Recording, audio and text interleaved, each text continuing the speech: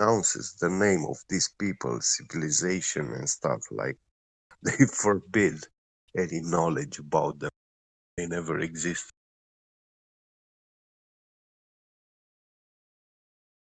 Gonna go. What My civilization? early bird show. See ya. Adios. So when people say things like that, all books have been written by men, that is just another illiterate man who has no idea what mankind holds.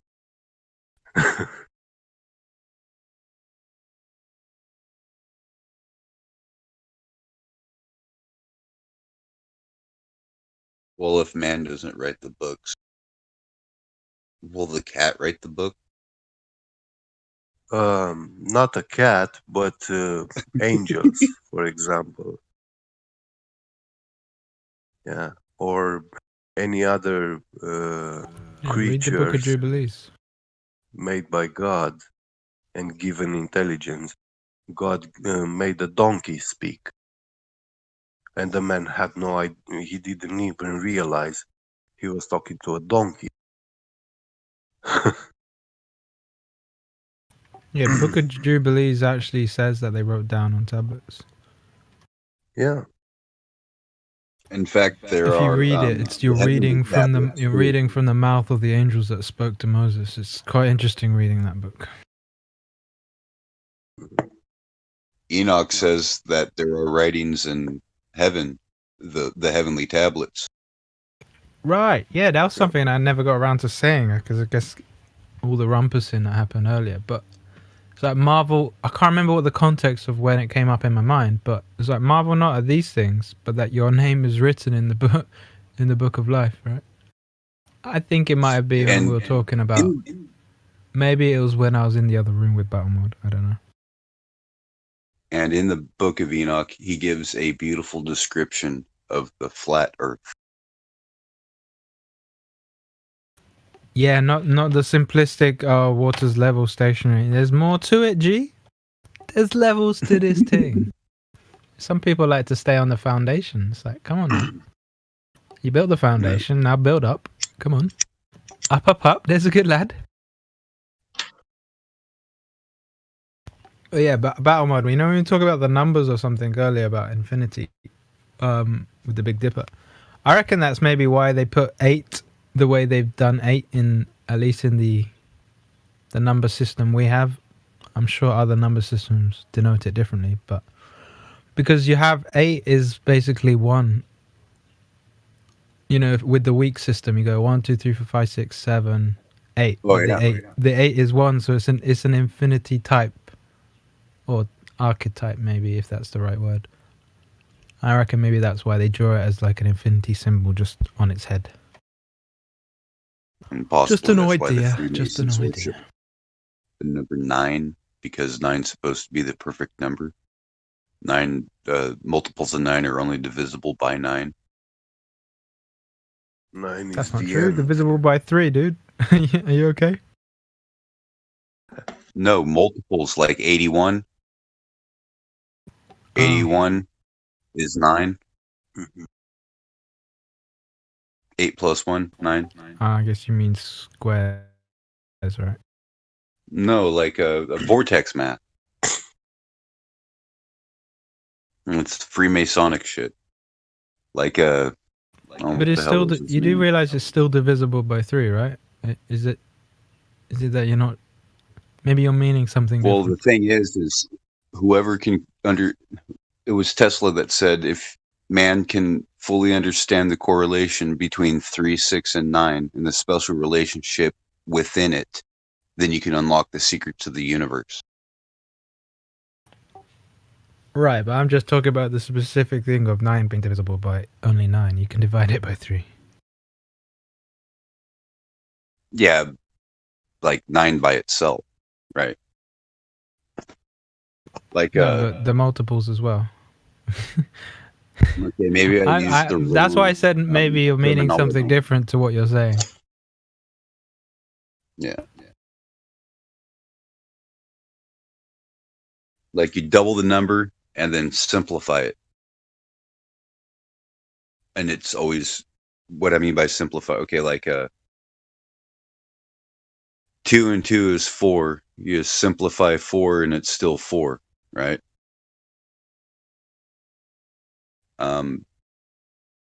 3 and 3 is 6. You make it simple, and it's 6. So 3 becomes 6, and then you take 6 and you So double do that. you mean That's 12. its single integer simplest form would be 9, right? Yeah, but it's only that 9 that does that. I guess or it's if the you take phrase, 3 and the 6. phrasing that you chose kind of confused me. I guess. I think I'm kinda do catching that. what you're meaning now more. Like, see, if it's 12, 1 and 2, right? Because it's 12. And then you add the 1 and the 2 to simplify it, and it becomes the 3. So 6 becomes 3. And then so on and so forth. There's a Gary Lightfoot has a couple of videos out there to where he's illustrates the whole vortex math. Right, where if you're adding numbers or in numerology, you can basically drop all the 9s because they'll add up to the same. It'll add up to the same. But that works in other math variants too. I'm not sure. There's a good YouTube video called The 9 Code. Should come right up if you look it up.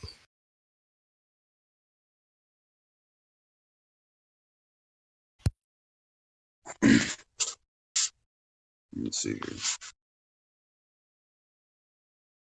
It's by Joe Dubs. Number 9 Code. Post it.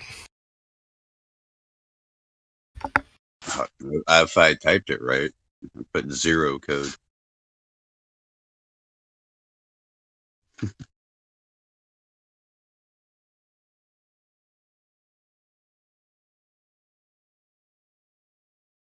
And then right underneath that, it has what I was talking about.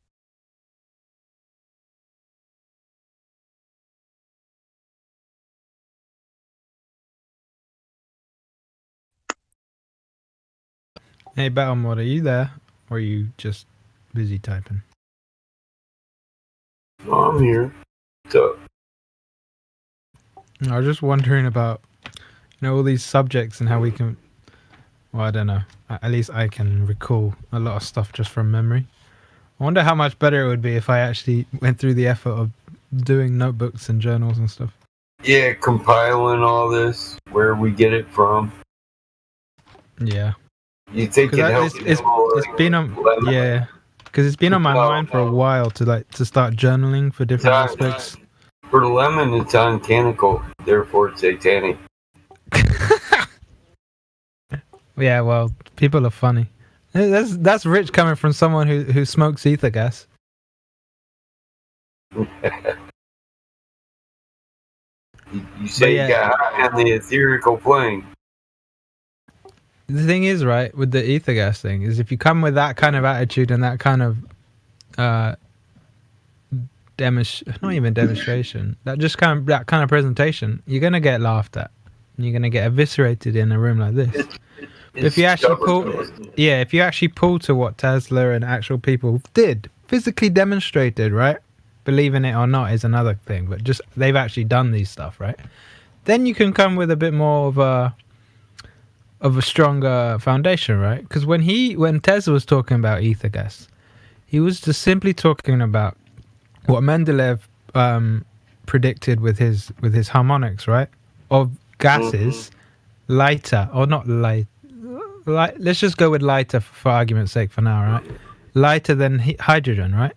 Or smaller than hydrogen. And you have it, if you look into Mendeleev's stuff, he left spaces for stuff that he hadn't yet found and that would make sense based on the system that he'd figured out with the harmonics, right? And all that Tesla did is he found it, he demonstrated it, and he called it something different. Yup. So when you say ether gas with that as the backdrop, then it doesn't sound so stupid. I'm with you. So yeah. So my plan is to just start journaling these different things because I've been relying on my amazing faculty of recall too much, and now I need to, put some You see effort. the way Tesla displays this 3, 6, and 9? Somebody's comparing it to star, but actually what it is, it's a wave function. It's a resonant frequency. An oscillation. Yeah, I'd have to get the Yeah, timeline when function. this lines up with what he was doing, because he moved off. He moved off from high frequency AC into impulse. Yeah, well, it's 3 frequencies that combine together. Yeah, but have you heard how he referred to his AC? Yeah. A failed Personally, experiment. I think it's light, sound, and something else.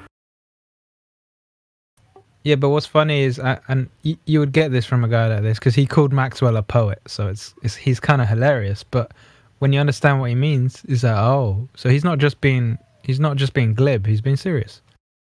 Yeah, He referred to everything he did that we're living off now as a failed experiment. The stuff that he actually was working on, that actually was of value, and that they probably used him when he started working for the black hats or whatever you want to call them, right? The government types. That was all like the real level stuff, the impulse stuff, the radiant energy stuff. Yeah. That was all what he was like spending the most of his life on trying to push, and that's where he failed. Because, he tried to use JP Morgan to get this thing set up. So that was a bit of a, you can be a genius in one thing, but still a bit of a muppet in other stuff. But yeah, that was the thing that, the current war. That was what was the failing. So they think they talk like he won. He didn't win. He didn't want that stuff to continue. And remember, they didn't even fully understand it. They were using his patents for the AC stuff, and people were dying and getting shredded to pieces. It took a man named Steinmetz to break down Tesla's work. So yeah, I just find it hilarious that something that we basically built our whole 120 years on, at least for the commercial, right? At least for the commercial side, because obviously they use it. We don't even know where it comes from in nature. yeah, but like everything that we're like talking on now and all that is on something that the guy who made it, or the guy who initiated it in its current form, he called it a failed experiment. Yeah. So it's just funny. It's funny and sad at the same time. Yeah, because it wasn't what he was attempting to do. It was something he discovered along the way.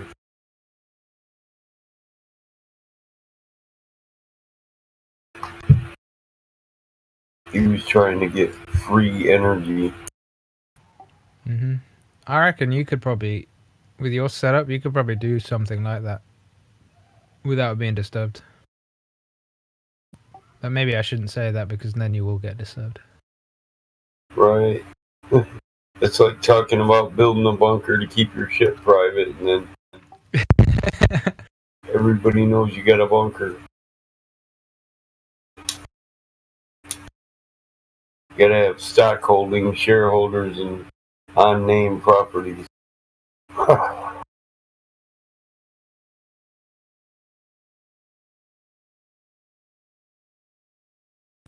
Yeah, I've got a pillowcase, and I may or may not have something or nothing underneath it. Right.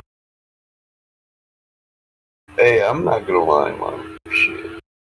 I sleep. There's metallic shit under my pillowcase. And in the headboard. Balls of steel? and in the motherfucking nightstand. Oh no. My bedfellow was a 300 mag.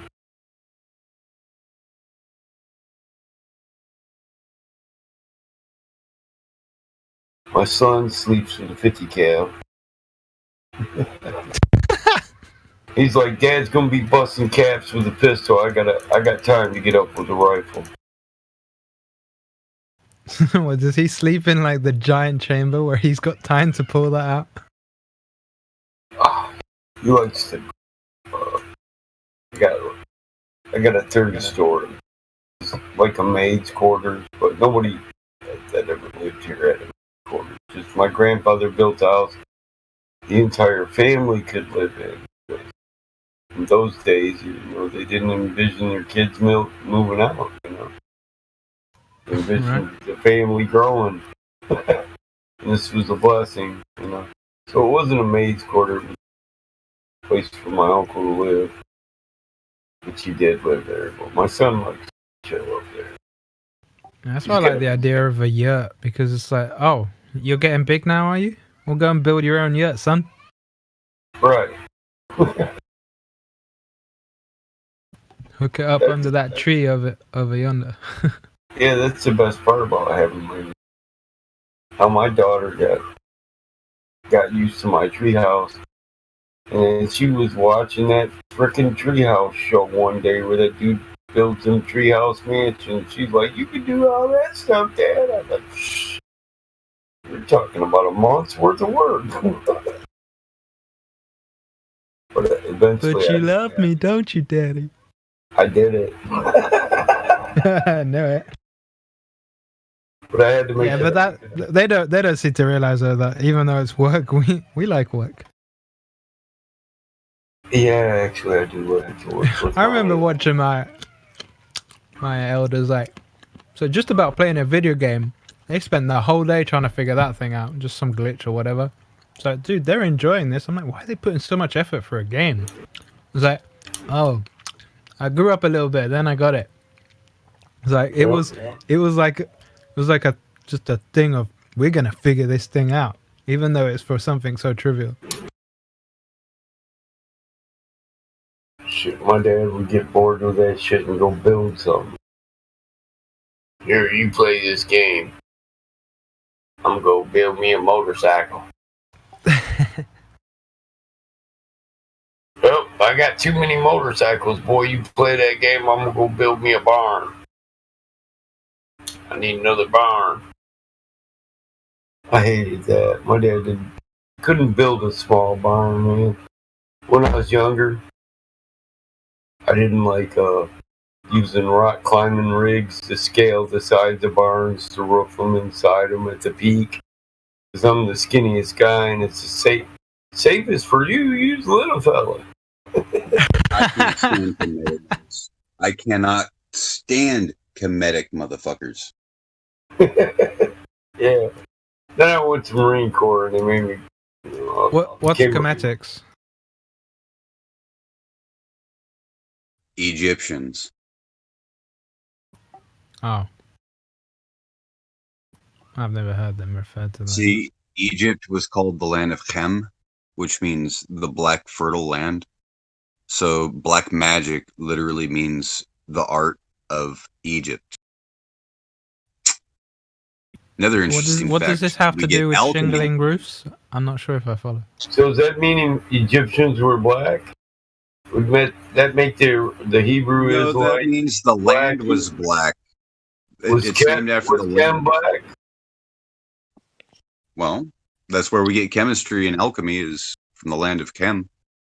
I know. Hmm. I honestly think those Black Hebrew magic. Israelites might be on something. Yep. Yeah, because if you look at the old maps of Egypt, Israel actually is a part of Egypt. It's not the Middle East. When you look at it as a part of the nation it belongs to. The only issue with those Hebrew Israelite guys is that they've only got part of the story. They're working on it, dude. Give them some credit. Yeah, but come on, you see their attitudes. They only care about themselves. Well, they are self-righteous, so if they were, do I think they'd be coming to Zion yet? No. If it was true, I'd say there's more time to be punished because they didn't lose pride. They did that which was unfavorable. Compounded it. Right, they did that which was unfavorable to the Lord, so they'd be punished till it was abolished, right? In fact, they still they're only making their case worse. If they still whoremonger, they still commit sorcery. They lose kings and queens and shit. I'm gonna cast a spell on you. Bow down. Bow down. They put the damn money ahead Kings of of God. what? The ghetto. It's just- Hoodoo, voodoo, you do.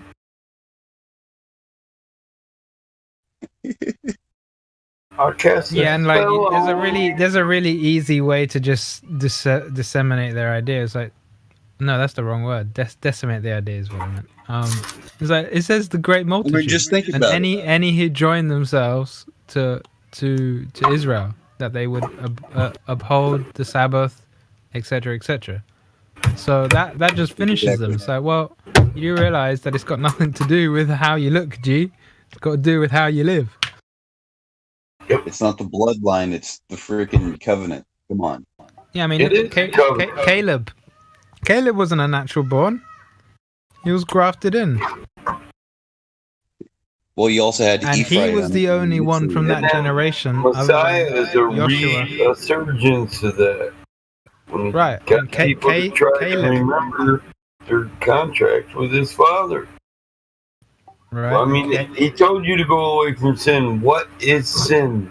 People want to walk away from it, just like transgression of the law of God. So law is not the way to heaven, is what they say, but it's most definitely the way to hell. If you transgress the law of God, you're a sinner.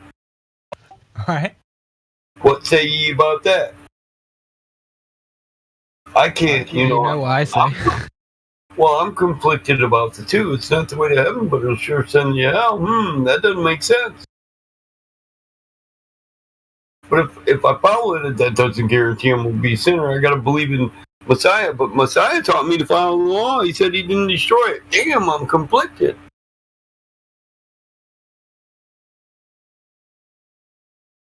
Thou shalt have no other gods before me.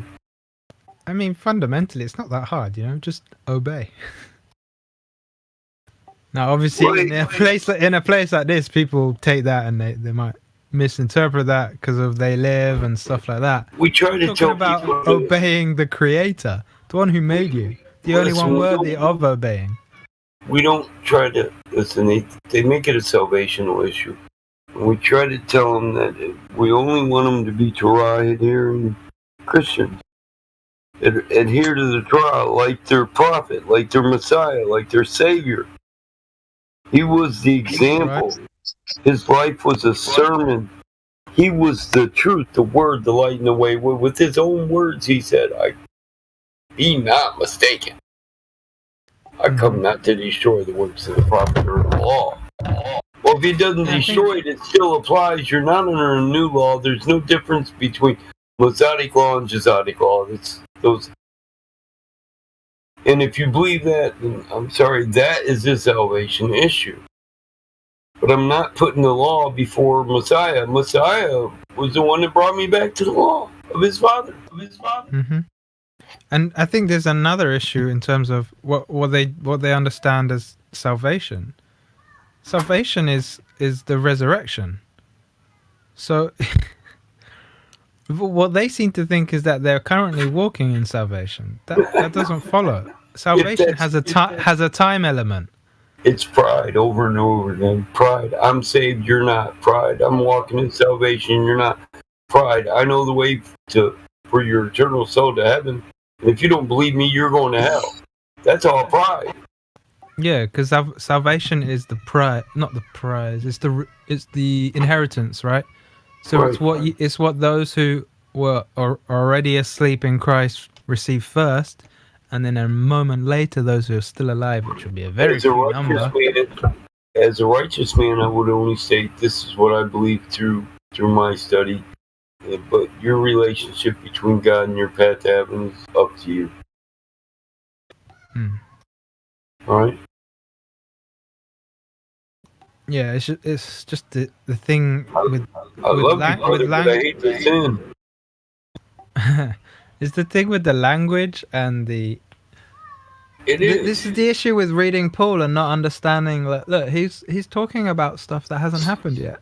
You have to read the language. You have to understand what he wrote. Like we were talking about what he read. Sorry, like with the Apocrypha and all that. He read all of that backwards and forwards, upside down and around the back, right? Yeah. And then people try to just jump into it with their first hearing of this idea. It's like, look, you have to have a foundation. You have to understand that there's time elements to this thing. There's procedure.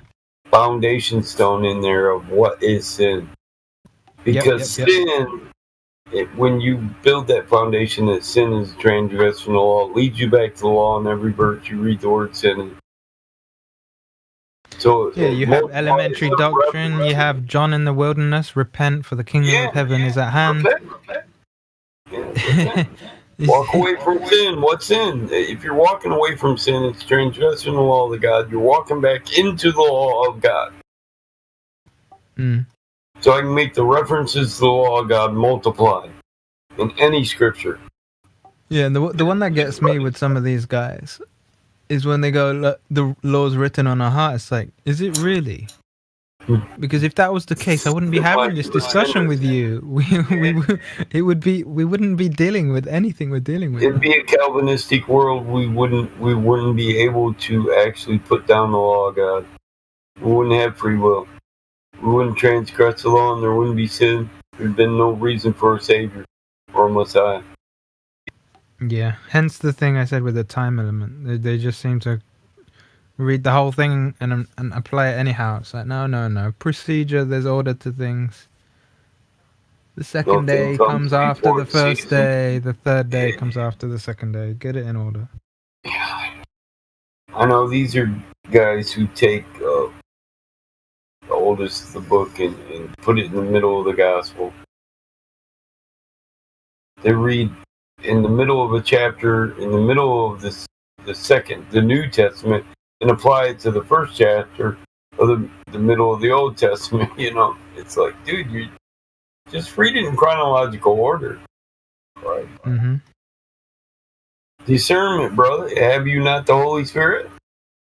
Are you not guided? That's what I want to ask all the time. You're the ones that keep saying we got the Comforter, we got the Holy Spirit. Then why are you not led? You have ears but cannot hear. It's not like I personally moved myself to this belief, because personally, Yeah, personally, I just want to dig trees and climb rocks. well, Elijah, throughout my life, these books surround me. I was given the home where I got a library, and the books are here. They're already here. The words echo in my brain from when I was a kid. And there were, I didn't always want to read in the scripture, but I remember something my grandmother said, something my grandfather said, my mother, you know, or aunt. Well, I'm thinking about them now that they're past. And then you get that feeling that you're motivated to look into that. Then you're into the book again. It's slightly paradoxical, but like I see the more I experience and live, the more I understand John 6:44. Right? No man can come to the Father except He draw him to me or through me. I might be quoting it wrong, but you get what I mean, right? I do. It's that. Is that it's just he. That's why like it puts into perspective my personal experience. It's like, oh, he actually did. He literally tugged me on the heart, and now I get that. What I experienced and couldn't really put in any other words. Well, now Messiah, I get it. I have. Yeah, I have an example for us to not participate in condemnation. Right. Yeah. By example. Because like you were saying, if it was of our own accord, we wouldn't really want to. And this is the other thing that I've kind of grown to understand also, is that it's not that I have to follow the law. Obviously I have to, but it's that because of Messiah now I want to. And in my lost state I never wanted to, right? Because it was it was at enmity with the flesh, right? Well, if you want to go where I go. Yeah. So yeah, I might be right? Yeah, I might be kind of messing up my delivery, but it's that's the thing. It's like he's the one who encourages me to actually want to do. I think he built the bridge. There was a roadway or pathway, but it was broken. Yeah, I mean, what did he say? Right, he came for the broken-hearted and the lost sheep of the house of Israel. Right.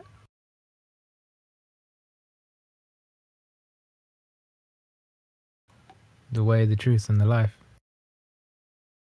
That's right. Everything he did was in adherence to the law. So and his he's name the is way. specifically called an advocate for us. Yeah, he's the He way. intercedes for us. His life was a living example of adherence to the law Hmm. and the power and authority that comes with it.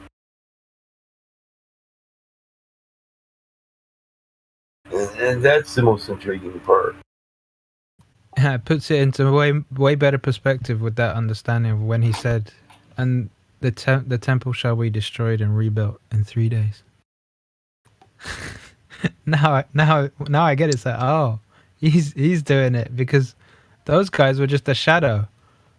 That thing from the current Torah portion, if you're in week 20, like I am currently, all those procedures, they were a shadow of what now we're getting to, and what we'll ultimately get to when he returns. Yeah. I think our 3 days are the same as his. That's one thing I'm wondering. After 30 years, they make a hell of a lot more sense than they did 30 years ago. As a child, you can't even fathom.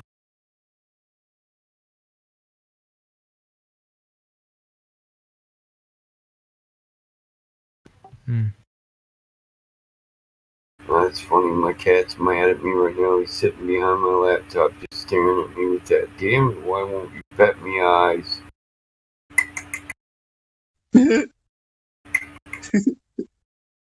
I took him out into the stable earlier, set him down on the top of a door stall because I got there's ledges there for you to put treats on and put the feed bucket and stuff. Put him up there. When I come back, he's on the horse's back, kneading his mane. The horse just lets him sit there while I feed him. I thought that's cool.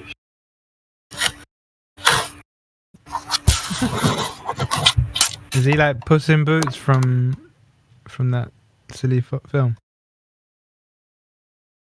No, he's kind of an asshole in boots.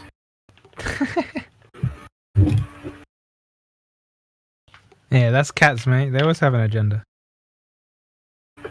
Yeah, touch me when I want you to touch me, only in the way I want you to touch me. Not like that. They park their Yeah, dirty I had this. butt where I you had this. prepare food. Yeah, now give me food. Yup. I had this one guy tell. Like, I saw a video of a cat saving a child from either a dog or getting run over. I can't remember. And this guy tells me, "Yeah, the cat didn't do that just for the good of the child. The cat has an agenda." Hey, that's my key to the refrigerator. Leave him alone. Think I'm kidding. The cat's too smart to open the fridge. I know what's up. Mess with me, the dog's gonna be like, hell no, he's gotta open that other box of donuts.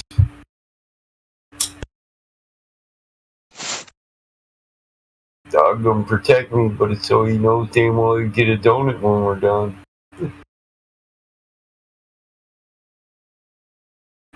But hey, we're simians in that way, you know what I mean? Maybe not. Was a Work simian? together. We work together to survive. A simian is maybe a parasitic organism. Symbiotic life. Oh, okay. Like a parasite is a symbiont with their host. Not all parasites. I know it, but I know what you mean. Yeah, some parasites defecate poison while they eat your nourishment. Not all bacteria could be considered a parasite that comes in and eats your poison and poops nourishment. Certain bacteria that form a healthy gut, you know. Yeah, I mean the perfect example is like what we were talking about earlier, like the ancient path. It's actually kind of like what we're doing right now is not the ancient path currently, because we're on technology that's just weird. Like we should be sitting down breaking bread, but unfortunately we don't have that option, so we're doing the best we can. But with what you're talking about, the symbiotic stuff is the ancient path of what all those people did was they tended the land and they raised cattle. So that's a symbiotic type relationship. In that, you know, the cattle's getting taken care of, it's getting fed, it's all that stuff. And the guys, when they need it, they take the the blemishless firstborn and on all that stuff, and they eat, and they give to the temple, etc., etc. Right? Just to put it in the historical context and all that. But that's not like what we do now, which is what you just shove them. I mean, for the most part, people just shove them in boxes with machines, and it's like nah, because the cow that the Israelites would have eaten, or the sheep that the Israelites would have eaten back then, was a well cared for, loved sheep. I mean, look at what Messiah gave as an example. Does not the shepherd, if the sheep is lost on the Sabbath, go and rescue the sheep, or whatever? So that's the kind of, and that's lawful, right? That's lawful to do. Yeah. So that's the kind of relationship and the kind of way that we should be living. It is in harmony with nature, but instead we take from nature, and what we get back is pollution. Right. So when you eat a lamb or whatever from someone who does it that way, or if you can do it yourself that way, that's a good thing. That's an amazing thing for both you and the geezers, because they're taken care of, right? Who better takes care of food than It's the same way those with kind our- of cattle drivers, or whatever you want to call them. Well, it's the same way with our elders. They bring us into this world. They greet us. They teach us everything. They carry us when we can't walk. They get old, and now we do shit for them. But we're supposed to return the favor by walking them through the valley of the shadow of death. Some people can't For do sure, that. right? I can't say I love a person and then know they're laying at home in their bed dying and not want to go there and be there until that moment. Yeah, I remember actually reading that recently from, or I guess technically hearing it, audiobooks and stuff, about, I think it was the patriarchs, so Abraham and all those lot, and how the grandchildren, or it was usually the grandchildren would actually be in their arms as they die, and they would wake up, and then they would know that, oh, he's gone now because he's cold, right? And then they go through the procedure. You don't hardly get that kind of stuff these days. People would think that's weird or whatever. So no, that's a good thing. Like, that's my a wonderful thing. grandparents on my mom's side. I've been told I'll be allowed to be there for my grandparents on my father's side. Awesome. Right. So if they shut down that border and Grandma's stricken, goes sick, and on the deathbed, I don't know what to tell them. It's going to be a war at the border. They better catch me at the shores of Lake Michigan. So I'm going to Canada. That's all there is to it. Yeah, you can use a balloon, right? Pack some I got a helium. cabin cruiser, bro. Park it on the beach. I could give a shit less. I could replace it. I'm serious, dude. Do a catapult, trebuchet. Incoming. Honestly, though, I could just tow a bass boat over there and park it out, anchor it, drive in. Oh, is it literally just other side of the lake? Canada, yeah. Oh yeah, you showed me a picture of that once. I can go from Canada to Michigan, right? Picked my cousin up from Canada, the edge of it, kind of. To I go wonder if those guys use that lake for like drug smuggling with with submarines and stuff. Well, I'm sure they do, but we do have Coast Guard on the Great Lakes. But like I said, I'm not too pressed about it. I picked my cousin up. I get stopped by the Coast Guard. Both got nation cards for Anishinaabe. We're cool.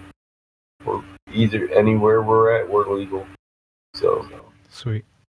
but it'd be different if the border was shut down.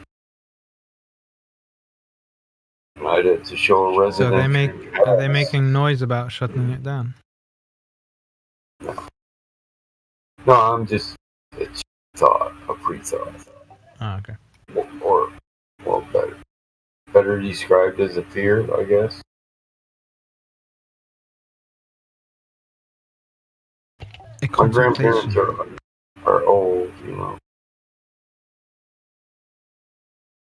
Grandma's, Well, they wouldn't be young now, would they? no. They're in their That would be hilarious, right? Benjamin Button. They're healthy though, so I wonder where I get it from. But my grandparents on my mom's side, they lived to their 90s. My great grandparents into their hundreds. On my dad's side, same thing. So my grandparents now, they look pretty Yeah, I healthy got the same as well. for 85, 87. I think Pretty one of damn my healthy. greats got to like 103. Yeah, and that's good.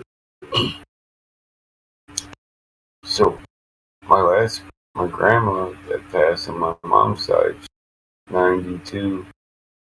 But like somebody was saying earlier about your grandparents, she was ready to go, but she was a devout Rod here in Seventh-day Adventist. Before the church and the doctrine got all corrupted with, we agree with all this LGBT crap. My grandma, she would say she was ready to go home a long time ago at 80. She'd seen enough of this world, but her father didn't agree yet, so she was of the mind of go home when he calls me. Mm. Yeah, I've heard that from grandparents. Like, you know, when you're young and just full of zeal, you're like, you're gonna live for another 100 years or whatever kind of silliness that comes out of a child's mouth. He did not like the idea of that. He's like, no. You could see that he's like, just the thought of that disturbed him. Yeah. Yeah, I used to I've tell seen my enough, grandma, and that now I kind of get it, and specifically with what he experienced, yeah, I fully get that one. Anybody got time for that? I used to tell my grandma she'd live for into the hundreds. Said she's seen her last grandchild reach 30. She was fine with that. It was a blessing. And I would say, but you know, Adam 900 years. She said he watched his second and third generation die. Michael, I've seen enough death. There's Sierra in the YouTube chat, but he's only a gladiator. So I'm not sure if he's, you know, what the deal is, like if he's willing to talk, but he's making a lot of claims. Sierra. Would this be baseless claims? Yeah, pretty much. I just was curious, maybe he'd want to put his words to, you know, his mouth to his words instead of just trolling YouTube. Sorry, I gotta say, isn't Sierra a chick's name? Am I pronouncing that right? Sierra? I mean, he could just be using the phonetic, right? Yeah, like I can send you his. Right now he's just Gladiator, but I don't think I've ever really talked to him. Well, if they got the minerals, they should step up, innit? Yeah, I think so. The testicular fortitude. Well, we're not sure what side of the coin they sit on, so that's why I said minerals. Yeah, it basically like we're cowards or something like that. So let's see if he's listening. Apparently he's listening. So, or she. It. Yeah, I didn't want to assume their gender. Sierra Foxtrot Delta Bravo. I don't see that. Maybe I clicked the wrong Sierra. I don't see that they got a roll at all. Yeah, there's two Sierras. This is like Sierra 11755, and then the numbers at the end are 7995.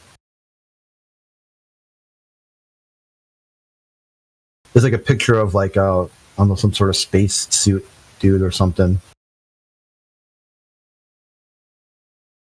actually, I think.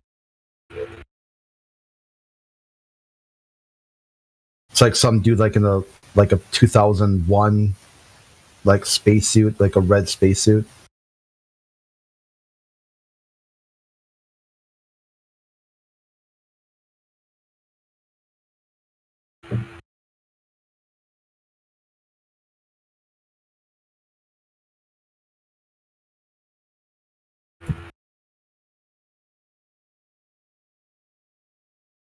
Could be a completely different Sierra though, so I don't know for sure. What about you, Crit? What do you think about where you live? It's flat and stationary. It's measurably flat and stationary. It's observed as flat and stationary, and it's practically used as flat and stationary. And to make it even more interesting, is you look around and everyone just acts like it's flat and stationary, but they just are talking like it's not for some reasons that don't make sense.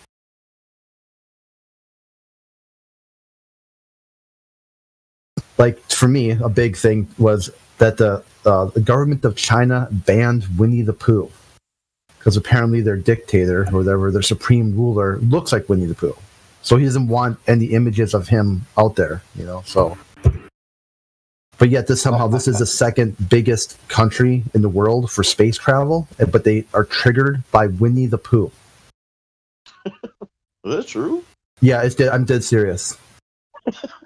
Oh, Chris. That's hilarious. Let's just go climb a tree and find some honey. That's hilarious.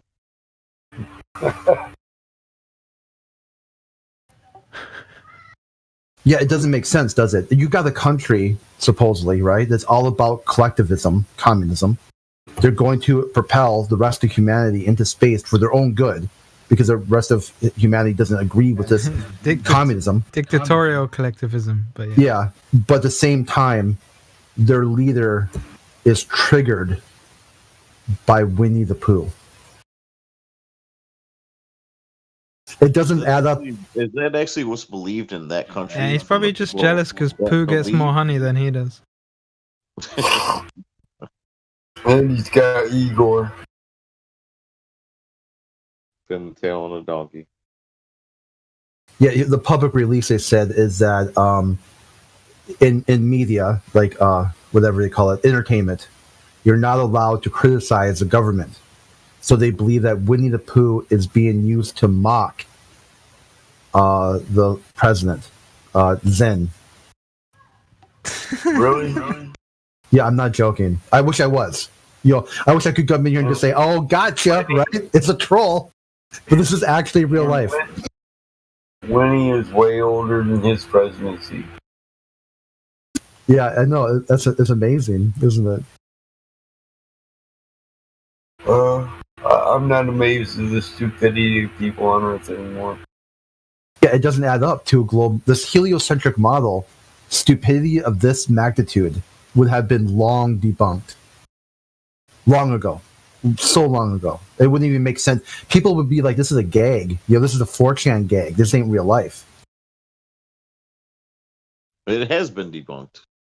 Just nobody's paying attention. No, I'm talking about the stupidity on this grand scale, right? That somehow one dude's triggered by Winnie the Pooh. He's going to ban it for how many billions of people are in China now? Like 2 billion or something? Billions Same thing and with billions one and with billions. one person is triggered with somebody on Twitter in America, and all of a sudden they're banned for life just because of an opinion that somebody disagreed with. Regardless of who it is or whatever. It's the same thing, really. This is control. I wish I was a mod. I'd just ban you for life right now. Just because. Ban who for life? Everyone, man. You spoke, you gave an opinion, ban for life. I was wondering, I was like seeing all these Winnie the Pooh memes floating around. I'm like, why? Right? What's the deal? Who cares about Winnie the Pooh all of a sudden?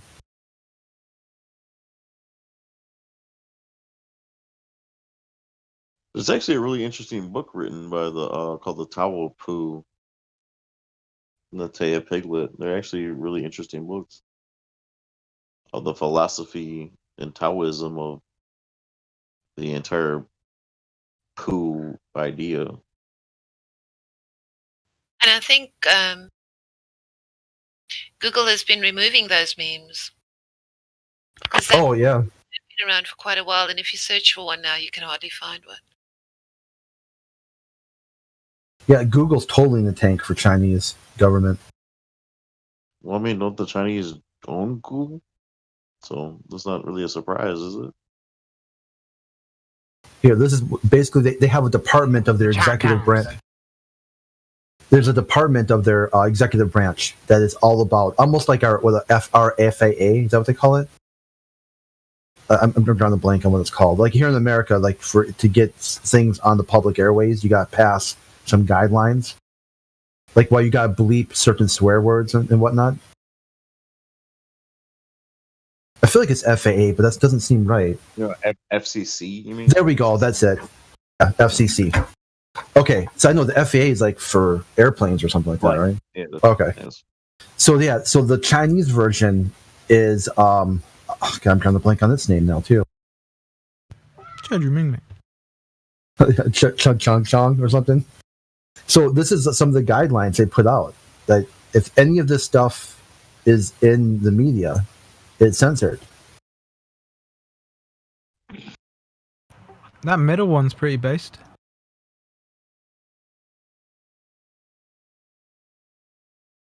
Okay, it's called the CFA, China Film Association. Just had to Google it. It's still there. They should just simplify it. May get censored if we don't like it. Yeah, that's just it. Just one rule. You know, if anyone in the government is triggered or offended by anything someone else says, does, or portrays, banned. And that makes sense because they're all about the advancement of humanity into space. You just can't do it with Winnie the Pooh, Just the right? expansion of China into space. Come on now. Oh yeah, but I mean, I'm saying using like the atheist globalist words against them. They're always saying we. You know, like it's we did this. We, you know, yeah, China, you know, put a probe on the moon. Just the economic money grab for the New World Order, just like when Hitler was in power, they used slave labor to fuel their agenda, and they used Hitler and they used him to fund everything they wanted to do. They're doing the exact same thing with China. There's slave labor in China, and they're using China to push their agenda. China is the new Germany, essentially, the new Nazis. It's the same thing. It's all Mod. It's all That last move.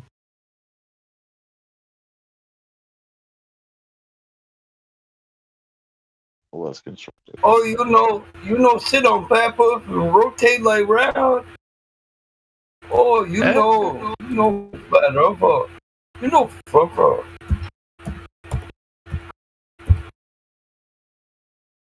We eat rice and beans on flat earth. Rotate like this. China. We call it disco.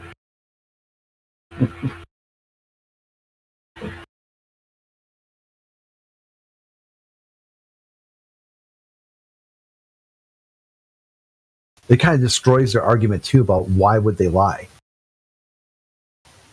You got one. You got one. China's willing to lie about Winnie the Pooh. They'll lie about anything at that point, right? Why does a fish swim? It doesn't. It swam. Bruh. Bruh. No, I hate for Q. Yeah, I came across this because I saw another video about Chinese censorship and how people have changed movies to be in line with that, especially like Disney, you know, Disney and NASA and all that. So they had to in Iron Man, apparently the scene where he's getting saved by the doctors, those are all Chinese doctors. What does that tell you? Yeah, it's hilarious, isn't it? You know? Watch that. I got Netflix just recently. Well, I had it. Curious. I got a Netflix card for my sister for Christmas, and I never used it until like Kosha was bugging me to watch some documentary about something like if China was the true enemy of the United States, why would we allow that? That shows you that China is not a true enemy; they're an ally of the United States government. They're all in cahoots.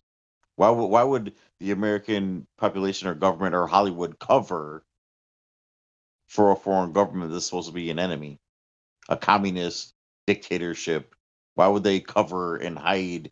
And what does that tell you? That shows you that this what they're all working together, right?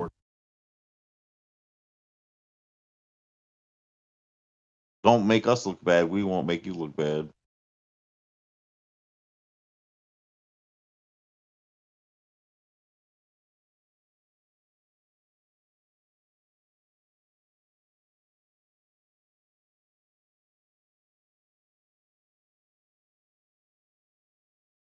I don't know. I'm an idiot. I don't know shit.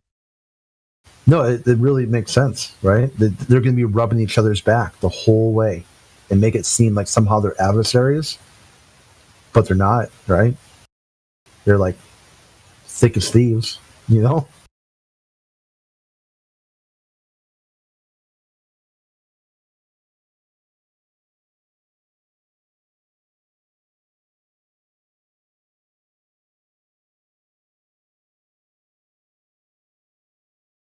Apparently, Battlemod, that's not the same Sierra, because he would have jumped in by now. He did stop typing, though, in YouTube. Or he or she, whatever. You're not wrong.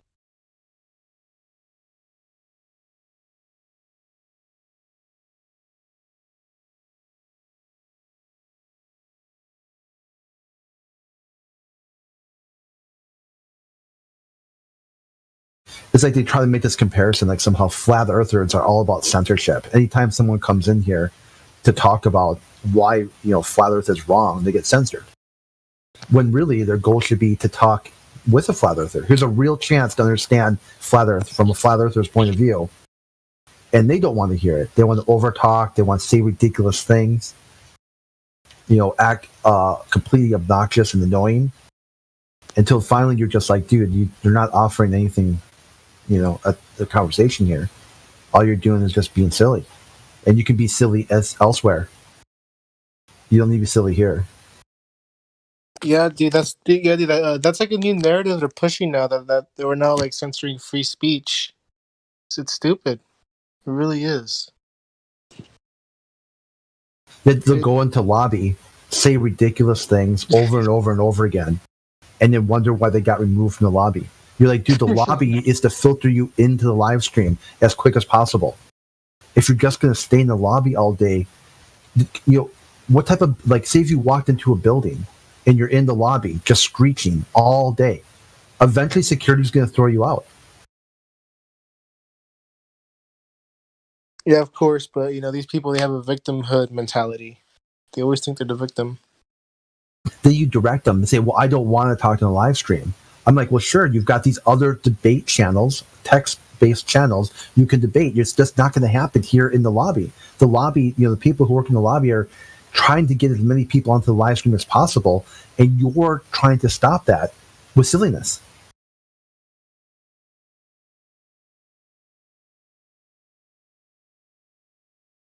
That's just going to be the nature of the beast. There's nothing you can do with that. It's always going to be that way. Yeah, VC check-in is super easy. Just got to make sure your mic works. You're able to follow basic conversation. You've read the silver rules. You agree to follow them. You're not, a kid. And let's do it,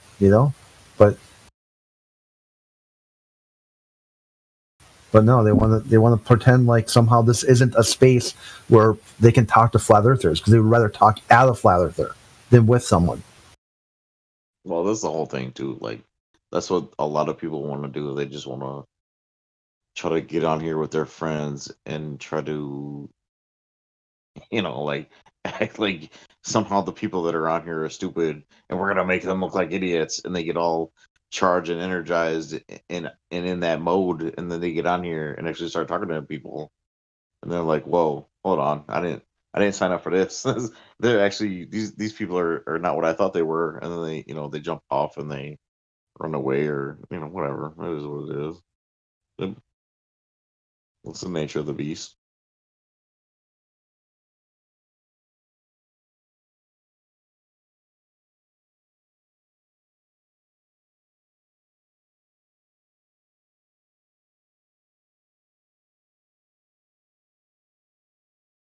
Shit.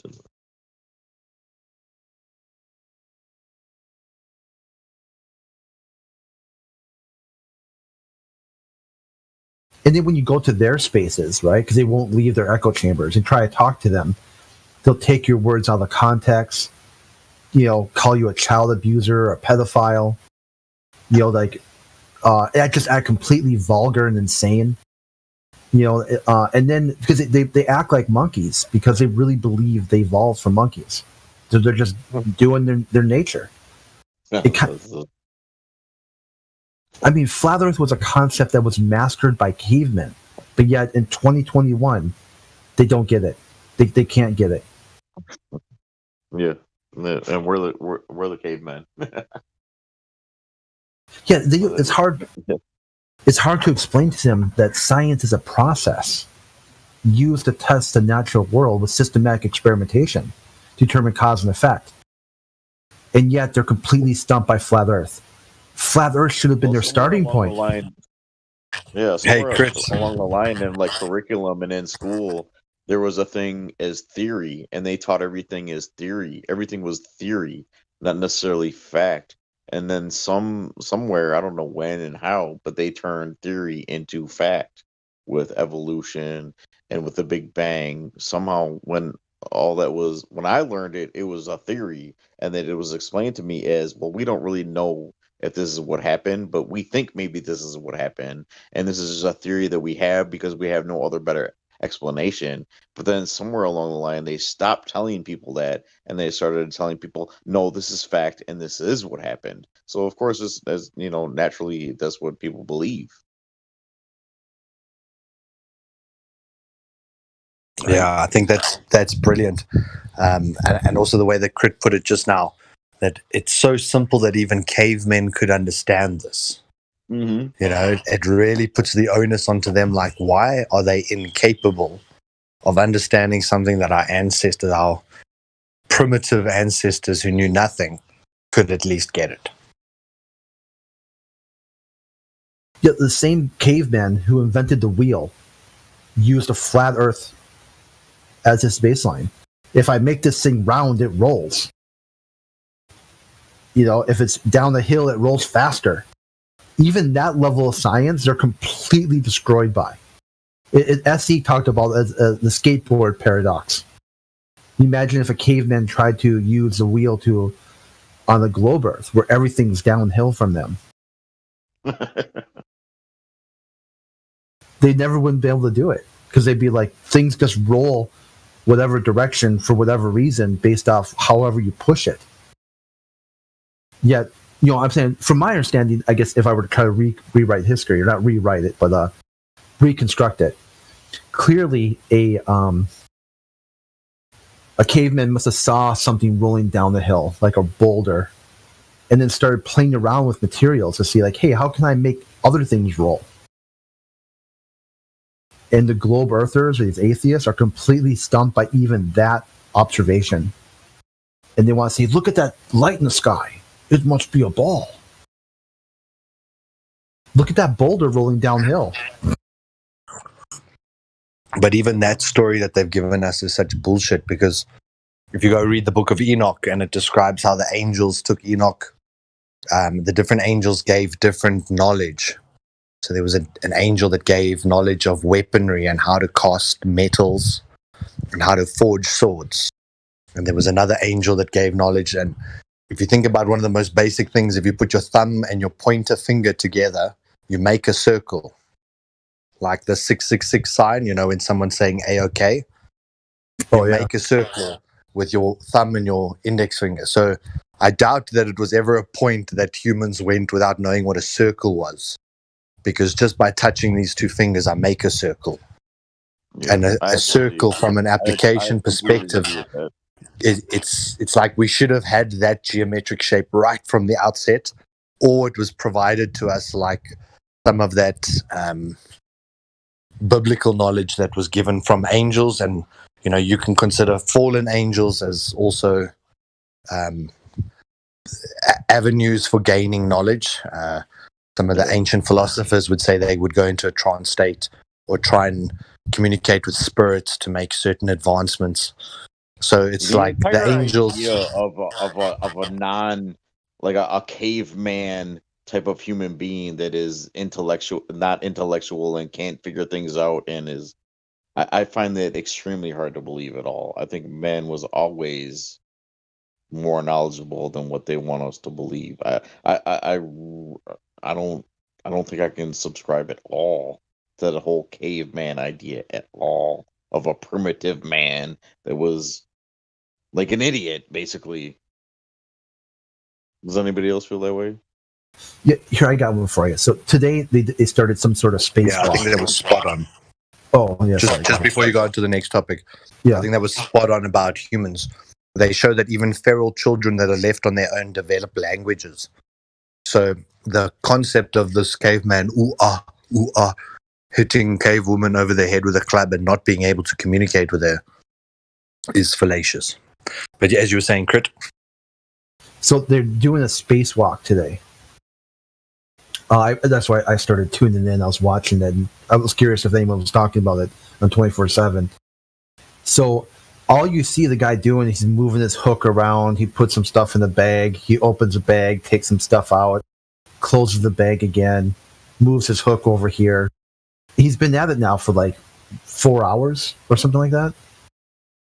And they tell you to go to this Discord server to interact with other people watching the live stream. So I did, and there's no one on the Discord at all. No one in the voice channels. No one in the text channels. Only people question that they're asking is like how they get perms to even join these channels. It's like the person was saying that you have to interact with the word of the day or something like that, and it's hilarious. This is like the level, just trying to communicate with somebody else about what they're seeing on. Oh, then the YouTube too. You can only comment if you're a member of the channel, the space official.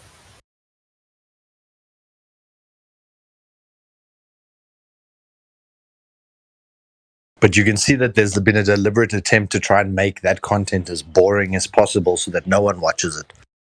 4 hours of a hand pulling something out of a bag and tightening a bolt and then loosening the same bolt and then retightening it and then loosening it for 2.5 hours is like, firstly, why would it be on the exterior of the ship? That's retarded. Secondly, like what are they accomplishing there on the exterior over 2.5 to 4 hours? At how many miles per hour? Yeah, so right here he describes every footage I've ever watched from NASA ever. Yeah, so on the on the YouTube channel, it says that there's 3,451 people on Discord right now. I go to their Discord channel, no one is typing, no one's talking. There isn't any new content. No one's saying a single word. Just a few messages earlier this morning about how they get to post and stuff. And how perfectly simple that is to make something as boring that no one, literally, like you say, not a single person is in the Discord. So no one's actually going to be watching it to falsify it except maybe the flat earthers. But then they can put a price tag for 20 million or 50 million and the event passes and there's no more questions about where's the money being allocated because it's now a past event. And no one actually wanted to watch it because it was worse than watching paint dry. It's like, it's a perfect, you can see that they've really thought this through. It's brilliant. It's a brilliant. No one's going to be interested. They just say it was tax money. This is what they've achieved. And don't worry, future advancements are coming. I was watching a movie the other night where they said, if it wasn't for space and our desire to conquer new frontiers, our human desire would be stunted and our creativity would be lost and everything. So it hinges on this imagination of the space. Okay, they didn't say that part, but effectively, the imagination of space is what still drives the human species forward. And therefore, that's why they can't, or I believe why they perhaps wouldn't want to relinquish this idea, because they do believe that drives us forward. Well, it's a Truman theory, right? The Truman theory, where you take a guy and you put him in a situation, and you can't give him the truth of his reality, otherwise you no longer have a show. The show is over. As soon as he realizes that his reality isn't real, he's going to want to explore the true reality of where he is and what he's in. And as soon as he's exposed to that, it's over. The show is over. You no longer have control of him, and your show is over. That's the whole thing, isn't it? I mean, it is the Truman Show for real. I find that very similar to those 2D pictures that when you stare at them the right way, they become 3D. It's like the moment that your eyes learn how to see that 3-dimensional image in the 2-dimensional print, you can't go back to looking at that. You can't go back to just staring at the blankness and being confused for another day, because your eyes will want to go back to seeing what you just saw in that. And it's the same with the flat earth, when you discover this truth, suddenly it's like you can see that 3-dimensional image for the first time. When you look at the horizon, you can see how obviously and unequivocally flat that thing is. For me, driving cross country here in South Africa, it takes about 1,500 kilometers, so it's about 1,000 miles to drive across our country. And the entire drive, you only descend 2 kilometers in altitude.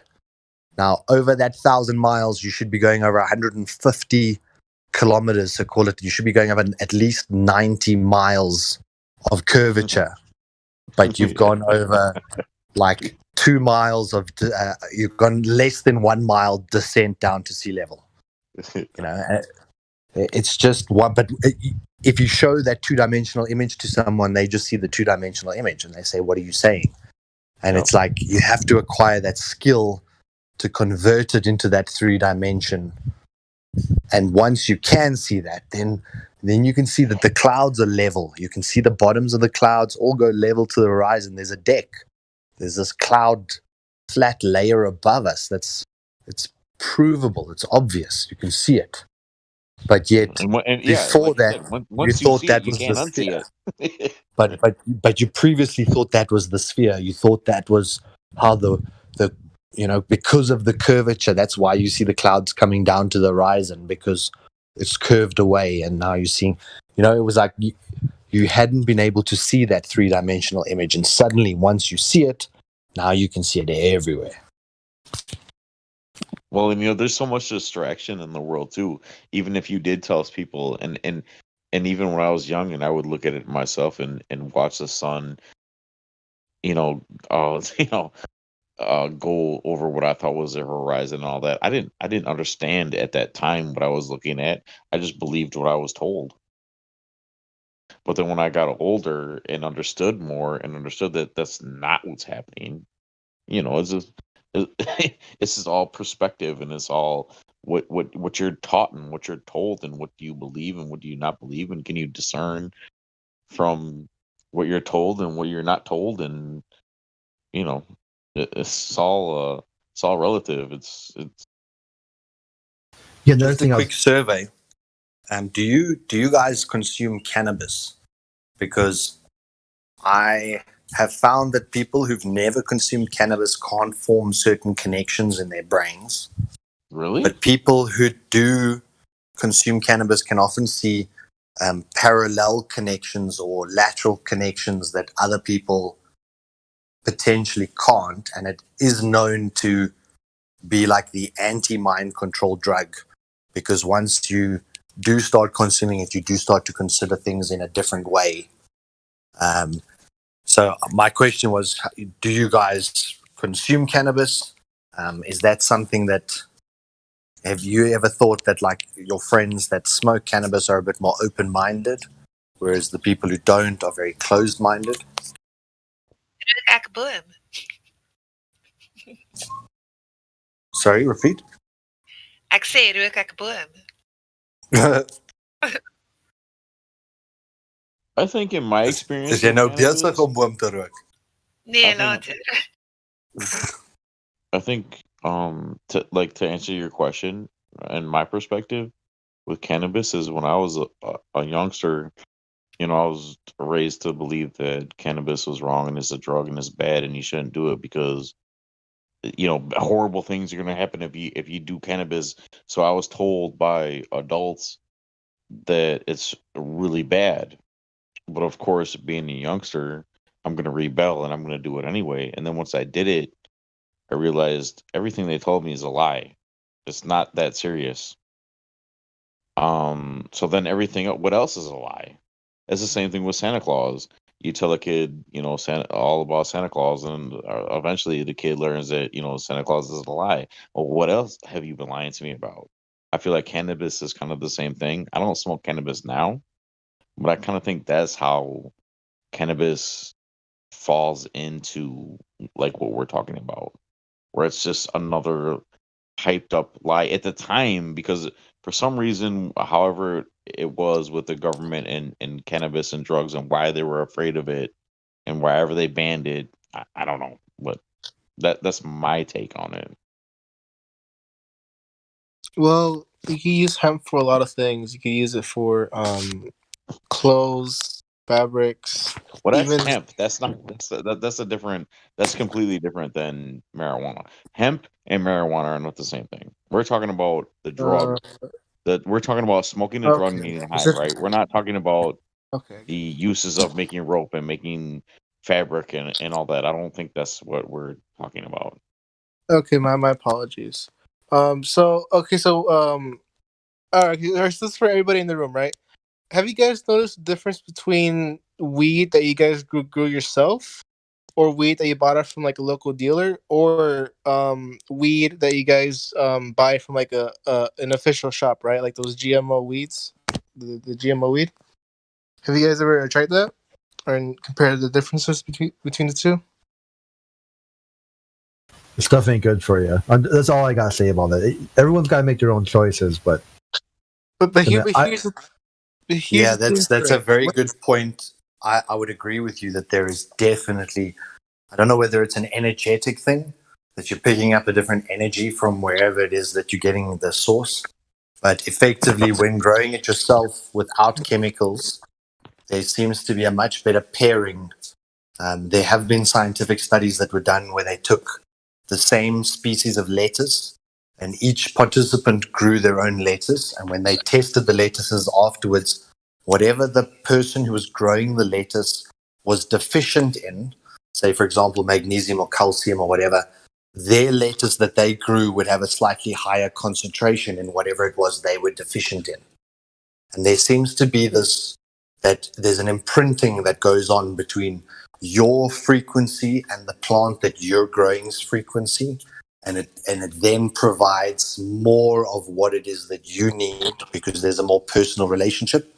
When it's very commercialized and very sterile and very uncaring, and you've got underpaid employees who have to harvest the stuff and they're in terrible frames of minds, I believe that it can also imprint on the product besides the chemicals that they put on to increase yields, prevent pesticides. So you can be smoking many other toxins as well. But I would say that, at least the people here have smoked cannabis before, and that's why you can form these type of connections in your brain that the average normie simply cannot.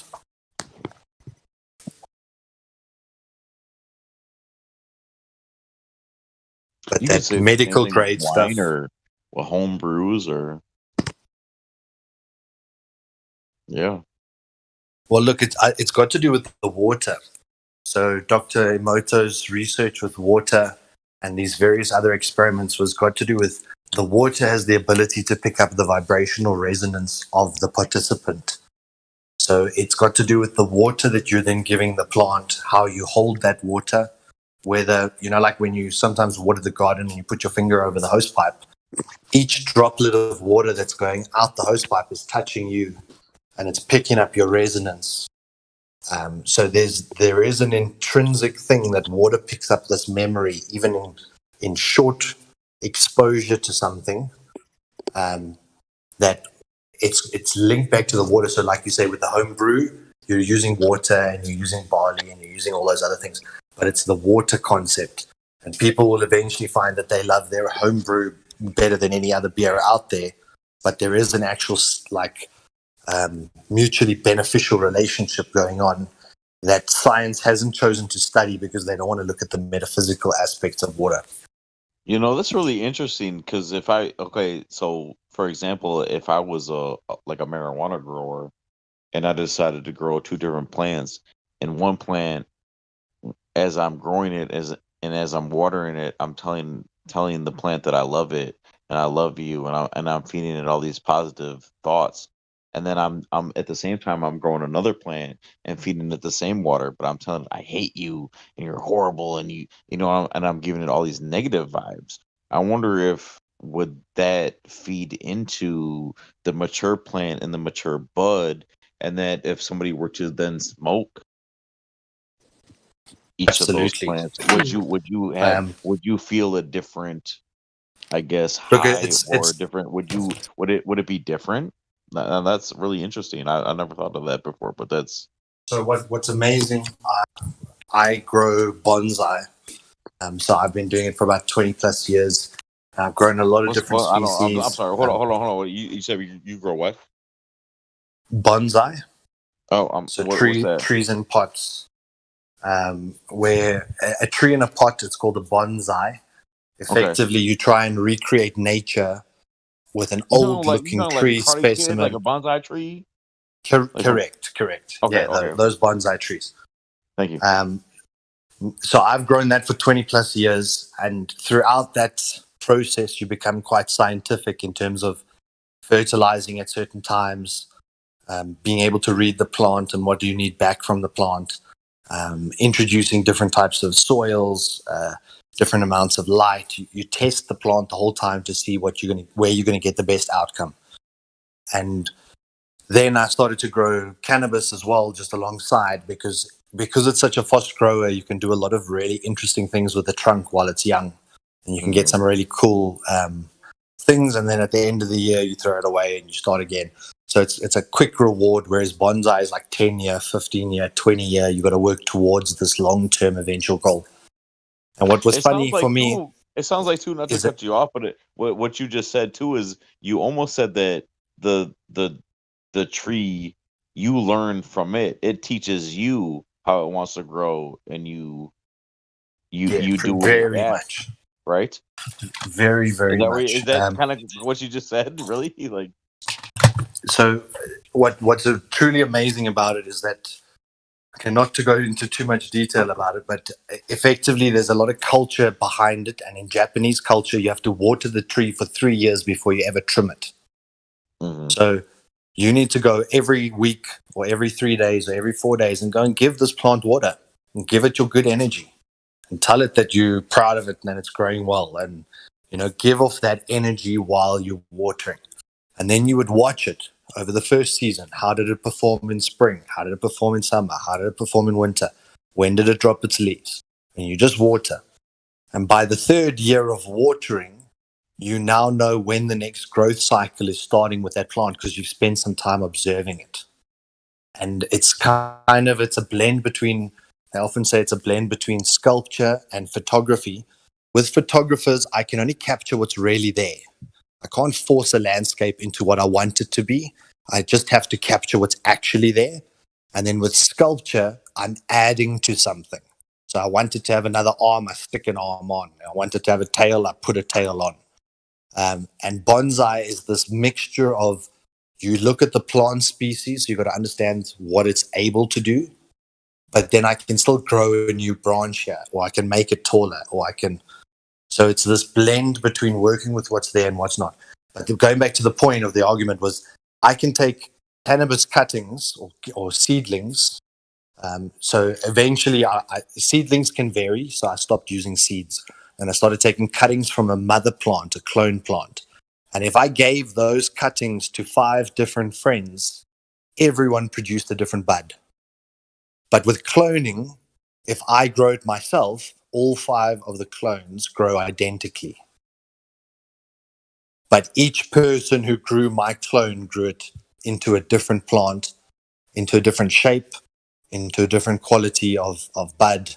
Obviously, there's skills involved in how you grow, and some guys are very novice, but effectively, to see how much variation could come from the exact identically cloned plant just through either their interaction with watering or, okay, there's lots of variables, so this would be a hard scientific study to prove. But I've seen it noticeably how each little thing changes and how you treat your water. Stirring your water before you use it imparts kinetic energy into it. Using water that's at room temperature, it's got more energy in it than freezing cold tap water. Oxygenating your water, bubbling oxygen through the water, exposing your water to magnets to structure the water before it actually gets poured on the plant. So treating the water with 5 or 6 different ways, you can get far superior outcomes. And when you start to think about the impact that other people's frequencies have on the water, it's an amazing thing, because I will often link it back to the oceans and the rivers. We get this precipitation.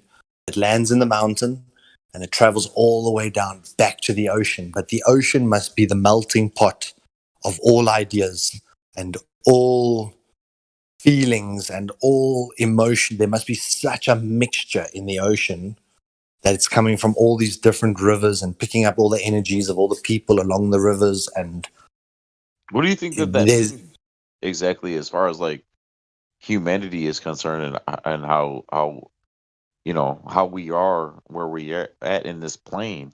What does that mean? Like we're all connected into everything, and everything has a root purpose, and everything is, and like water is somehow some sort of like key, or we're the key, and water is. And especially since water takes up so much of the plane that we are aware of, and so much of our bodies too. And it's so intrinsically linked. Without water, there is no life. Mm-hmm. Generally speaking, and even a plant, you watch it; it's alive today, it's alive tomorrow. It dries out and it's dead. There's no bringing it back. The trunk is still there, the roots are still there, the branches are still there, but every little cell in that object has effectively collapsed because of lack of moisture. So water is so intrinsically tied to the fact that there is this living thing on this place, on this realm. And then, like you say, there's so much of it. The breath of like God Himself, like. It's like that's it. That's the key. Well, so in the Bible, very first sentence, in the beginning, there was the waters, and he moved across the face of the waters, and then he rose the land up out of the waters. So the waters is so primal. It was the first. There were waters above that needed to be separated from the waters below. Water is so intrinsically linked. And it's probably the one thing that has been most misunderstood or potentially misdirected purposefully, so that people just think of it as this very generic substance, H2O. Your water and my water, there's no difference between them. Your tap water or my spring water. It's quite but it is one of those things that when you say, okay, fine, prove scientific evidence now, it's very challenging, because those type of papers don't really see the light of day or don't really get published. And I used to believe in the whole concept of water memory, but I'm also starting to lean away from that now, based on the idea that water is one of the most abundant solvents. So if I want to dissolve something, I would put it in water. Mm-hmm. Now, because something's dissolved into it, does that mean that the water is actually smart? Because we consider water memory being that we can pick up what was dissolved in that water. We think it's like, oh, he's remembering 2 + 2 = 4, therefore it's a memory. But it's saying, no, if I picked up 2 particles of this and 2 particles of that, I will have 4 particles in me, still, because I'm a solvent. But at the same time, how does that solvent then link into energetic frequency? Because there's definitely a resonance. When you look at cymatics, it's the vibration through a medium, through a liquid, or through a substance. So the fact that we're also proportionally the same amount of liquid as the planet, they say 71% for the Earth, and we're 71%. And when you look at plants, they're 71%.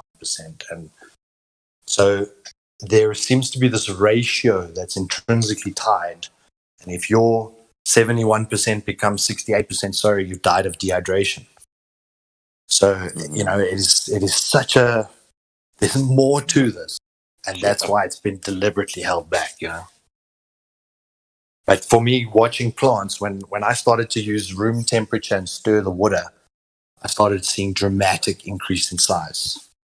And I would do it with samples. So I would have 2 or 3 trees that I don't do it with. And then I have 2 or 3 trees that I do it with.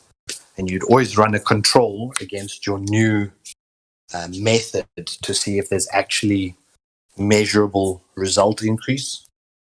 And it's the same thing with bonsai. You're trying to get the roots to spread. So you've got to do specific techniques to cause the roots to spread.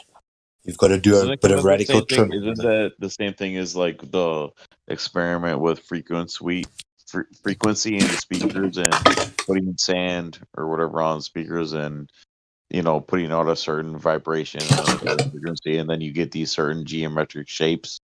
Isn't because I always kind of correlated that with kind of the same idea with plants. Somehow I always connected the two. I don't know how it makes sense, and I'm not gonna try to tell you why it does, but for some reason in my mind, it seems to make sense. For some reason, it seems you know, just biological and physiological, and it seems biblical in a way that, of course, yes, that would make sense. That if you put out, because even your voice and your speech, it's a frequency, it's a sound, it's a vibration, it's a wave.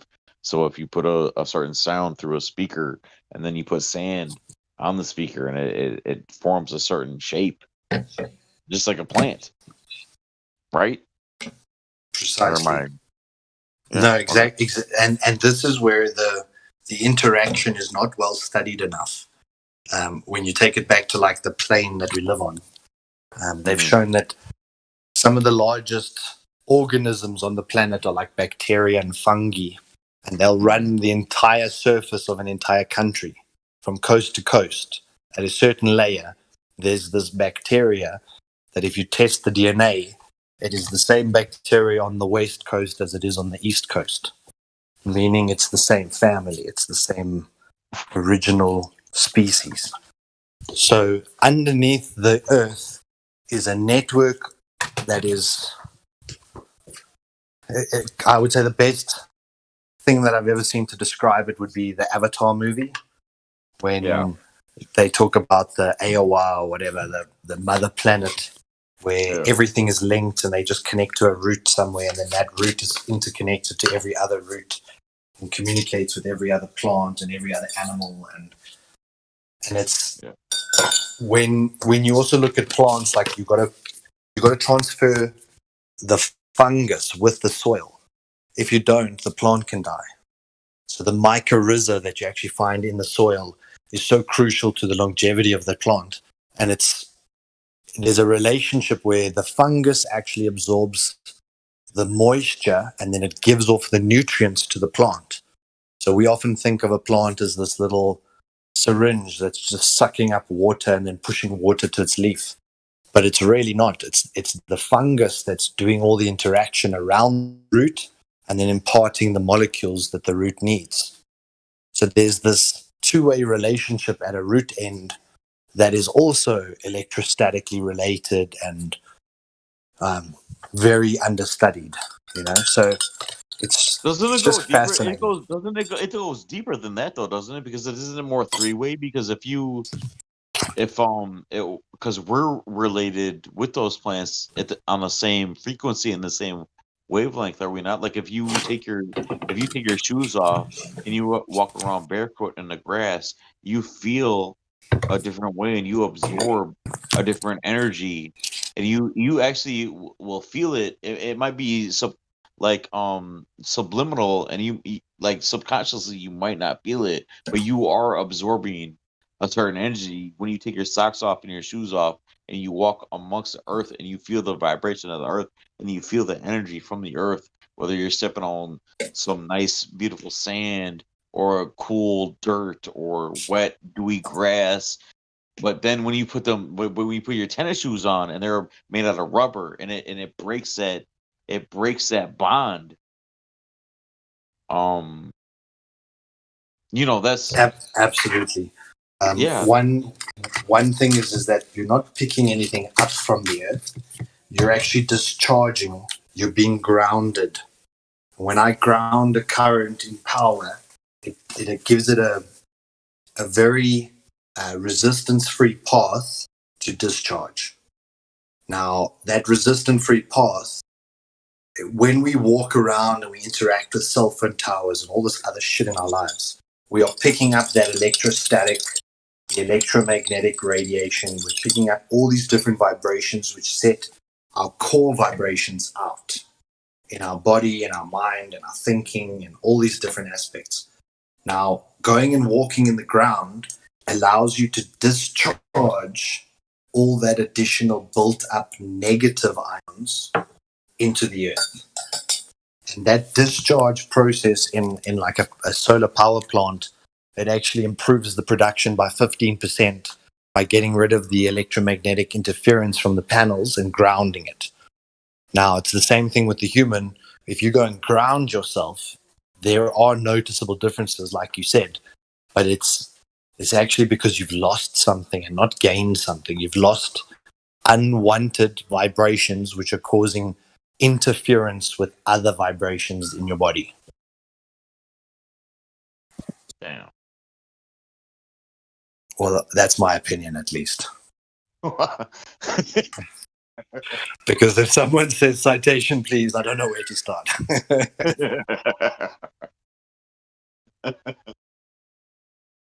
I mean, that's so profound though, because I feel so. I'll be 100% honest with you. I'm not that educated, but I have certain feelings, and like everything I just told you about taking my socks off and touching the earth and walking around without shoes on, I feel a certain energy that I can't explain, and I don't know what it is, but it feels different from when I put my socks on and I put my shoes on and just walk outside. Nobody's told me this. That's just my experience that I'm expressing to you, and I don't know what it means. I have no idea what it is at all, but I know there's a extreme strong difference when I put on shoes and I go outside. And I have sensitive feet. I'm weak. I don't like to walk outside with my shoes off. I have sensitive pussy feet, and I wince and every time I feel a little stone, I cry like a girl. I'm like, ugh. But it's a different feeling though, and it feel like I feel alive, and I'll step in grass, and it just there's something about it that feels. I don't necessarily like it, but it's for some reason it is energizing, and it's I don't know. I don't So know it's how to explain it. clarifying. We call it harmonic interference. So, for Yeah. example, if I'm trying to play one key and then I play a clashing key on top of that, I can destroy any good coming out of either one of those two notes because I've caused a deliberate clash. And it's the same thing with the human body. When you go and ground yourself, it's like taking out the clashing key and allowing yourself to be middle C again. And then effectively that clarifies or improves your noticeable feelings and existence because you've gotten rid of something that was clashing or causing backfeed or causing some sort of reverberation against your natural vibration. And the earth is the natural ground. So anytime any bowler ever says no, they bounce signals off the ionosphere and the earth, you can't bounce a signal off the earth. Once it returns to earth, it's grounded. Once it's grounded, it's dissipated.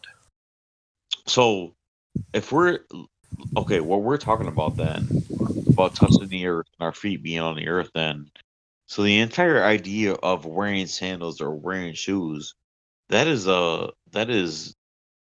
obviously a work of some sort of deception or devil to disconnect us from our reality, because you really don't feel that when you're wearing shoes. So, like, maybe I'm just being crazy or talking crazy, but it really sounds like that's a really like first fundamental conspiracy to get man off his feet and off get him disconnected with where we are with the earth.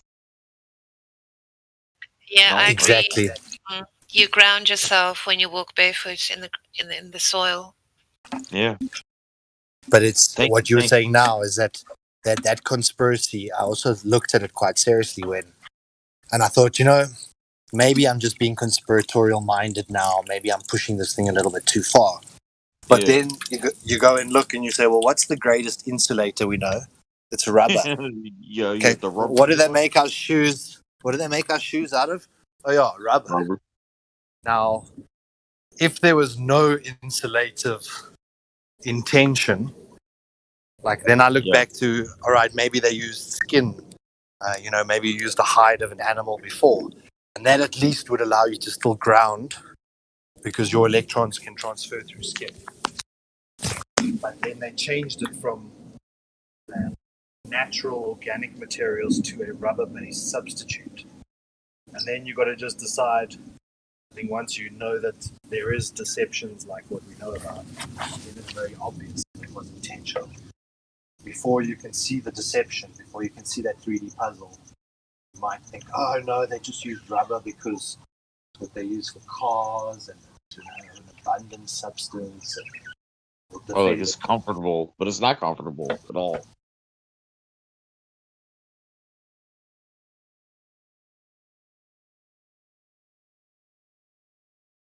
I think it's got to do with pushing people towards a resonance which allows them to be controllable, or for demons, or like they've always said that you can see energies or ghosts or whatever through, they call it EM. What's it? ESP or something. There's some sort of imaging processor where you can use electronics to try and pick up a life form or entity or something. And effectively what that's doing is it's trying to pick up a vibrational resonance. So now imagine if you're at like, say, 400, 500 hertz. That is a very rudimentary example. Say you're at some frequency, 400, 500, and you need to be at 900 to be more possessible. And now people have deliberately started imposing certain frequencies to get your natural state of 400 closer towards the 900, so that more apparently bad people can do stuff, but it's actually just that a frequency vibration can now resonate within them at a common frequency.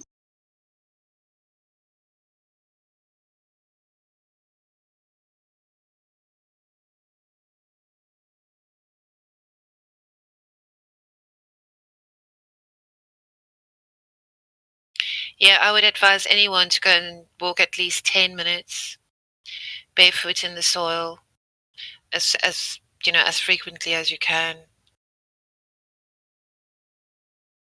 That is what I actually do. And that's a good point, is that it must be in dirt, must be in ground. Yeah, in the soil. Walking on fluffy grass may feel great, but it's not grounding you as effectively as simply shoving your foot into a sand pile. So like when kids go and play in the sand, they're actually discharging, and that's why they enjoy it so much. But Yep. sitting on the grass can be fun, but it's not as productive as grounding yourself in soil. It's the same thing with a solar rod. We drill like a 1.8 meter copper rod into the ground as deep as we can so that we've got a really solid grounding point that any extra can be discharged instantly. And we're not going to put it near rock. We're not going to put it near grass. It must be in good sand, good ground, nice and deep. And then you're going to be able to discharge those electrons. Yep.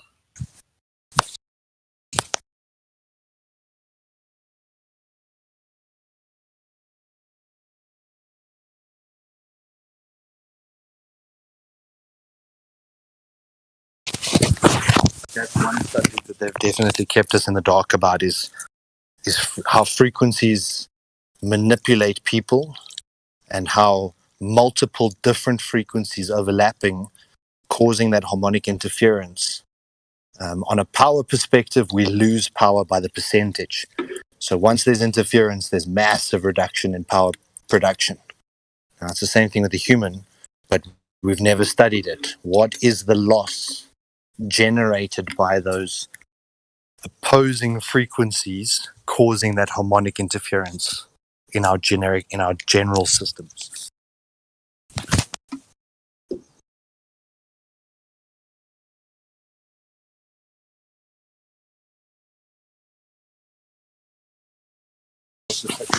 Creatures always in a state of flux. So it's like anytime you try and study a human, it's just like taking a snapshot at a moving vehicle. It doesn't mean that the vehicle was there 1 minute after. It's really such a fleeting moment of what if the body was in a state of imbalance or not. Which I guess is why they haven't ever been able to study it effectively or isolate the variables. I just checked over at Gamma Panda. Some dude tried to reference a spacewalk, and no one gave a shit either. So it's not just, it's everywhere, all over the flat Earth. No one gives two shits that anyone's doing a spacewalk, because all they're doing is, it's so boring to watch.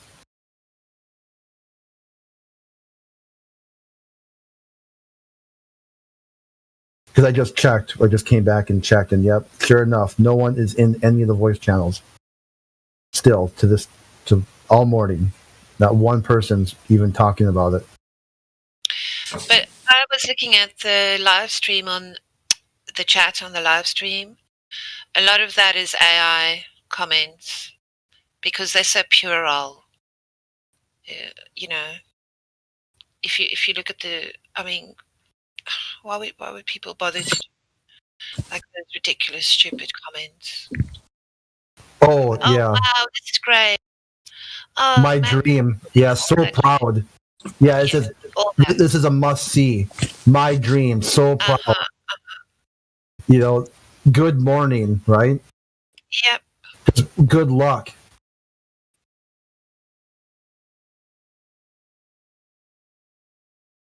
This one, yeah, solar panel upgrades. Just really simple, just a few words, and that's it. Here's this one, to infinity and beyond. These aren't full and complete thoughts. These are just like bots. Just bots interacting with other bots. Yeah, that's exactly what I thought.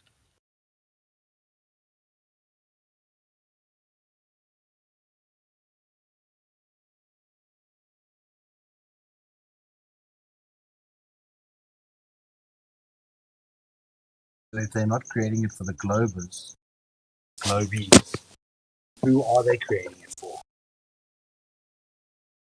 It's pretty much just so the globalists can say there was a spacewalk today, and that's as far as they'll take it. They won't have any idea what happened, what they did, how long it happened, where it took place. All they want is that talking point. In every American so much worse about the ratings, not getting the ratings. How can these guys have 0 viewers, 0 ratings effectively, and still continue to get the budget that they are? So ludicrous. Yeah, I know it's crazy because there'll be like that. There's 3,000 people interacting online. There's 185 supposedly watching the stream, but no one's typing anything of substantial. No one's saying anything at all. It's just these really sort of short, canned responses. 185 bots watching.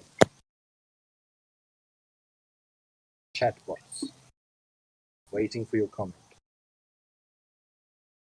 And the thing too is that they have members only on. You can only comment right now if you're a member. Later on, once the live stream ends, you'll be able to post whatever you want. So these are members who are saying this stuff. Now, one member is like, "Oh, I'm so glad I'm a member because I can interact with other people who enjoy spacewalks." None of that's happening. I mean, imagine joining as a member and you see absolutely nothing with that. Like, you don't even use it. Certainly make me call all my friends and get them to sign up as members too. Every now and then, somebody says, Earth is flat. Oh, you're looking at the NASA one. I was at the space. It's official. Because the NASA one is...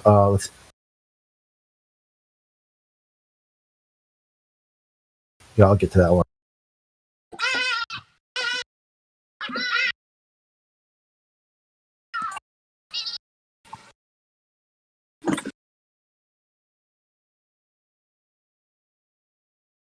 Okay, this is more. This is like 8,000 people watching this one.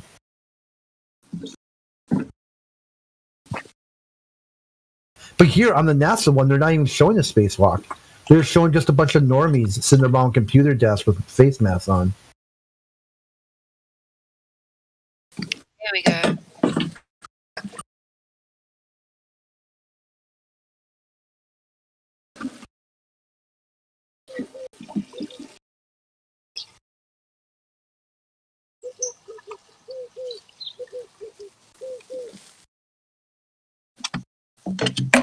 Whose mic is that? I can hear a Yeah. paloma. I can hear pigeons cooing. Yeah. Here's a funny one. ISS is a source of your Wi-Fi. Who said that? Like something hiding a lamb or something like that.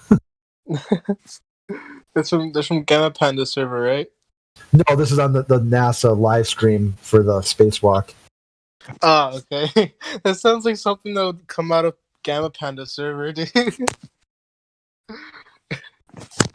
Flat earthers shouldn't be able to use the internet because your internet comes from the space station. Fucking stupid, dude.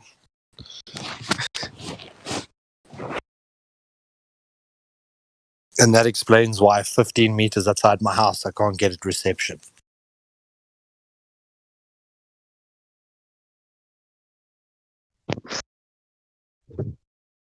A lot of USA in here. People just chanting USA. Bring that. You know, dude, you should advertise the server on the stream. Are both astronauts right now? Are they both American supposedly, or the? Because sometimes they switch it up.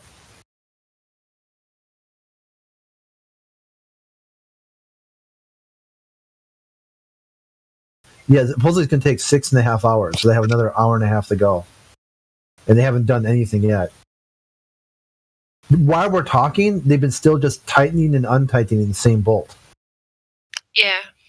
They haven't done anything else. They had some sort of power tool. They hook up to it, and they tightened it, and then they kind of moved the tool around, and then did the same thing again. And then they kind of put the tool down and fiddled with it. Then cut the control room for a while. Then came back, and the guy's still doing. Now nothing's happening at all. The guy's just not even moving.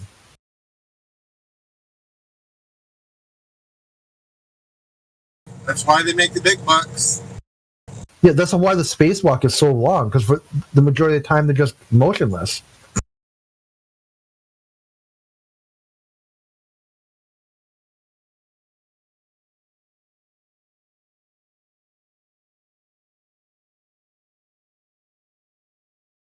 It's all theater. That's all it is. They're not doing anything.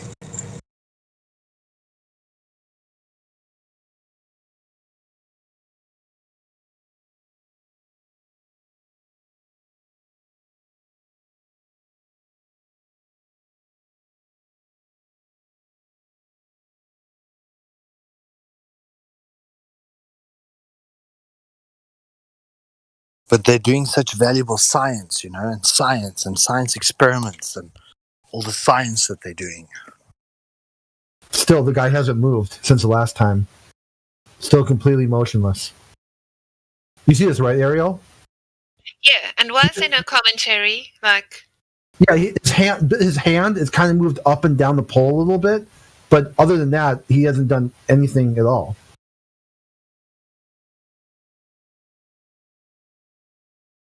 So there you go. Now somehow the tool was flopping around, so he touched the tool and came back, and now he's motionless again.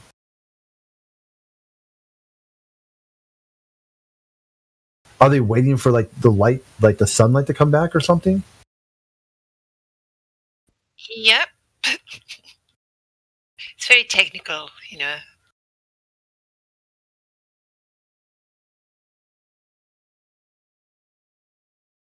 We with our small brains can't comprehend. Yeah, just can't figure out. They're doing something, but I just can't see it. And it's very important what they're doing for humanity, Yeah, flat earthers can't understand how important NASA is to the world. We just can't imagine. Wi-Fi. Explain, like a globalist would say, "Hey, flat earther, explain Wi-Fi if there's no space station."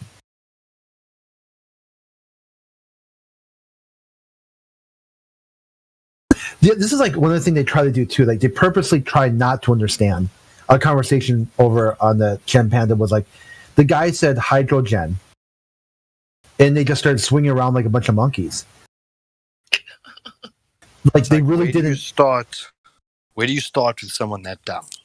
Yeah, it's like you're talking about gases, and you're talking about gases that go up, and they don't even understand that hydrogen is just too far away.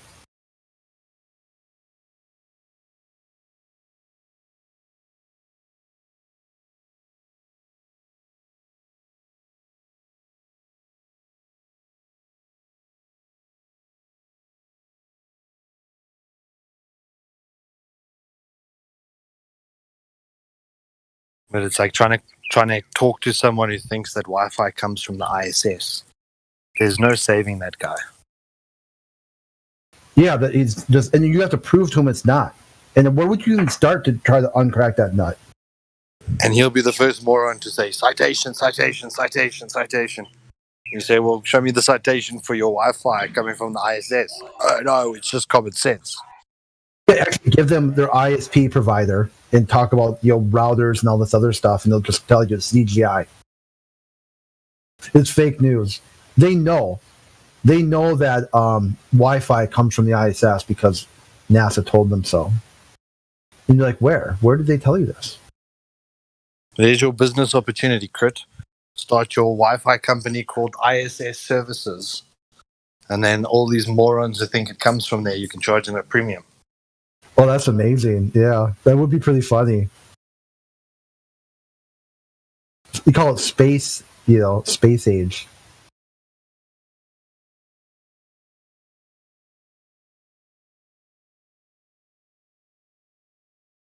I just imagine in 2021, if someone says hydrogen and it completely shuts down their cognition because they need to hear it said this way, like hydrogen. Any other way, and they're completely stumped. They have no comprehension of the English language any longer. Or you're talking about circles and stuff, and the guy's like, hey, I drew a line across the top of the circle. He called it a tangent. And then the guy just completely shutting down cognition. They can't even cross-reference like a T word. They come up with tangent. This is how bad these people are at thinking and pattern recognition. They basically are a showcase as to why evolution isn't real, because natural selection could not have produced a result that's stupid. It's not possible, right? It's survival of the fittest. If you can't tell the difference between, I was going to say, yeah. Oh, go ahead. No, I was just going to say the survival of the fittest. Yeah. If that's the fittest of the human race, then I'm worried. Yeah, we got bigger problems at this point, right? Mentally fittest. Yeah. If a single, like a slight mispronunciation of one word in a full thought about one topic can't bring the person back around to at least, these people would be so bad at Scrabble, it'd be breathtaking. It would be like, you'd actually have to have the word spelled out in front of them with the highlight on the board where to play it. And even still, they probably would need like step-by-step instructions.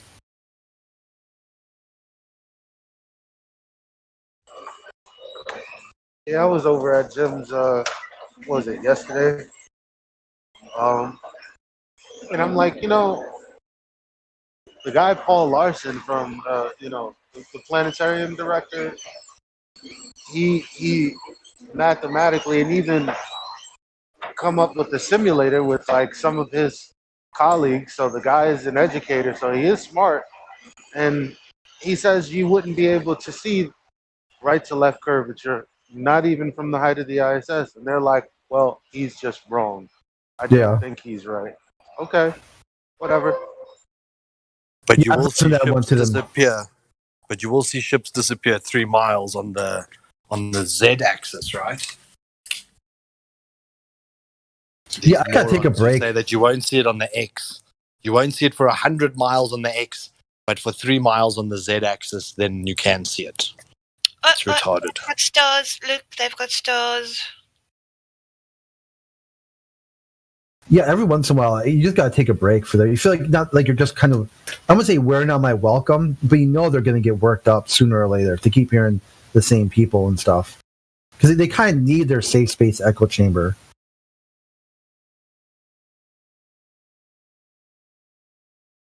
Because really part of it is a video. It's not really a debate server. It's like a video game server, if you really get down to the nitty gritty. So they want to spend some time talking about video games.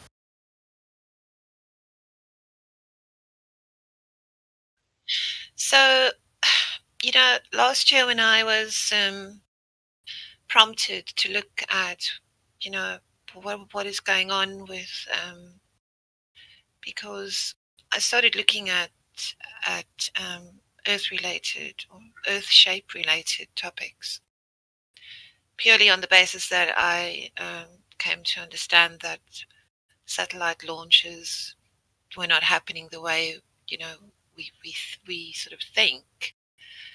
And I have to confess, I've never had any interest in NASA. I always took the view that we are screwing up this planet. Well, why are we going to other planets? Well, what good is that for mankind when there are so many problems to solve here? And so when I went on YouTube, and I was kicked off YouTube last year. So when I went on YouTube, if I searched anything flat Earth, then all I got in the results was flat Earth, these people are mad. How can they be so stupid? Debunked in 10 seconds. So I didn't actually go onto YouTube to look at anything. I went into the Internet Archive. I just searched the internet generally, and it was quite a painstaking thing for me to achieve, like that moment of clarity, because I didn't speak to anybody about it, literally. I just read stuff and did research on the internet by myself. And I don't have acquaintances that I thought, well, I do have some that I thought, I should like maybe talk this out with somebody. This is one that got me too. Was like in California, there's people who have no water at all. Like they live in their house, and they turn their tap on, and nothing comes out. It's completely dry. Because their well doesn't go deep enough anymore because of the drought. Yeah. So you got people have to get bottled water basically delivered to their house daily to maintain that at least they can, wash up and do dishes and drink and stuff. But yet somehow the federal government has technology that can turn urine and poop into water On the ISS, yeah. on the ISS, but they can't. But they can't do it in California. They can't do it for a couple. Like they can't go like at least one county, right? I can't remember. I'm trying to blank on the county right now. But there's a county that is they basically grow wine and stuff too. So this county is such in a severe drought, but they can't put one of these machines there, and the residents, everyone could just pee into it and turn their pee back into water. It's so expensive would be the counterclaim, right? They can't do it because it costs too much. Well, if they're able to put one up in space, low orbit, for pennies on the dollar, or so. Have that technology. Yeah, they don't, right? It's complete bullshit, Yeah. If it doesn't exist here, it doesn't exist anywhere. So in my journey towards this flat Earth Discord, so I did start looking at NASA and at all this stuff. And I think the last comment I actually made as a person who was allowed to comment on YouTube, because I reckon I will never be able to do that again, and I don't care, was when I started getting into it about it was a live stream, or it was after a live stream had ended. And in the commentary, I was asking about the poor quality of the resolution of the cameras that they were using. And some guys actually answered back at me. So there ensued this long conversation between myself and two other guys. And a few days after that, I tried to sign into YouTube and I couldn't. And I had my own channel on YouTube for like the longest time with like literally hundreds of gaming stuff, gaming related rubbish. And I wondered afterwards whether it was that particular conversation that was like the final straw. Get that woman off. Yeah, So hello, Ariel. hello. It takes one strike. That's true with YouTube. It does. Yeah. So I wonder who One finally wrong reported move. me. They have the same politic like PayPal. And when we talk about PayPal, it's people's real money, businesses. Mm. I know I have many friends and know many people who run businesses on PayPal, and they got robbed off tens of thousands of dollars, just like that. Poof. What? Yeah. When they block your account, you're off. Your business account. Yeah. I was kicked off of Twitter about probably a year and a half before I was kicked off of YouTube.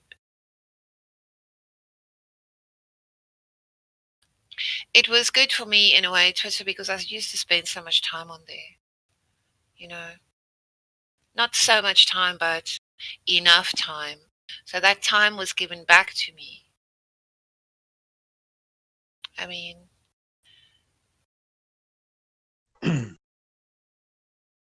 Yeah, I'm always in jail on Facebook. I stopped using Facebook as a matter of principle, I think about 4 years ago, maybe longer. I still have it, but just to keep in touch with a couple of friends. I'm using the messenger from Facebook.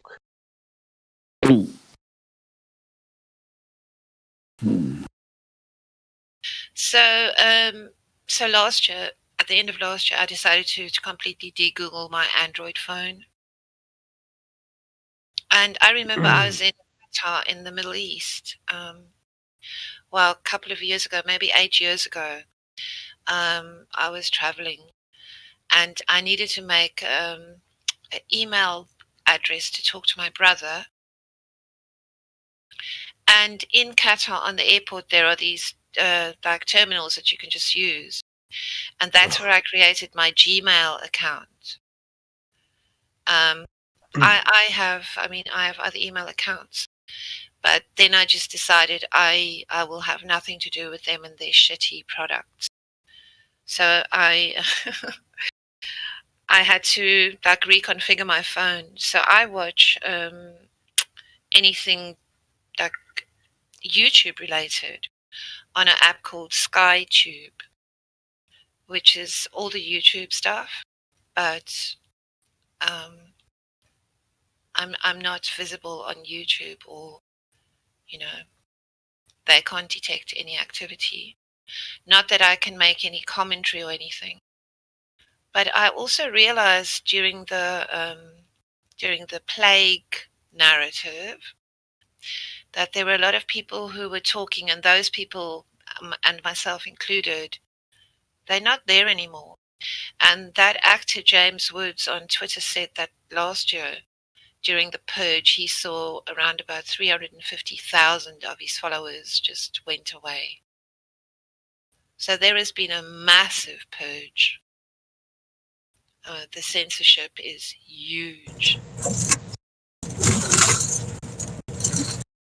Yeah, earlier today we were talking about censorship with China and banning or Winnie the Pooh, and other things in media or pop culture.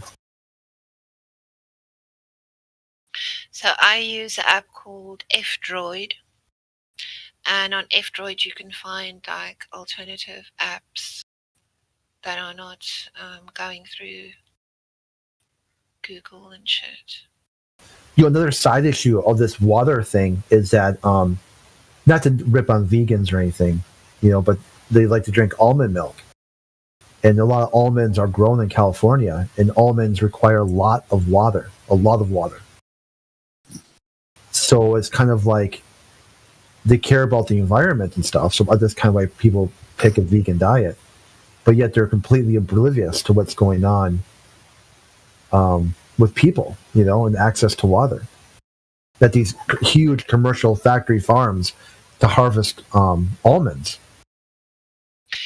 are just as bad, Same with avocados.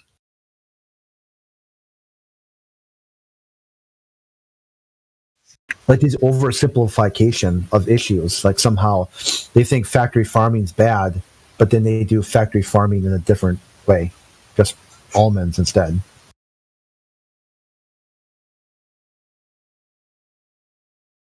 That's what I think where Father Solar was getting to earlier today, that, hey, have your own shit, do a little hobby farm in your backyard and whatnot. Yeah, my motto is independence is resilience. So if you're independent on something, you're resilient. Then anything can happen around you. So the same way that people should start to consider to make their own power, harvest their own rainwater, grow their own basic essential foods. It just kind of ticks a couple of those boxes that makes you far more resilient to whatever else is going on in the world.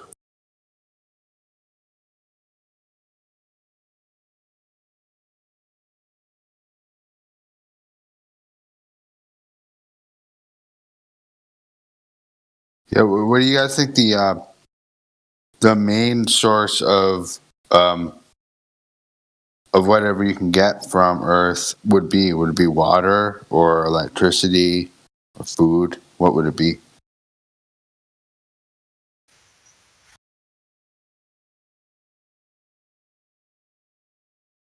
Like, what would be the most important one? Obviously water, but then food. But I mean,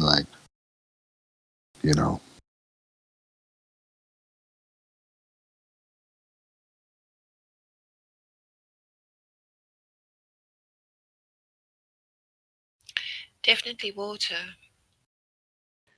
Yeah, I was gonna say water first because you can survive longer without food. You can survive Yeah. like past 30 days. Supposedly, yeah, they say you can live forever off water alone, right? Yeah, and then food. But I mean, like, what do you do with electricity? Like, you're not going to use any of your electronics anymore, like your refrigerator, your computer, or something like that. No, there's this illusion of scarcity is something that's really false. Yeah. There is more. I think the recent study shows that there's more subsurface water, or water contained in aqueducts below the ground, than there is all surface water on the earth. Yeah, artificial scarcity is a very real thing. Now, the same thing how the oil vats are starting to refill. For me, food shortages have always never made sense. I grow bonsai. If I take Oil's cuttings, abiotic. if I take cuttings from a single tree, I can create 20 or 50 new trees just from the cuttings I've taken from my one tree, let alone taking the fruit and then harvesting the seeds from the fruit. So you could be planting tens of thousands of new fruit-bearing trees every year. So and if we did that for 100 years, there'd be so much surplus that there would never be a hungry mouth on the planet. Do you just cut them up? You cut off a piece of them and plant it back in the ground? Is that how it works? Yeah, the term is called phototropic. So you can take any part of a tree. You can take a branch. You can take a trunk. You can take a root. You could take a piece of the fruit. Virtually from many parts of a plant, you can regrow the clone. It's cloning the original genetics from the mother plant. So it's limitless. And every growing season, there's a pruning period. And in pruning, I would take off 100 to 150 shoots. So I could make 150 new trees before I even start planting one seed from that crop later on. This idea that there should be shortages. Every tree on every street should be fruit bearing. Why do you plant shade trees? What for? What do you think about Bill Gates buying up a large majority of the land in the United States? Yeah, it's crazy. His plan has always been GMO. It's always been to get humans onto an alternative protein source like crickets and genetically modified shit in labs. So he's kind of had this two-sided approach. I'll either inject it into you or I'll get you to eat it yourself. And the land buying up thing should be concerning to people, but it's not, because they think whatever he touches turns to gold. But it also links then back to the smart city integration, where he wants obviously Microsoft to be driving all smart cities, so he could get funding to build one of the first smart cities where everything is digitized. All access is controlled through your chip that you've been vaccinated with. And then he would actually get the sheep to come to him. They would move into his cities. So I think there's a lot of agendas going on. They sort of run parallel to one another, but most people will just see it as, oh, well, he's acquiring land. What's wrong with that? At least he's investing in the country. But what they've done effectively is they've destroyed that market. They've shown how they shut down the supply chains. So you've now got farmers who are so desperate that they're selling it at less than market-related values. Well, you know what? One thought I've had is that if we have these rich billionaires buying up all the land, we won't be able to buy it ourselves, which eventually, as far as I can tell, will eventually trap us all in these urban type scenarios. And there lies in why flat earth is so important, to make people see the truth, because there is a very good possibility that there is more land out there. But if At least have people being skeptical about it, If they're buying up all the land, I mean, why don't just people buy some land? Yeah, I totally agree with Elijah. I've been trying to buy land. I wish I had more money. I have a little bit of money, but not a whole lot. And I would love to buy a whole lot of land, and I could share it with my friends, including you. No, just buy whatever makes sense for you, because that's all we can ever do where we're at in life. See, we cap our minds where our paychecks are.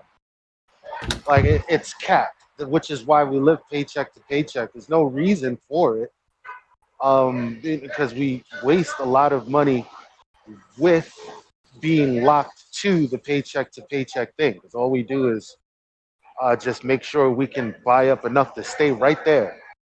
When maybe we could be a little more disciplined. Like for instance, the same thing with crypto. Like all these companies are buying up crypto, but they're telling us, the media is telling us, oh, it's fake money. All right, well, if they're buying up crypto, buy it now, because tomorrow when it's double and they're selling it to you, that's exactly what they're gonna do with the land. They're just gonna sell it to you for double when they're done buying it up. So buy it they're up. gonna short sell that crypto, and they're gonna buy it up when they know when to do it. Exactly, dude. Yeah, look at we were just talking about Bill Gates. Just yesterday, I think he said, he's like, beware crypto. I'm like, are you Buy a bunch sure? of land. Because Elon Musk said the opposite thing about a week or two ago. It's pretty crazy. Yeah, but Elon Musk's a moron. And in this crypto space, it is. Who do you like more? Do you like Elon Musk or Bill Gates? What's happening in this crypto space is that it's one of the biggest economic bubbles. It's larger than the dot-com bubble, the $1 trillion bubble from 2000. We're now at about 1.5 trillion in the crypto space, and most of the money that is flown in the last 6 months to 10 months has been all the stimulus checks. So it's newly printed money. I think they said 40% of the entire US currency has been printed in the last year. And that has flown into the stock market, inflating prices, hitting all-time highs, while the entire world shut down. And generally, when everyone's hyping up something, that's the time when you should be selling it, because something is about to correct. It can't continue to go up and up while the rest of the world is destitute and falling apart. Right, And there's not going to be enough buyers. But that's at these the point. new Buy a bunch of houses. But remember, I didn't say buy the land when they're done buying the land. Buy now, sell soon. If you can, do what you can. That's the whole point. And there's one of the SDGs. They call them the Sustainable Development Goals for 2030. It's Agenda 2030.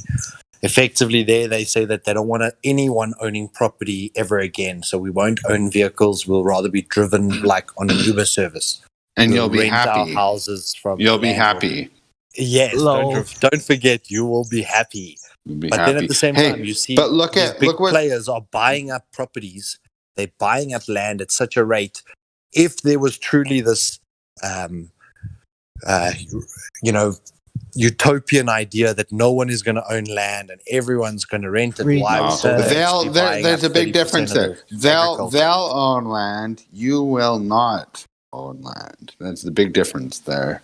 They'll have it. You And won't. they're trying to encourage you, to feel happy while not owning your land. Yeah, I know, and a lot of people are going to fall for that bullshit, and it's too bad. But anyway, considering Bitcoin though, specifically, look at Elon Musk and Bill Gates this last few days. Both were just like, watch out for Bitcoin. So that's going to drop the price when you have two billionaires give it a negative influence. And then look at the drop price, which is exactly what happened. Now is the time to buy. And then because they're going to jack it back up and you can make a shitload of money. Well, here's the point. But they're driving this Flat thing, Earth so Solar. they're- Right. But they're making money some kind of way. They're not doing it for no reason, right? So we're focused on the negative part. Elon bought What I'm I wasn't finished. I wasn't finished. So, right, when these, like, say for instance, when the stimulus checks hit, that's when it's too late. Okay, so this is where everybody's minds are. Okay, I'm gonna get this stimulus check. I'm gonna buy. No, it's too late. You should be doing it now. Doing what they're doing. You're doing I it agree. backwards. I think by the time most people figure it out, you're about a week behind, approximately. What I was just saying is that Elon Musk, when he bought 1.5 billion, he drove the price from $40,000 up to 50,000. Yeah, So but that was the only act of them buying can actually drive prices up and down. absolutely. And when these Yeah, guys but- enter and exit, they affect the price so drastically, and it's planned. So they talk together. Lol. And they decide where they're getting in and out. That and was then like they a week hype it up. after that whole GameStop thing, though. Remember that? About a week Everyone before. was using Elon. They But stick together? everyone was Oh saying, no. Elon has bought Bitcoin. okay. Okay, got to do it now, because you've got to be alongside this really talented billionaire and his investment decisions. So they were No, you using don't. him You as just like have this. to understand. You just have to learn what they know. Like that's it. Like and the reason that this is gonna work is because everyone else is gonna be sheep. Just like everyone else doesn't understand the simple 1.2 times the square root of the Earth's height in feet. Yeah, you're lying. I'll just wait for the government to tell me. No, listen. You just need to be knowledgeable so that you're doing what they're doing, not waiting to see what they're doing.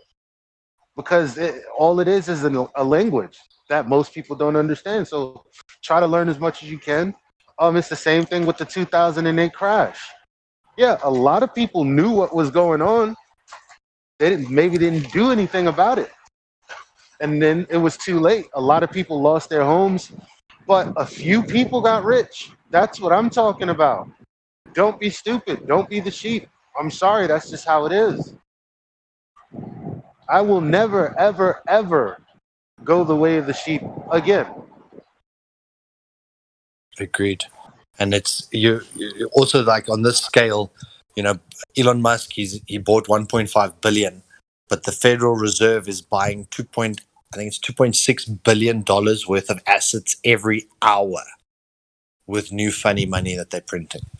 So if you're playing against a system that's buying up 2.6 billion an hour, it's like you're not going to become a 200 billionaire, a $200 billion millionaire, and then suddenly change the world because you're still so small fry that you actually don't have power in their larger game. They're playing a game, though, which is next level and has nothing to do with you, and you'll never be on their game. We're talking about money, amounts of money here, which is like so far beyond your grasp that you'll never even obtain even a fraction of what they do. And so all you can do is just try to get what you can out of like the trading system, basically. But that's the thing. You don't look at them. You play the game they're playing, and you win at the level you're at. That's it. Yep. I don't give a fuck how much they're dumping. I don't give a fuck how much they're making. I just need to know the method that they know so that I'm doing what they're doing. That's it. I know, and anyone can do it. That's what's amazing about it. Any single person could do it. You can double your money. It doesn't. I don't care if you have $100 or $1,000 or $100,000 or $1 million. Exactly. It's all about the percentage increases. It has nothing to do with the amount of money, and it can be done if you understand And the percentage losses. Because those losses can also be significant. So it is like you say, this isn't something that you put in and then you leave it for the next 5 years. This is something that you really do have to be a little bit aware about. And this was also something like that Flat Earth was so incredible about, was that you realize you must stop trusting what people say and you need to go do a little bit of your own research. And when you start to actually apply yourself into something, you discover a lot more than someone would have told you in a passing conversation. Totally. And when you have that depth of knowledge applied to something, it's generally a lot more productive than not.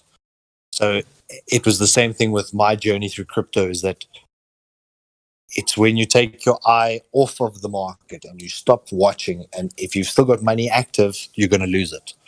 It's while your money is in that system, you've got to be active.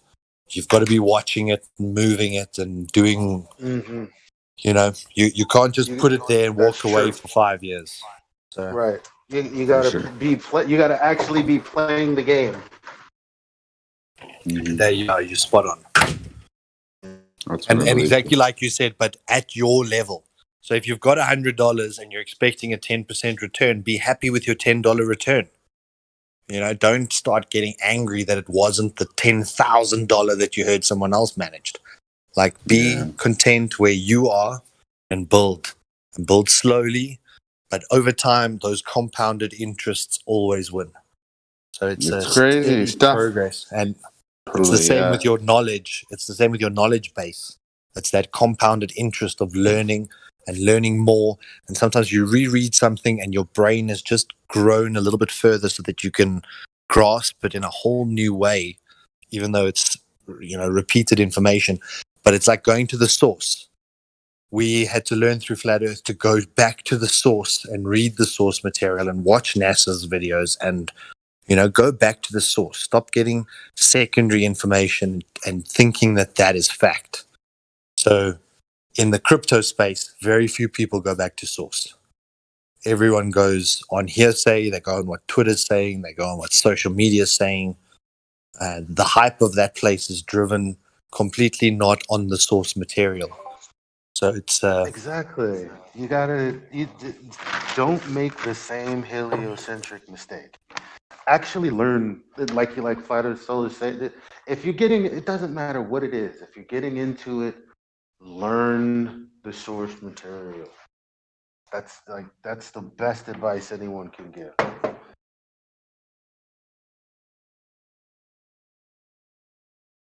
You got to be disciplined. That's honestly, the discipline is where it's at. I completely agree. I was tempted to throw in like a large amount of money into the whole deal, and then I was like, wait, hold up. I don't know what I'm doing here, and a hacker could easily steal my money. And or something like that. I heard a story from one of my friends who made he knew some guy who made $1 million off of some kind of crypto. I can't remember it right now. And then it got hacked away out of his bank account, and he never saw it again. It does happen. It's pretty crazy. But this is exactly the crux of the matter, because it's not driven on the source. It's the same like the heliocentric model. Because it's not actually built on fact and it's all based on imagination, there's a lot of swindling going on and a lot of scams that can occur. And it's the same in this crypto space, is that if you go to cryptomarketcap.com and you look at the 1,000+ coins that are available, I would say 99% of them are mostly scam coin pump and dump schemes. Someone's registered a token.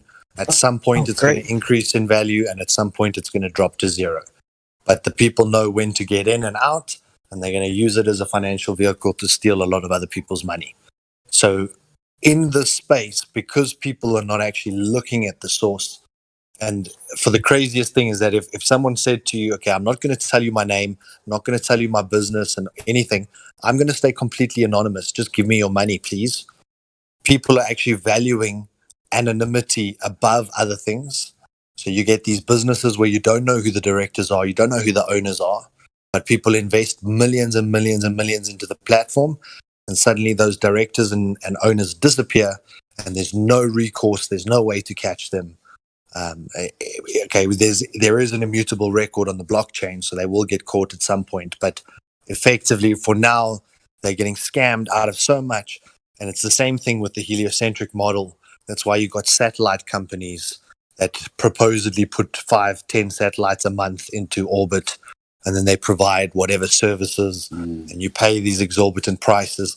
There's scams happening everywhere, and if you don't know source material, you're just going to fall for everything. Right, totally. And I think a lot of people are going to get messed over. Totally. Hey, Flat Earth Solar, question: How do they track these people down with blockchain? Because isn't blockchain impenetrable? No. This is the original source material that I'm talking about is the white paper, the original source of what Bitcoin was meant to be. It was meant to be an electronic payment system, peer-to-peer, for all kinds of daily transactions. It was never meant to be some digital gold that you get stored in a vault for 10, 20 years. There was always meant to be a utility aspect. You're meant to use this thing. Now, the creator of the system, there's been a lot of backwards and forwards. A lot of people don't believe it. But effectively the real creator said he was so sick and tired of the rich elites getting away with everything that he wanted to create a single record keeping system called the blockchain. Every transaction is recorded for all of time on that blockchain, and it's immutable, so you cannot change that record. And long term, it was going to be a tracing system to find where the baddies, in inverted commas, are directing and funneling their money to buy human beings, to sell drugs, to do. So people completely misunderstood what Bitcoin is meant to be. And they thought, no, it's supposed to be this anonymous thing, and then the government doesn't know what I'm doing. But it's actually completely the opposite. The fact that there is a immutable record of every transaction, where the wallet started, where the input and outputs were generated on the two different wallets. So you can trace the wallets back, and then there's something called KYC, which is know your customer. So based on these wallets, there's a way to know who the customer of that wallet is. Whereas with cash payments, there was never a way to show. Can I ask you a question then? Like, you obviously know more about this than I do, like absolutely 100% more. But like, wasn't that the whole point of the blockchain? Is that it was supposed to be completely anonymous? Never. But this is what the media, this is like the heliocentric religion, tells us it was always a sphere. The heliocentric, in inverted commas, version of Bitcoin is it's meant to be anonymous so that me as a bad guy can continue to sell my children and my drugs and whatever unknown through a channel that cannot be tracked. So therefore I can continue to perpetrate those crimes. And what happened is when they launched Bitcoin, the first few things that went on there were Silk Road. There was even a heroin company that was selling its heroin in Bitcoin. And what happened is they then tracked all the transactions and all the people's wallets, and the entire system was shut down. Do you think Silk Road was involved with Bitcoin? It was right from the start. And this is that's weird. Part of why effectively the system has been hijacked and perverted to try and be something else, because what it was intended to be was this transparent method where I could own my data, I could transact with you instantly, almost no transaction fees. All of our transactions would be credited and stored. So it would make it less likely that I want to try and steal from you or do anything illegal because it's stored. And if that history is stored, we would behave honestly. And that's why the original white paper talked about zero confirmation, because a confirmation means once the transaction is confirmed, it then gets transacted. And this system was designed on a trust-based system that the moment I clicked send, there was no way that could be manipulated. That system could not be manipulated. The moment I clicked send, you could continue. What about these other systems that were created not long after, hundreds of which have been made now, as far as I understand? What's stopping one of those systems to be far more secure? So the deconstruction or the de-evolution of what Bitcoin was supposed to be. So what they did is they got paid people into very crucial positions in the core development team, and they started to delete opcodes. Now, an opcode is basically, it's like having a doorway which gives you a function. So if I have this specific operation code, I can then perform a certain function with that coin. So what this team started doing was stripping out all these operation codes or doorways that this coin had. And with each one that they stripped, it created the opportunity to create an ulterior coin that could then, in inverted commas, do that function. And then there would be an interaction between the two, but there wouldn't be this almighty powerful one that could do it all. And the original Bitcoin code had smart contracts, had anonymity, had all of those things was designed into the original program, which they started to strip. So if there were maybe 200 operation codes, eventually in 2017, we had like 16, and the block size was capped. So they stripped this thing and then made other coins as like these geniuses who understand the system better, but they don't, because it's always just a single function of a larger system. And if people are not understanding the larger system, they don't really understand how that was meant to function all in conjunction. So they duplicated the concept and confused the whole situation. Like Ethereum, it was touted as this beautiful thing that's going to allow smart contracts. The very first Bitcoin allowed smart contracts, but they took it out of Bitcoin and then created Ethereum and put their money behind Ethereum because now they could manipulate Ethereum. And then they did a Ethereum drop where they created new Ethereum out of nothing, which is illegal. And effectively, this is going to come to light further down the line. But right now, because people are not really looking at the wood for the trees, they're just moving forward thinking they've got something stable, they can build on it. But effectively, the original code had all of this and 10 times more, but it was built for transparency to get rid of corruption. And it was meant to be a system that worked in partnership with governments, but responsible governments, because you could now hold them accountable. But it eventually failed. Is that true?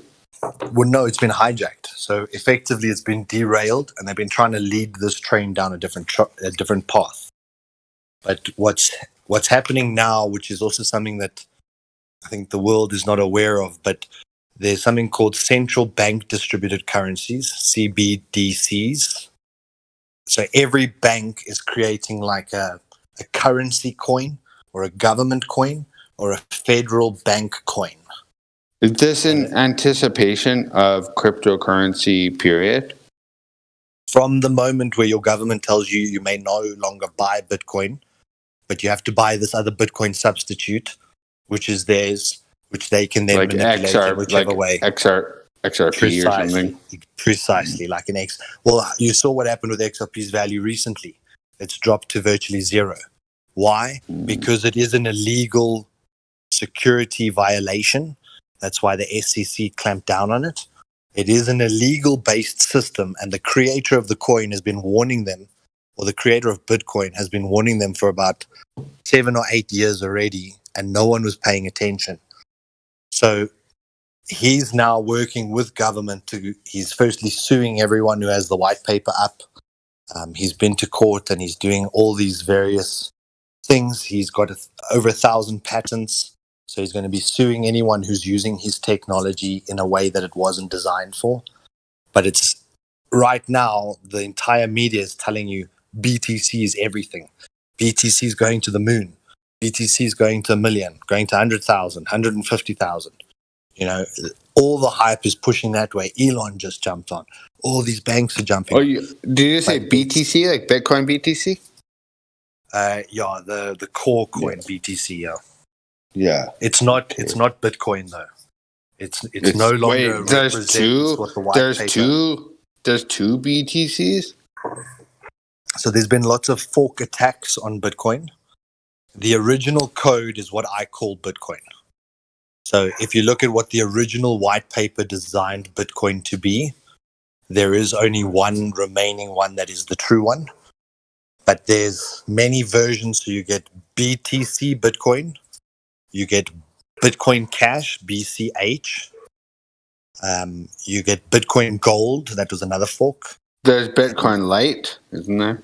Bitcoin Lite, and then, but for them to carry the Bitcoin name is going to be sued this year, and they're all going to have to drop that name. Holy shit, that's insane. The original Bitcoin is BSV, which was the Satoshi Vision coin. So it's what the whole argument was taking. Does it work? Back. Sorry. Oh, just sorry. I mean, you're way more knowledgeable than I am, but like, how does that work with like the original thing about, I guess 2008, this whole thing started. Like, who owns it now? So it was created as an open source product so that other developers could all come and work with it. But What's fascinating is it's as deep a conspiracy as flat Earth is. There is two narratives being pushed. There's a whole undercurrent of truth which has been wiped off the internet. There's a fluffy bullshit narrative that's being promoted everywhere by all the mainstream sources. There's so much uncertainty, and generally with scams, that's when you can be any price in between. But if something really has a tangible value, it normally has a real value. Like on the stock exchange, a product considered $100 a share for 5-10 years before it gets to 200, 300, because there's a growth phase that's needed for certain brands. But in this crypto space, it's just what is the next person willing to pay for it?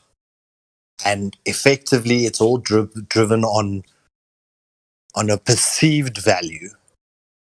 So right now, the perceived value is 50,000 or 40,000. But what is it actually worth? It doesn't really have a lot of utility, other than what do you mean by what do you mean by utility exactly? Utility is about use cases. So what happened with the original Bitcoin, when Bitcoin was a proper functioning system, even with very few miners, there was mass adoption. Lots of stores said they would accept Bitcoin as a tender. There was a general feeling that you could accept this thing as something legitimate, and it worked. It was instant transactions. Is that not becoming more legit as time goes by? No, because what they've done with BTC is they've capped the block size to 1 meg.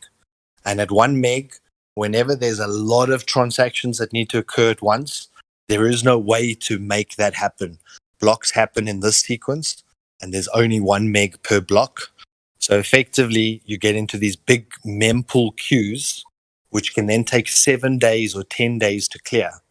So what happened in 2017 is that your transaction fees jumped to over $90 to move your Bitcoin, and you had to wait 7 to 10 days to do it. So are you saying that they tried to make a profit off of the transaction fees? Yeah, for the miners, correct. So they want to be able to charge exorbitant fees, which was never the intended purpose of Bitcoin. It was meant to be almost transaction fee zero, because there's so many transactions bundled together, and the miners getting paid in Bitcoin, which effectively is a certain specific value. So for the processing power required, he's getting an equivalent value return. So there was always meant to be the system where the customer wasn't meant to pay, but they've perverted this thing. And then when your money's sitting waiting for 10 days to be processed, you know what can happen to Bitcoin in 10 days. That price can drop $2,000, $3,000. And now you're sitting in a queue waiting, or go up. You don't know which way it can go, but effectively you're sitting in a queue waiting to get out. So when they said that they wanted to now expand this to all transactions around a country and to every country in the world, that queue, that bottleneck was only going to get worse. There was no way that they had any plan for how they could take 1 million transactions a minute or 10 million transactions a minute. There was never a plan for actual scaling. So the utility that I was talking about was, can this thing be used? Can you utilize this as a payment method? Now, if it's not a worldwide payment method, which it was intended to be, it's never going to live up to its true purpose, which the white paper, the source material of this entire concept, was laid out in 2008, 2009. So effectively, they've sidestepped this project repeatedly because they didn't want it to be the transparent single blockchain that every transaction in the world is recorded against, and therefore makes every transaction transparent. And therefore, every child payment or human trafficking or drug dealing or any of that would then be tracked through some central system where you would be able to clamp down on them. And it was meant to eradicate a lot of problems and give people zero transaction fees to move their money anywhere in the world that they want. an Like he instant. made a new form of economy to get away with illegal situations like that. So the Okay. creator of Bitcoin also released his greater creation called the MetaNet. And we presently have the internet, and he wanted to talk about the MetaNet, which is the grown-up version of what we presently have. And in this present paradigm we have, data is effectively almost free. I can post all kinds of crap anywhere I like. So I get a lot of trolls out there posting a lot of crap because it doesn't cost them anything to do it. So he originally, when you have a transaction system where I can make micropayments, like I could pay you 1,000th of a cent, because there's no transaction fee, I could actually pay that 1,000th of a cent across to you. And with enough of those, you could then have 1 cent. So what happened then is that your advertisers would pay you to watch an advert. So how we have it now is they pay Facebook, and then Facebook puts it in front of you and they get all the benefit. Now, the new MetaNet idea, the whole philosophy is that you as a customer own your own data. So if you want to make $1 or $2, you go and watch 10 adverts, and each advert paid you $2 to watch it. And that was the revenue that they would have been paying to the middleman advertiser to put that video in front of you. Then I could start watching a YouTube video, and if I get bored after 10 minutes, I stop. And then it would charge me for the 10 minutes out of the total video, and that might be 1/10,000th of a cent.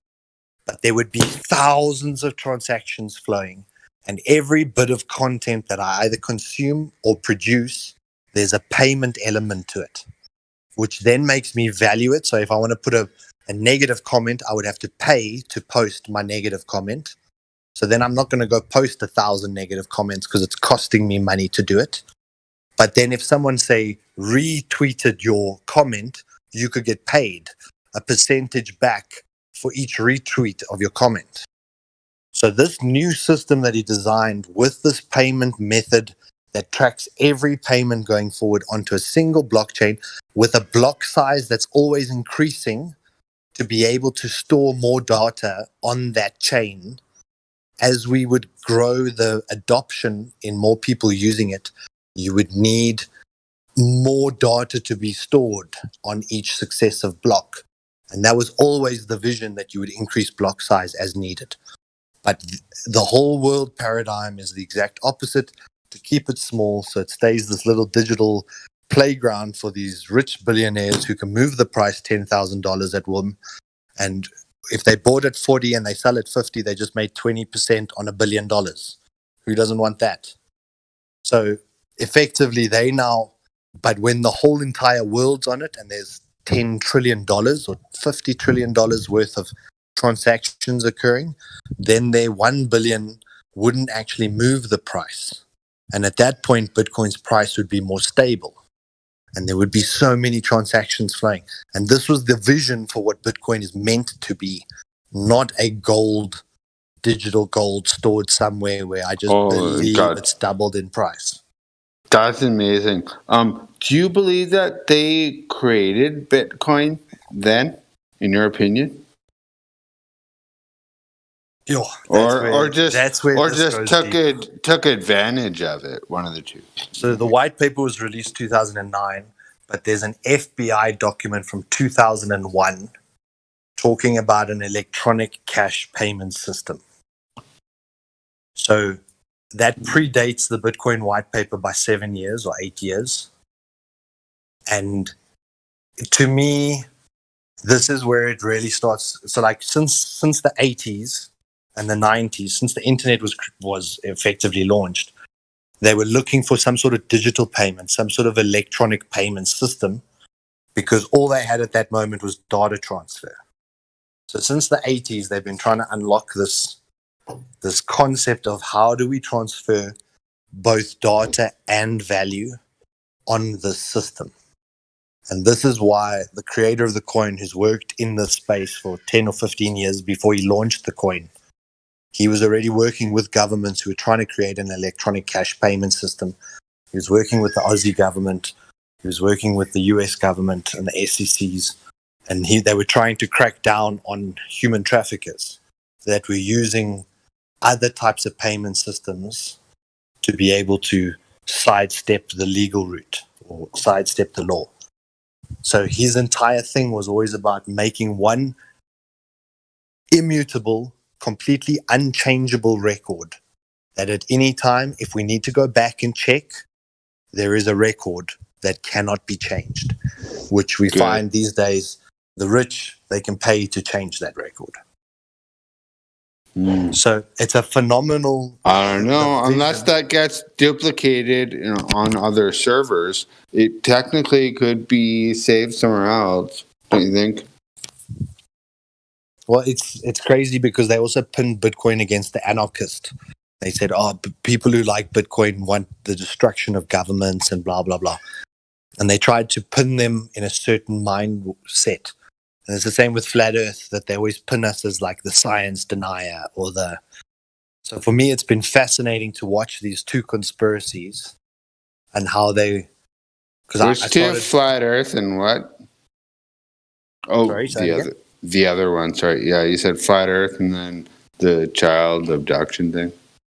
Well, yeah, but in terms of like the deception, that watching the Flat Earth deception and watching the Bitcoin deception, watching the monetary deception and the pharmaceutical deceptions, it's like once you can see that pattern in that two-dimensional picture, the pattern is very obvious in other areas and other industries. And sorry, I jumped off that for a second there by accident. Sorry about that. No stress. But it's phenomenal how easy it is to steer the herd. How easy it is for everyone to believe they live on a spinning ball. How easy it is to believe that everyone must now cash in their pension funds. Because also at the same time, why would the world be driving everyone into unemployment to put them onto a Bitcoin system where everyone can become millionaires? They're trying to take over the world. In your opinion, do you think the Bitcoin thing is just like a giant scam? Is that what you're saying? So, yeah, but it depends on what you define as the Bitcoin thing. The real Bitcoin idea is phenomenal. Oh, crypto. Let's go. Let's just say cryptocurrency, period. Like what we think of as Bitcoin and crypto now, presently, is definitely a Ponzi scheme. Bigger than the .com You bubble. think so, hey? Yeah. Well, you know what? Look what happened with like Wall Street and everything. They totally screwed everyone over, made a shitload of money, paid maybe 1% in taxes, and got completely rich. That's basically what's happened with these expert cryptocurrency traders. Like, look at it, man. Yeah, I bought my first bit of Bitcoin in about 2014, 2015. And then I started discovering the Flat Earth in 2015, end of 2015. And it was like so weird to discover what I discovered through Flat Earth and then watch the same kind of shit happen in the crypto space. And I made thousands and thousands of dollars, and then I lost thousands and thousands of dollars. And then I would make tens of thousands of dollars, and then I would lose tens of thousands of dollars. And every time it would be 2 steps forward and 2 steps back. You're back to your starting point. Yeah. You'd invest in some mining scheme, and then they close operation, and you've just lost $1,000 that you made over the last 2 months, but now you've just given it back to a fraud or a scam. And then I invested heavily into BitConnect, and I invested into all those little Ponzi schemes, made a lot of money, then reinvested that money and lost all the profit.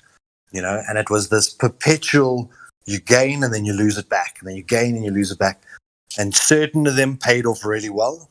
But then in 2017, when Bitcoin touched 20,000 the first time, and all the news media were telling you to buy, and they were all telling you that Buffett was buying, and they were all telling you all that shit, the price turned around and it dropped 74% over the next 3 years, where the Bitcoin went back down to $3,000. And during that process, many people got ruined because they all bought the hype of the things going up and up and up. And then they sold, yeah. and the rich sell out even at 50% profit. 50% on 100 billion, you've done right. You've done a brilliant job. For the next 10 years, you don't need to work. So you know what I think? I'm way more.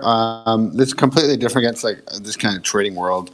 What I believe, I'm way more comfortable just working hard, gaining money, and it's mine, as opposed to like trading on the stock market or the cryptocurrency market. You know what I mean? I'm way more comfortable just like actually earning real money, and it's mine now, and nobody can do anything about that. The greatest lesson that I've learned in the crypto space is that you need to retain before you can gain. So the first step is, after 6 months, do you still have the money you started with? That's step one. So if you start with $1,000, after 6 months, do you still have access to $1,000?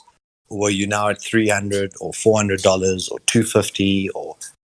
Because if you can't even retain, there's no way that you can start to gain. And it's an amazing way to consider life. Like if you can do something where you actually make profit, and that profit is retained, it will then gain in time as it compounds. But if you have something where you eat all the profits every month and you can't retain the profits, you can never gain. And it's like so logical, but it's the real crux of the retention. Can you just simply keep, so like we were saying about living paycheck to paycheck? It's FOMO. You get in $5,000, and then in a blink of an eye, the 5,000's gone. How much of that did you retain? Because it's only through retention that you can start to gain. And it's a simple principle that we've never been taught deliberately. And also FOMO, fear of missing out. It's like, oh wow, I guess I could have bought Bitcoin when it was back at $1 or $20,000, and now it's at $50,000. And damn, I'm really pissed off I didn't do that. It's FOMO, fear of missing out.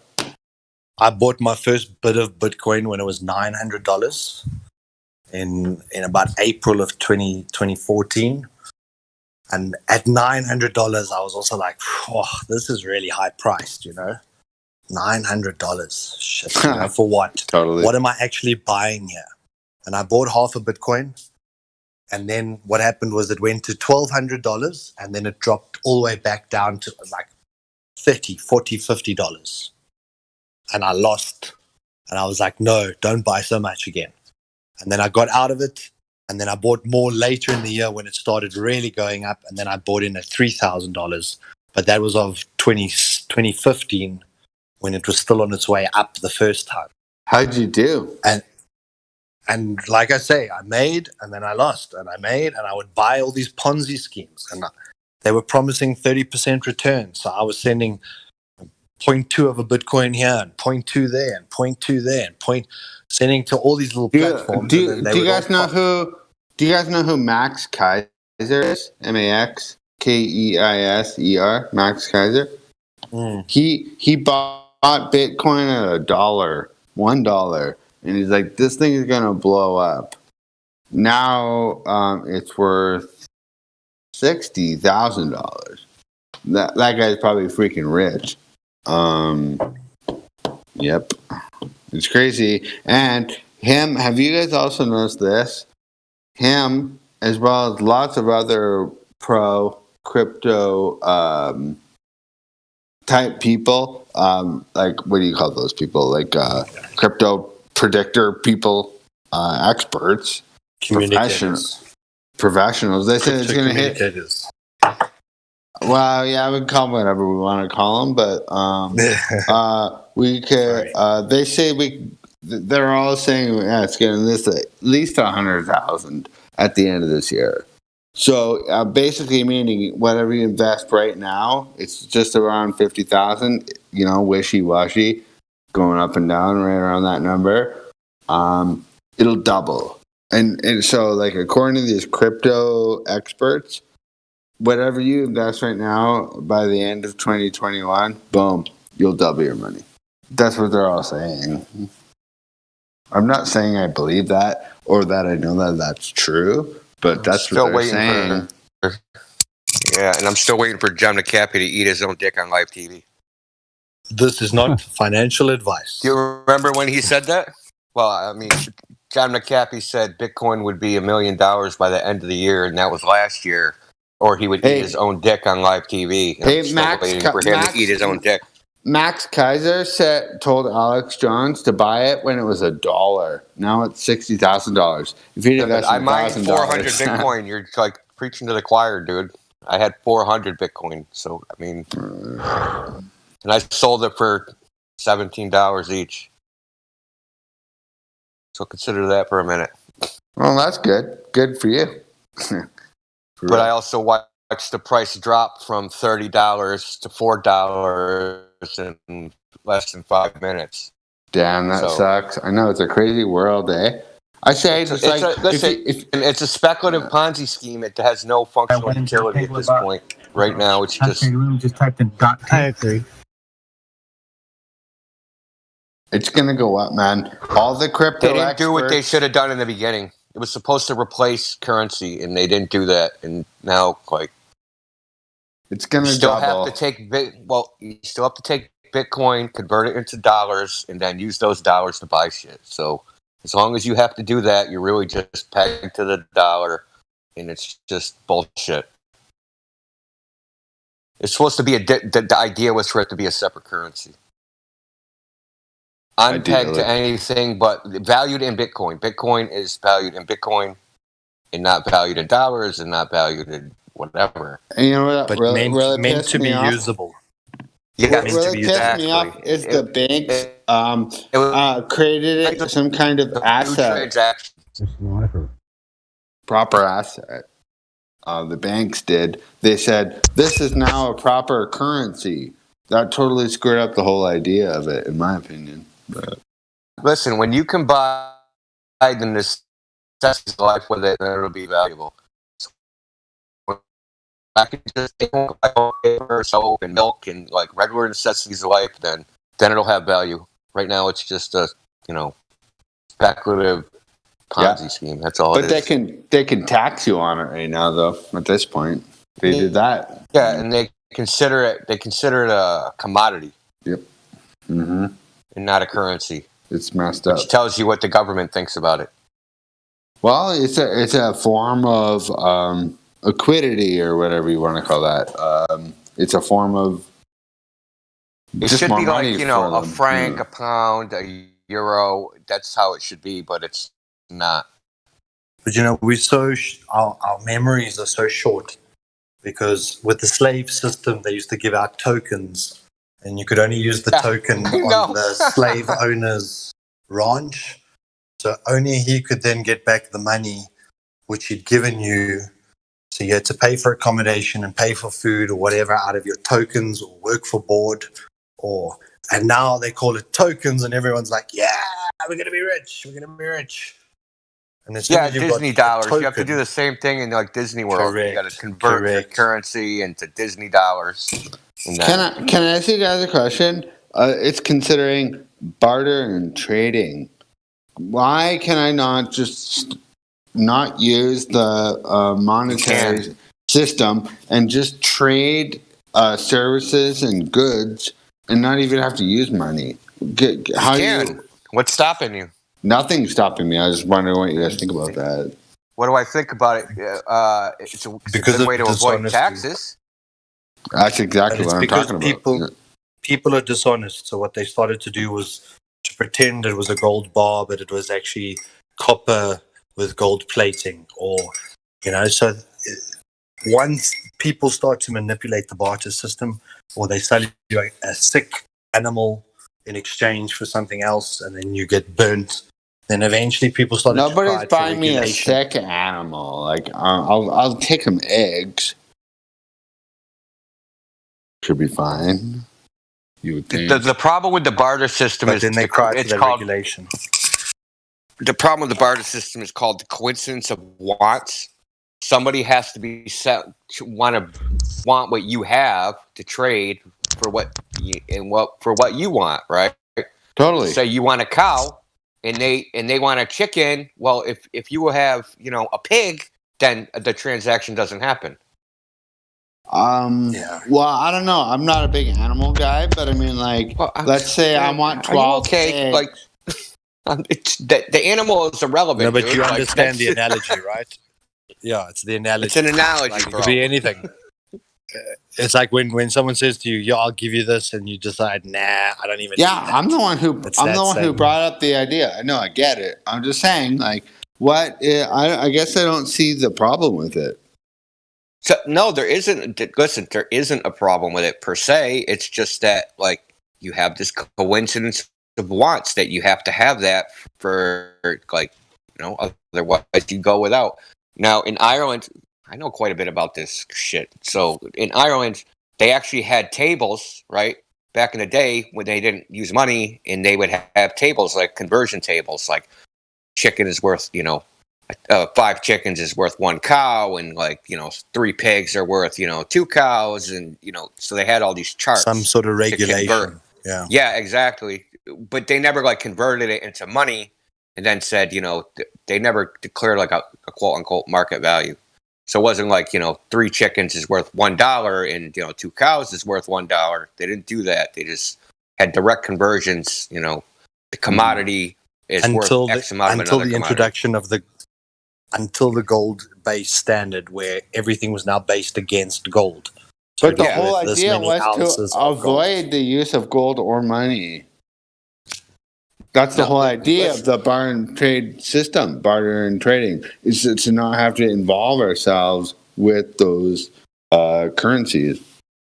Well, there's no barter system actually ever existed as a thing. That's kind of like a myth created by Adam Smith. Adam Smith was what they considered the godfather or grandfather of economics. But there's no record of barter systems ever existing. What existed were credit systems, right? So you needed something, right? So say you have a field of corn, but the corn isn't going to come in for 6 months. You would go basically get something on credit and say, hey, in 6 months when my corn comes in, I'll give you 2 bushels of corn in exchange for these nails or something. You know what I mean? So there was a system of credit that was independent of money, right? So there was no money, there was no barter system. You could call it, I guess, a delayed barter system. But, it was a system of credit. And That's what I want. That system's existed since, I mean, the record of that is on, clay tablets. That's how long that's been around. But that's also got to do with your community, Yeah, exactly. If you know your neighbors, you can. I've got that existing relationship. I give friends certain produce that I grow, and then they give me certain alcohol that they brew themselves. Or boom, there's exchanges that occur. We don't have monetary exchanges between us, but it's about, are you willing to know your neighbors? Are you willing to know your community? That is beautiful. Can you trust also, can you trust them? And then number 2, the idea is to not use money at all. So if your neighbors are willing to exchange goods and services like that, and you are as well, you could just be like, hey, I'll trade you this for that. So you give me 12 eggs and give me a small bottle of vodka. I'm happy if you're happy, and if it works for everyone, boom. Yeah, and this is where slander and libel laws tie into human activity, because your reputation was very important back then. It's way more important. So if someone said something bad about you and spread it amongst the community, you might starve to death because no one will trade with you. Right? So you won't be able to get the things you need to survive. So that's why libel and slander were crimes that would, that could send you to jail. And it wouldn't even matter if what they said was true. It only mattered if they said, if they did it at all. That's right. They said things. Yeah. You just you don't talk bad about other people, because there could be serious consequences. So you better be sure of what you're saying is true, and it better be just for informational purposes and not to try and hurt people. Because you know what? Truth is not a defense to libel if your purpose is to hurt the person.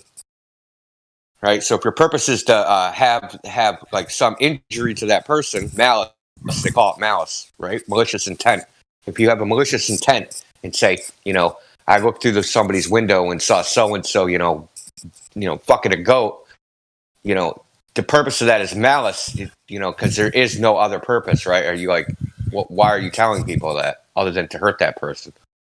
Which could have real world consequences. Like I said, they can't trade or barter with other people because, everybody thinks this dude's a pervert. We got away from these small communities and how we live, and we have this weird system, this global system of even got me saying it. This worldwide system of, now it's not even physical money. We went from gold, it was guaranteed by, sovereign whose head was stamped on it, and then to fiat currency, and now we're like in this electronic bullshit, right? Where there's actually no rights to anything. It's idiotic. Digital. I mean, there's laws for money, right? There's like, promissory notes. There's really settled laws that have been around for hundreds of years. There's laws for coinage, right? What they call specie coin. There's laws for that have been around for hundreds of years. They're really settled. This electronic currency thing, it's nebulous. How do you enforce it? It's never set right with me, the whole drive towards digitization. They were so driven to make digital TV take away analog TV. And with each time, like our digital cameras, now we can manipulate photos and stuff, which were very difficult to do when it was analog. And it's like this drive towards digitization always leaves this back door for manipulation in a far easier setting. And it's, so it is a corralling system. They're pushing the herd towards a system of greater control. There's few people fighting for a more utopian version where maybe the people have the control over their leaders, but the leaders who are so far ahead in this race are fighting for the antithesis. So it's the odd thing about that is that things like Bitcoin and the blockchain, it's a digital system that is not subject to counterfeiting, but the way they're using it is just idiotic. It's just completely foolish. It's not the way it was intended, correct? Yeah. They twist everything, man. But if the sheep believe it, they don't really have to prove much more. They just need to say it's so. And the sheep say, okay. Well, they've got people on it. I mean, I don't know if you're aware of BitcoinTalkForum.org. I don't even think there's a forum at BitcoinTalk.org. It's a forum for Bitcoin. You can look at my posts going back to 2011. I have posts on there. You can read them. I was saying back then, if this isn't being used to do actual transactions, then the shit's worthless. You got to actually buy shit. If you wanted to have a currency, stop valuing it in dollars. Just be that's worth, so X amount of Bitcoin, not X amount of dollars. That's how you avoid taxes. That's how you avoid all these things. You never if I do a transaction in francs. Yeah, we were discussing Bitcoin a lot. Yeah. We were discussing it a lot before you arrived. It's also it's amazing. But it's so perverted at the moment in terms of people thinking it's this digital store of value. You must just sit on the stock exchange for the next 10 years and you're going to be loaded. No, it's a system where, like you say, if you've been involved in one of the drops, you're very cautious with Bitcoin. If you've watched it go from 13 to 4, or I watched it go from 1,000 to basically $56. And then I watched it again from 20,000 to 3,000. From 1,000 to 56? Yeah, that's a crazy drop. What is that? A loss of holy shit, that's almost 100%. But what they say as well is that there's this economic vulnerability that if it drops by 99%, it will fall the last percent because it'll become unprofitable for the miners to mine it.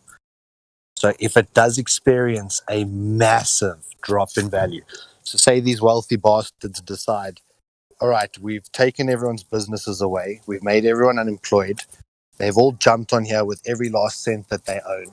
and then they cash this system out and make everyone bankrupt of every single pension fund and drive You're this done. thing down. And then they bring out their bank coin, their central bank coin, and say, well, you have to go into this anyway, because for governments, this is how it's going to be.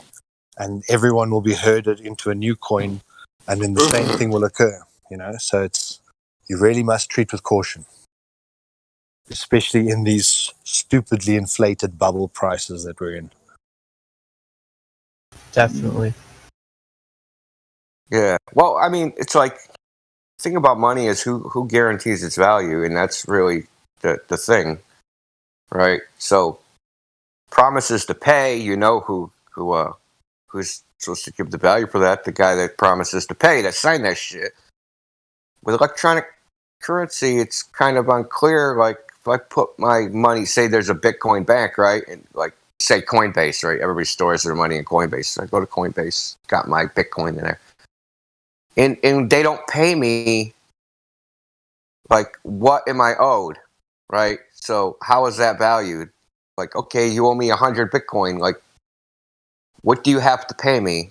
I mean, is it payment under a contract? Is it a payment under a promise to pay? Is it a payment under, equivalent value, right? So, and then how do you figure equivalent value? Like, how is that calculated? Like, if I sue these guys for my 100 Bitcoin, like, what do they have to pay me? Yeah, I don't think they can. They don't have to necessarily. Maybe pay me in seashells or something. Be like, yeah, that's the equivalent of value of 100 Bitcoin. 3 seashells on the shore. Go kick rocks. Yeah, it's pretty insane, dude. I heard about this guy. Some hacker screwed with his account, and he stole like $1 million out of his account, and stole like $1 million of his Bitcoin last week. It's insane. But there's an immutable record, so they'll be able to trace where the Bitcoins were sent to and where that wallet I know. was. Is that not the whole idea of blockchain? There is no record of it. No, there is. No, there's a record. It's a permanent record. Incorruptible permanent record. So that's why it's just everything that you think you know about it is like media-driven propaganda to try and make people think it's. And from a financial perspective, all the financial securities that we've got now in terms of, having your money insured and all that shit, that can all be done on this blockchain as well. So it just needs companies to come forward and decide, all right, they're going to now secure your payment.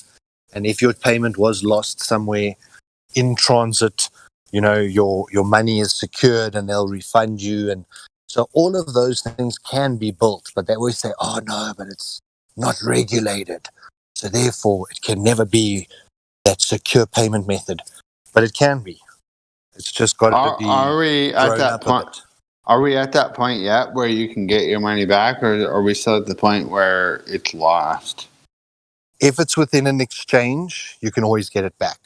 Does it depend on the exchange, though? You know what I mean? Any transaction. But when you've sent it to like the wrong Bitcoin address, the only way to get it back is for them to return it to you.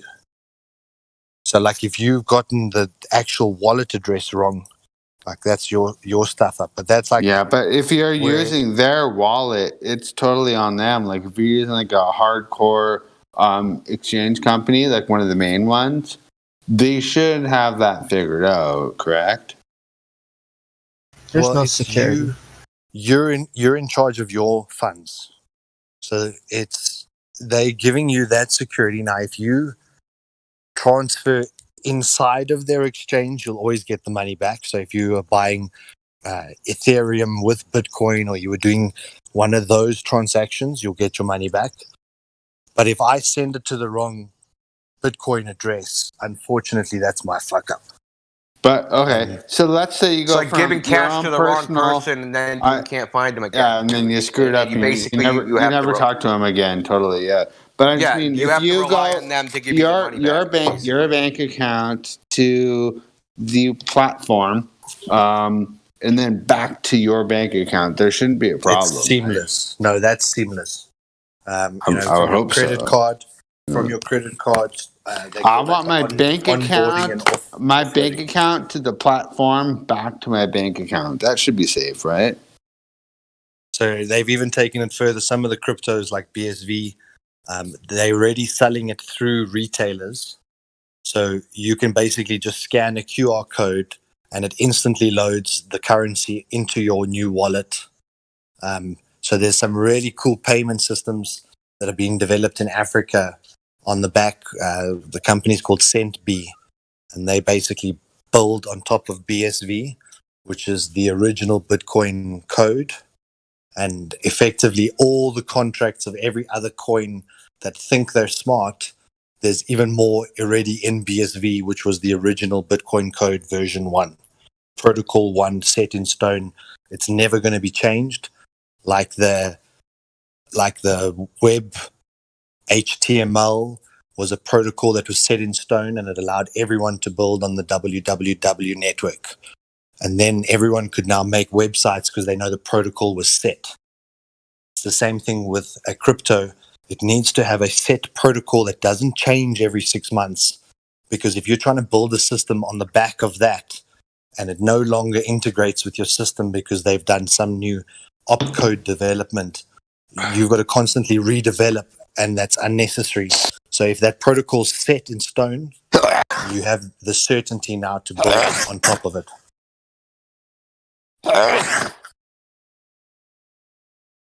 I'd like to say something.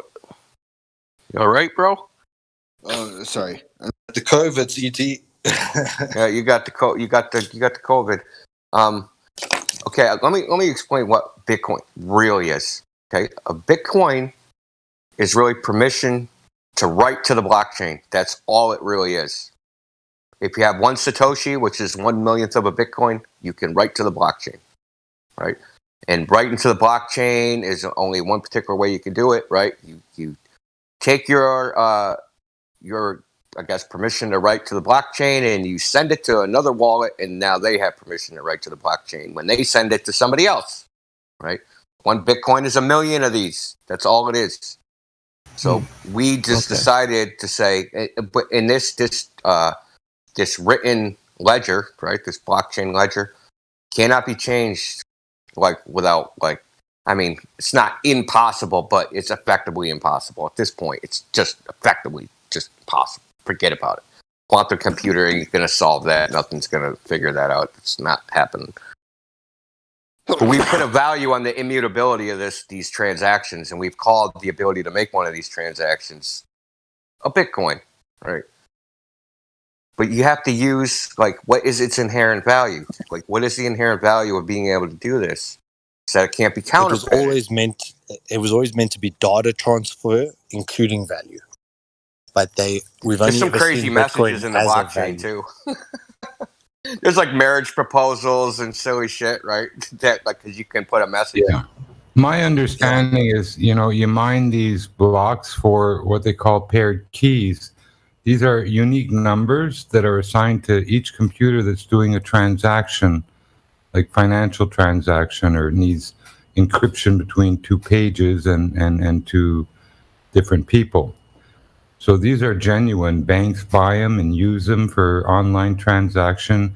Every transaction online has to have these keys, these paired keys, and these are mined, and these blocks are erupted from these Bitcoin blocks. So they're a real commodity. They're numbers that are used to encrypt financial transactions and secure pages on the web. So they're a commodity. They're real in an electronic sense. Well, the way mining works is that, okay, so I want to send, Alice wants to send, 1 Bitcoin to Bob. A miner, or when they send it to him, a miner decides, that block gets encoded, right? It gets encrypted, right? So a miner actually creates that block, gets encrypted with a one-way hash. And what happens is, this one-way hash function, it's irreversible. So the only way you can find out what's in that block is to brute force it. Well, they have to run the algorithm to try every possible combination. So you have all these miners trying every possible combination until they decode the block. Person that decodes the block first gets, well, I think, what is it now, 25 Bitcoin? Is it down to 12 yet? Well, whatever it is, it's either 25 or 12. Yeah, it halved, so now it's 12.5. Oh yeah, so when they decode this block, when they brute force and find out what the block is, right? They find out what the hash for that block is, then they get it, right? And then it goes out onto the network, and every other node on the network verifies that this is the correct hash, right? And it propagates through the network peer to peer, right? So after there's 30 verifications, then you actually get that transaction confirmed. You get that transaction confirmed, and you actually have the network recognizes it. Anyway, the point is the difficulty. It was never meant to be millions of nodes, though, because as this algorithm gets more and more complex, it's more a mining pool solves the algorithm. They can't really identify which individual processor. It's the combined gigahertz and terahertz of mining power that solved this algorithm.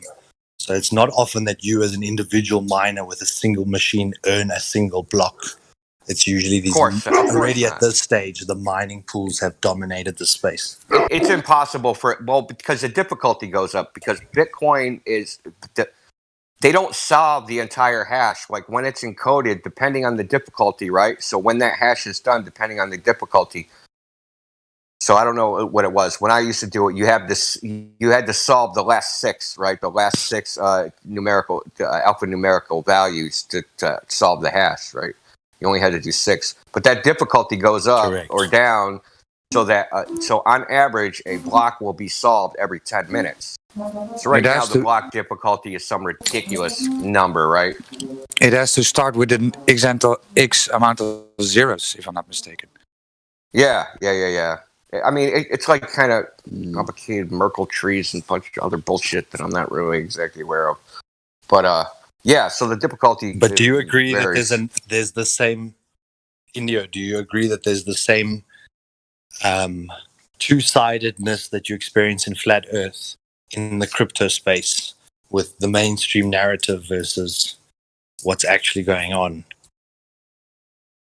Mainstream narrative. I really haven't watched the news, so I don't even really know what the mainstream narrative is. I know there's a lot of people out there that are talking their book, right? Yeah, buy crypto, blah, blah, blah. Yeah, because they're invested in crypto. Of course they're going to say buy crypto. What are they supposed to say? Think they're going to give out honest evaluation? Of course not. They're invested, right? Can I ask you a question? Do you guys know who Max Kaiser is? Yes. He bought. Yeah, a lot of people do. He bought crypto. Not crypto. He bought Bitcoin at $1, and obviously we all know how much it's worth now. And we told this like 10 minutes ago.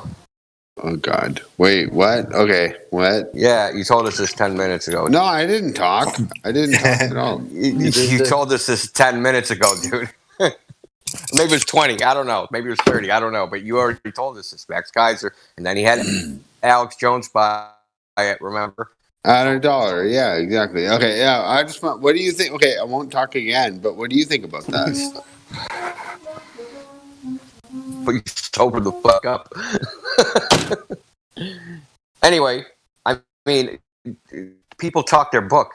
That's just the way it is, right? They're invested. If I'm invested in, say Target,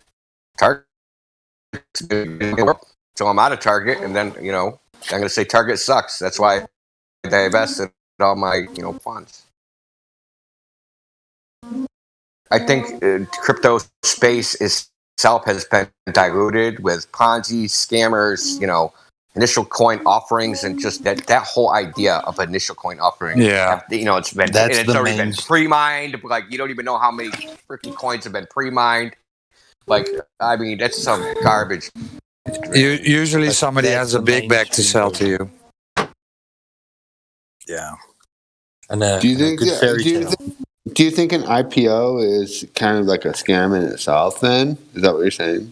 No, not an IPO of like a corporation. Some of them are scams, some aren't. But like ICO is like, it's called an initial coin offering, where they come out and They release it to the public, Well, but you that's don't know what I how meant. you don't Yeah, know that's how what I meant. long it's been pre-mined, right? Like Oh. it could already be like 30 billion coins in circulation, right? And everybody, they say one Usually, thing and it's actually another. usually they come with a roadmap and they will tell you, well, we have this ERC20 coin. We created X amount as this percentage is for marketing, this percentage is for the team, this percentage is for the ICO offering. So usually they come out with those numbers, but again, you don't know. And if they're bullshit, right? Right. Who's the oversight authority that's going to take them to task? Nobody. Right. Yeah, and usually the team lacking substance. Doesn't We that need a usually- CEC, right? A coin exchange commission to oversee the ICO space. Doesn't it usually get shorted because they're expecting the price to go offering from these investors, and then they're expecting it to drop because they're a nobody company, right? And then boom, Well, you yeah. short it. What happens? What happens is that these ICOs get sold with bonuses, right? So the people who are first, they get a bonus, they get more coins for less money, and then it is with that money they go to an exchange, and that exchange, of course, takes their money and then lists their coin. And on the day of the coin listing, when it is free to when people can buy and sell that coin, the people who sold their coins with a bonus usually dump it on the new people. That's usually the case. So hey, Mickey's all hot. Mickey, do you guys know anything about the BTT, the BitTorrent coin thing? I know Miggy's all over that shit. You guys aware of it? Yeah, it's a coin that was made by the guy that made Tron. Yeah. Well, I mean, I'm more concerned about the because I'm going to try and evaluate this and see if it's worth anything, right? So it's the premise of it is you mine BTT by file sharing on Bitcoin, BitTorrent's network. Mm-hmm.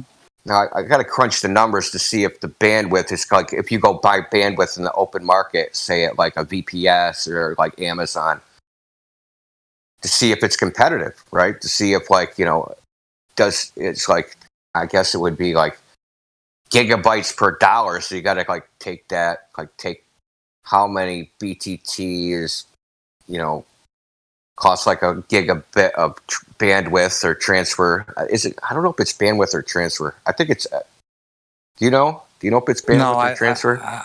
I haven't looked into it. But I would just like to add there is that we already know that this network is growing at such a speed that individual little users adding their 1.6 gigahertz of Core i7 is not really the mining power that we're talking about when these guys are setting up thousands and thousands of dedicated. BTT isn't mining power per se. It's how much it's network bandwidth, basically. So if you're say you're sharing a file, how much bandwidth you provided to the BitTorrent network, right? How much of a file you shared, you get paid. And I've already mined some because I already used BitTorrent. I didn't even know that it had this feature, right? I've been using uTorrent forever. So I'm like, I just turned this on. Turn it on, I mined 3 BitTorrent coins, right? And you have to leave your PC on 24/7. Yeah, well, I just shared for I don't know, a few hours or whatever, maybe 8 hours, something like that. I seeded for you just got to seed whatever. It doesn't even matter what files they are. The point is I want to do a cost analysis. Is this coin undervalued or overvalued based upon the cost of bandwidth on the open market? And if it's undervalued, I'll buy some. If it's not, I'm not going to buy some because that's the thing with mining, right? You always have this price where how much money does it cost to mine versus how much you can sell the Bitcoins on the open market, right? So you have that, it's always this back and forth, mining difficulty versus profit, and I don't think mining companies, I don't think it's highly profitable. I think it's barely profitable, quite honestly. Yeah, their biggest component is their power cost. Because Yeah. those miners are super hungry power devices.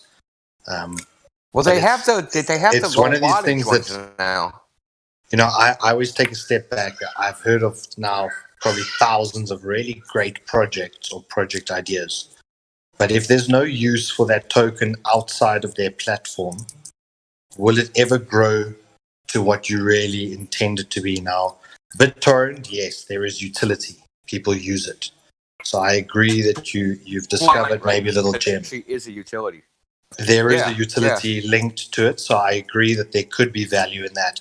But these other things like Electra Coin and all these other little things where you allocate a bit of your PC to it and they pay you in that coin, when that coin goes to zero, all that was worthless.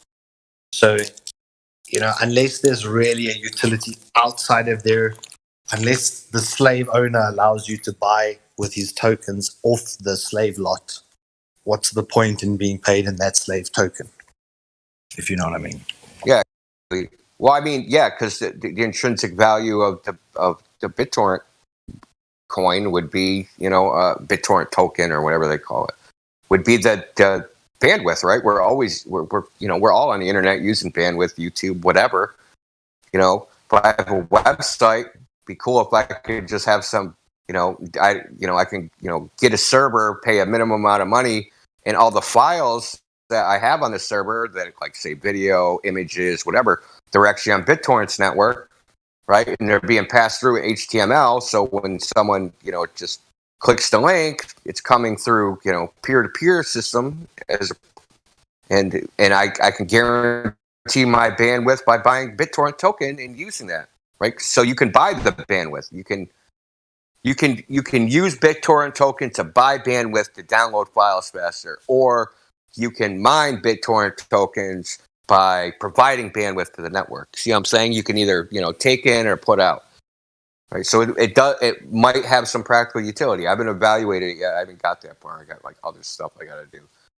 So that's like a long list of bullshit I'm always doing. But I mean, it looks to me at first glance, my intuition says it's undervalued by probably 1,000%. But that's just my first glance. Then you found a good one. Are they listing it? Are you going to be able to buy it on exchanges? That's my next question. How serious? Yeah, they put out these roadmaps. It's been out since 2019 or something. Yeah, it's an old put out these glorified roadmaps where they propose that they're going to change the entire world's financial system, but then they never actually put any, any nugget, any evidence.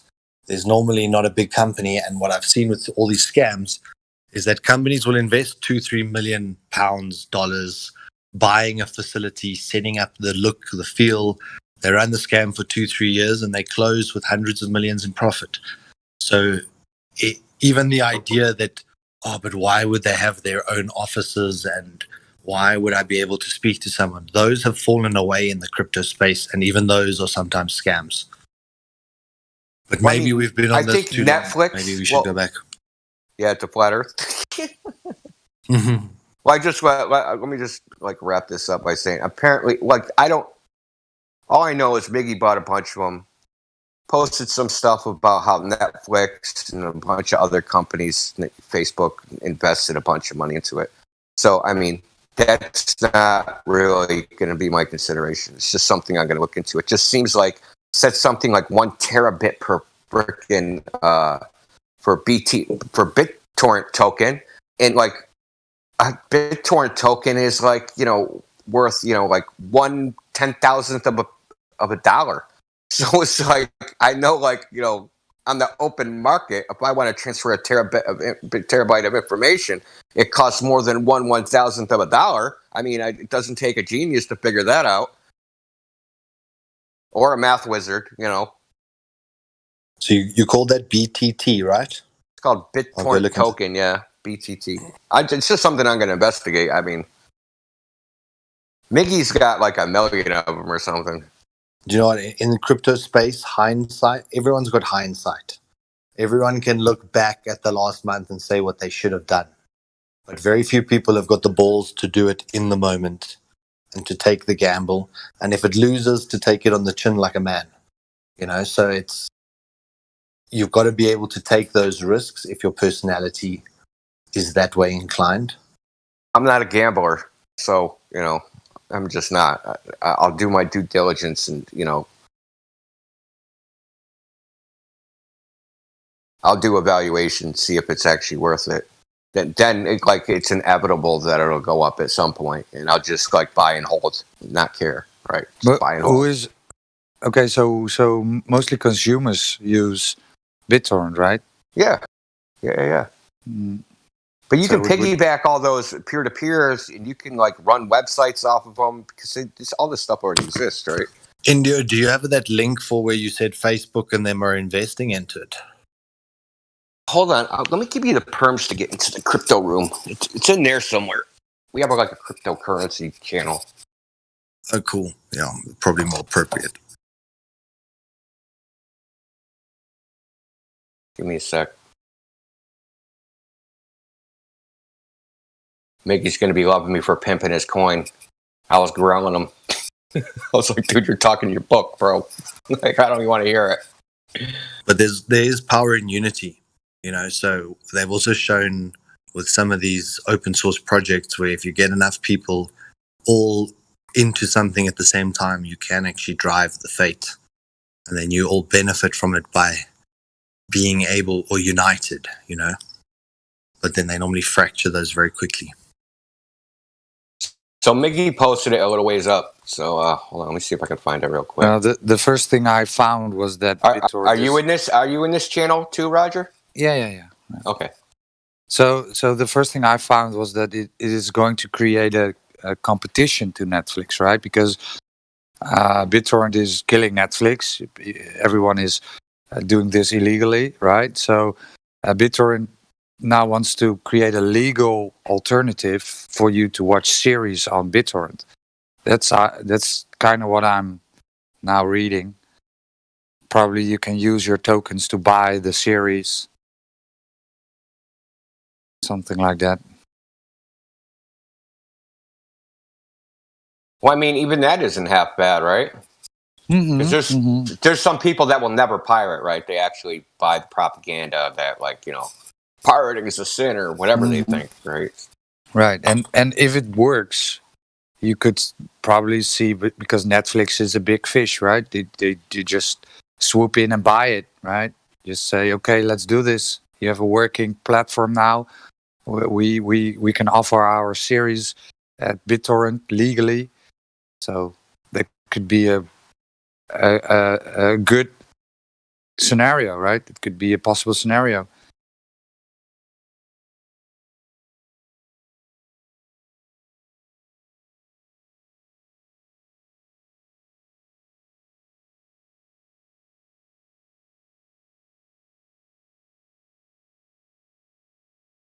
What?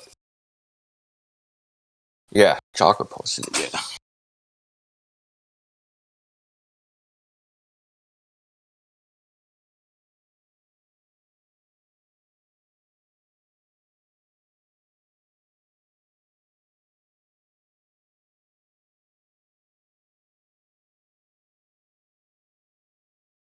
Yeah, Miggy, dude, you can give me my commission, man, for upselling your shit.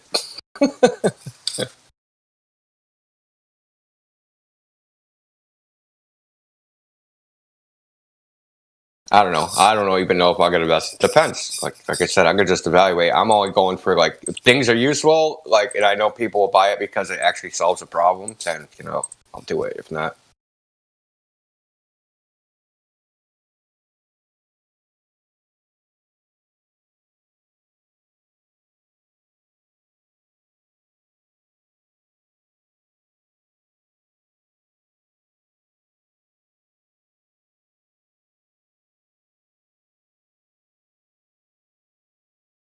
Hey, can you guys hear what channel we're on right now? Are we?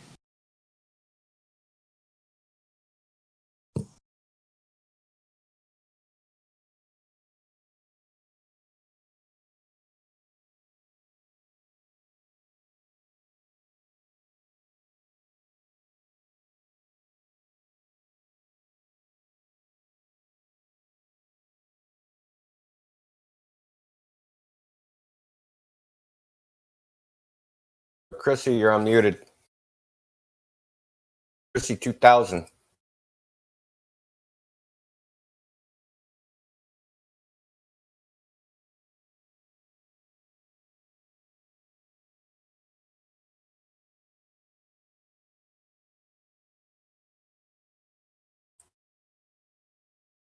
Was that needed?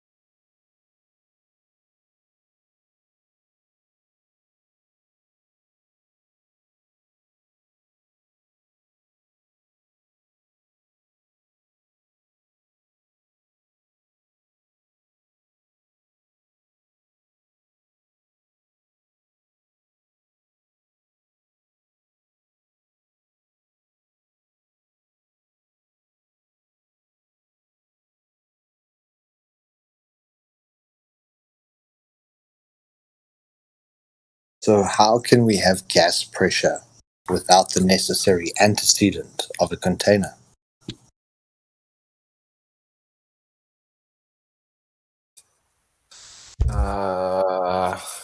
Mic check. Magic or we hear you.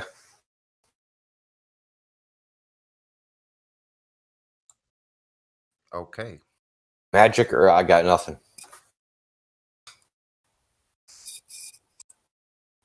Gradients, man, gradients. Yeah, gradients. Magic gradients. Gradients without a container.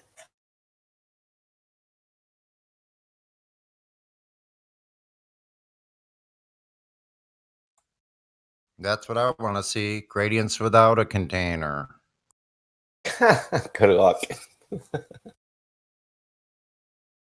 I want them to get I want to see them get gas in a vacuum chamber to settle at the bottom. That's what I want to see because of gravity. India, but the new vacuum chamber, the new container is the edge of the universe. Shoot. Well, what's after that? Trillions and trillions of billions of quadrillions of miles away. That's what this container is. What's containing But that? that's also expanding. It's expanding into that. So this container's expanding. Then shouldn't we be losing air pressure?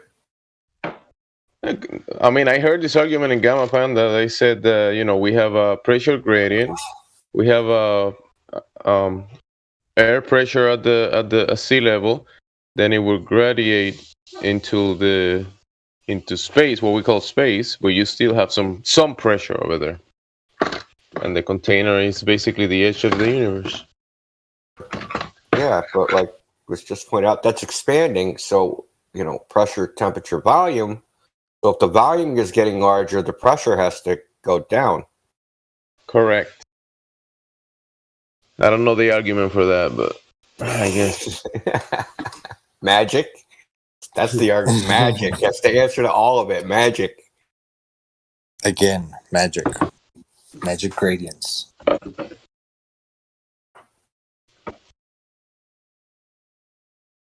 Jamsey, did you ask him where the edge is? No, I didn't. I was just listening. Yeah, Skip, anybody took a picture? Like, why hasn't anybody ever been there? What's underneath it? The edge of the universe. Yes, yeah, the edge of the universe. Like, oh man, that's just so many light years away. They're making claims, though. They're the one making the claim. They're gonna have to show it. Their actual claim is that we can't see that far, so and that's a satisfiable answer to them. Is that there's the visible universe, but outside of what we see, there has to be something there because otherwise we're in the infinite regression fallacy, and we don't want to go into like the flat earther realm when we ask where the edge is.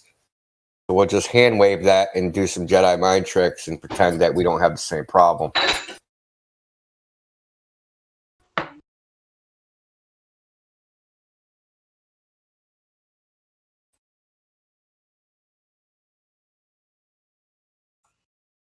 I know. It's funny what the answer is. Once they get to a place they can't answer for, then what they try to answer is flat earthers are so stupid.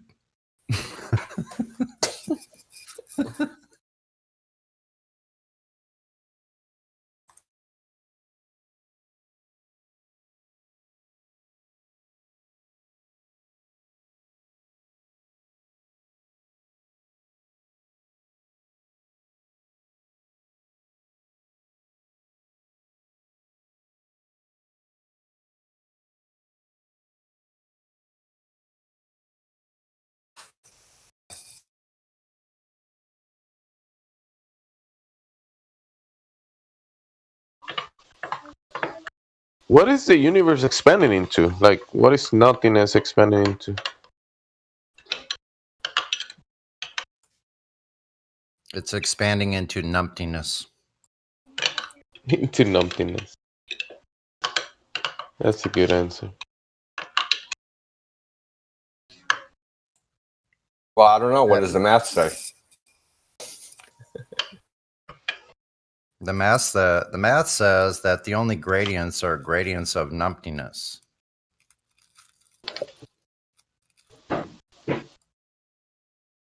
We don't have the math for it, but it must be an inverted three-dimensional Mobius strip that folds in on itself in some higher dimension and then comes back. So there is no edge. It just loops around kind of like a three-dimensional Pac-Man thing. Hey, that'll work. Why not? That makes sense. Might as well use that. Hey, just teach it at university for 10 years and it's the truth. Yep. Sad. Dude, that same day I was listening about that they claiming there was this guy claiming about the container being there at the edges or whatever. They were talking about black holes, and that really is a black hole, like a rabbit hole. Talking about that. Mm-hmm. Oh, this guy, I think it was Connie or something, explaining the black holes and how they work.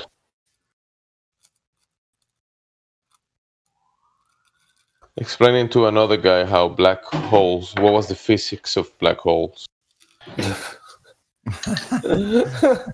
How about the physics of Superman? Let's do the physics of Superman. And he was serious, and the other guy was taking him serious too. Like they were having a back and forth. I know.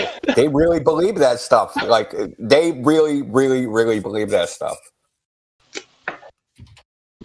Used like, terms about spaghettification. Wait, what? Spaghettification. As certain as, like, this house I'm in is made of wood, right? There is that certain that black holes exist.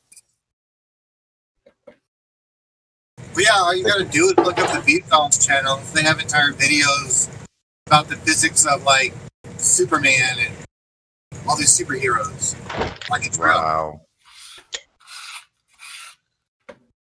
Look, if a black hole was created from a collapsing red sun or yellow sun, and Superman flew into it, would that give him infinite strength?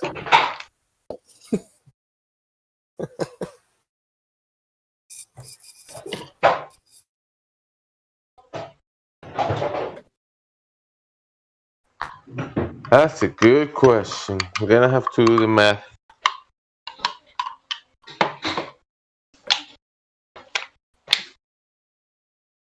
If the math works, possibly.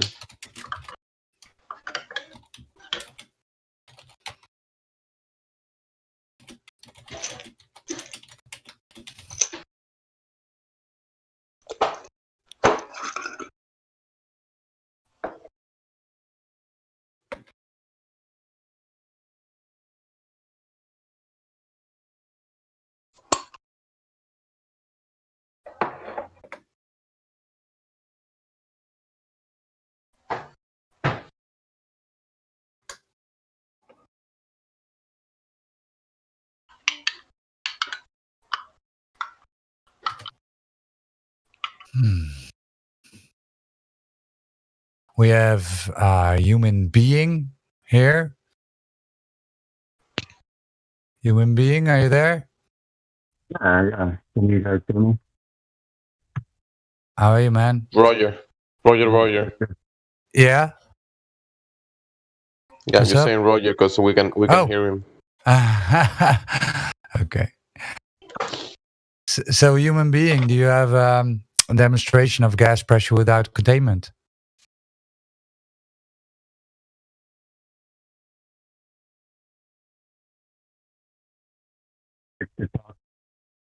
Frequently on this channel, I think. You're coming in really low. I don't know what happened, but my Bluetooth speakers.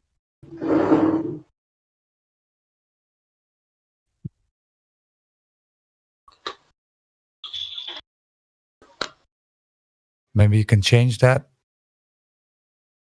See what I can do. Check your voice settings, your gain.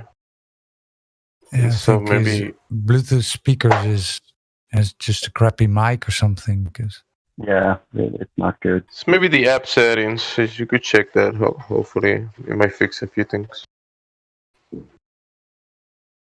Check your voice settings in the Discord app.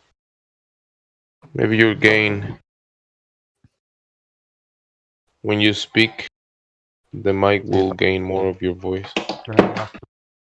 How about now? Am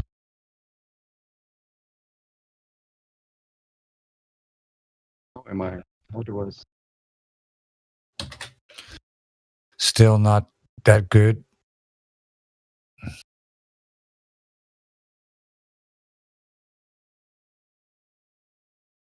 I'm gonna keep talking. Let me know if this gets better. Tinker with the settings.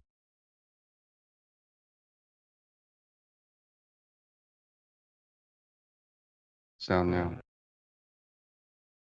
This will be better. Now get closer to your mic. Sounds a little better. Still have you up to 160% though. Yeah. Let me turn you down.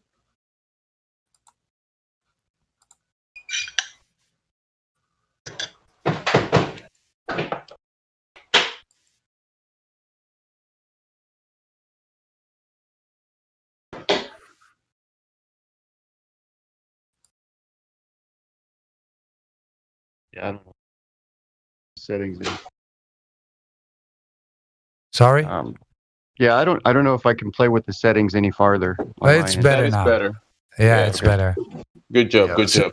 Pretty good. So, human being. Yeah. So gas pressure is my thing. I like to discuss it. Just based on my observation and experience. I think we did this Monday. Hmm. I keep hearing the use of the word container, which I think technically that's probably a correct word, but in the aspect of how it pertains to gas pressure is probably not a good word to use. And I think the word I would prefer personally would be system, would be a system, gas system. Okay, But then show there's us. all kinds of things. Can you show us that system without a container? Well, the system itself is the container. And then I think that goes along with the thinking of, I brought this up earlier. We don't live in an eco container. We live in an ecosystem. And then there's all the variables that come with that. But for this system, which has gas pressure, you need containment, right?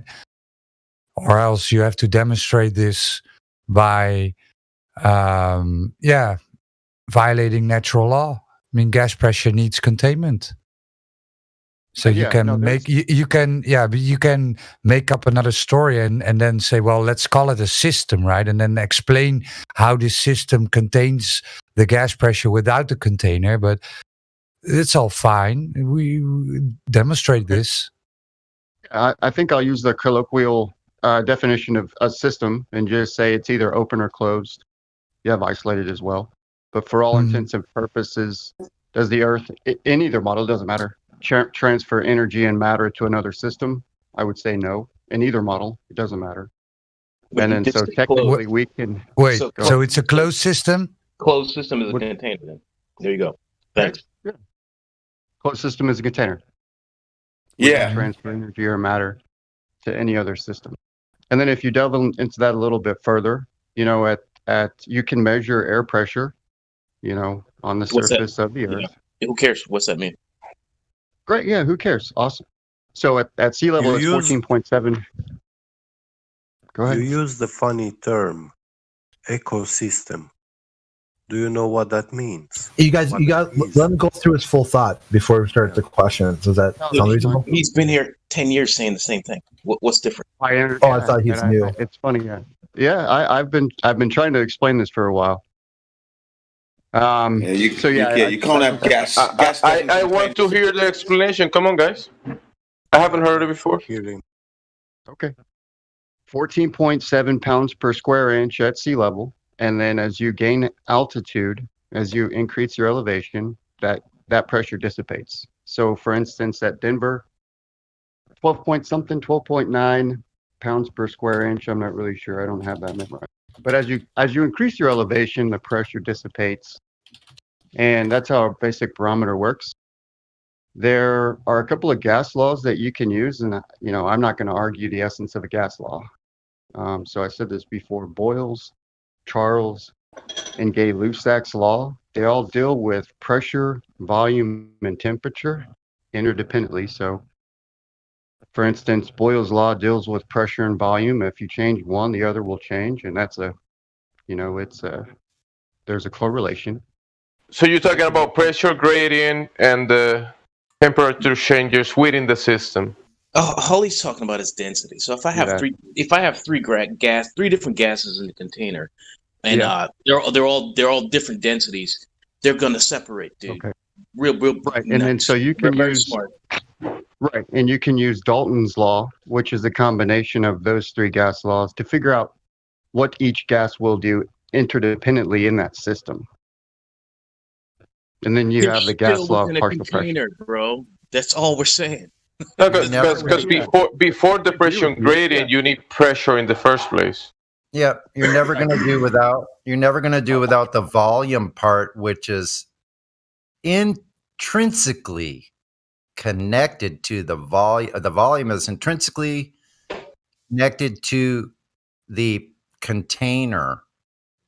Right. So I just think container. If you're talking about gas pressure in any sense of the word, you're talking about volume, square area. The area isn't just an area out into nothingness. The area is the surface area of the container itself. If the container is open, you no longer have a sealed container where pressure can exist. The gas will go omnidirectionally.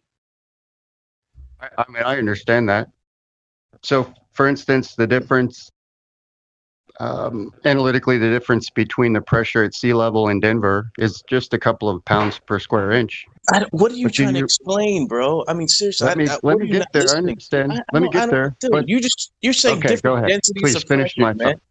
Yeah, Okay, because go ahead. it's the same thought, bro. You've been here 5 days saying the same thing, and you're going nowhere with this. You're trying to dance around a container. How are you going to dance around a container? That's all we're trying to bring to your attention. Yeah, of course. That's all we're bringing to your I'm trying to attention. explain That's that. Yeah, absolutely. I'm attempting to explain that. Because if you go to the beach, 14.7 pounds per square inch, you go to Denver, okay, it's higher in elevation, there's less pressure. There's also less oxygen saturation in the air. Did you have to go through a physical barrier to experience that change in pressure? Yeah, it's like gradient. The container that you guys keep referencing was elevation. It's elevation. No, it That's the isn't. container. Then show us the citation. Show the citation. I want to see I want to see the citation where a gradient of gas pressure, that the gradient itself is the container. Practically demonstrate it, please. Right. And so if you double check, of course. Yeah, that's the car helping me get in here. Check this out. So, hey, Elijah, how you doing? Good. So, there is pressure in what you would believe to be the universe, right? It's a correct. Or is it a pressureless environment? Hey, dude, get out of the wind, bro. Yeah, there's a lot of background noise for you, Elijah. All right, I'll be done when he answers. Yeah, well, put a reference frame to it or something. Pressure in the universe. Is there pressure? Like, where is there no pressure in the universe, or has no one ever said that there's no pressure? I don't need a reference. Okay. So, is there somewhere in the universe that there is no pressure? Can you answer me that? Yeah. So I think if we think analytically, if we continue to gain elevation or altitude, the pressure dissipates. I'm talking about the universe. I'm not talking about Earth. Right, I'm not talking about. All right. I'm talking about in your mind, because let's just go straight to space, right? Is there pressure there?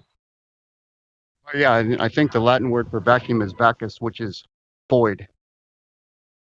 I've never been void. Oh my God! No, void does not exist. So right, that's true. We would just accept that, but a lot of people think that it's not a pressureless environment. I would think that you would at least agree to that, but you're making it very hard. Need to agree with. You see what I'm So saying? the elevation is the container. Yeah. Because I think you know where I'm at. No, that's a cute argument, but if you're to agree that there's pressure in the universe, then I would just ask you, where's that pressure coming from? Seeing as that also in the same story, the volume is expanding. Okay. So Yeah, you would have to go through. You would have to go to some forces, which, well, gravity isn't a force. So I don't know exactly how you would think your way out of that one. Okay. Yeah, you're walking down a road I'm not going down. All I'm saying is there is a pressure gradient, and you can observe it. I know, but every time somebody wants to talk about something definitive, nobody wants to walk down that road. And that's just I'm talking about that's so silly. Gas laws. I'm not trying to be silly. What I'm trying to do is cite gas laws. I hear second law of thermodynamics all the time because it's a law. There's gas laws. We can use those, and we can kind of No, you can't. No, you can't. You have no V, dude. You have no V, so you have no gas law. Law stipulates that P1 You have no volume, dude. You have no volume. Your volume is infinite. Infinity. Your volume is infinity. Where at? Where? The entire universe, the Earth, right, is encapsulated in the universe. So V is infinity, right? Who said that? I did. Okay. I don't This think would be that's one of the correct, rare times that I'm like, this is a bootable person because I don't like people that can't. So is V? What is your V? Give us the value for V of the Earth. What of the atmosphere of the Earth encapsulated in the outer space? What is V? Give us the volume. You want a one sentence answer? No, I don't think that's possible. No, I want the numerical value. I want the V, the numerical value that you plug into your gas law, your equation. Give us the V. He said Boyle's gas law. Get the V1. What's the V1? P1's 14.7, right? What's your V1? So what you can do is if you have pressure and volume, so if you have a scuba tank, there's pressure and volume. We're not talking about scuba tank. And that you just said tank. That's a container. Thanks. It's a container. We're going to That is a flatter. container. Thank you. Thank you. So And then, listen. if you evacuate the air out of that container at different elevations, if you compress oxygen in a container at sea level and take it to Denver, the pressure inside the vessel changes. Did the volume change? So No, what? because P1 over V1 equals P2 over V2. There's a difference. In a vessel, in a container. Yeah. Whatever. It's contained. Right. And atmosphere Actually, does the same thing. The actually, atmosphere does if you're the same taking it, thing. The atmosphere is what's No, it it doesn't. container? What's the atmosphere container for the atmosphere? That's what we're getting to. Like, what's your V, dude? What is the atmosphere contained within? Or is the atmosphere the container for itself? Do we pull ourselves up by our bootstraps? Do we chase our own tail? Do we use circular logic? You can throw all the kinds of fallacies at me that you want. I'm simply stating an observation. You can measure what I'm telling you, and if I'm not, if what I'm saying is factually Awesome. not correct, please correct You don't know what you're talking about. I just told you have no V, right? What's the pressure at sea level? 14.7 pounds per square inch. If you go to Denver, it's less. There's something called the Armstrong limit. No, whereas if you go it's high not enough in less if you elevation, go to you Denver. can actually boil nitrogen out of water. You're not going to get rid of the volume. That's what happens. That's a chemical reaction. I mean, you can say I'm raising all kinds of illogical fallacies, but you are. Go test them. It does what it. Don't take my word for it. Go do it yourself. We all know those things. Hold on, dude. Everybody just take a deep breath. Hold on. That's all fine and dandy. There's a gas pressure gradient. We all know that. It's irrelevant, right? Because you think that somehow outside of Denver, sea level, that there's an infinite vacuum of space, right? That gas is contained within. That's your problem. It isn't the fact that there's a gas pressure gradient, right? Do you admit there's a pressure gradient? Yeah, there is. And I also admit that if I take a vacuum chamber and I stick gas inside of it, the gas doesn't settle at the bottom. Does it? Because of gravity, right? Chamber. Why if I take because the universe is the vacuum chamber and the Earth is within it. Remember? Right. Yeah, and I think so. If I take that same gas and I take a vacuum chamber and I stick the gas inside of it and I can put it on the surface of the Earth where the gravity would be strongest, all the gas doesn't settle at the bottom. Oh, but it does, and you can use Dalton's law to equate what the percentage of those partial pressures are. It does. Show me a vacuum chamber with gas settling at the bottom. Show us. Okay, a vacuum chamber. I don't want no. I don't want an equation. Yeah. I want a demonstration. Don't let me answer the question the way you asked it. I have to answer the question to give you an answer that you'll accept. Fortunately, I can't. The answer I'll accept is a demonstration, vacuum chamber not is your that claim. there's no gas inside the chamber. That's what a vacuum is. It's a void. It's not a sucking force. That's why when you no one said it was a sucking force. So you straw man now. I understand. Yawn, dude. Seriously, yawn. Yeah, I can move on to next values. And that's why whenever you see these rail cars and they get imploded, the only thing they're doing is removing the air inside, and the pressure of the atmosphere crushes the vessel. Okay. It's not that they're sucking the vessel down. I have Dalton's law right in front of me here, and it mentions pressure. And then it says the perpendicular force per unit area. The stress at a point, wait. The stress at a point within a confined fluid. Confined. Force against a unit area. You're never going to get around that. Period. Hey, there's two things I need to mention. Okay, the first thing is that the differential is the biggest factor there. Like, it doesn't really matter what your pressures are. It's their relationship to each other, right? That's like why your soda can will explode or something. It's the difference. It's not about how much little pressure it is inside of something. It's the difference between the inside and the outside. And then, if you want to see a good example of that, you can YouTube pressure. It's differential pressure crab, and see a really good example. Yeah, and another thing is that you get a gradient inside of a container, so like the whole point is kind of whatever anyway. So you're kind of wasting your time with that. Thirdly, do you know the differential between as high as we can read? I'm not talking about NASA, but as high as we can send balloons up versus 10 to the negative 17 torr. Do you know the difference there? Well, okay, 10 to the negative 17 is the highest measurement. I wouldn't say that's how much it's supposed to be near Earth, but that's like in the deepest of space. That's the negative. But the differential's like in the millions of trillions. I have a GIF of it somewhere. It's just a ratio value, and it's like there's like a percentage point where the differential becomes like noticeable. And I forget all the. Yeah, I think that's the Armstrong limit.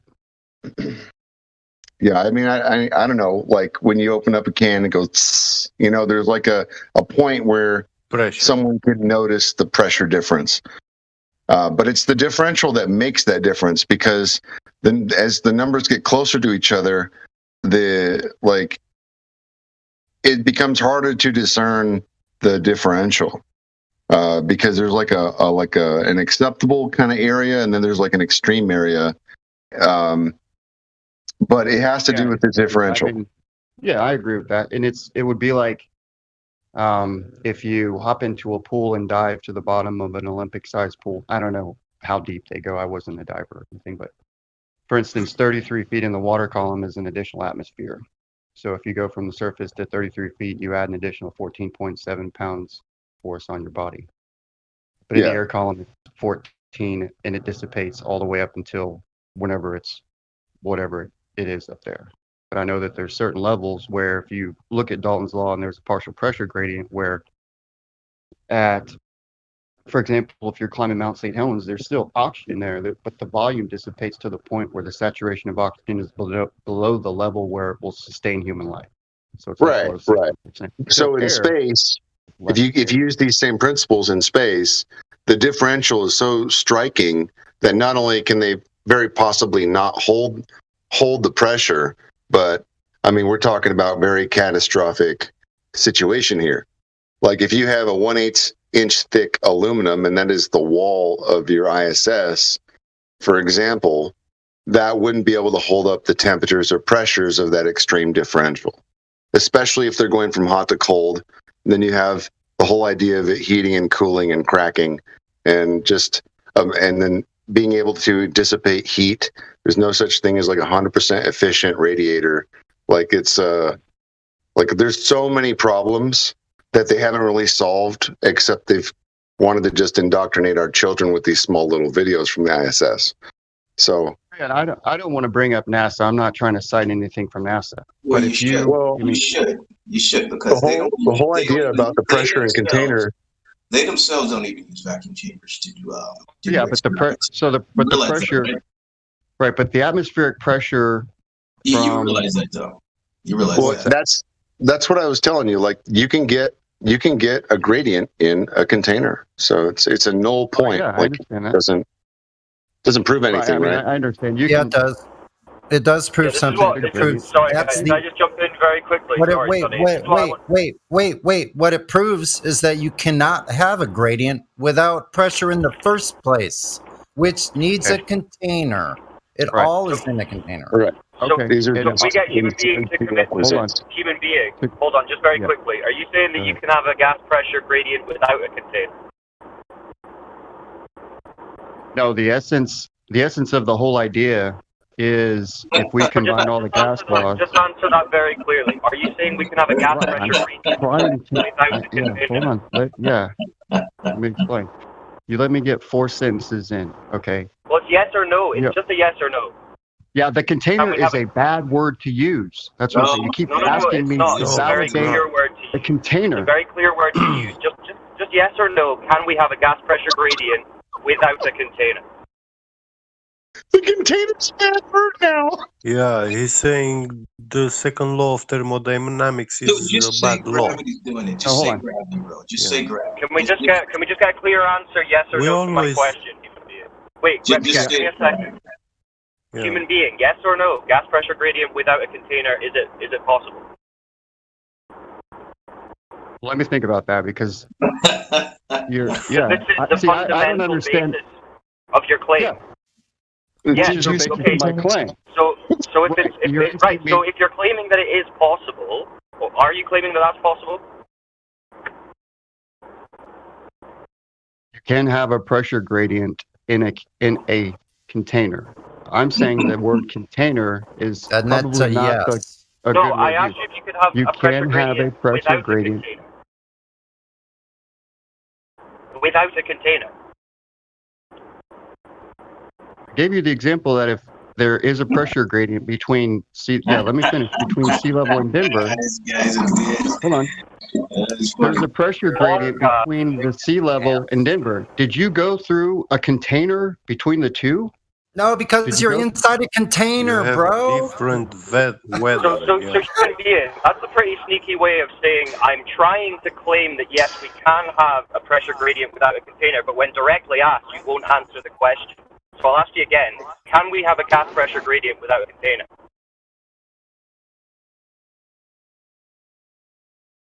I don't know how to make sense of that question. It's such a ridiculous question to ask me because you're trying to get me to say something that I'm not going to concede. Wow. No, it's See, not this a is ridiculous how dishonest you question. have to be. That's what I'm saying, fraud. He needs to just. Am I being dishonest? Gravity. Yeah, no, you are being dishonest. Because you're If you trying to make think I'm being claim. dishonest in the way that I'm speaking to you, please correct what you think I'm saying that's not honest. You're not So I asked saying you a very anything. simple question. Simple question. Is it possible to have a gas pressure gradient without a container? Yes Without or a no? container. Yes or no? It's not a trick question, man. It's reality. Very simple. Hey, how much are they paying you, bro? How much are they paying you? This guy's talking about Boyle's law, gas law, all this, but he can't answer whether we can have gas pressure gradient without a container. Yes or no, human being? Yes or no, human being. And if you can't answer this, then you are dishonest. Do you get paid per letter? But that validates anything. I'm simply citing observation. Right, we're going to give him one more chance. Human being, can you have a gas pressure gradient without a container?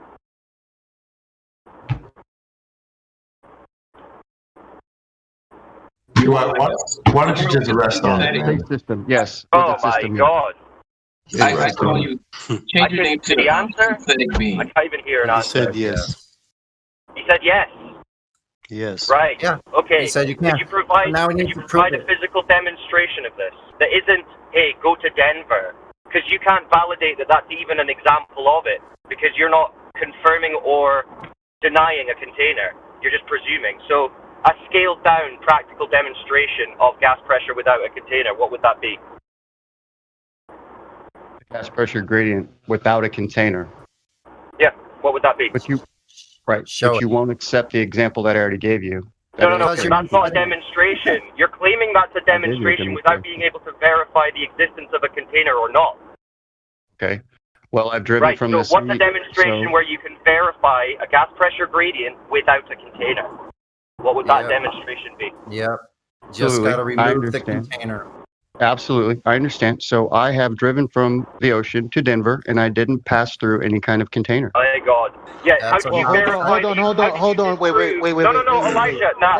No. I'm on this just for a second, I'm right? only interrupting because I'm in your vein. Trust me. All right, okay, go for it. Okay, because what he's describing is not a gradient. That's what he is describing. He's saying that he's not seeing any containment within the different pressures. So, I mean, how is that answering that you can have a gradient without a container? He's not verified. He's not verified the existence or non-existence of a container in his own example. It's retarded. So could you give us an example, human being, where you can verify the non-existence of the container? He just conceded. He just conceded the whole entire thing by saying you don't go through a container when there's gradients. When he's trying in the same breath saying that gradients mean container. So he's assuming the non-existence of a larger container, right? He's not actually showing that. That's not a demonstration of a containerless gas pressure gradient because, well, when did you verify the non-existence of a container? Overall, you didn't. So where is the demonstration where you've seen a gas pressure gradient with categorically no container? Yeah, and I would use the example of just simply being in the atmosphere. Do you need a container to be in the atmosphere? Nice begging the question. How did you confirm that's not contained? Did you really just say that? Yeah. Show me pressure. You did ask a question? You said, show me pressure without a container. Okay. I said, show me a gas pressure gradient. No. Actually, if we'll remember, I had to ask you for like 5 minutes to actually answer the question, can you have a gas pressure gradient without a container? Which you nearly absolutely flopped on until you were absolutely pushed. I did. I absolutely flopped on because I spent 15 minutes telling you what the pressure gradient without a container is, and then for some reason you can't understand that that's what I explained. No, you can't understand. But you haven't verified. I didn't answer your question the way you wanted. I did. You haven't verified that the atmosphere is uncontained. I'll tell you what. How did you verify the atmosphere was uncontained?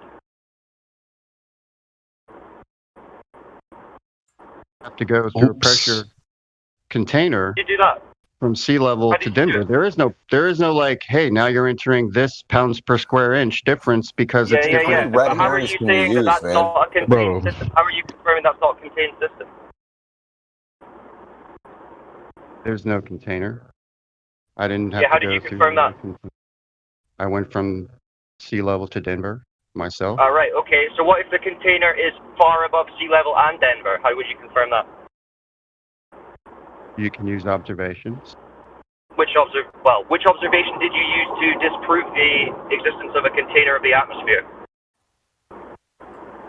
I've cited Boyle's, Charles, Gay-Lussac's law and a combination. All right, so no observation then. So no observation. I'm telling you, I observe gas laws. That's why I know what they are. No, you it's not don't. Like I read that. I didn't read this. You don't know what gas that was already refuted because when it applies. Say, hey, I'm going to go tell the flat Earth guys that they're misusing the word container. I said I would prefer system because the system. Yeah, so misusing the word container.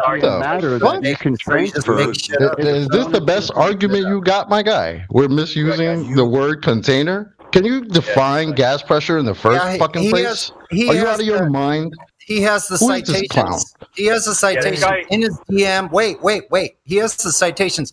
My man, read the citations I sent you on gas pressure yourself for everyone to hear. Thank you.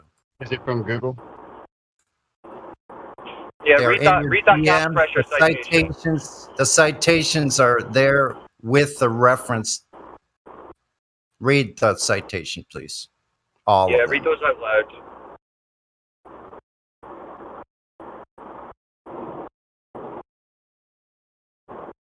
Catch up. Globe head logic. No NASA solid is not barrier authoritative needed. Gravity enough for will him. hold the air to the rim.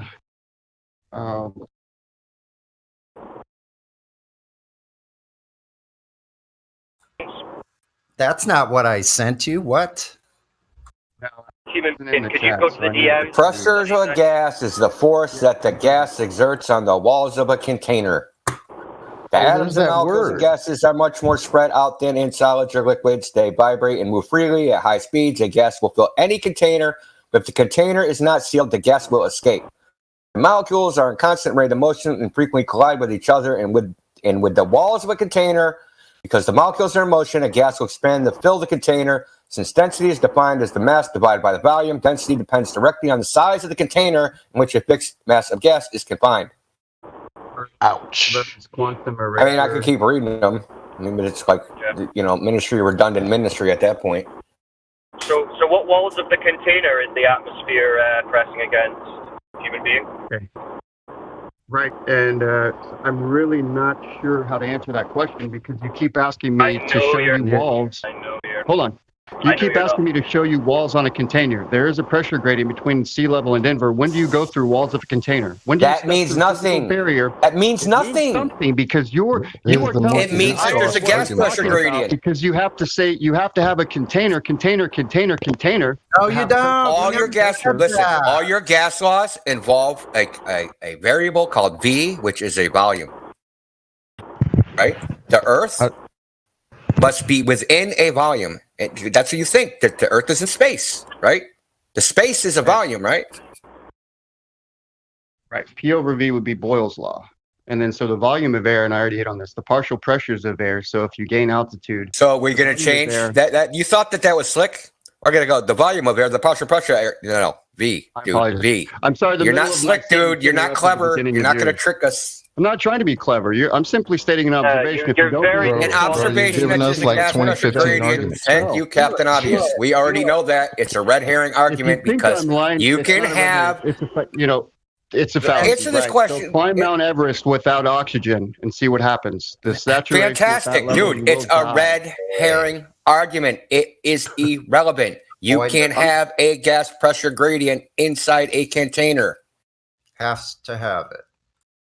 They exist inside a container. It is easy to demonstrate. Whereas what you're proposing, gas pressure gradient without a container, is impossible to demonstrate. So you can have all the physics models you want in the world, but if you can't demonstrate them in physical reality, then they are meaningless. Here's a demonstration. Can you post in the chat what the Armstrong limit is? Hey, who cares? It's irrelevant. It's a red herring. Did you ask me for a physical demonstration, yes or no? Would you like a demonstration, yes or no? That's a demonstration of a gas pressure gradient without a container? Armstrong limit is. Human being, this is taking us right back. I asked you for the demonstration of the gas pressure gradient without a container, and you, being sneaky, thought you could say, well, you're going to Denver and there's no container, as if you think that what we're saying is that every change in a gas pressure gradient requires container. No, we're asking you to demonstrate, in principle, that you can have a gas pressure gradient without the existence of any container. Your claim, you haven't verified the non-existence of a container. You're just assuming it. So, do you, yes or no, have an example, let's talk small-scale experiment level, of gas pressure without a container, where you're not talking about the physical atmosphere that we all exist in, because that's a fallacious assumption by you. Do you have a small-scale demonstration of this principle, or are you going to revert just to affirming the consequent fallacy, we live in one? Are you going to say that? Yeah. What other parameters would you like to put on the explanation of my demonstration? Containerless gas gradient. Yeah, you need to verify that there's no container of your gas pressure gradient, which you haven't in the one that you've given us. So here's what you... one where you can verify it. Here's what we want to see. Let me get an answer from him. Okay. Just let me get this answer from him. Can you show me, or all of us, a scaled-down version of the principle that you're claiming, without just fallaciously claiming, yes, look at the atmosphere that you exist in? Because you haven't verified that that's containerless, right? Can you give us a scaled-down version, yes or no, human being? You want me? How big should the scaled-down version be for you?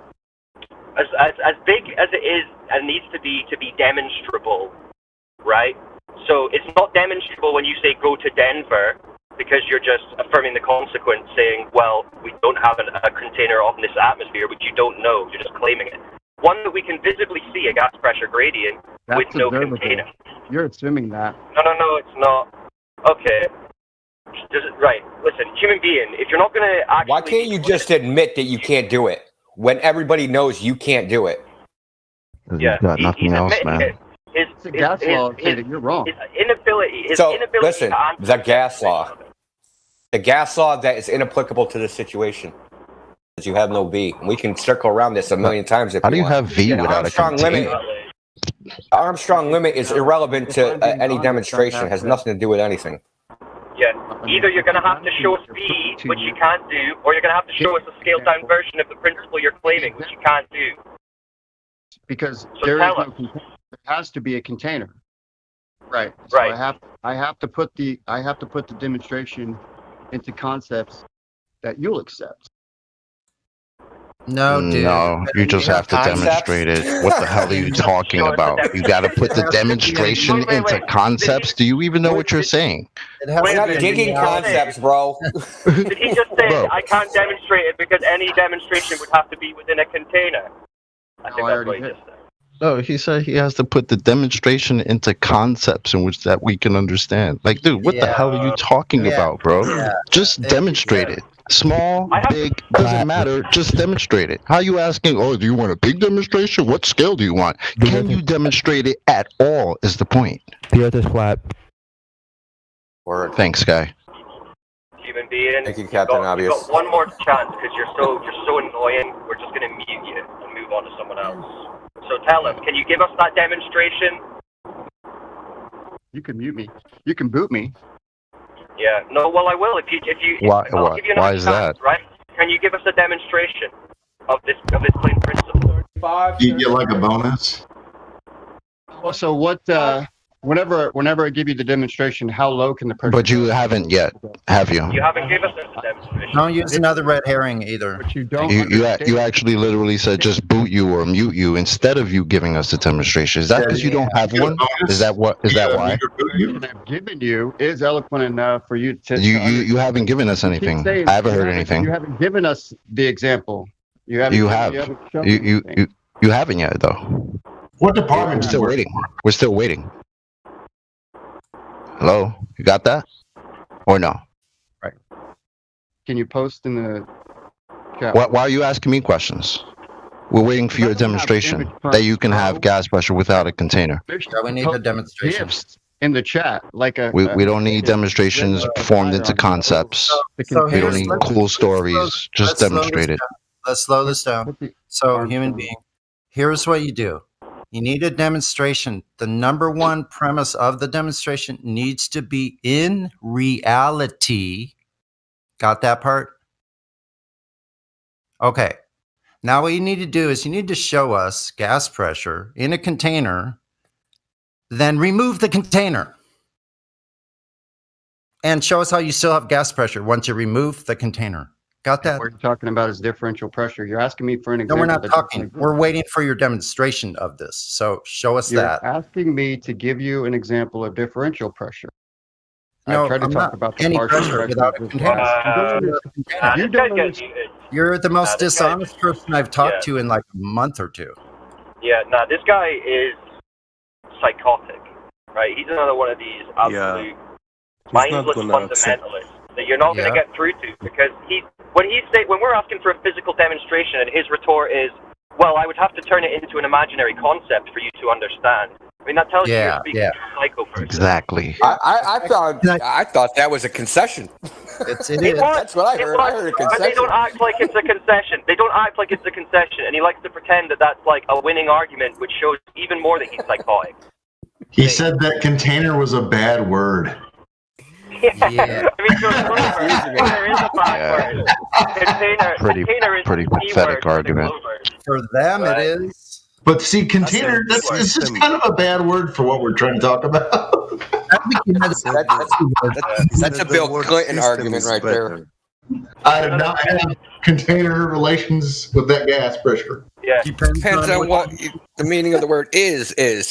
No, it depends on what. It depends on what word. The Globers have a few C words that they don't like. Well, we got container, curvature, two that they really don't like. So. Cock.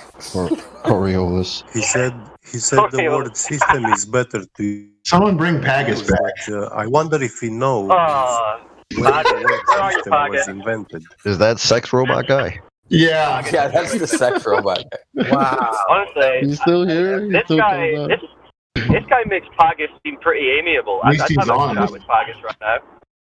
Yeah, at least Pagus will just dive into his cockpit. That's all about it. Yeah, I think Head Pagus first, might right? actually be learning. Pagus might be moving, making progress. It's just He's backstrokes probably in learning. the river of Cogdis.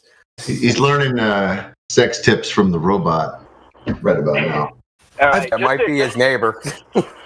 Yeah, just so you know, we're fair here as human beings. You've not been banned. You've just been muted. So when you come up with that demonstration of gas pressure or gas pressure gradient without a container that isn't just fallaciously pointing at the sky and saying, "Look," when you've got that, or when you concede that you can't find it or can't provide it, you can be unmuted and we can move on to something else. But Oh, you left. can't just fallaciously claim something and then refuse to demonstrate it and then act like we don't understand. That's insane. Anyway, sorry guys, carry on. I'm pretty sure That's when you addressed him, he left. One of the ways I've talked to these guys to get them to kind of unblock that cog disk is using what Tyson said about that Chimborazo being a higher elevation than Mount Everest, astrophysically. But yet, Everest has a lower gas pressure gradient than this other mountain that's supposedly 1.3 miles higher.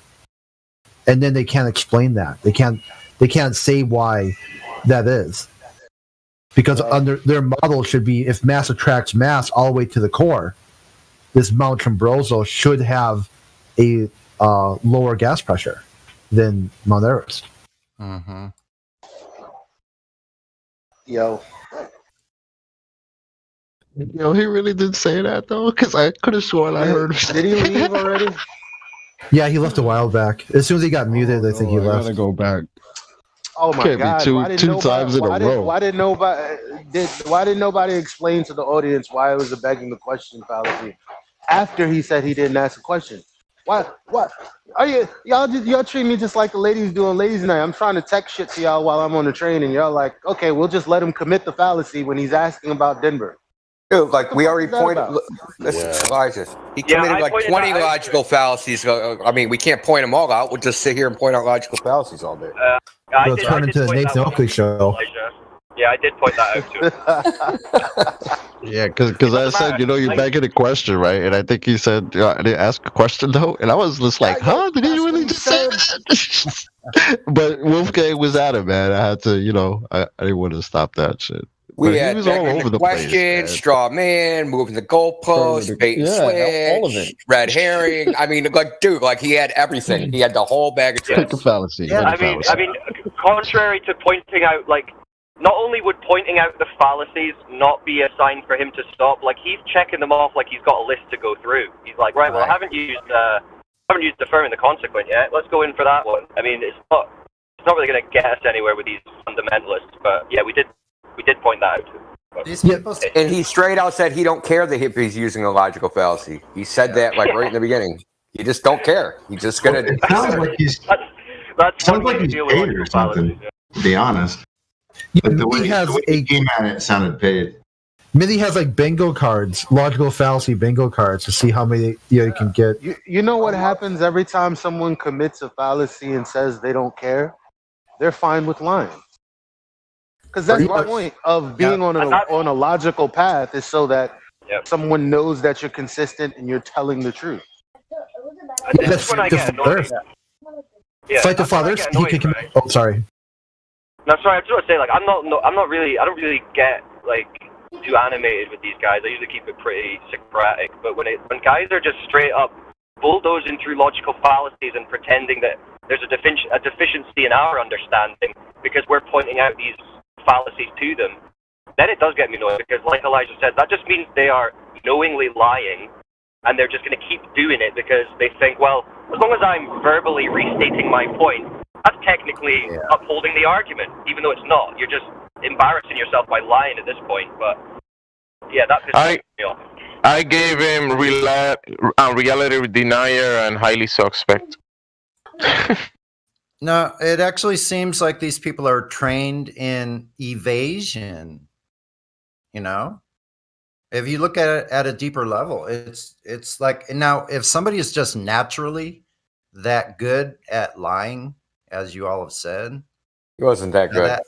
That's another thing. That's another thing. But some of these people seem to be like very well honed evasionist, like to get out of it at any cost. That's why I've never seen so many. They watch mainstream news channels 1 through 11 every day. That's why. Yeah, but is that what is doing it? It's a very intricate. Yes, it is. Watch any one of the news channels, watch them debate, and see what happens. Because 100% of the time, they never reach a conclusion. That's exactly what it is. Where else would they learn it from? Because I mean, their whole political system is built around them, and so they accept it, and they accept their shit life because they don't know how to fight against bullshit. Right. I agree. I have a feeling that I'm really bad with voices, but that might have been Shroomy. I'm not sure though. Because I'm kind of sometimes don't mad them up. Were there a couple F-bombs? Shroomy will usually drop the F-bomb or whatever. Yeah, but that was him talking normal without a voice changer. What? Shroomy is a reoccurring character on Gen Panda server. He always uses some sort of word like human being, human it's something. It's like his little shtick, like he's an alien from space or whatever. I don't know for sure. But... Oh, sorry. Go ahead. That's Humanosity. Yeah, Humanosity was his last, like not too long ago. I haven't seen him for a bit. Yeah, that's why I don't know. Yeah. I don't know for sure if it was him. I wouldn't say 100%. It just seems like it's hard to tell because I'm not very good at voices. And number two, it's like, there is that sort of correlation with using the handle and a lot of the same tactics that are kind of used by hardcore globalists. Yeah, I got to be careful of those assumptions, though. I just see it like take them as they are. Like, so if they're the same person, big deal. Are they using the same fallacious argument? Then they're going to get clobbered. Either way. Yeah, I mean, it's not the same account. Okay, don't get me wrong. I wasn't saying it's the same a separate account.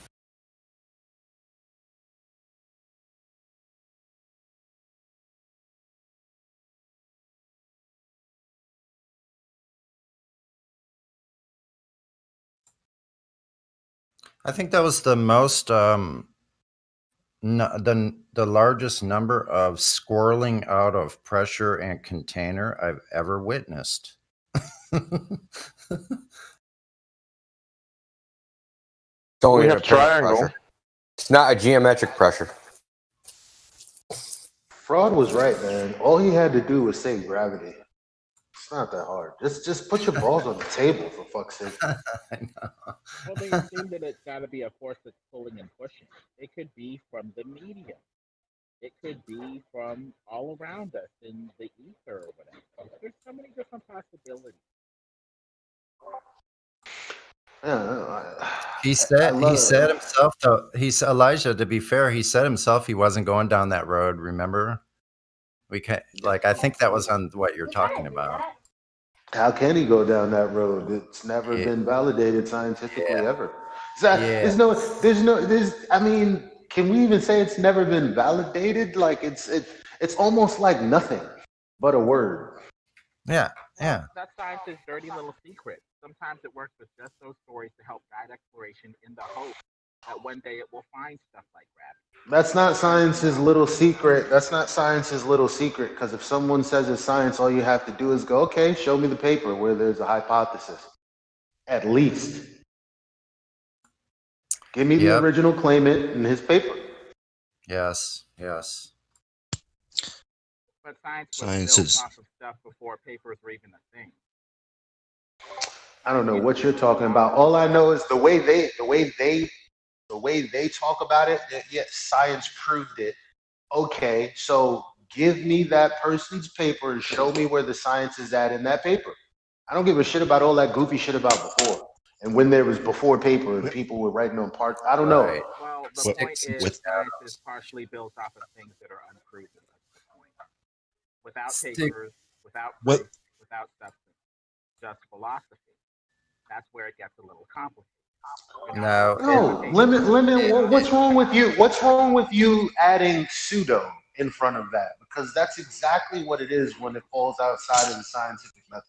Why don't you just say all of these pseudoscience? Century definition, which was Johnny come lately. The point is, science was not always defined in those terms, so that's going to be a little incorrect. Well, yeah, but they're claiming that it's that. But the world we live in, the modern world we live in, as we define things in science, that's what they're claiming.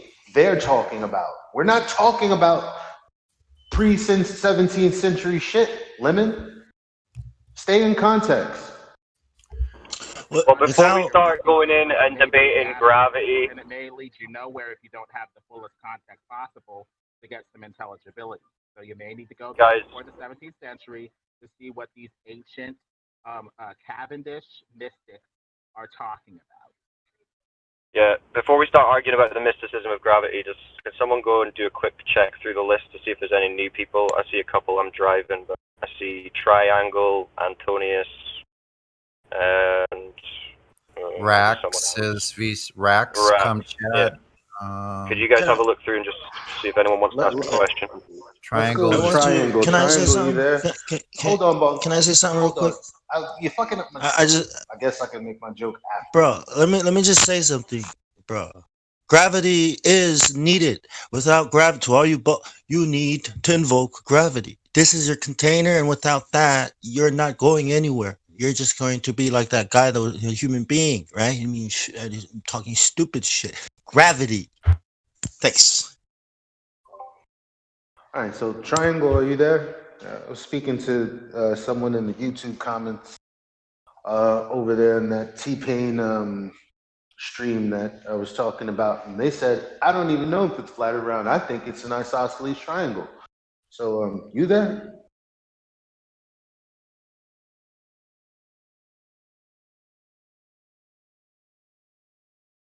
No? He's red muted.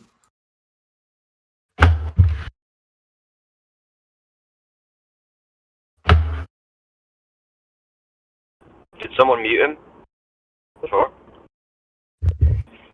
Triangle, are you there? You're unmuted. Triangle. I saw him light up, then he muted himself. So, Triangle.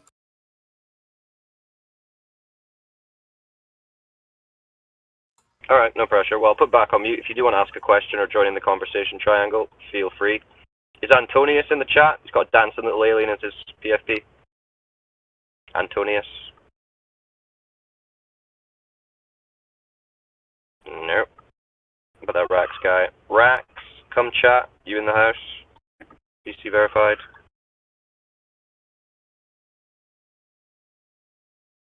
Okay. Back to the mysticism of gravity, I suppose. No, I want to talk about the ludicrousness of Sticks and Shadows with no source data that they're still going on in 2021, folks. Okay, just before you do quickly, Antonius, I thought I saw you light up there. Did you want to ask something? Do you want to understand why aliens aren't real?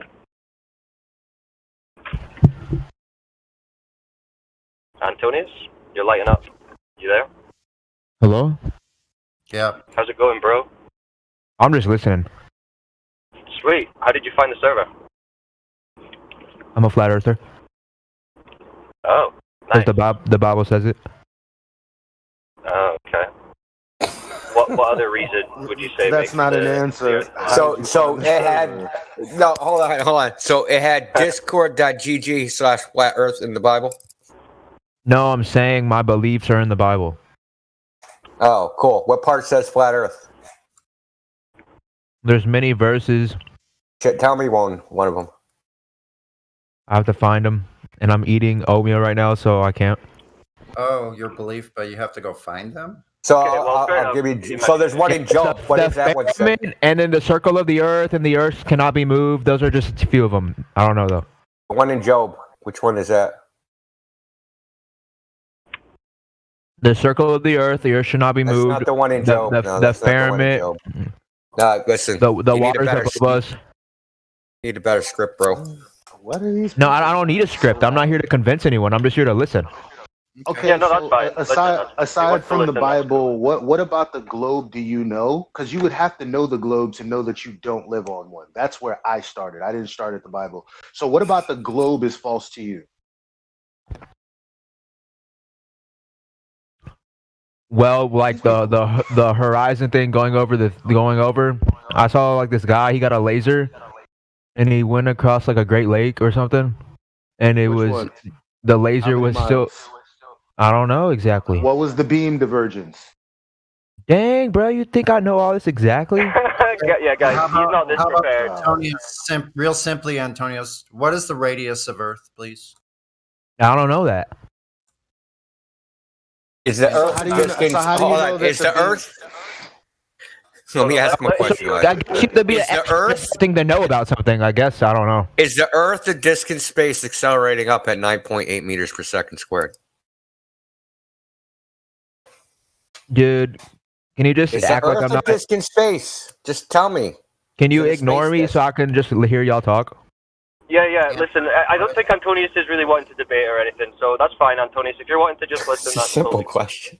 I know, but some people are shy with this kind of stuff, so let's just give them a chance. We've also got Sniper 77. Wait. Sniper 77 in the chat. Wait. Elijah wants a piece of them. Come on. I love that Elijah hit it with the Elijah, what's that beam divergence, bro? How do you know how far is too far if you don't know the radius, bro? I don't. All right, fuck it, whatever. I mean, listen, if Antonius wants to get into it later, I'm sure we will, but it's Sniper 77 here just while we're checking new people. Yeah, I'm here. All right, what's up, Sniper? How'd you find the server? Periscope. Sweet. Periscopes only work on a flat Earth, but what do you know about the topic so far? Have you heard anything, or is this like your first time listening? This is my first time, just now. Sweet. What have you heard about flat Earth in general? Like, what do you think that we think? That the Earth is flat. Okay. What do you think that means? That it's not like a ball. Right. Okay. But it's not like perfectly flat, obviously, right? Right. Yeah, it just means that you know when you go to the beach. Hold on, just 1 second, please. 1 second. Yep. No worries. Some Globers got to him already. It's it was 5'8". Yeah. Okay, sorry about that. My wife came in. No, you're okay. Right, so you know when you go to the beach and you look out over the sea, you see the horizon, and it looks flat? Right. Right. So what we're saying is that's not curving away into a ball, right? That ocean isn't curving. Okay? Like anytime you've observed water, the surface of it, like a body of water, whether it's in a cup, in a bathtub, in a swimming pool, in a lake, you never observe that water to be curved on the surface, do you? No, I don't. Right. So then, if someone was to tell you, hey, that water is actually curved on the surface, would you require some evidence for that claim? I wouldn't. Somebody else might. Oh. So you would just take them at their word if they said, hey, it's curving on the surface? No, I would not. If the water was curved, I would tell them they were wrong.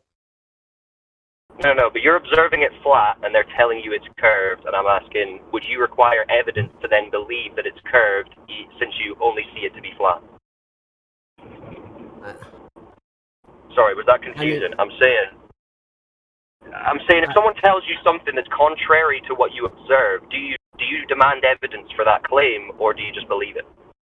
I don't believe it. Okay. So do you believe that Earth, I know lakes, and better. oceans I mean, curved? I can look at water and tell it's a level surface. Yeah. Okay. But they tell us that it curves, right? I know. I don't care what they tell us. Basically. Oh, so you don't. All right. So you don't believe that the Earth's a globe. Right.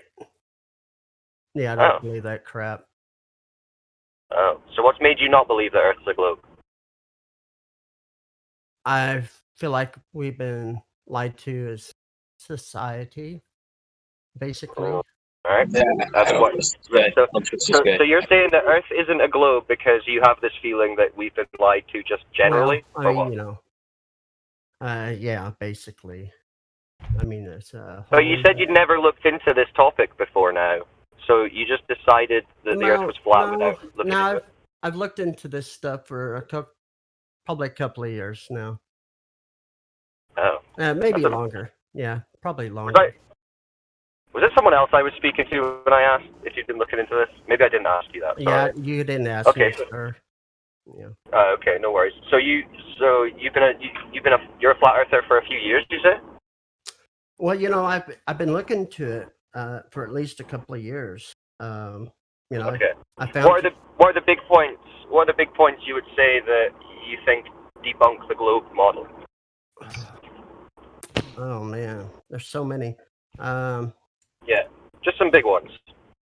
Well, I mean, the water thing is probably the biggest for me. With the 70% of the world being water, and it's what they call sea level. So the word level would mean kind of a flat, Yep. Jeez, I mean, there's so many. So no curvature. What other points? I mean, just stuff that speaks to you. I mean, it's just whatever has made you rethink your beliefs. Well, I mean, videos, which I don't quote me on this, because I know videos can be faked, especially if you have, I don't know, a good computer and good knowledge of how to. $60 million a day and fisheye lenses. Yeah, that'll help. Great, the fisheye. I'm getting some mad background noise. Yeah, I got that for you already. You're good. Cheers, thank you, bro. I just, Sniper coming in a little bit quiet. Who's that? Me? Yeah, you're a little bit quiet for me. I don't know if that's just me. Okay, let me get my microphone closer. Okay. Yeah. I wasn't prepared for all these questions, but that's all right, bro. I'm just saying hello. It's nothing. It's no pressure. If you don't want to, answer questions, you don't have to. I mean, I'm looking into this stuff, and I'm all over, the internet, and this is my first time in the channel talking. Sweet. So well, welcome, bro. It's always nice to meet new flat earthers. But what I would say to you, if you scroll down the server list about 2/3 of the way down, there's an additional information section, and it's just curvature, long distance observations, laser tests. There's a load of different channels with loads of information. So there might be some stuff that you've not seen in there. I would recommend you checking that out when you've got some spare time. There's also the FE introduction video section, which is just above the additional information. That's very handy.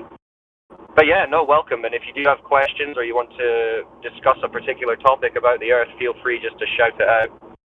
Okay, thank you very much. Yeah, no worries. I mean, if other guys want to ask some questions or shout out to see who else is here. I actually quickly just want to check. There's a guy in Do Androids Beat Electric Meat? That's quite a good name, so I'll say hello. Androids, you there?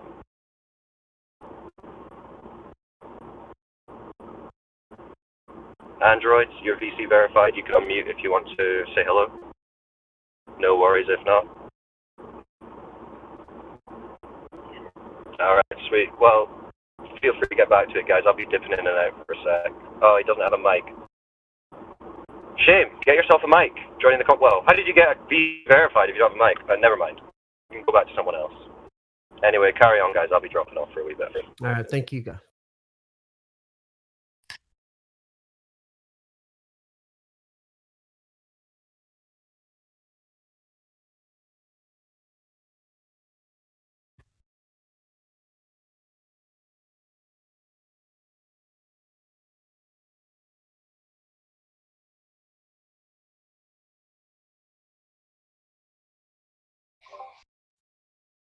I don't know why people have to come in here. Not him. That seemed like an all right fellow, genuine fellow. But I mean, why do people come in here and straight up lie?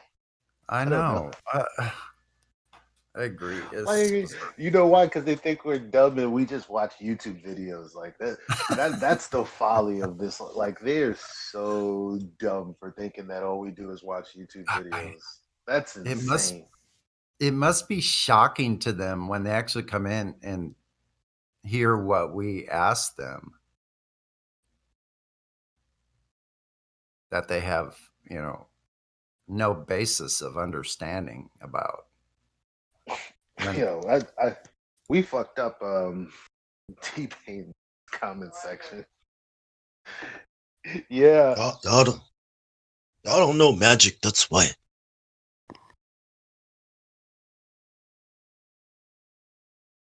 YouTube mostly promotes the globe model. So they're making fun of us saying, oh, you got your flat earth view from YouTube. I mean, that's insane. I mean, it's mostly globe propaganda on YouTube.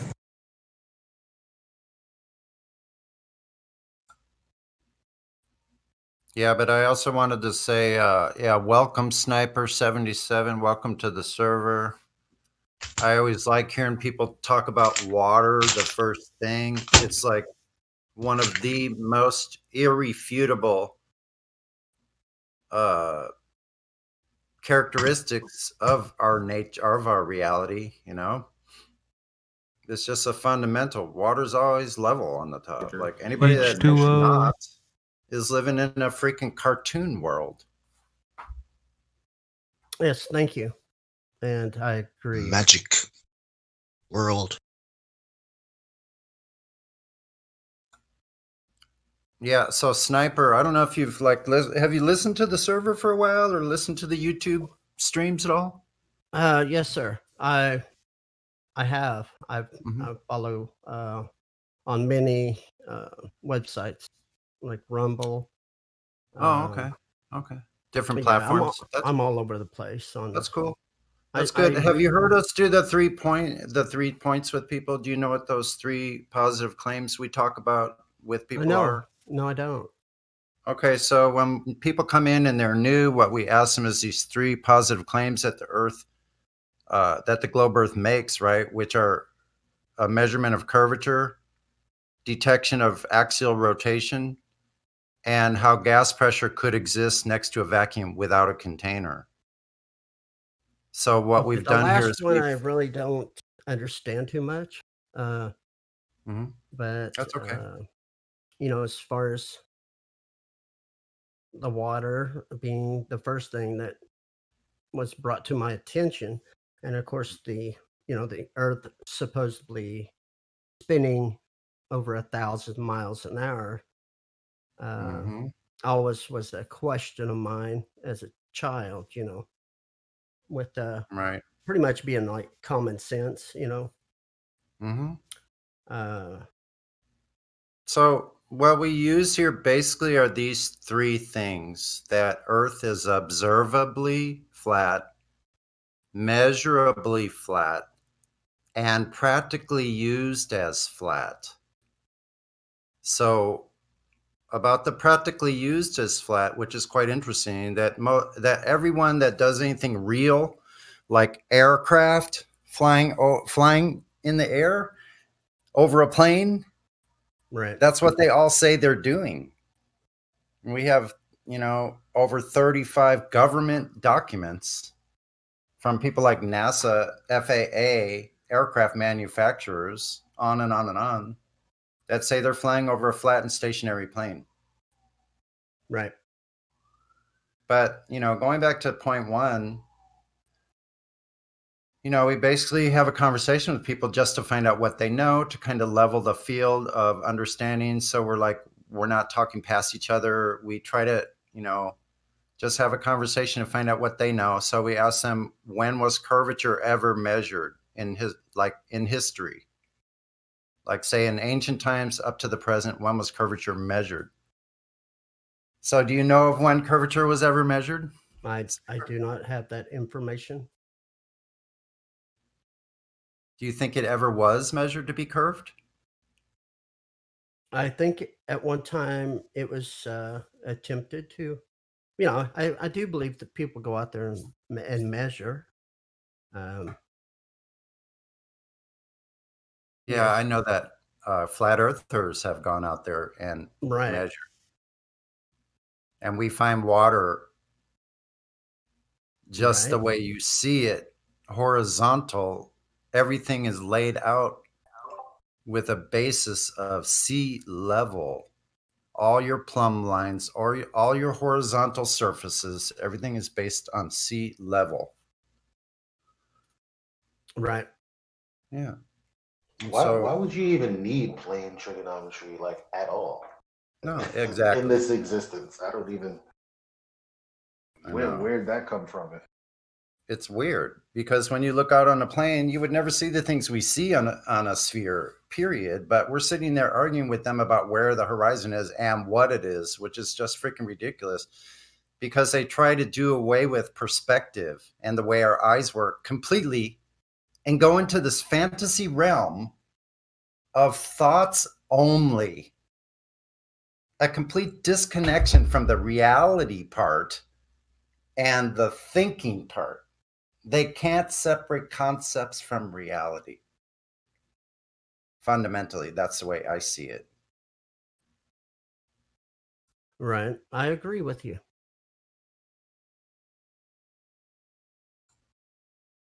So then just real quickly, no one has been able to answer these three claims of curvature, axial rotation, and that gas pressure can exist without a container.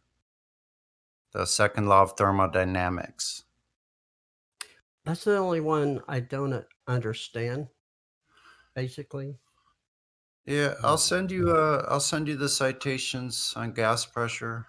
Okay. I appreciate that. Yeah. Everyone here needs to read this and try to understand it. What's the difficulty for you understanding that one? I mean, that one's like almost a slam dunk. Yeah, pretty simple stuff. I'm not saying it's not true. I just don't understand a lot of things like that. You will. Gas pressure, containers. You will. It's all in the physics. You'll understand. Right. Maybe I'm not too good with physics, but I'm here for better understanding. So, which one of the elements of flat Earth, the proofs, which one would you like to have explained first? Oh man. All of the above. Do you know the list? I'm not questioning it. I'm just saying, I look into this stuff every day. So, Every day. Okay. Every single day. Every day. Yep. For a long time, my wife gets tired of hearing me talk about it. She's, so it's every day. Every All right. morning. Can you be a little bit more specific? What's that? About what exactly do you talk about every day?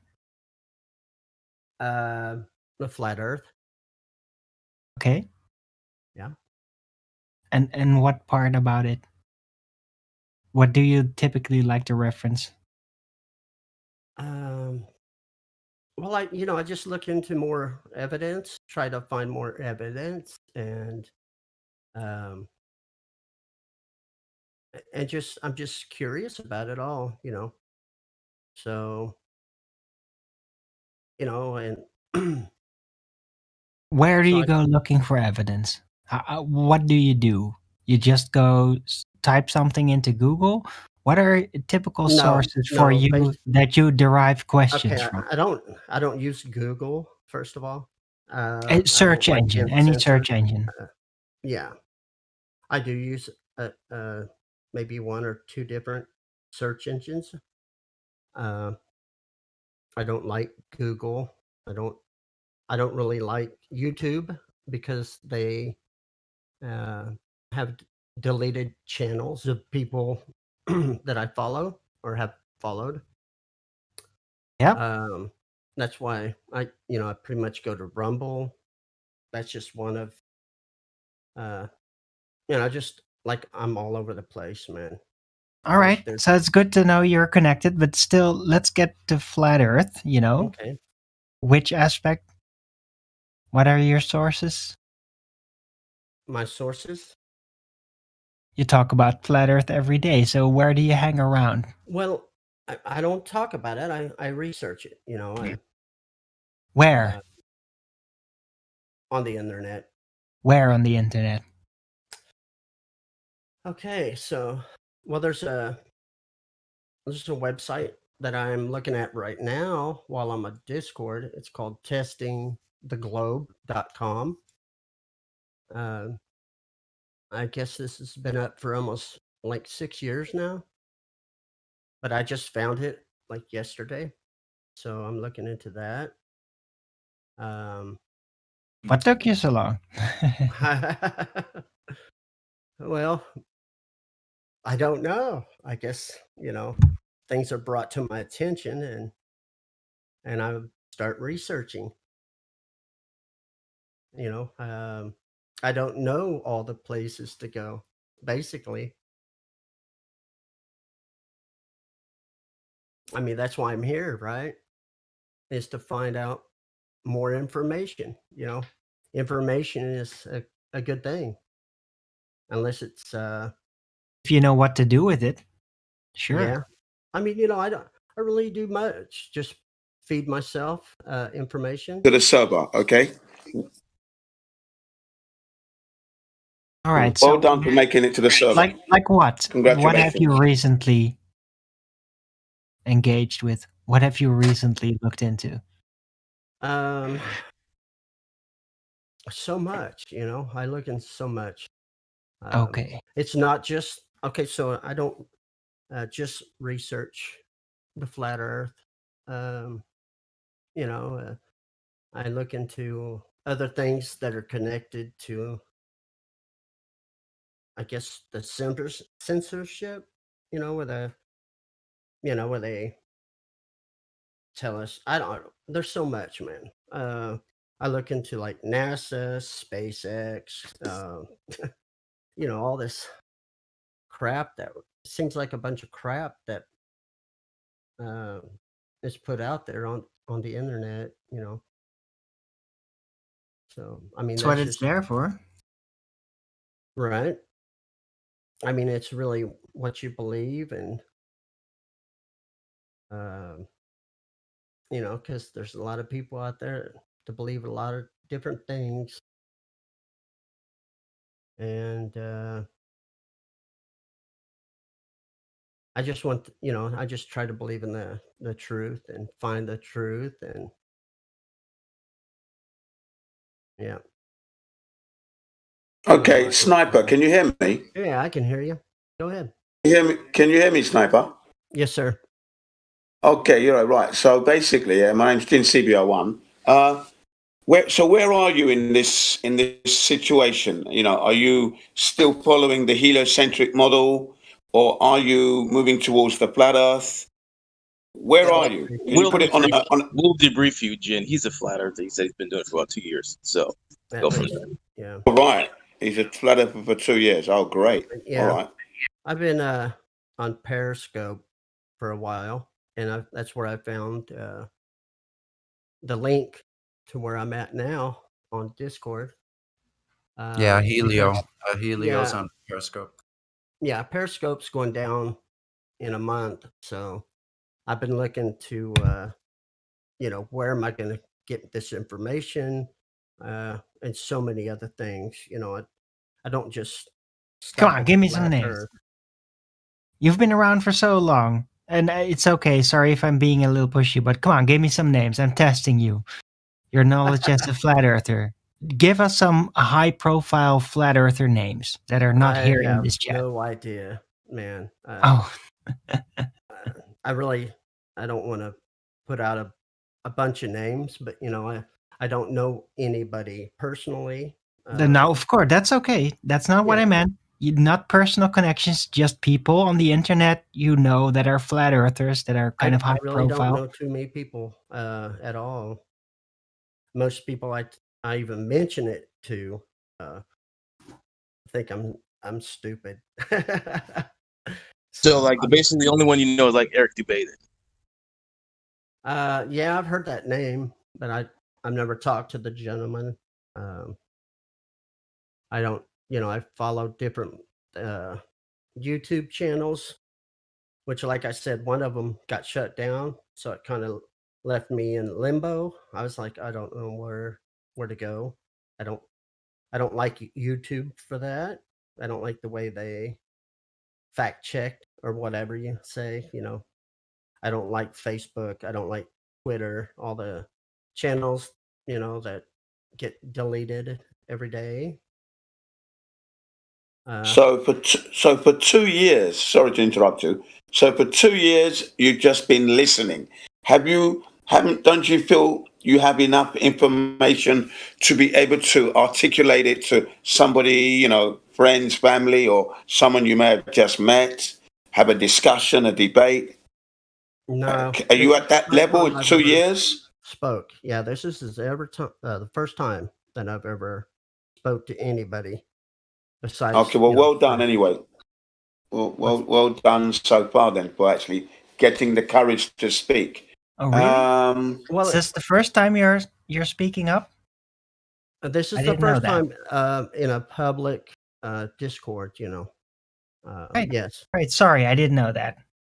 That Yes, explains a few things. Yeah, I was Yeah, very I'm kind of- nervous when I first started up too. So yeah. Yeah, I'm kind of nervous about it. I don't know what to expect, Yeah. but this is the very first time. Yeah. I mean, I've texted, in Discord, talking to people in there, but for speaking into the So microphone. let me play devil's advocate here. I'm a glober, and I've said, yeah, I've seen the curvature, and I can feel the earth spinning. What would you be thinking? I would think, man, I'm in the wrong place. Yeah. Yeah, you're trying to put across to me that I'm wrong. Yeah, how would you do that? Well, I don't know if I would be that person that would try to correct you. I'm just, yeah, my first thing would be look at the water and it's level, which is to me, flat, a level surface. Well, see, remember what I was talking about? The 3 points? That's how you have to talk to the people that come in here. You have to get down to the basics. So curvature, you would need to ask them for a measurement of the curvature. Sorry, Jin, I didn't mean to interrupt. No, that's fine. I'm glad because that's why I'm going the same way. So excellent. Carry on, please. I mean, that's yeah. basically where I would start, man. I don't, I'm still looking. So here's a couple things. So just on curvature itself, do you know what the formula is for the supposed drop level, like the Earth curve calculator? Do you know that, Sniper? I don't know it offhand, but I understand that, the further Okay, well, out. probably not. If you don't know it, you probably don't understand it. So it's 8 inches per mile with the miles squared. Right.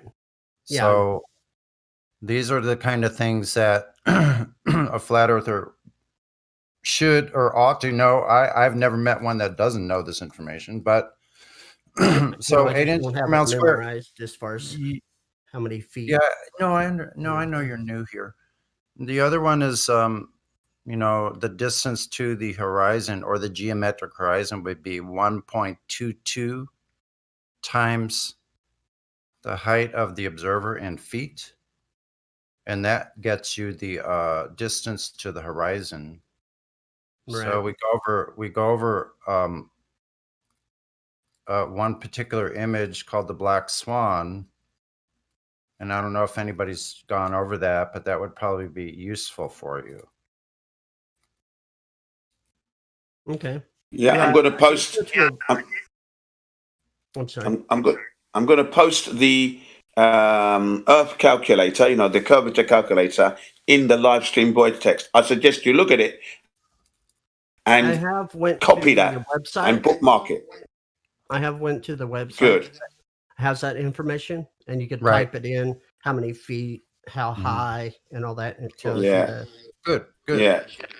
Okay, but you need to keep it to hand so you can actually quickly get it. Can I mention something? Can I mention something to them?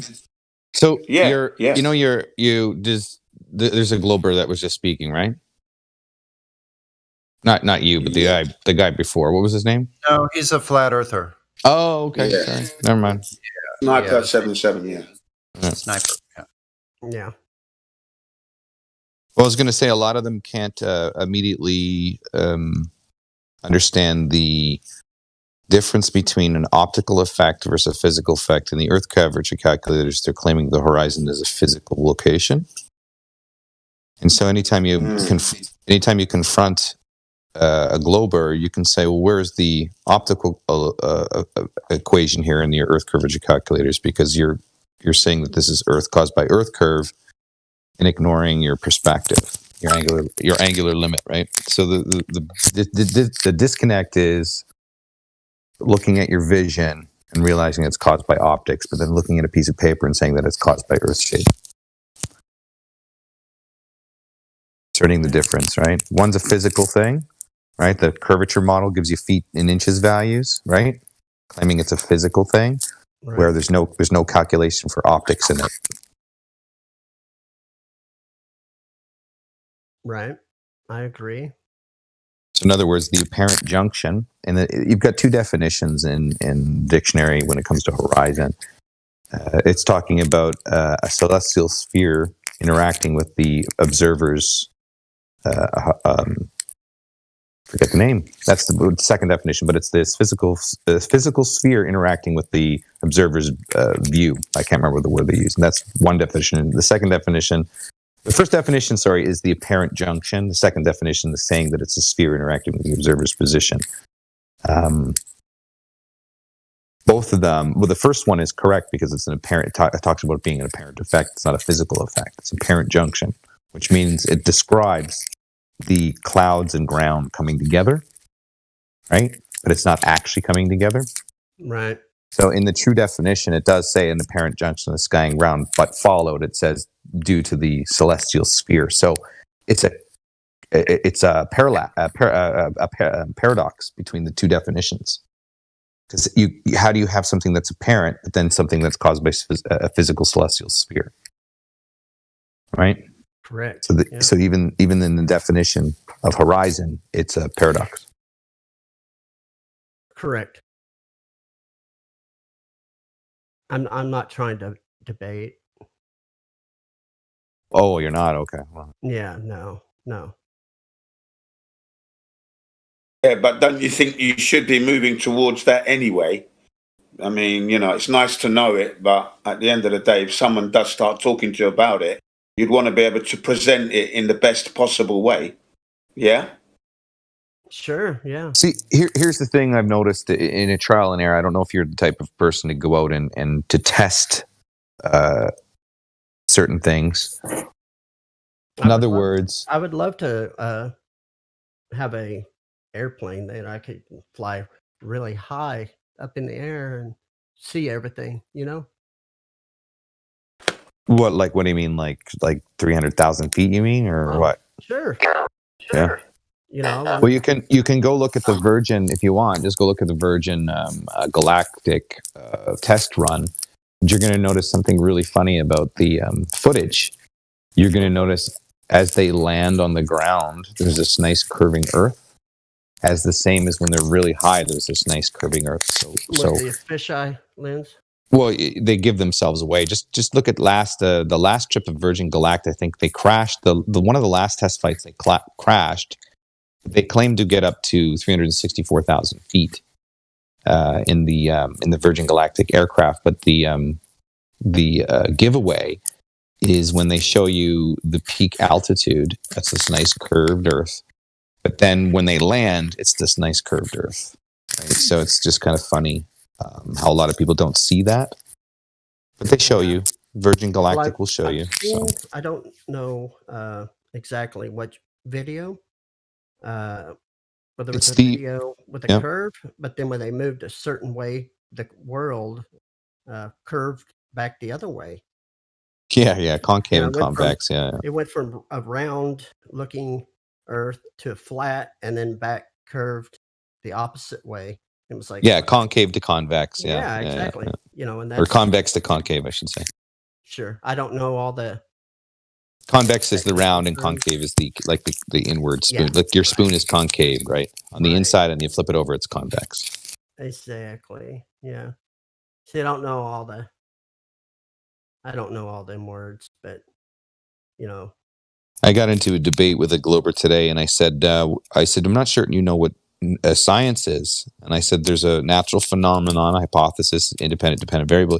Because there you go with your words again, phenomenon. What are you trying to use big words? And I was just like, dude, it's science, man. It's just, it's like you flat earthers trying to use words you don't understand. I'm like, okay, buddy. I'm not that guy. I'm not that person. I don't, I wouldn't, I'm just not that guy. I'm not that person, man. It's all good. What made you look into flat Earth? When I was a child, my father said something about the Earth being flat, and then he was born in 1947, and I think they still taught that in school or something, as far as I remember. And a person that I went to school with, his father said the world was flat.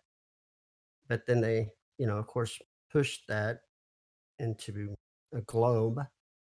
And that's what we were taught in school. So as a child, I remember driving, with my father, riding around in the car and looking around and going, well, it kind of looks flat. If you look around, and he's like, oh, the curvature, you can't see the curvature because it's curved. And I'm like, I don't know, man. This is kind of weird. Why would so just driving around? Just driving around is what you? Well, you drive across country, and you see a lot of, you look left to right, and then in front of you, it's just kind of flat. But even though with the bumps of the hills and the valley. Have you been up in a plane at all? At any point? Yeah, I've flown to Germany and back, and. So would you say that if we were on a ball, there would be some type of forces that we'd fly over the ball, right? Just kind of like if we were in a car along a straight track and that track was to curve, we would feel the direction of that curve. You'd feel the centrifugal force of it, right? This is, exactly, yeah. But if I may, when we flown from New York to Germany, and we flew back, obviously, because I'm in America, it took the same time. And if the world's spinning at 1,000+ miles an hour, the plane would have to fly 1,000+. Just to keep up with the world.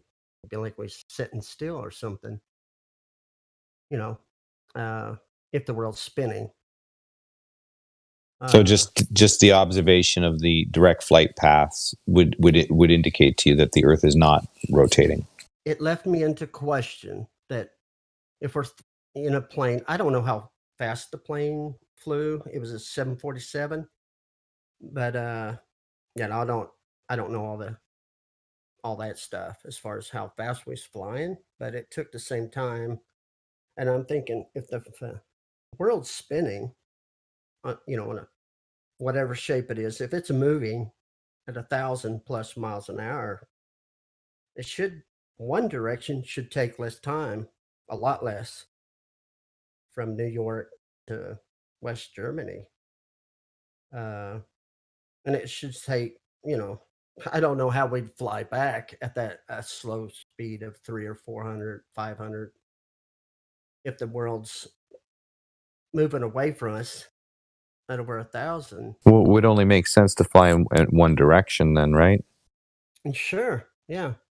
The direction, the opposite of the rotation, so that you wouldn't be chasing rotation. Yeah.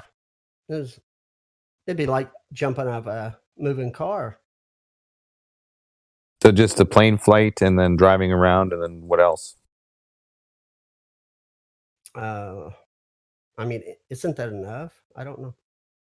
You know. Well, just the natural physics of water. Would that be one to help you? I mean, that was my first thing that I looked into was the level. You know, sea level. If you know. Funny, it's a lot of people can imagine a ball in floaty space, but they can't imagine a massive lake with islands in the middle represented as Earth. Yeah, I mean, I like the you know, if I had a powerful enough telescope that I can stand at like a seashore, ocean shore, and look out. You know, from the eye, you can only see so far. But if I had a high-powered telescope to look out, I could probably see a lot more. But that wouldn't be possible with the curvature of the world, as they say. So, well, if you're looking at their mathematics of the dimensions of their ball, right? They claim that you and me can put our heads 1 foot above the ground, and the horizon is 1.22 miles away. This horizon is physical Earth curve. That means anything passing over it at 1.22 miles will be going down the edge of a ball. Now, we know that to not be true because all you have to do is have the 1 foot observer, 1 foot on the ground, and the 6 foot observer above, and clearly see that no object is passing over the edge of the Earth. Right. Right. So just on basic standard observation with that simple test, you can see that it's optics. And then what you can do to reestablish or to verify it is optics is that when you have an individual on the ground at 1 foot, he's going to have like a 50 mil a field of view, 50 mil for a camera in relation to the eye. And then I can take a zoom camera and zoom in past that 1.22, clearly showing that it's an optical it's an optical, let me say, the 1.2 is not based on a physical Earth curve, but an optical angular limit, if you will. And that when you use optics, you can reveal that to be the case because you can see farther, right? So it's not an actual physical limitation, is the point. Right. And that's as easy as doing a 1 foot head on the ground test over, farmland or stretch of land, right? Right. So, sorry to interrupt the data on the plane. Whilst you're talking, there's a background noise that's coming, kind of like a scraping noise, which is very excruciatingly horrible. sorry, I don't. Yeah, it might be my cable in my head. Is it doing it now? No, it's not doing it now. Not anymore. And I think you wanted to use the word obstruction. Yeah, it's not a physical obstruction, correct? Yeah, it's an optical limitation. Just like refraction is an optical limitation, it's not a physical object in the way. It's just the way light interacts with a medium. So, yeah, exactly. Yeah. In a sense, it's appearing to be a physical spot, but it's not because you can change your elevation and it will change its position. Yeah. And we can definitely see the objects that we're looking at because you've had a rocket launcher. I could blow the things up. So it's not refracting there, that's for sure. Yeah, it's not changing locations, if anything, no. Yeah, that's right. Especially on static objects. Yeah. So because they love to bring that up, don't they, with their refraction. When they bring refraction, I bring my rocket launcher. That's what I do. Because I'm quite fed up with it now. I just want to blow that word out of the English dictionary. But you can't do that. That's cheating. Well, there's a couple of people in the shadows that are trying to create a new lexicon, a new syntax for the human language, because now they claim that the English language is too racist. So now they're going to start removing words from the. They're literally are, because English language, we've got like 50 different words to describe one thing, right? Yeah. They're gonna, they want to limit it. They want to limit the language because it's too racist. This world we're moving to, it's terrible, isn't it? Come on. That's just ridiculous. So we reached the epoch of what we've got the best industry of medicine, best industry of science, best industry. I mean, for the most part, medical. We can cure diseases. We can help people live longer lives. I mean, we can create jobs on a dime. We can build hospitals in 10 days. I think what's happened is that we've created an epoch of pyramids among the little class. Those little pyramids have grown exponential to the point where it threatens the bigger pyramids that have put the ball in motion, if you will. And so to squash those little pyramids growing, they have to do what they're doing now. Keep them in check and balance, because they don't want those little pyramids to be as big as them or get as powerful as them. Come on now, then they lose their pyramids. Can't do that. Yeah. Sorry, it's happening again with the cable. I do apologise to have to keep bringing that up. The cable. I think it might be just hitting my zipper, perhaps. Yeah. If you could just pin it down somehow. Oh, I'm just gonna shut up for now. Oh, that's a shame. It was going so well, man. Come on. It's going so well, man. I'm just an armchair critic, man, doing research trying not to use Google. I try not to use Google. I don't like Google myself, sir. Well, I noticed I was looking for in the Kabbalah, there's this section, it's called "The Land is a Living Ball." And I had this conversation with a Christian yesterday. And I said, look, in the book of Daniel, I can bring up the chapter in a moment, but in the book of Daniel, it talks about a great tree being so tall that it touches the top of the sky, and that it can be seen from the whole earth. Now, I asked the Christian, I says, is that possible on a ball? And they kind of go, yeah. I'm like, draw it out, put a big tree somewhere, and tell me if people on the ends of the earth can see this great tree. And he's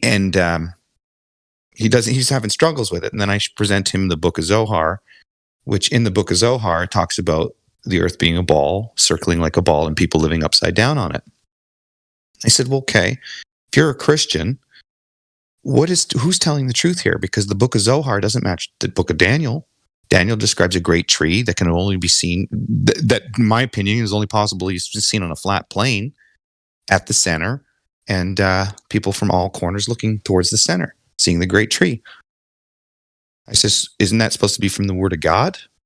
But the book of Zohar isn't, that's not your religion, but it's claiming a ball, and Daniel's not claiming a ball. Right? So it's just it's an interesting dilemma for them, or it's interesting for me to see how they handle that kind of question, because it's completely opposite teachings of each other. So Christians are the worst, and I'm a Christian, so they're the worst. They're the worst at trying to accept this whole thing. They bought into the whole round Earth cosmology. I don't know how they're so bought into it, but they are hook, line, and sinker, man. You cannot shake them from it for some reason. So it's very difficult to bring it to Christians. Here's the thing. They love Elon Musk. They love the SpaceX Dragon rocket. They love it. That's what I find most Christian. I think it's because they accepted both at the same time, which is cognitive dissonance, holding two positions that are antithetical to each other. Reason I feel that way is because when someone questioned me about the universe and how I could believe in the Bible when science, in actuality, it was pseudoscience, right? That's when I left it alone. I was like, well, I guess I can't, because that doesn't make sense. It doesn't go with what the scientists think. And I don't think they've ever done that. I think they've just accepted both school teaching and the Bible at the same time. I don't know how you do that, but they've done it somehow, and they're like super stuck. Well, some Christians have adopted the theory that evolution is an explanation for God's creation. So that's one, right? But then when you dig deeper, they actually don't know much behind the philosophy or the teaching of that, or the science behind it.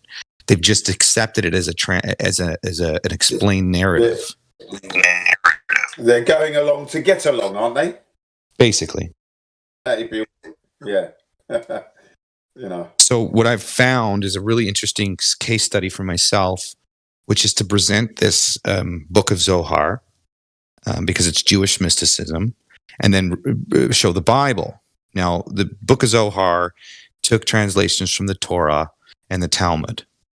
Okay, so it's like a combination created in like around the 1300s, I guess, something like that, in a cave by some guy. And now that's touted as, created by the word of God as well, right? But it's clearly in opposition of what Daniel says. It's clearly in the opposition of what Job says. So how can you have these two books in opposition with each other, but the same Hebrew God, right?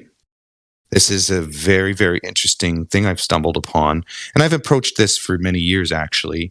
And then I got a little bit more enlightened towards Neoplatonism, perennialism, and the Greeks, and their involvement in, the Tzitzima, which is the vacuum of space in the Kabbalah. The Kabbalah took a lot of the Greek understanding of metaphysics of the world around us, right? And especially Pythagorean when it comes to spheres and heavenly bodies and such. So what I find is when I do approach the Christian or a Mormon or a Catholic, they don't know much of they don't know the origins of their beliefs. And, some of them are correct. Some of them say, well, I just believe in Jesus Christ, or I believe in God, or Jesus is God, whatever. And people have their own thing, which is fine. But when you're questioned on it, they don't really know why they think what they think. And when you confront the ball versus the flat, it's amazingly consistent in every brain that functions the same way, because it's universal brainwashing. The defending, they come to defend it. Instead of being genuine and being like, yeah, I don't know, they defend it. And it's just amazing.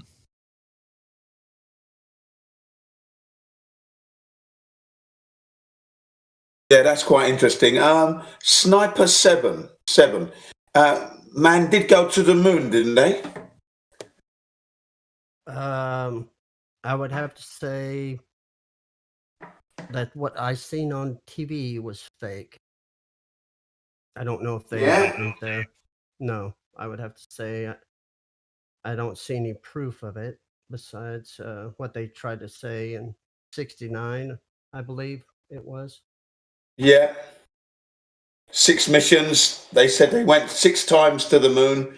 Apollo 13, there was an accident, so an oxygen tank blew up or whatever, so they had to abort that one and just fly by. But that's what they said. I mean, well, Buzz Aldrin, sir, also said that they didn't go to the moon. That's right. To that little girl, was it? That whole clip with that 8-year-old child. I don't remember her name, but yeah.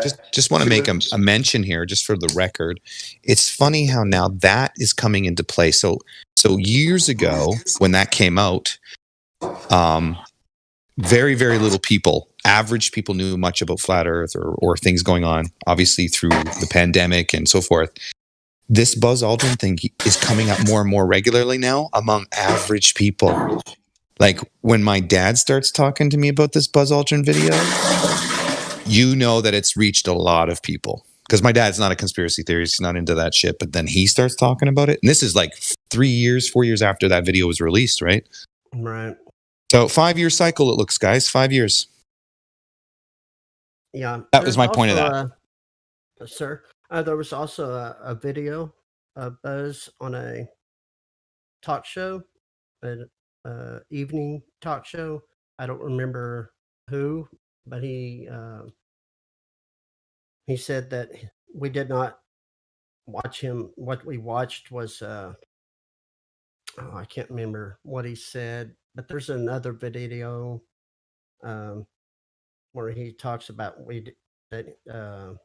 geez, it's hard to explain without watching it, but he verified that what we watched was like a recreation of him on the moon. So basically, he's saying that they lied. I mean, there's more evidence that Buzz, Aldrin had said it more than once that they didn't go to the moon. I like asking the Globers when I debate them now. I'm like, well, how much of the percentage do you think the government lies? 50%, 75%, 20%, and some of them say 50%, right? I'm like, okay, 50% of the time.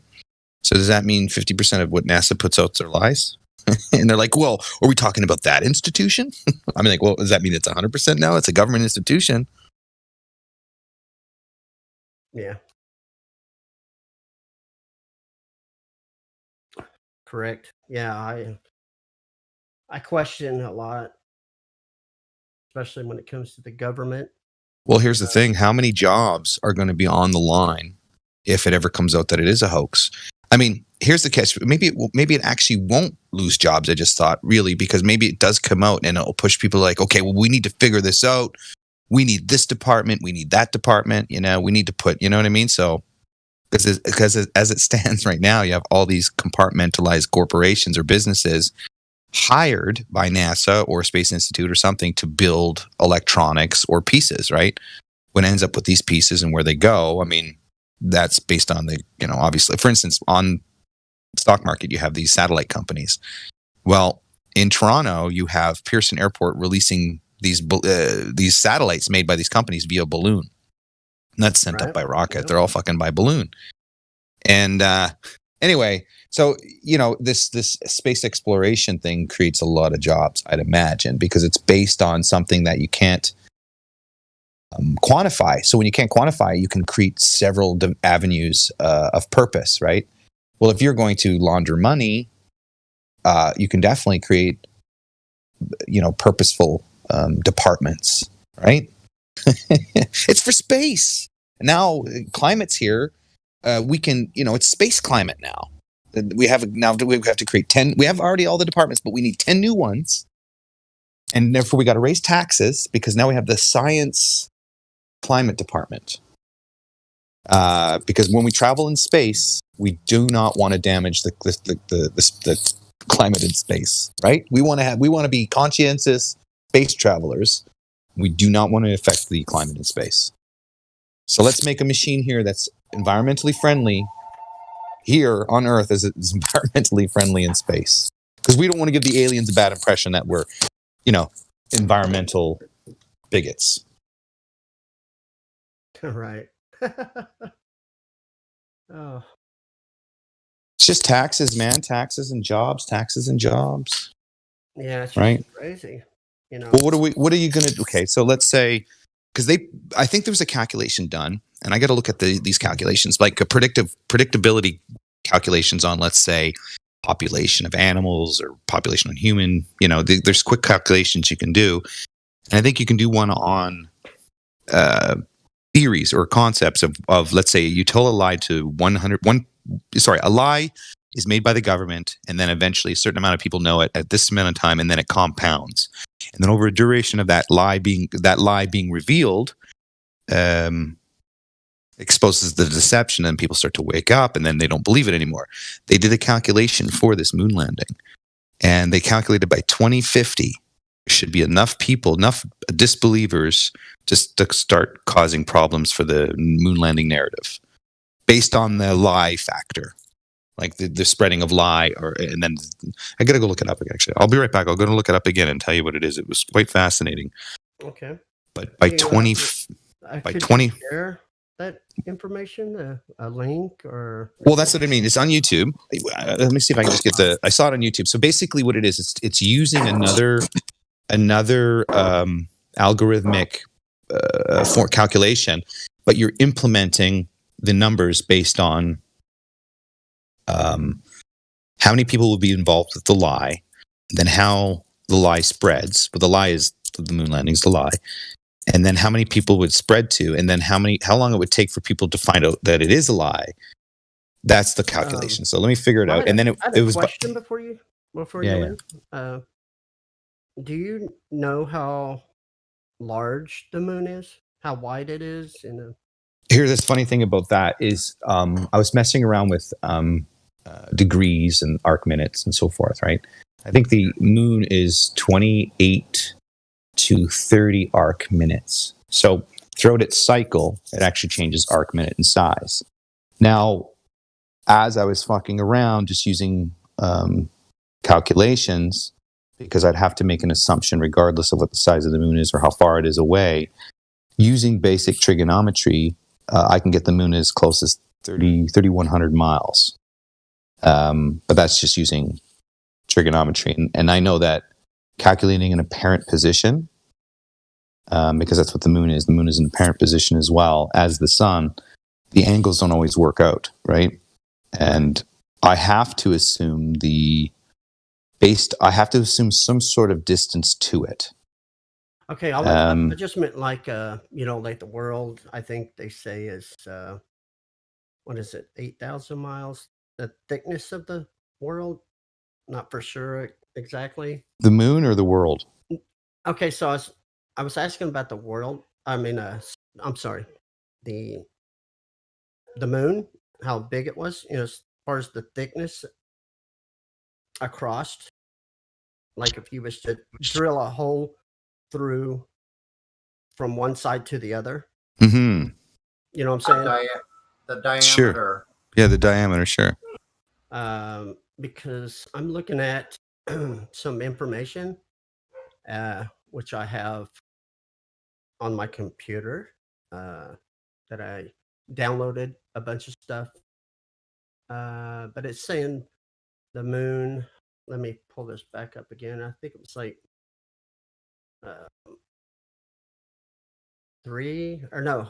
7 or 70 miles big.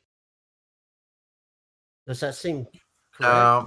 It's supposed to be 2,000. Wait a minute, I could be wrong. I mean, I'm not talking to like if you measured it around. I don't know. See if I can find that information again. Because I got it off the internet, so it could or couldn't be correct. But I'm looking. Jeez, I just seen it a while ago. 2159 is the radius. I mean, wait a minute. Is that the diameter? I'm sorry. Shouldn't try to jump in like that. 2959 as far as circumference, like if you used to measure outside. Is that what you're saying? No, diameter. Okay. Let's see, where is that?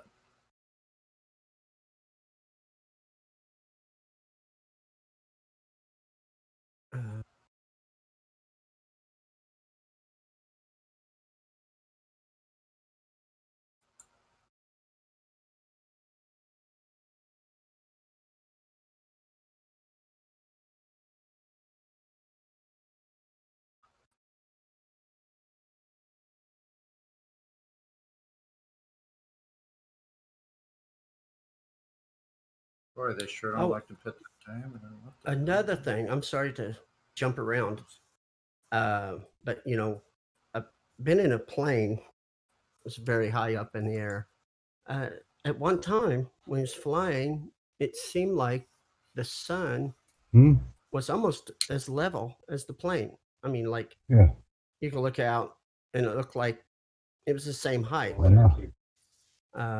don't think I need anything. It was kind of amused to me,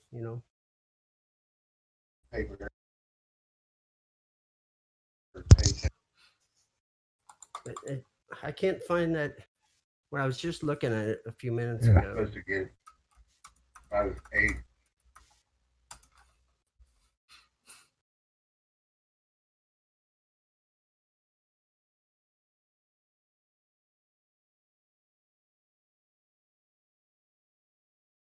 Diameter is 2159. Yeah, the diameter is supposed to be 2159. That's for the diameter. So about 1,000-mile radius. Okay. That's pretty big. I mean, is that what? Well, here's what I find interesting. So let's say we take the arc minute of the moon. We times it by 57.30 and we divide it by the degree of it. So the moon and the sun have the same angular degree as 0.5, maybe 0.53. But their angular degree is the same, right? So taking that quick 2 calculations, I end up with a distance around 3,000 to 3,500 miles. So just taking the arc minute times it by 57.30, which basically turns it into a degree divided, or turns it into a degree? Turns it into a degree divided by its degree gives you its distance. It's a little bit funny, the calculation, but I'm both are based on apparent sizes, right? The degree and the arc minute. So they can't go up to the moon and actually measure its physical size, but they can try to assume it's a size by optics, because you're supposed to be able to calculate its angular. From its apparent angular size, you can calculate the distance to it, right? But one basic fact needs to be true is you actually need to know its size to calculate the distance. You can approximate its size to calculate its approximate distance, but that's not tangible. That's why we can use the angular resolution formulas. They're accurate here on Earth because we can actually go to the car that's 2 miles away and touch it. We know the size of it. It's 6 feet tall, 8 feet or 7 feet long, right? And so with those actual physical measurements, we can determine its distance. So for instance, if I was 2 miles away from the car and I could use my finger to calculate the size of the car, you could, because your finger is it's 1 degree, it's 60 arc minutes or whatever. You could take that and then divide it by its height, and then you'll get the distance to the car. But again, you need to actually know that one tangible factor, and the tangible factor that we don't know is the actual true size of the moon.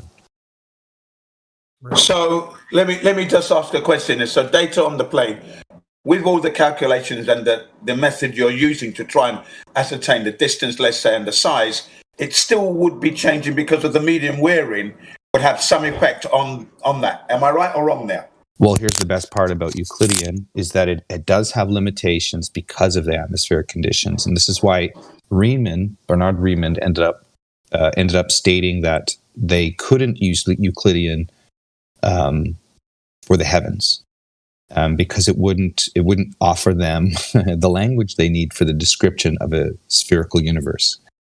So they had to invent hyperbolic geometry and then go into spherical.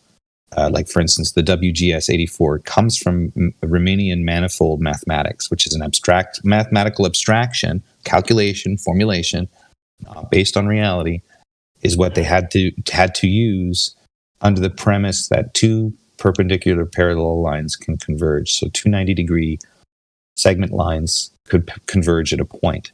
They needed that to be true for their mathematical fabric, if you will. And so it's a mathematical abstraction, hijacking of Euclidean, or I shouldn't say hijacking, I would say replacing Euclidean on Earth, which is basically replacing applied physics with theoretical physics. It's the same thing. So looking at a reality as non-Euclidean is the same as looking at science as theoretics, if that makes sense. Yeah, that does make sense so far. Right, then. Back to Sniper 7, seeing that you don't believe they went to the moon. What about what about Mars? I mean, currently they're on Mars now with the the Perseverance, and then you've got the Curiosity, you've got the possible helicopter that's going to fly the Ingenuity, and what's the other one? You've got the Viking rover and various other things up there. Are we really there? My belief would be no. I mean, if we can't go to the moon, I don't know anything about Mars, but it's supposed to be really far away. As far as what they show out there, I think it was all done in Hollywood. That's my belief. It's 125,000 miles away from Earth, but the route, the trajectory they took them 300 million miles to get to Mars, supposedly, if we can go there. And then the temperatures are quite quite cold. I think it's on average minus 55 degrees Celsius. At the poles, it's 155 degrees Celsius, minus 155 degrees Celsius. And at the equator of Mars, they say on average it's 20 degrees Celsius at the highest, and it drops down to a minus 73 degrees Celsius. So that's the environment. Toxic soil, and it's less than 1% of Earth's atmosphere. Right. This is what they say about Mars. Yeah, I don't believe that. I just don't believe it. I think it was filmed right here on Earth. Yep. So, Sniper, I sent you the gas laws. Yeah, There's some yes, you did. citations. So that's how you know for sure that they can't go to a place called space as they describe it. That's how you know. I'm looking for a at the fact. gas density, not to talk over you, sir, but I'm problem. looking at that stuff right now. Gas pressure, gas density. I haven't got to look at all of it yet. Yeah, but I the will. most important part of those discussions or those citations, whatever references, is the existence of a container. So once you get that, then they can't buffalo you using magical fairy tale words like gravity, because Right. gravity doesn't affect the gas laws at all. Right. So see, those are the kind of arguments we run into. Besides that, gravity has never been validated with a scientific experiment due to the lack of a viable independent control variable. So they have nothing to stand on. Correct. Oh, I just lost that message you sent me. I accidentally clicked. I think flat Earth actually might become political one day. I would hope so. I think it actually might come political, because if you look at the people that are trying to separate from the controlled state that's happening, they're going to be ostracized anyway, right? So I think it's going to be a go home or go broke scenario eventually, and it's going to be big media versus the little guy, David and Goliath, like 10 times. And you're going to see the little guy come out with all kinds of truth, and Goliath come out and try to, obviously destroy it, right? Yeah. It's going to be like where it's obvious. And I think that's that maybe possibly the point where people are taken into internment camps or FEMA camps or things like that.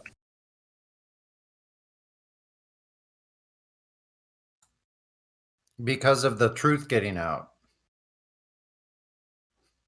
It's actually, they're going to use it as because it's not going to be truth related to them. It's going to be more of a political dissidence or a threat to government security, a threat to national security, things like that, right? Yeah, they'll just make stuff up like they've always done. It's movie, right? We're talking movie scripts, so we're living in a movie script that they created. So what are they going to do next? Right? Exactly. Who was it that sent me the message with the links on it? That was me, Sonny. Okay, because I lost that. I think it's still there. Hold on, let me. If you erase them, if you right click on my name, you'll see message. Oh, okay, I found it. Thank you, Sonny. Yeah. Yeah. I didn't know who sent it to me, so. Yeah, it's no problem.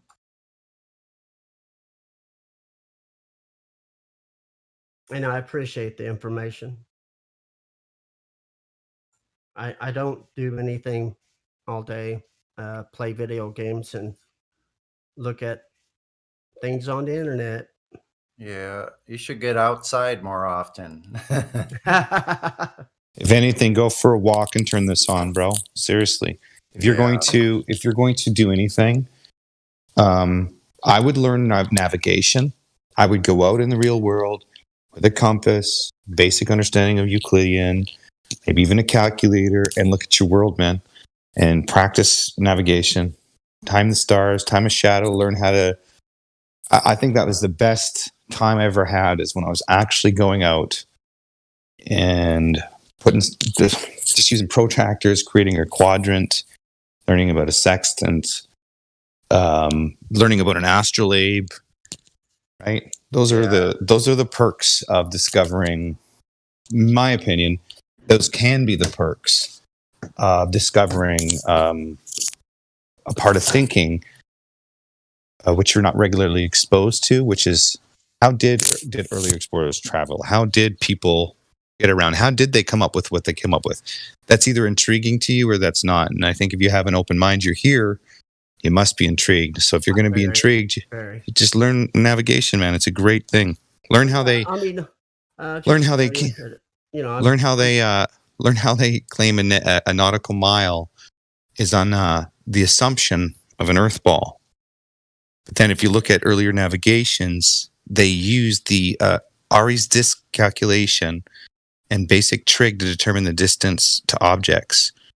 So for instance, the same way you can take, if you have a map and you're a navigator and you know the height of lighthouses, as long as you know the light of lighthouses, you can take the degree and calculate the distance to it, which is just straight lines and angles. But they actually use 1.17 as a factor. Now, I know that you don't know what that means probably, but that's just a constant that was created based on the wavelength of light. And this constant that's created based on the wavelength of light is based on the visible wavelength that we have. And earlier sailors were using this constant. So it's brilliant, dude. That even back in the day, they're just using optics to navigate. Nothing on a presupposition of a ball. It's just straight lines and angles. Now it's a presupposition on a ball because you got the nautical mile and all that other stuff. But dead reckoning, straight lines and angles, right? Like, anyway, navigation was pretty fun. I'm still learning. Yeah. So it's never ending. And I'm sure if you do learn, you'll learn that the more you learn, the less you know. Have you found, by chance, a good working astrolabe that's not a toy? Has anyone? Oh, goodness me. So I tried to get one. And all you can have access to one is a toy one on eBay. I know. And obviously the real ones are like thousands and thousands of dollars. You can buy I think the best option is a sextant, but then even then you get some pretty weak options for those. Yeah, you might as well get an antique one. They're probably still pretty good. Probably not that expensive. I mean, maybe $300 or $400, but it could be less. But if you want a decent one, though, yeah, a decent one's like $1,500, man, for like a basic decent one. Right? If you're gonna actually use it. I was thinking about building a quadrant, or there's another device. It's really simple. It's the same as a sextant since it's got mirrors, but in parts and total, with a little bit of carpentry work, a little bit of metal work, I could probably build it for like $100. Yeah, like a really nice one, right? Yeah, if you have a machine shop or something like that. Oh no, you just take it to the place to get cut, right? They just charge peanuts. You bring the wood, you have it laid out, you just cut it for me. You can have it made in plastic. Oh, okay. I see. Well, that's all you do, right? You just go to the plastic store or whatever you want to make it from. You cut out you lay out the pieces and you just take it back to them. They charge you whatever, $10 a sheet to cut it or something stupid. And you got all your pieces, and then you go home, you staple them together, glue it together, and then there's your fucking quadrant. Yeah. You can get a basic one for $100 even, but I mean, that's not a super precise. Here's 190. You can get a fair one even, like, and you can get antique ones, but here's one in a box. Let me see. Oh, that's a replica. I don't want a replica. Did I tell you that I had called Apple because my phone, I said I bought it to them because I wanted to use the measurement features and the GPS features in it. But where I'm living, supposedly, because I live in the mountains, my compass doesn't work on my phone. It doesn't point north. Yeah. So when I downloaded these apps, these celestial apps, because I was really into navigation. So here what it is. I had another phone, worked fine. No problem. Okay, it wasn't an Apple. It was my BlackBerry, actually. My compass worked fine on it. No problem. I upgrade because I'm having issues with the BlackBerry. It's not powerful enough. It's a great phone, but it just doesn't have the juice. And I get the Apple. I'm like, yeah, and I go to use it. None of my celestial apps work. North is south, or north is off by 30 degrees, 40 degrees. Yeah, it's terrible. Mine doesn't even work here on the coast. It's stupid because don't you have to be connected the whole time in order to use their compass apps, don't you? No, I don't think so. No, because I've taken mine out to the bush and stuff, and no. All right, still off. Yeah, so I called them and I said, "Hey, man, this phone is $1,100." And I said, primarily the reason why I got it is because I thought I was getting updated technology. And I said, they did a diagnostics. They do over the phone diagnostics now with Apple. They run it through your phone while you're speaking with them. And they're like, "Oh, there's nothing wrong with your phone. It's perfect, fine." And by the way, that's exactly how the GPS works. If you read your thing, I was like, "What?" So yeah, they basically said there's nothing wrong with my phone. So I would conclude that it has to do with the mountains where I'm at. But how do I test that, right? I'd have to. Weird. So my car works fine. Not for educational use, so not for navigational use. Yeah, right. Our compasses can't be used for navigation as long as you're just like, oh my god, how stupid is that? Yeah, my little handheld compass works fine. Yeah, that's my car works fine. My handheld compass works fine. I had this Timex watch that I could set north. It worked fine. It was just my new technology updated phone wasn't telling me nope.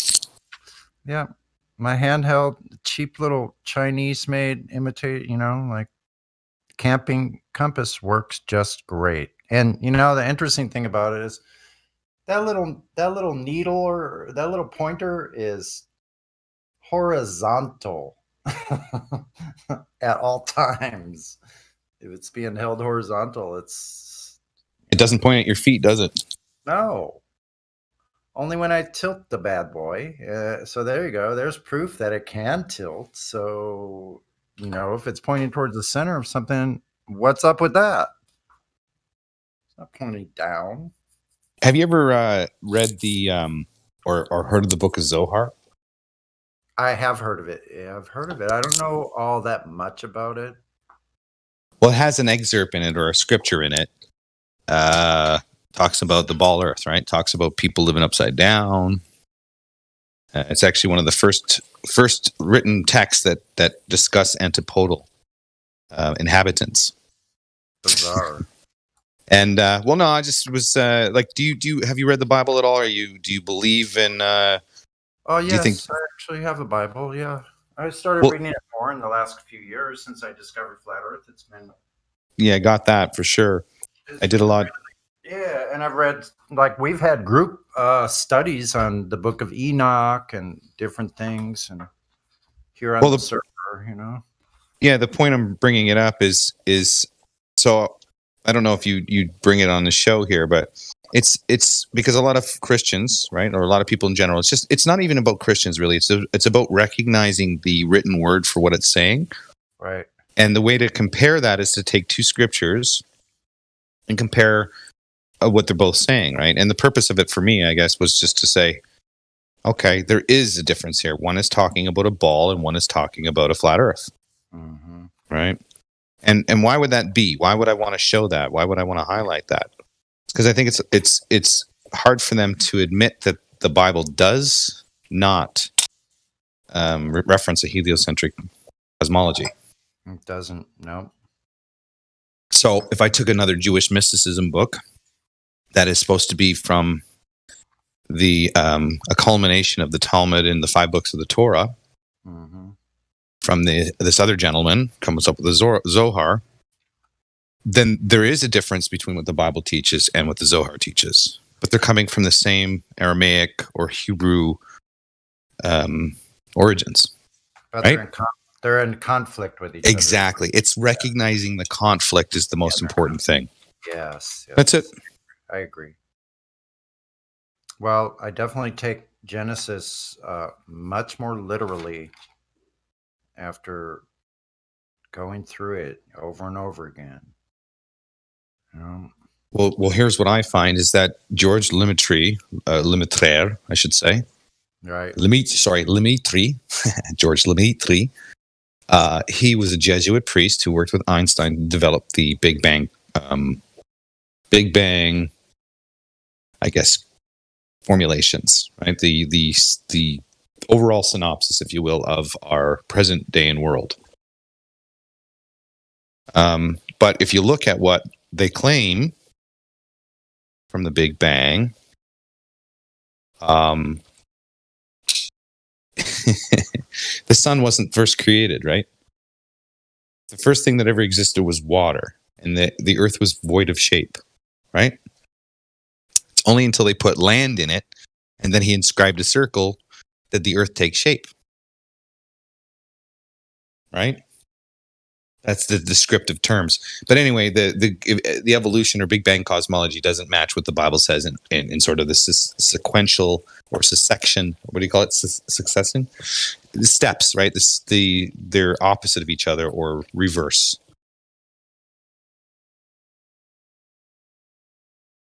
Do you know what I mean?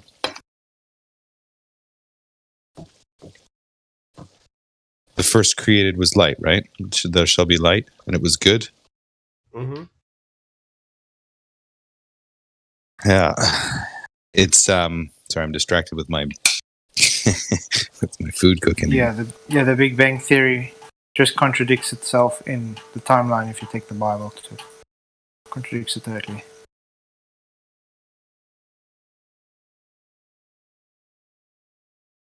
So why would a Jesuit priest by the name of George, let's speculate for a second. Why would a priest by the name of George Lemaitre know of Genesis, but then try to quantify it as a man translation in his order? Wouldn't you think that he would take the order of the Bible and then try to apply the math to it? But it doesn't seem to be the case, does it? Don't you think it's interesting that the Jesuits are hand in hand with the Masons in creating the heliocentric religion? I mean, if you have the same, if you have how can I say, the argument on both sides, it's the same coin, just with different sides. Doesn't matter what happens, you're still going to have the upper hand. So that's probably what they do. They're just writing a new history. Well, it would be purposeful for control and direction, and when you can subvert a nation or subvert a culture, it's you do it so they're weak, right? And so flat Earth could be a subterfugal, it could be a pernicious, thing to cause weakness, right? Because if you think about it, it's designed to attack all institutions. Right. And if you think about it, they've been quite successful. I mean, before I really came to Flat Earth, I've been a Christian most of my life. I really believed the Big Bang and everything, and I didn't see any contradiction with it in the Bible. It's the strange thing of it all. It's like as soon as you get to the Flat Earth, you see it in a whole different light. Then you understand, whoa, everything's contradiction. Well, I didn't even understand the separation. That's the thing. I didn't. When you read the Bible, there was no separation from your modern living, right? It just fit. It felt like, right? until you realized it was there the whole entire time, and then as you drew close to it, all you saw. Okay, so it's like digging through shit, you're digging through mud and you come across shit. It's like the direction. It's like you're being directed where to dig. Do you understand? So you're as you're being directed where to dig, you're either going in the right direction or the wrong direction, and ironically, when you're going in the right direction, you get more shit. So it's kind of like that's the irony of truth, is that when you're onto it, you get more attacked for it. So that's actually how I came to understanding more of the information. Is that if I had 10 subjects to pick at, and if I all went for 10 of them, I would get categorize them. Let's say 1 out of 10. I'd get 5 hits on number 5. I get 8 hits on number 3. You know, and through the 10 subject content, you'd see which would be more attacked. Do you follow what I'm saying? Yeah. That's what spurs me on more. I know if I'm getting, especially on my YouTube channel, for instance, with all the trolls that's attacking me, the more that's attacking me, then the more I know, okay, I'm on the right track, because they wouldn't go out their way to do what they're doing if you're not on the right track, you know. Well, that's even the more beauty of it, is that when you do encounter somebody who could potentially be a shill or a government agent or just a troll, is that you can case study all their comments. Now, I've got trolls. I've got particularly on my channel 2 really that show up consistently and have not let up. I'm talking like almost every day or every other day for years. Have not let up. There may be a week or 2 with spaces here and there, but they're always coming back. And then for me, because I'm writing about this stuff, I'm curious to know why they're fighting so hard. What is the dog in the fight? Right? And it's really, really, you'd be surprised, man. Dude, my channel got suspended. They completely censored me. What were you posting? Just pretty much truth in general. Just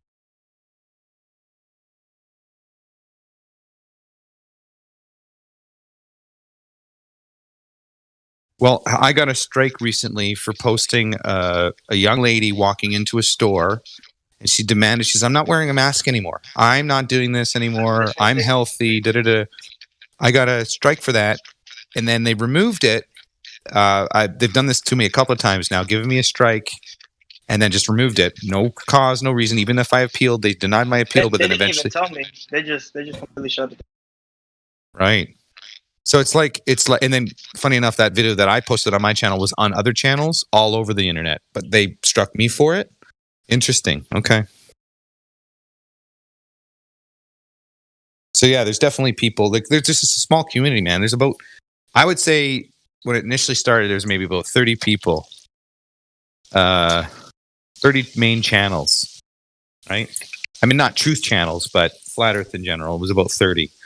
And now it's sprung up much, much bigger than that. But still, generally, there's just that base.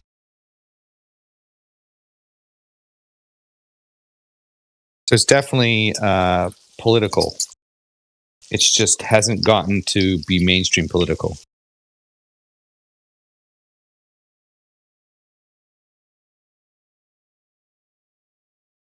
I don't know. I think it got mainstream and they just shut it down.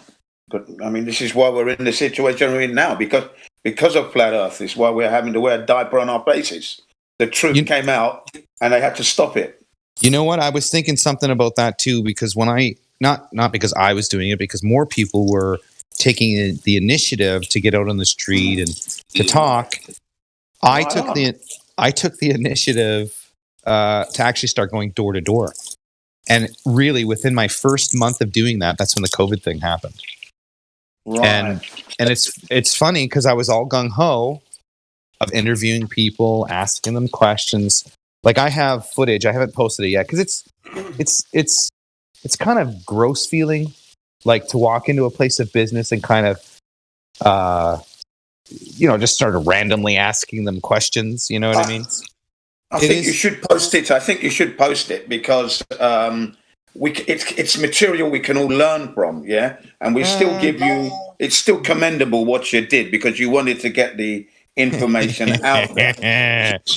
We can give you some brownie points there, but if you can put the material, we can watch it and we can still learn. And it's also a way of letting people know that no, it's not dying anytime soon.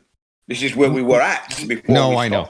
I think I have to be a little bit more clever in my Because look, when I go into places of business, and let's say I went into an optometry office, and I'm talking to an assistant, or I'm talking to the main the head of the optometry department, whatever, and whatever you call it, optometrist, main optometrist, the master optometrist, I don't know, the leader optometrist. I don't know what you call the position in power that runs an optometry store, and you have assistants working for him.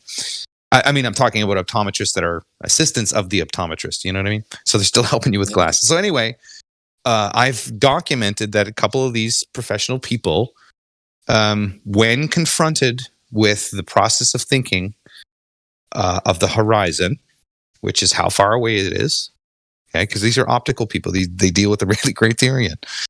Yeah. So when I ask them how far away the horizon is, the response is brilliant. The response is what I don't want to tell you, because it's just... So I documented this stuff, asking simple, straightforward questions. Of course, it's random, bombshell. I just show up. Hey, how you doing today? Hey, by the way, I got a couple questions. Just curious. And I'm recording it. They don't know I'm recording it. So it is kind of like investigative kind of, an investigative approach to it. Ambush journalism. It's what it is. So you have to kind of have like a... Look, you kind of have to have a mood. You have to be in the mood. I'm not getting paid for it, so I have to be. No. So the point is that when you do this, you're more inclined to get more genuine responses, and you're generally going to get more insight into a whole generation of people that don't even actually haven't even actually been taught how to think about certain things.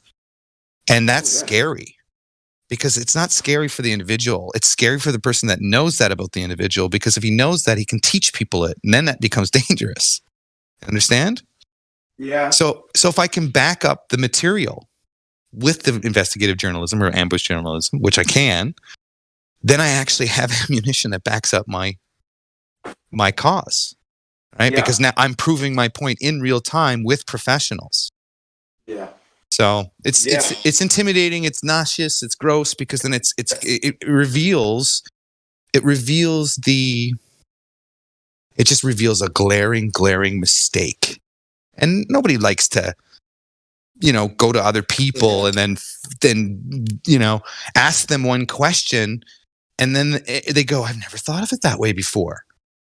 And then when they do, they're like, I don't know. So it's like telling a grandparent who's lived on this earth, she's 79 years of age, and she thinks the earth's a ball and aliens exist, and she's happy. You don't want to go to her and say, hey, the earth's flat, aliens aren't real today. She's 79. She's going to die soon, right? So it's that kind of thing. I mean, maybe you do. Maybe that's the purpose of it. But the point is that you are confronting people, confronting ignorance, and that blissful ignorance. And so when you confront that, it's like me, or anybody who's been exposed to any kind of experience, you have your bliss taken away. Because naivety is bliss. Well, as they say, yes. They do say that, don't they? But I've had similar experience, but I do try and pick my moments well, though, for me. I wouldn't go into a place of business during working hours. That wouldn't be my approach at all. Unless I was there because I had to get my glasses repaired or something like that. And then at small talk, we can roll it in. I can roll it in on that one, but I wouldn't actually go in like a door-to-door salesman at that point. I think that can be a bit dodgy. Intimidating. Dodgy, yeah. It's just dodgy. Yeah, but because you're open. I don't know if you guys. I don't know if you guys have realized when you do go talk to those type of people, like the normies, you get a total different type of feedback from them that don't know anything, that they've never thought about this. That's the whole point. But here's the thing. When he's Bandsaw. Is that Bandsaw? Is that Bandsaw's talking, or who's talking? That's not Bandsaw. I'm Jin CBR1. The other guy was Bandsaw, I think. Okay. So what it is that you're right. So what I wanted to do is go and for an eye exam, and during the eye exam, ask him, because you're going to have more focused attention on the conversation. But needless to say, I'm not going into a place of business and being an abrupt or being causing a ruckus. I'm waiting in line. I'm waiting in line, waiting for my turn, saying, "Hey, good day. I just had a couple questions on optics." Do you mind? Yeah. And most people are pleasant enough to respond. And when I address myself, I say, hey, I'm just doing a documentary on optics and the vision. Do you have a moment to answer a few questions? The point is, you still have to have that stomach in you to go out and be in somebody's face for a cause that goes against 99% of the thinking of the world, right? So it is. If I may just say, I'm at the level where it's no longer a challenge for me. I've done it long enough now. I've experienced all types that, I'm hardened. And by that, I mean, I'm aware of the kind of people I'm going to meet. I'm prepared for their reaction. And then I have my way in dealing with that. So but like you said, at the very beginning, if you've never done any kind of sales of any kind, then it is a daunting prospect for anyone who's become a flat earther to try and articulate it. You might be better off doing it with your friends, and then you're going to meet hostility there. Your family members, you may meet hostility there. And then that will put you off maybe talking to somebody you don't know. Whereas depending on the individual, if you're an outgoing person and, you have the desire, no matter what, to try and articulate it, you will. That depends on the person. But yeah, I've met many, many people out there over the 5 years, and some of them it's been smooth plain sailing, and then there's been those that are stick in the mud and they keep saying, well, that's difficult to understand. That's difficult to understand. I said, no, it's not difficult to understand. And I've had to lead them through. But basically, it's called this. And when I meet that, I say, okay, never mind, but it is flat. Good luck, enjoy your life. And I just move on. That's it. I can't really do any more than that with these people. But no, I think for me, though, I have a point to prove, which is in optics, there's the explanation for the ground rising is quantified as perspective.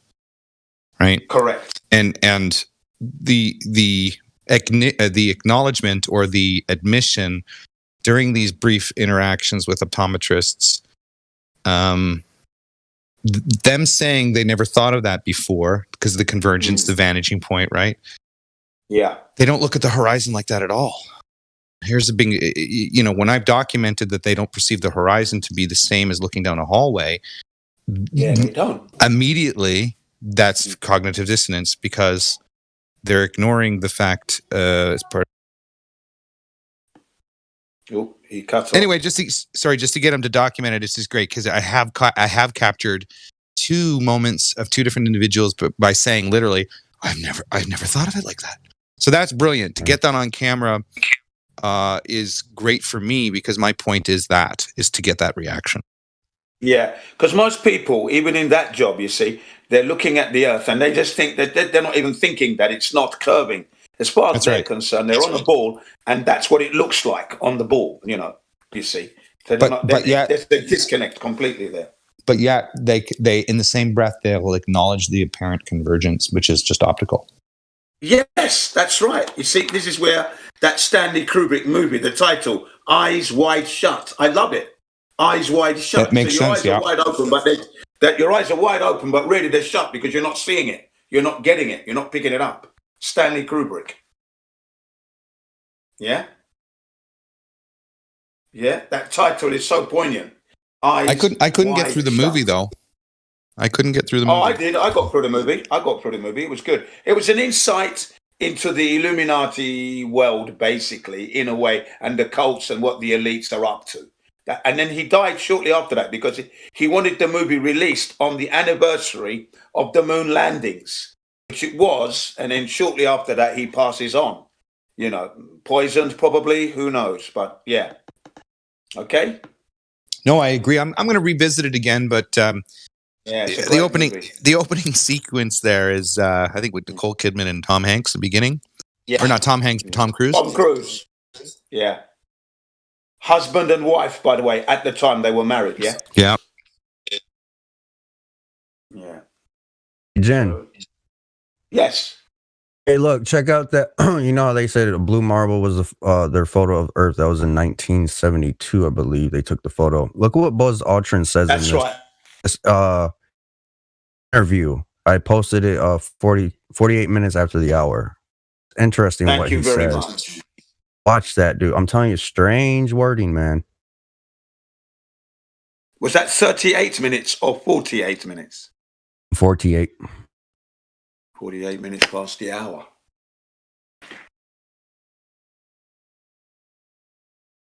Oh. Oh, okay.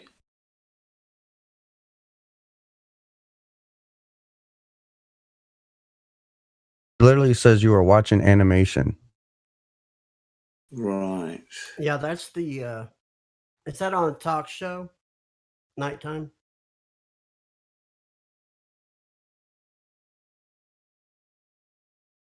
I'm clicking on it. I'm not able to access it, unfortunately.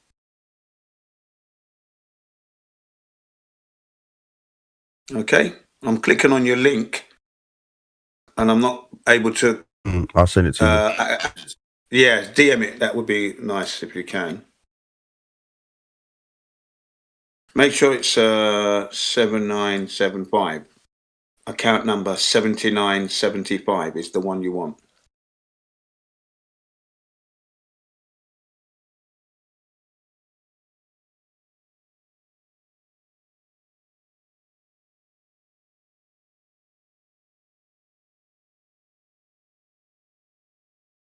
It might be an idea just to post it back in the live stream. Just do it one more time because I can see it clearly. I'm on my iPad, so and I am in the right place, am I not? Ah, I know what it is. I'm in the wrong area. Sorry, my fault. Cool, man. It's just weird. He said, "No, you didn't see it. You seen the anime. We didn't take it. It was an animation." Right. Here we go. Sorry, I wasn't in the live stream voice text. What a wally.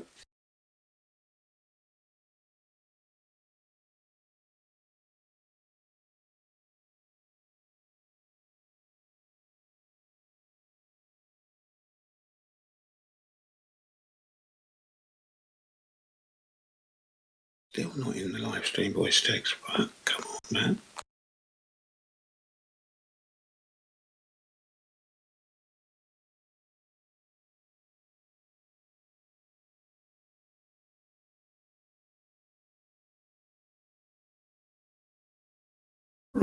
Right, at bloody last.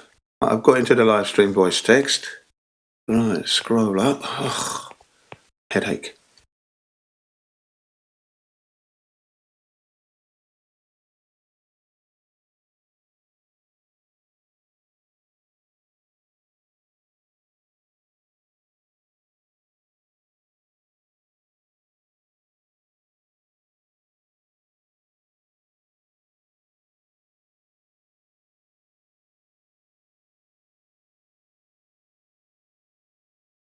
Okay, here we go. All right, I've clicked on it. It's working. Yeah, it's working now. Sorry about that. There you go. In the wrong place. I wasn't in live stream voice text first of all. What a wally. So now it's loading.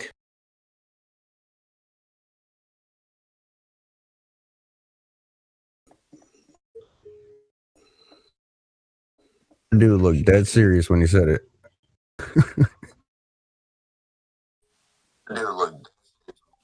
Yeah, I'm watching it. Oh yeah, I'm watching it now. Yeah. I've seen this. I've actually seen this interview.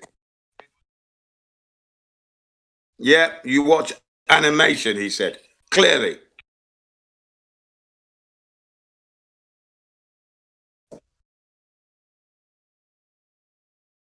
That's probably why they were so transparent with the black and white, see through. Yeah.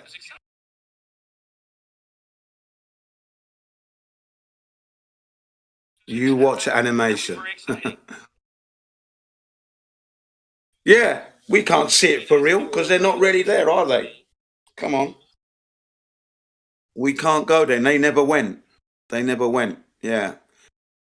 It's there clearly. And then he did say to that 6-year-old young girl, said to her, because we never went there. We didn't go there. We have to know why we didn't go there, he said. Or words to that effect. Did he not? Did he not? Yeah, I heard that.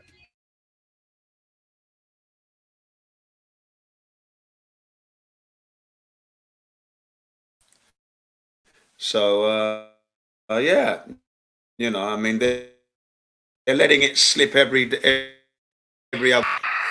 other day or something, slipping, and they're revealing their lies, as Shakespeare said. I think the whole world is. I think the fact that they don't go to the moon is because a lot of astronomers will probably have their cameras pointed towards the moon, right? Yes. That's why, dude. Yes.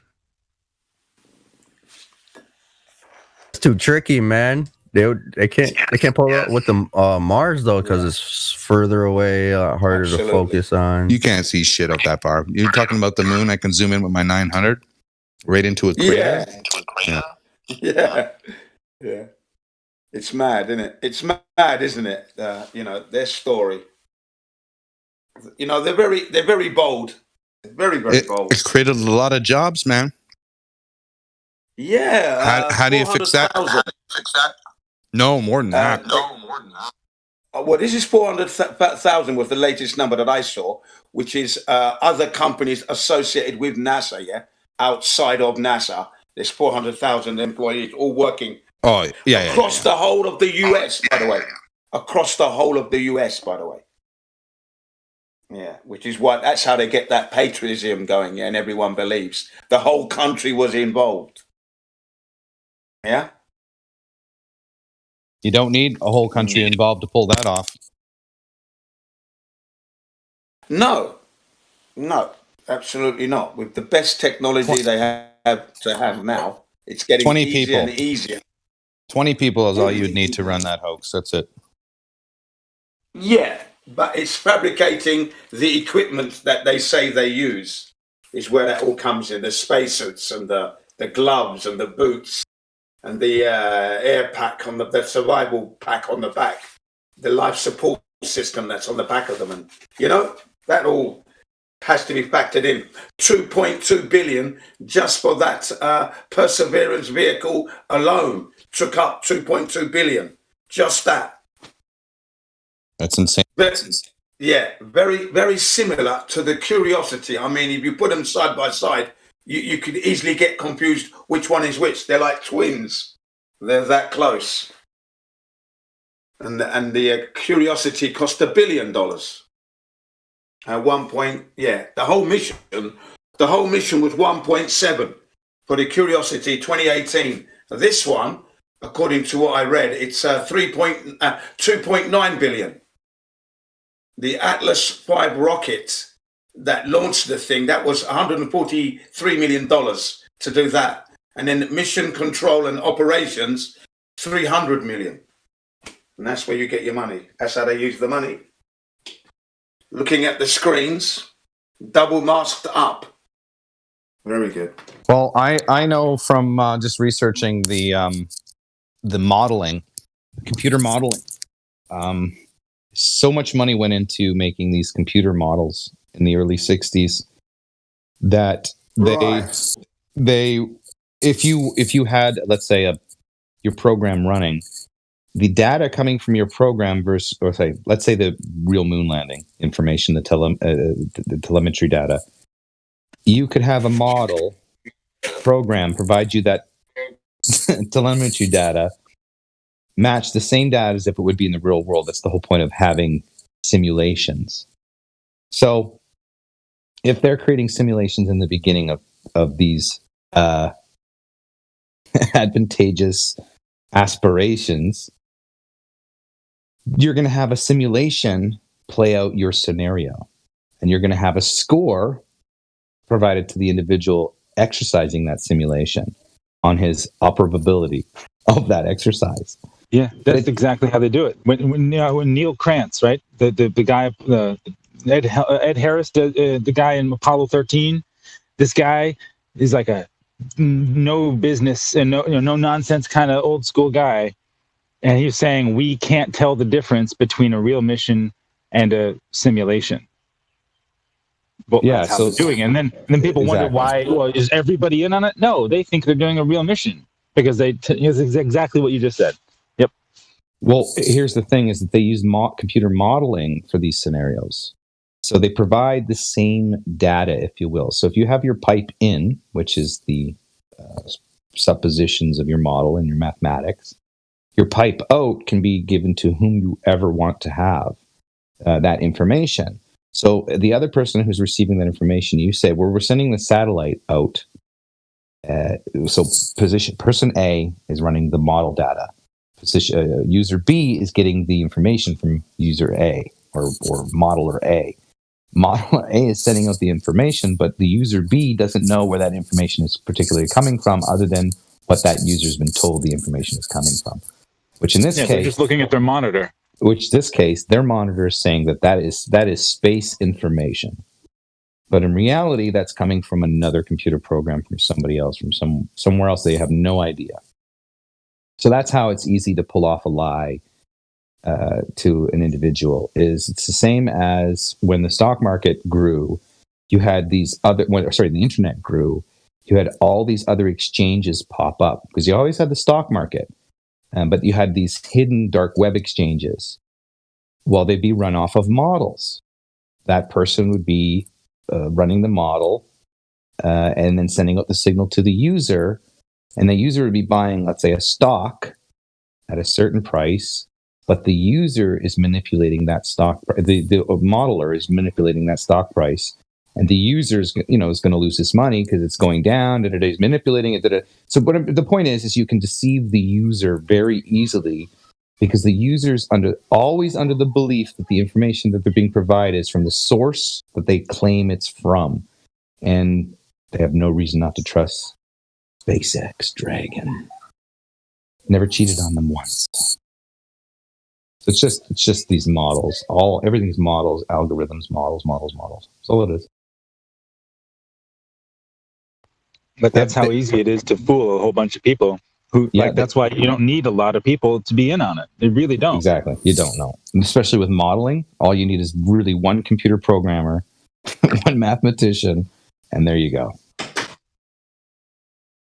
That's right. It's that easy. That's how they're getting away with it. It's created a lot of jobs, though. I mean, if you look at what deception has birthed, the espionage or spying is really the derivative of this control. Technology has always been in the pursuit of being one up on your opponent, not for the benefit of mankind. Give me a fucking break. Yeah. Unless it's to protect the penguins, then we don't need to invade any other lands, especially during a Cold War. Yeah. Now, don't you find it funny? The treaty is in space between the Russians, the Japanese, and the Chinese. It's neutral, and then you look at the Antarctic; it's neutral. So those are the two territories that they could be at war, trade war, virus being sent out from one country to another. Fucking drone attacks on it. But when it comes to outer space, they get along like fucking brother and sister, or well, I shouldn't say brother and sister, get along like peas in a pod. No pun intended. Yeah, they get along like a nice corporation.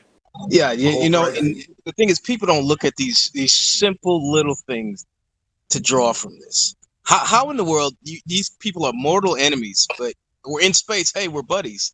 We swap capsules. We trade food. All this shit. It's ridiculous. It is.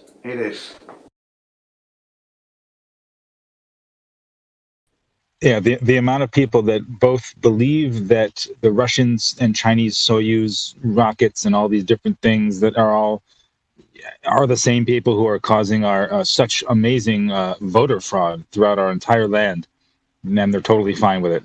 They can cause voter fraud, but as long as they don't mess with the space and they make it safe for our astronauts, that's fine. That's totally good. No big deal. Now, how do we? Okay, so let's say, just in a scenario situation that more truth comes out, a lot of jobs would be lost, right? What would you replace the jobs with? In other words, like, for instance, there's a lot of spying and espionage going on, right?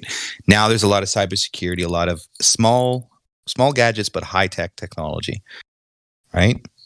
So we would replace the jobs with if it's not space, because we can fix this Earth. To actually explore beyond Antarctica or do all these things, and or we don't necessarily need all these jobs. We could be an entire civilization that doesn't have to work all of this, for slavery. We're basically working to live because of a system that we were born into. Well, that's not necessarily true. It's what it is the system is taking our tax money. So what it is, it's the exuberant amount of in my opinion, it's the exuberance. Yes and no. I mean, I hear what you're saying, but if we, like our electricity money, our water money, all of there's so many just bills that we have to do in order to survive that could be and should be freely abundant. But I agree that there should be more access, especially to the vulnerable. But I also know that the human condition, they need purpose. Without purpose, now I'm not saying that the tax people, that's the purpose. Just let me finish. But people need purpose, or it's very unhealthy for them not to have purpose. So what society's done is painted the carrot. The carrot is your house, your car, your computer, your coveted gadget. That's the carrot, whatever it may be. Well, you work hard, you get that carrot. Now that premise in itself is a okay premise. In other words, if I work hard, I can be rewarded for it, right? But what it's done is they exploited that human trait. So a lot of these things were to benefit us. In other words, if we worked hard and we paid Caesar what Caesar was owed, that yet we could provide better living for our kids, because essentially my money that I've earned now goes to somebody else who I need something from. They're working. They also can determine their wealth by how they work, right? So the system is set up. Well, the system is set up very beautifully. What happened is you got the middleman that came in, and the middleman came in because you had a lot of weak people pop up. Now, society has been so great and so decadent that it's created a lot of weak people. And those weak people will eventually outnumber the really hardworking people, okay? Because the government is designing them this way. They're making them more dependent, because if the government creates more dependent people, that means they can implement socialism on a greater scale, which means when they look what they just did now. In the last year, they got millions of people on welfare or more. Exactly, because of the rhetoric of taxes, because of the rhetoric of I'll never own a home, or things are too expensive, or the families divide. So what they've done is they've taken all avenues of our human condition, which is we thrive in family settings. We thrive in a healthy environment. We thrive when we have autonomy. We thrive when we're left to take care of our own things. We thrive. This is why we've gotten to where we've got, because we thrive when we're left alone. Now the government says, no, there's too many weak people. There's lots of homeless. There's lots of poor. There's no jobs anymore because of the climate. We need to take care of you. We can't, we need to take care. I would say we thrive better when we work together, cooperatively. Yeah, well, exactly, but not with the government involved at all. Well, no, once the government, see, the problem is if we actually came together, left and right, let's say, and we went after the government institutions, and we removed regulations, and we removed taxes, and we allowed infrastructure to grow, and in entrepreneurship, there would be an abundance. It's the same thing as just what it just was when Trump's presidency. It was an abundance of wealth being created. The highest, the lowest unemployment rate, right? That's the rumor. That's what's been touted for the last year. Best economy ever. Well, that's no good for bankers. When you have little people not relying on the bankers and not needing the bankers, that's not good. They start to lose power and control, right? So they got to create a debt situation where they now make you needy, dependent and needy for it.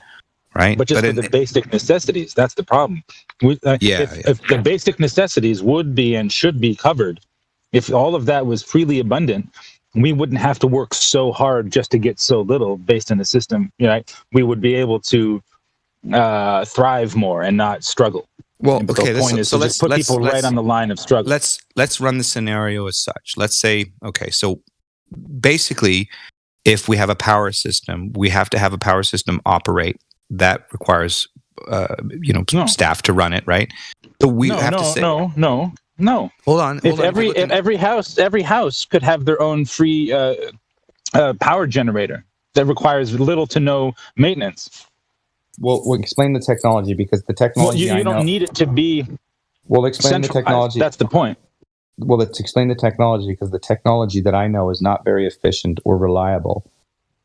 Which technology are you referring to? Solar and battery storage. No, God, no. Whatever. So, there's obviously more abundant forms of energy out there, but obviously they've been spending billions and trillions of dollars to keep that hidden from us and to control the market. Okay, so I'll give you a scenario here. I live in British Columbia, where our electricity is powered by a dam. Yeah, I know, and that's dumb. Hold on. It's dumb. No, it's not. It's a perpetual energy machine, because water and the sun and the process of the cycle, the weather cycle, is perpetual. In other words, water is one of. No, I know that, but you still have to get it from the dam, and you have to have hundreds of miles worth of cable to get it to people. So let me finish. So that hydro dam produces a lot of energy, because it's a lot of free force provided by the sun and the energy exchange of the heat, water, and so forth. So that energy to capitalize on is a great idea, but it required people to build it, required investors, and so forth. Now, if you don't have a system set up like that, you have to set up a system like that, which you will be again. No, let me finish. Let me finish. You're not let me finish. So usually, when you have a need, you've got somebody to fill that need by creating a business for that need. So their need for electricity was big. Now you either have government come in for the people, and people come together and put their money together, and they say, "Hey, government, we need to build us a dam because we're going to run this village." Normally, it's entrepreneurship, and a person sees a need for the public, and he says, "I'm going to build a business because I see people need for it." So this entrepreneur goes, "I'm going to go build a dam, and then I'm going to charge electricity for the dam that I built because I see a need for it. And people need electricity." That system in itself is a great setup system. Okay, now can you go off that grid and go provide electricity for yourself?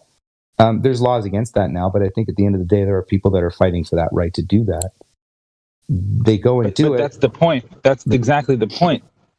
You don't need a centralized point to get there. If everyone had, if it was possible to, for a couple $100 or whatever, that each and every house can have their own power generator, or one that could exist for an entire town, I don't know, because there's. Well, here's the thing. It requires still maintenance, and it requires a company to build your power generator. Well, how do you know, though? Because everything requires energy to be made. The first law. But for a fraction of the cost. For a fraction of the cost. The whole reason why we have power lines is because J.P. Morgan wanted copper lines. He had he wanted copper everywhere. First law of thermodynamics: you can't create or destroy energy. All you can do is transfer it. Okay. So entrepreneurship. Yeah, we transfer it from the air into energy. No, the machine that you need to transfer from the air was created by what energy? You can't take we have to create it, but I'm saying. So how was it created? Was it created with oil? Was it created with gasoline? What was it created with? See, apparently, people could do it with stone back in the day. No, the point is that it's a first law of thermodynamics violation. But you still have to make the stone. The stone is already there. You're just transferring the energy from it. Right. So again, the point is that a fraction. It wouldn't cost $10 billion to put up a dam. So now we're not. That's not what we're talking about. That is what we're talking about. Fallacy.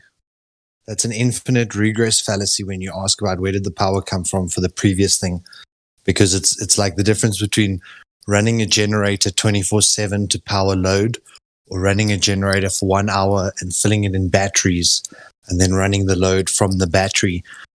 Obviously, running the generator for less amount of hours is going to be less harmful. So, for example, using a factory to produce a panel once is less harmful than that power plant burning coal every single day to produce the equivalent amount of power that panel could offset for the next 30 years. Again, so what we're talking about is the first law of thermodynamics violation. You cannot create or destroy energy. You can only transfer it. So it doesn't matter the device that you're being made. It needs energy to be made. So even your batteries. Well, no, but I hear you. Even your battery. Listen. Even your batteries need the coal burning place the diesel burning vehicle to dig the mine out. And that will never be replaced by renewable energy. It'll always be using coal or oil to dig minerals out of the ground.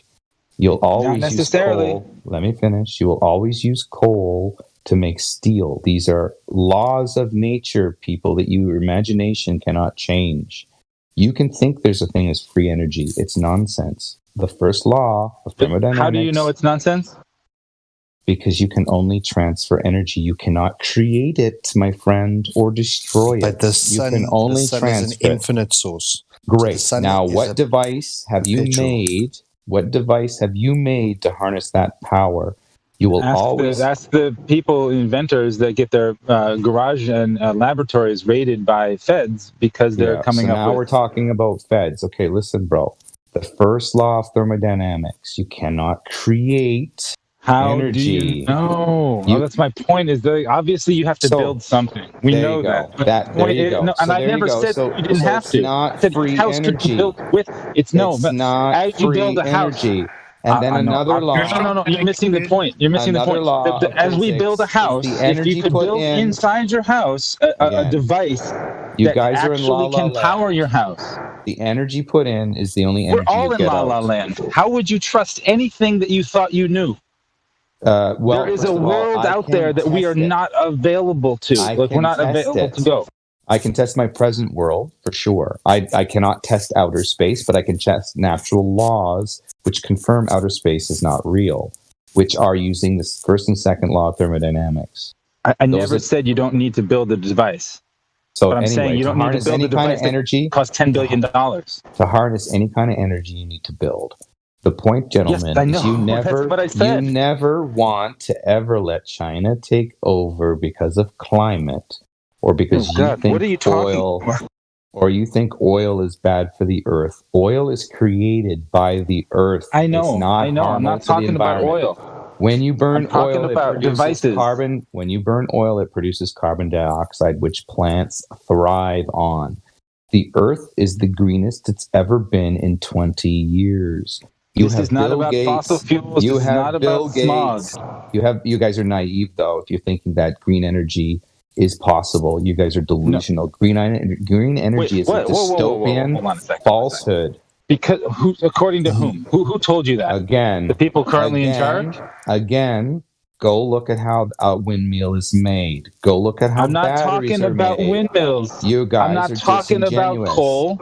I'm not talking about anything else. I'm first talking law- about whatever they're able to have done back in the day. Listen, the China. Tater, stop talking over people. Just The let someone China global respond. warming is a hoax. The Earth isn't I know. burning. I'm not. It isn't what, on are you flames. not? Okay. Am I not getting through to other people? I know that this. I'm not saying any of that. I'm not a Greenpeace environmentalist about the smog in the air. I'm simply saying that there is ways to do. There is energy out there available to us Which as a energy? species. Which is it? I don't know. We're not privy to it because it's being. Again, that's full of shit. You only have material matter, whether it's liquid form, solid form, but everything takes form, and you take it from one form and transfer it to another. So you Right, can't and we devise a machine that does it. Yes, but you can't conjure up a mental process without tangibilities, because Well, then it how would did be they do it back in the day? imagination. How did they do it back in the day when they didn't have all this energy? What did they do back in the day? What? They had all kinds of things that buildings and such that we can't duplicate today, but they were Like somehow what? able to do it. Like what? Give me And an with example. renewables, with the true Seriously? concept of renewables, it's actually Renewables about are a harnessing data. Just let me finish my point. Renewables is my industry. It's my expertise. It's what I do day in and day out. There are batteries now that are made of graphene that do not degrade, that will be around for the next 100 years. So we are improving storage to a degree that the average layman who's not in this industry won't understand. But the point about the sun is, what is the sun converting to be able to provide infinite energy all day long to different parts of the planet, day after day after day after day? Same with the wind. The wind is not using up a resource to move.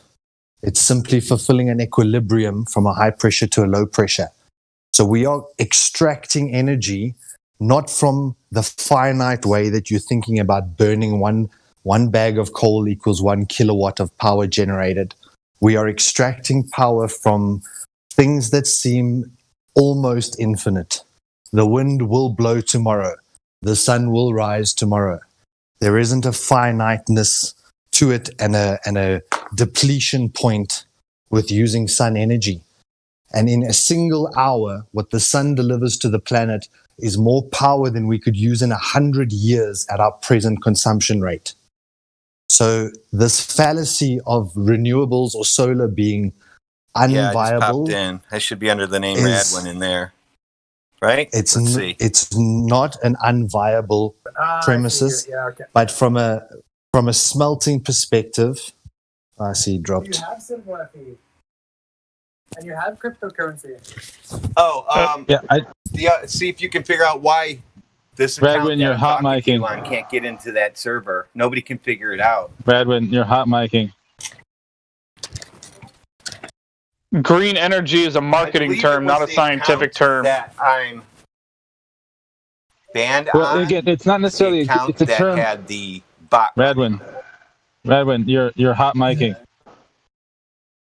The point of the energy, right? The whole point of having it a dam or like no logs of your identity. The point of having the dam or any kind of thing like that is to basically keep. Again, J.P. Morgan had a monopoly on the copper, right? And guess what? All the wires that transfer all the energy everywhere is made out of, right?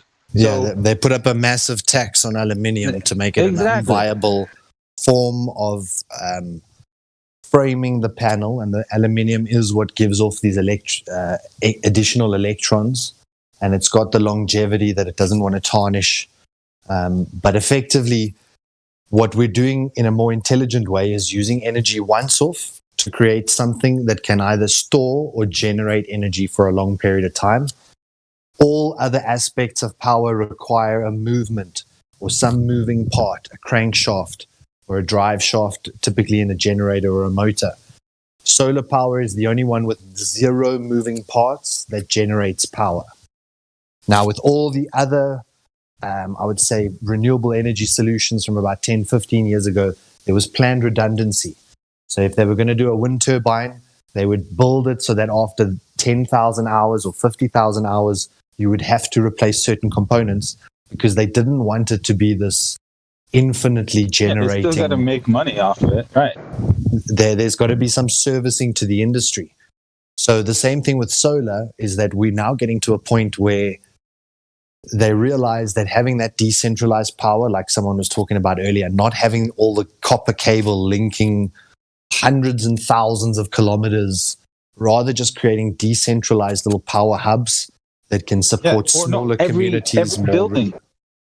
Every building could have its own. It could have its own solar, it could have its own wind or whatever, but more important than whatever the better energy beyond any of those things, if it's in the air, if somehow they're able to.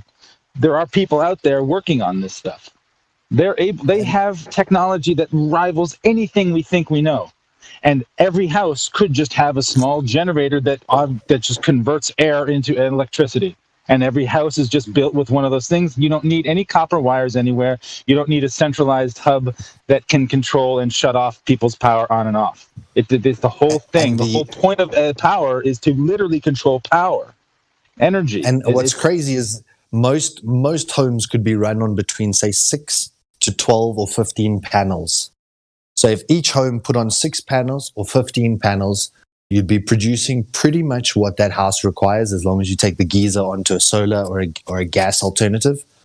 But it's very few. It's not like you have to cover 4 baseball fields. Yeah. Or 4 football fields. Well, you do if you have to power a whole city or something like that, some nonsense. But like in California, every single house should be built with solar panels on the roof somehow. Like, how are we not making solar panel? It should be a standard, right? Correct. This is unbelievable that this isn't a thing, and we're in 22. We can land a fucking helicopter on Mars, but we can't get solar panels on friggin'. This is retarded, right? Hey, can I make 2 corrections here quickly?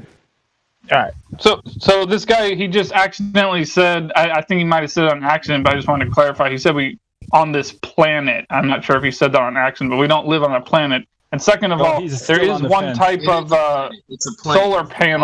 solar power plant that does involve moving parts. That's the kind that involve using mirrors to heat up oil. and then the oil goes through a pipe and spins a turbine. So it's not like every solar power generator doesn't have moving parts, just solar panels. No, so the entire part, so like the inverter has a relay switch, and that's it's driven through power, either being open or closed. It's the only part that moves in the entire solar installation, from the panel to the MPPT to the inverter to the battery. All of it's in what you'd call like a solid state, or it's ready to be used immediately. There's no moving parts that need oiling and servicing. And after this, I know. I was just talking about the other kind. I'm talking about the kind out in the desert where, like they featured it in that movie Gattaca, where, they use mirrors to heat up oil and the oil pushes a turbine. Yeah, so that's a sodium plant. The Israelis, the concentrated solar power plant, and they heat up sodium or salt till it becomes liquid. And then they store that heated liquid to then drive turbines through heat. And then they can generate 31 hours of power from 8 hours of light. So for each 8 hours of light, you're effectively getting another half a day longer in power production. And like they were saying, yes, we do need a lot of demand current when you turn on a smelter to melt your steels and your aluminiums and those kind of things. But even Tesla's starting to build battery banks, which can supply that inrush current for certain applications. So it seems very expensive up front, but when you do the calculation, what you're going to spend over power over 20 years, buying a battery and running from a battery is actually a lot more affordable than what you will spend over the 20 years with inflation. And you're still going to have downtime from the grid. So at least having your own system. Yeah, there's plenty of alternative solutions. The problem is that those alternative solutions take the power away from the people who are in control, and they don't want that. That is the point. Anyone thinking otherwise is actually in La La Land. Very true. What should we do when the sun goes away and the wind doesn't blow? You have a battery, a storage medium. Obviously, there can be backup systems too. But there's probably, I would venture to believe that there's something even better than solar. I think there's whatever something like there's somehow abundant energy everywhere. If the ancients were able to figure out how to light up all kinds of stuff using stone and all this thing, there's got to be a way. Since we're on this subject of technology, what about the flying saucers? Let's go there. What do you guys? Who's the idiot that doesn't believe that we have the technology to do all this stuff? Who's making these things? Somebody tell me, please. I didn't hear anyone make that claim. Well, they're making the claim that we can't make solar power for every fucking house. So who's making these things that defy so-called gravity and do all this shit that no one else can fucking do? Who's making them? Yeah. I think what you mean to say is we can make stuff better than solar panels.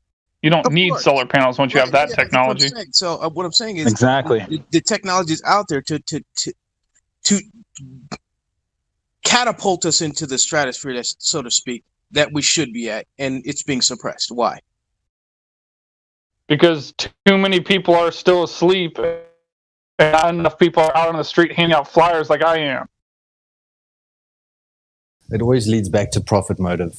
How can you tax or how can you profit from someone becoming independent? And you can't. Not profit. Well, kind of profit, but it's more about power. It's about control, not... Yeah, having power over you. Yes. Power over us. That's the point. Because effectively they call that like over unity devices or the levitation devices. You must look at Viktor Grabinikov's research from Russia, where he created these levitation devices just through sound and studying insects and all kinds of really interesting things. And what happened? All his research got taken away. He was thrown in jail. Same like the Tesla scenario, where Tesla turned on a light bulb from another country using this ley line grid. What is fascinating is that like we generate power in DC, but we transmit it in AC. And whenever you see those interesting light phenomenons where they hold a bulb close to like a like one of those Tesla, flip man, the words slip me now. Effectively, the transmission of that power is often in the DC form, whereas we try and transmit most of it in the AC form. And it seems to be something about the DC connection that they don't want us to know, because it is how we drive or generate a lot of our power is through DC, and then we have to invert it back to AC to actually consume it. So it is definitely this one field, power and the study of this, trying to generate more than what you put in is considered over unity. Theoretically, it's considered impossible. There have been claims that people have generated it. Correct, yeah. But there are people who've claimed that they've been able to do it. Their research is always stolen and they disappear off the map and they're shelved somewhere. Weird how that happens, isn't it? Just a strange coincidence. That, like when I was in second grade, I remember there was a solar-powered race car that came to the school. And there was like, wow, the whole thing runs on solar energy, and it's so cool. It was obviously a crude car. It was just a one-seating, with a bunch of solar panels. But still, the point was that they could run a car on solar only. And I'm always like, okay, cool, this would be great. The future is going to be awesome. Well, that was like 30 years ago. You always need a storage method, because like if a cloud moves in front of the sun, your voltage drops. Yeah, right. But the point being, again, they always say that solar is just a few years away. It's a few years away. We just got to get the storage. We just got to figure out the storage. We just got to figure out all these other things. And then just seems like they're dragging their ass. They're getting better. Tesla's stuff is horrible. From a lithium perspective, they're plateauing on purpose. They don't want to get better. It's not good for them to get better, because then people don't need them, and that is the point. To have the middleman, to keep the people in line. That's it. So there's been a lot of once again in this field, when people do show batteries that have longer lifespans, their technology disappears. They get disappeared. Obviously it's possible. What's funny is like the Tesla wall that pretty much everyone in the world knows about is one of the crappiest lithium technologies available. It only gives you 3,500 cycles or recharges. The better grade lithiums are giving you between 6,000 and 9,000 recharges. So Tesla wall is like about 30% as efficient as other lithium products that are out there. But you're still limited by the chemical in the battery. So the word battery means to store energy in a chemical, and the chemical becomes more volatile so that you can extract that energy later on from the chemical. So then they tried metal halide, they tried nickel, they tried cadmium, they're now trying lithium ions, lithium phosphates. Like, what can store this volatility for when I need it later? But the more that you use the chemical breaks down over time. And that's the degradation we see in all batteries regardless. Now, finally, some people have come up with using capacitors as storage, because a capacitor, you're never using a chemical to store. You're just using a potential to store the power for later. And a capacitor gives you 1 million to 2 million recharges. So you're taking from a battery that could do 3,500 up to 1 million. You could buy a battery now and use it for the rest of your life and never need to replace it. And there has been so much pressure placed on this brand because they're bringing out, it's a paradigm change.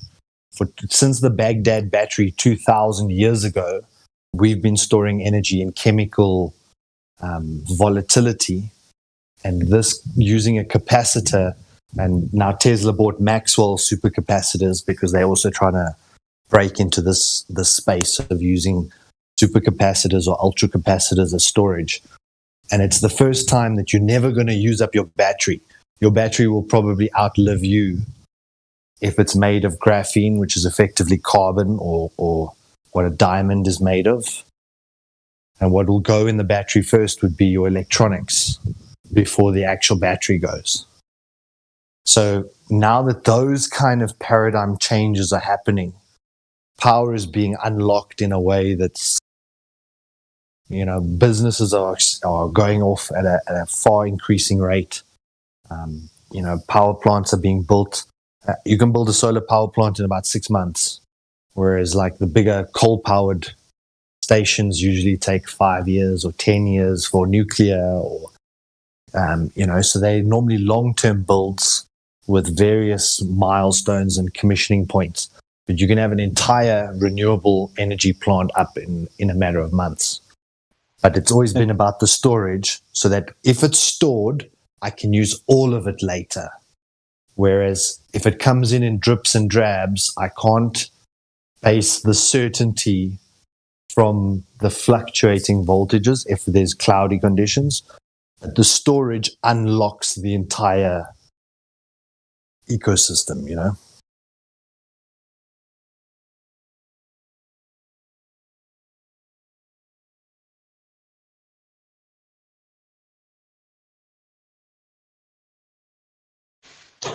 Yeah, it's too bad. And that's the thing, is that even regardless of what quote unquote free energy could be, these are all solutions using known technologies that we could have today.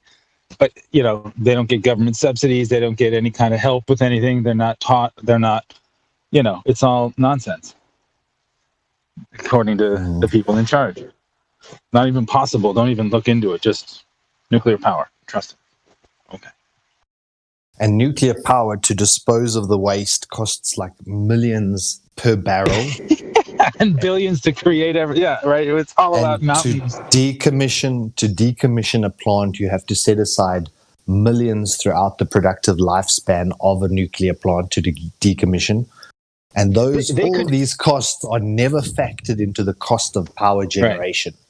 So when they talk about nuclear being the cheapest, it's only to build the plant and initially start making power for the first year. Then they say, oh, no, look, we're so much cheaper compared to these other ones. But when you look at the lifespan and the removal of waste product and the safe disposal and storage of the waste, and then the decommissioning of a nuclear plant, it outcosts every other fucking option.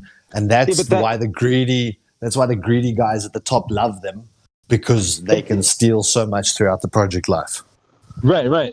Because it's even worse than that, because they're only using 1% of that, the rods, whatever the plutonium or whatever they're doing with it, and then storing the 99% of the, in under Yucca Mountain, right?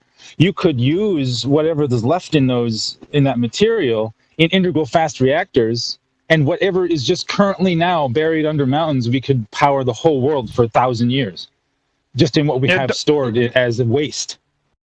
Yeah, don't forget about your taxpayer subsidies. Just the same way that NASA is wasting your money, a lot of your federal tax dollars go to the construction and maintenance of these nuclear power plants. It's not a free market. Think of the children. No, it's ludicrous. Yeah, that's why I say, they always say, yes, there is a kilowatt cost or a production cost to produce a solar panel. But if that solar panel after 35 years is still producing 75 to 70% of the power that it originally started at, they're rated to degrade to about 80% at year 25. So if by year 35 they're still producing, and by year 40 they're still producing, there's no comparison to the little bit of power it costs to create that thing. And then its 40-year lifespan of collecting free kilowatts for you. So they never factor in the long term with any of those equations. They always try and make it very short term. Oh, but it still took this much power to make the panel. Yes. But how many kilowatts will that single panel produce over 35 years? Much more than what it costs to actually produce that panel. And in that equation, it might actually be over unity. But I think it's still the paradigms or the axioms that we set up for ourselves before we look at these things that restrict how we truly analyze them. we're trying to come up with a new game using the rules from the old game and thinking it's somehow going to work the same. Yeah, like trying to do flat Earth through a heliocentric mindset. Yeah, It's like, there it is, right?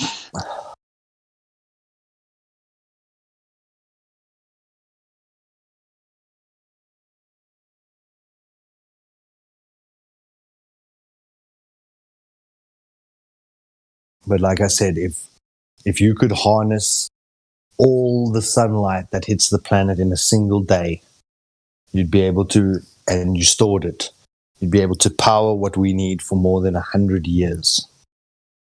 And what they're starting to do now is to create water-mounted systems where you can now cover like your dam or say various water sources. It'll prevent evaporation, so you're losing less water and you're not losing croplands. And you can still make your power off even water. Now, if you know that 71% of the planet is water, and effectively, if you just covered the little piece of Florida that sticks out of the continent, that would be enough solar panels to power the entire world's load, covering a tiny piece of Florida. So it's not like we have to cover 75% of every country everywhere in the world. Okay, obviously, we do want a decentralized system, but in terms of how much solar panels we actually need, it's very tiny. But then we need a lot of batteries. Plane, not planet. Did I say planet again? Shit. I know, it's tough. We are force of habit. You see, I have to talk to people all the time who are not awake yet. I feel you. Sometimes I've got my blue pill hat is on at the moment. Sorry. yeah.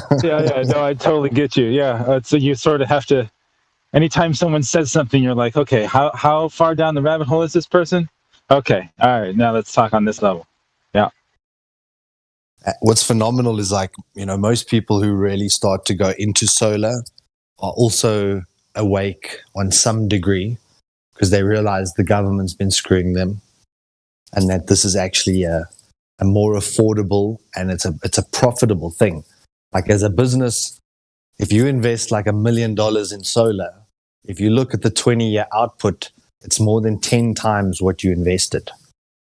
So, businesses who are going to be using the power regardless, and they know they've got a 10 or 20-year outlook in that premises, they'd be short-sighted not to profit from a 10 times investment.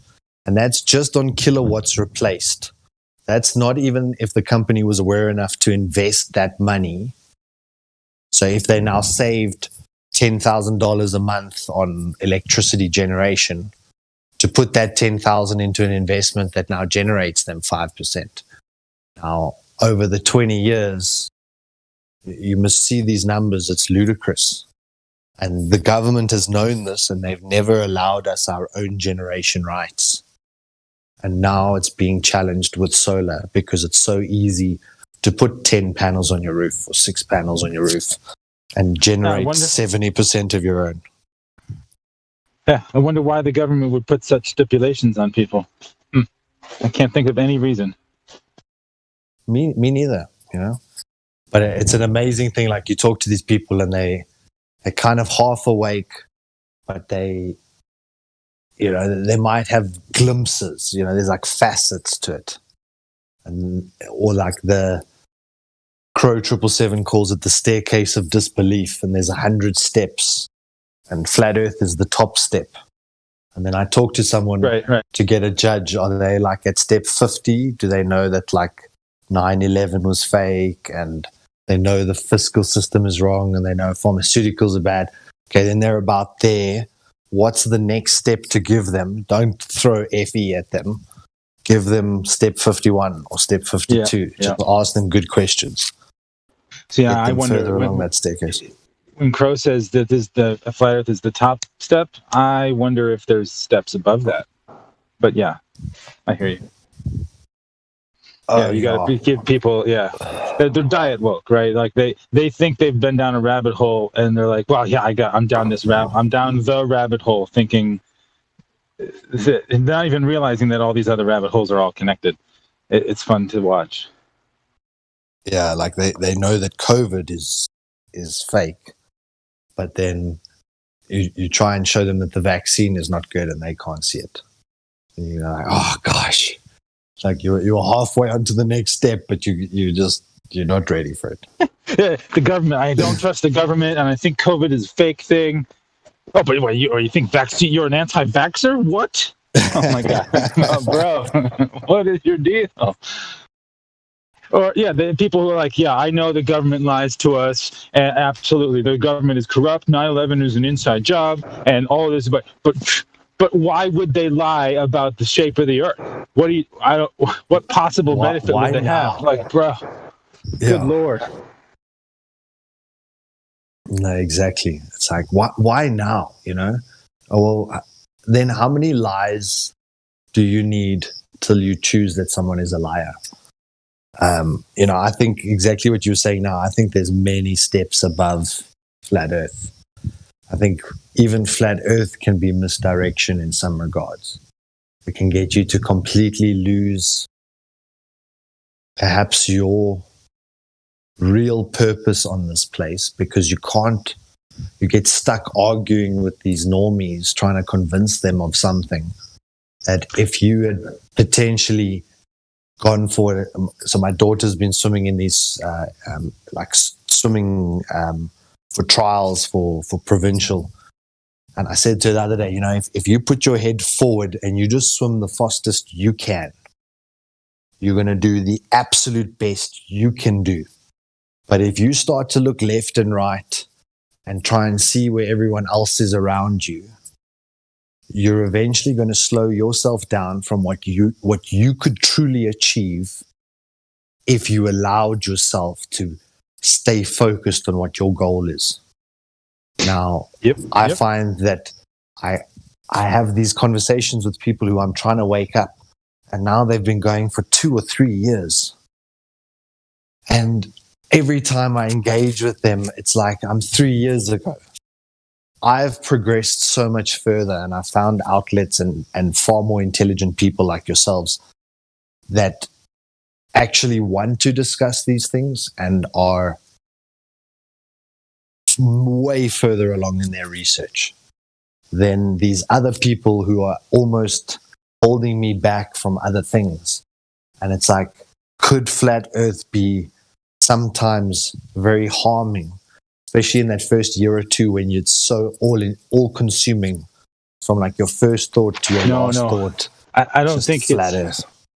I don't think it's the first year. I think is very beneficial. I think it's once you get more into it, then all you're doing is like you come on here or Nathan's show, it's the same people with the same questions repeating itself. It's like going into like kindergartner, like it's just repeating the first grade over and over and over again, not progressing to next higher levels or different grades, But I hear you, like, because at a certain point you're just like, I need to move on, or I need to help in a different way, or I need to, like, what do I do with all this knowledge? I can't just sit here. I got to put it to use of some kind,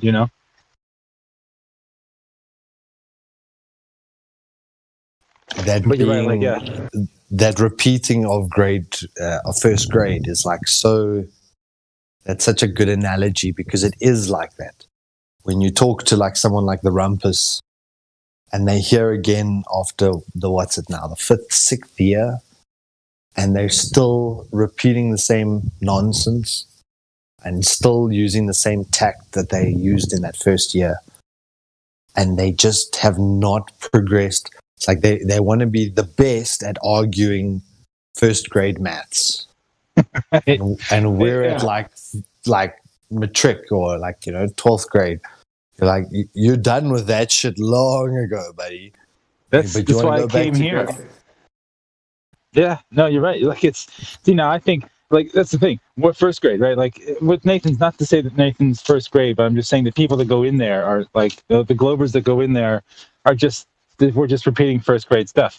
At least with here, you're teaching someone who is in first, like you're being a first grade teacher. Yeah, you know it, but you can still help others along the way who are coming up.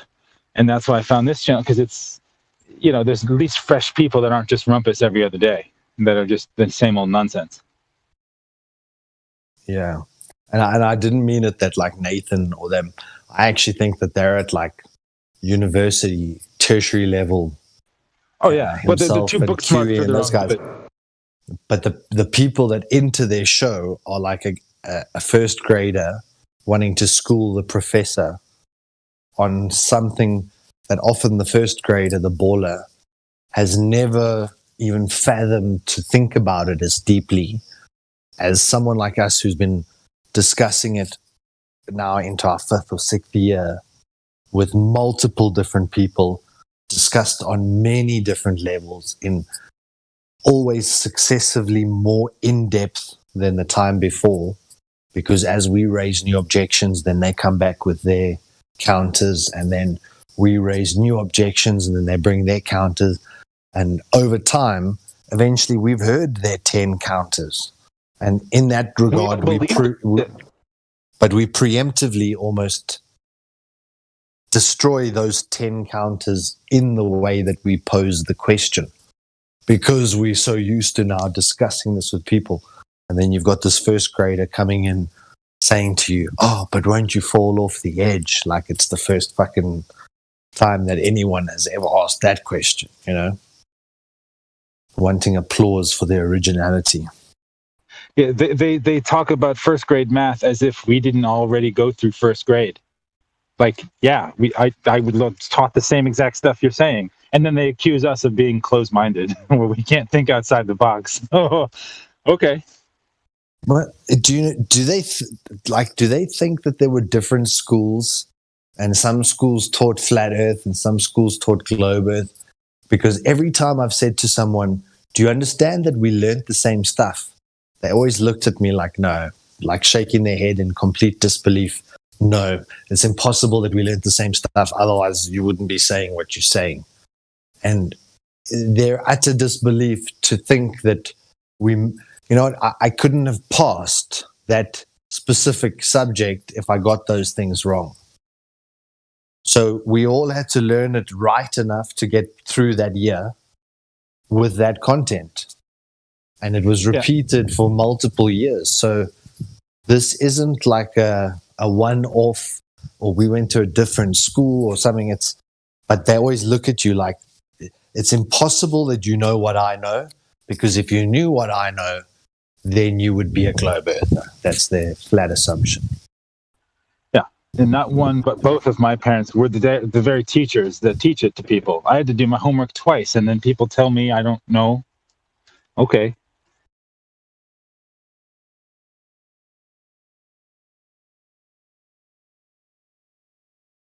No, it's I really like when it clicked in my mind on like about the second or third point, and I was like, holy crap, this place is flat.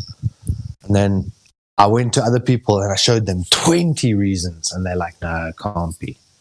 I showed them 40 reasons, and they're like, no, it can't be. And I'm like, why is it that for me I could understand, and for these other people, it's like, just doesn't matter what you show them. I always say, yeah, but their evidence, and their evidence is the photo of the blue marble. That's their evidence. And they just can't see it.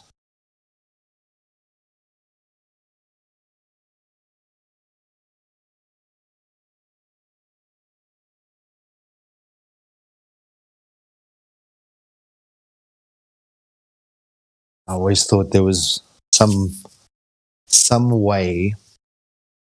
My background's marketing. So in marketing, you look at trigger words, how to create a certain problem in someone's life, and then how you're going to solve it with your product.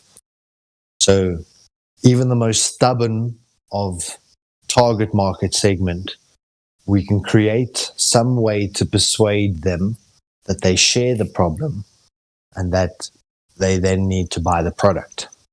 So there's layers of persuasion in ways that you can get people to do pretty much anything you ask them or tell them to do.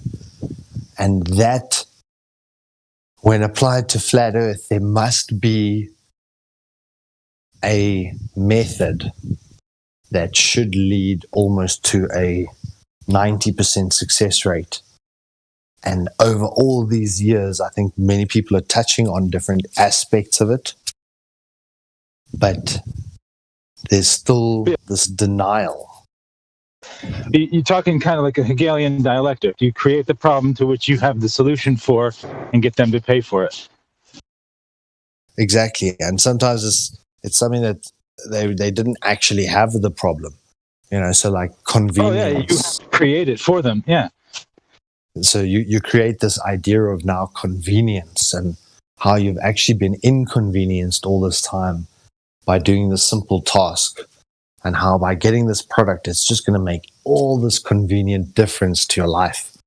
And then like suddenly you start thinking like, correct. Yeah, this TV gadgets. Are you tired of opening your soup containers with traditional methods? But now, for the price of shipping and handling, you get not one but two free. I mean, how many of these shows have we all seen? And like for insurance, they'll sit down and say, if you died tomorrow, is your wife and children looked after? And they'll stare you straight in your eyes and make you feel all guilty. And then you'll sign whatever you need to sign to set up a few million, at least so that if you die tomorrow, and they use that fear tactic. And there's various ways that you coerce your public or your target market into the box that you want them to be in. And then you give them lots of different packages so that they can choose. Like when you say to your kid, you're going to the bedroom now, you're either going to walk or would you like me to carry you? You've told them what's going to happen and you give them this fake choice. But either way, they're going to the bedroom. One is they walk or the other is they're being carried. And it's the same with the marketing ways that you want to get your customer there as quickly as possible, but they need to feel like they had the choice. That was their choice at the end of the day. And it's the same thing with like the three questions.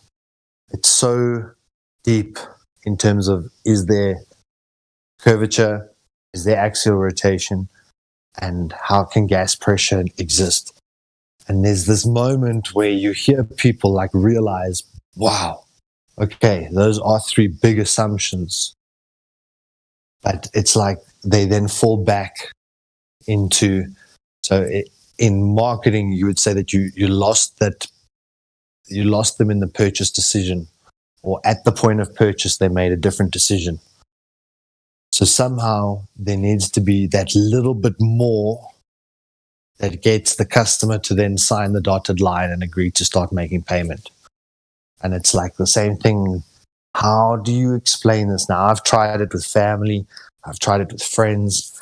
I try a different approach every single time. I love to address people, and I do have opportunities where I can address quite a large group. But it is the moment that you use that trigger word, you've lost everyone. The entire audience is gone. So it's like there has to be a way. It's the same with like your insurance companies with their sales pitch. When they call you on the phone, then they have an answer to each one of your objections. So when you say that you haven't got the money for it, oh no, we've got a flexible payment plan, and they have a way to keep you on the phone.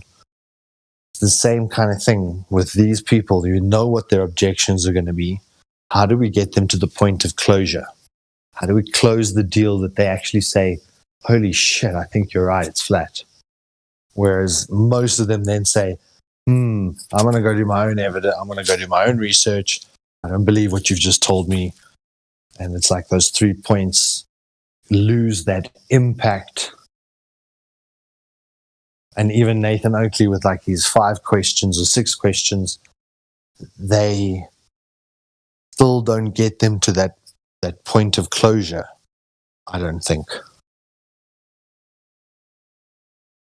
It got us to closure. We're all convinced, but hey, can you convince the people that they've been controlled all their life by fear of an asteroid, by fear of global warming and vaccines and commercials that sell you toxic medication? Only when they live it. So when they see someone or know someone with a damaged child through a pharmaceutical product, then they suddenly start to open their eyes. Or it's when they have a lost loved one and that suddenly they started to look into something and then figured out something wasn't right. There has to be some trigger moment that normally gets someone to look into something. And it's that they won't question or they won't doubt that anyone could deceive them, that actually leads them through with their ignorance into the slaughter. But like you say, how are you going to convince someone? It's easier to fool someone than to convince them they've been fooled. Well, when things that they rely on spin out of control, like the system, they basically effectively rely on the system and the consensus, right? When now that like falls apart, it's already kind of falling apart. Or when it falls even further apart, then at some point they are going to feel that. And yeah, what do you do then? You know?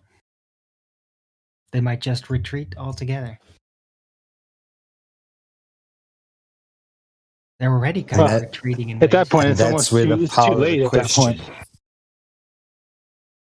Yeah, it's that's the one thing I appreciate about Arwen when you pose your information in the form of a question that's already so loaded with what it is that it's meant to say, but it's still a question, so it's not combative or it's not confrontational per se, but it's how do you deliver the information, but like you say, not get them to go full on retreat mode.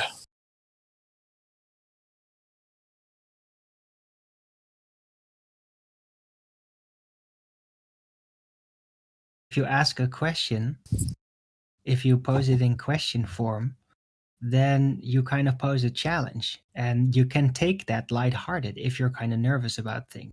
So it just puts you to work, has a bigger tendency to put you to work when you ask a question than when you kind of socially force it. Then there's another response that might be chosen to take priority, and that one will have the tendency to discard intellectual details and prioritize polarization, right? So it's all about the mindset the interaction conjures.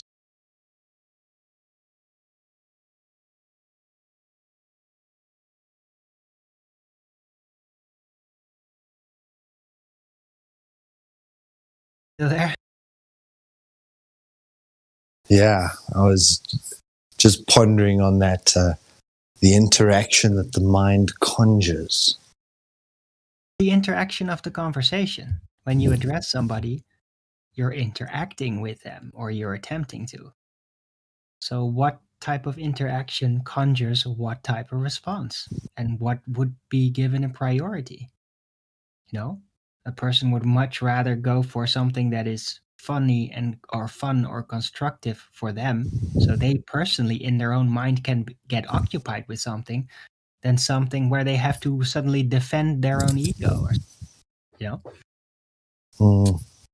And it's nice that the word conjure also, it's got that mystical, magical connotation to it of like just something appearing in your mind. You know, a thought is conjured, or that interaction conjures a reaction or an interaction. It's exactly what marketers do when they're trying to conjure a response from you. They want a specific response. And I think it's what the question also does, is it, if it's a well-posed question, it leads them from the left jab into the right hook. You know, it's like, does the earth rotate under the Foucault pendulum? If yes, fantastic. Then it has to turn under drones, if you answer yes, well, then you've actually just screwed yourself because of why. Hold on. But look, what makes Nathan do that on his show specifically, and why that works so well, is because the baller interaction is basically secondary. He's using them as example to really put the loop on it, and at the same time really hammer in the conditioning, which the recipient, the baller, is very likely to completely ignore and find all kinds of ways out, rumpusing and gaslighting, whatever, at home. But it's about the audience. What will they do with it? And the kind of like this, the hook in the Glober getting to them, that arouses some level of enthusiasm because it gives the feeling like, yes, it's real. We got him. And then Nathan uses that moment to then hammer in the fact. It's a very effective way to do things.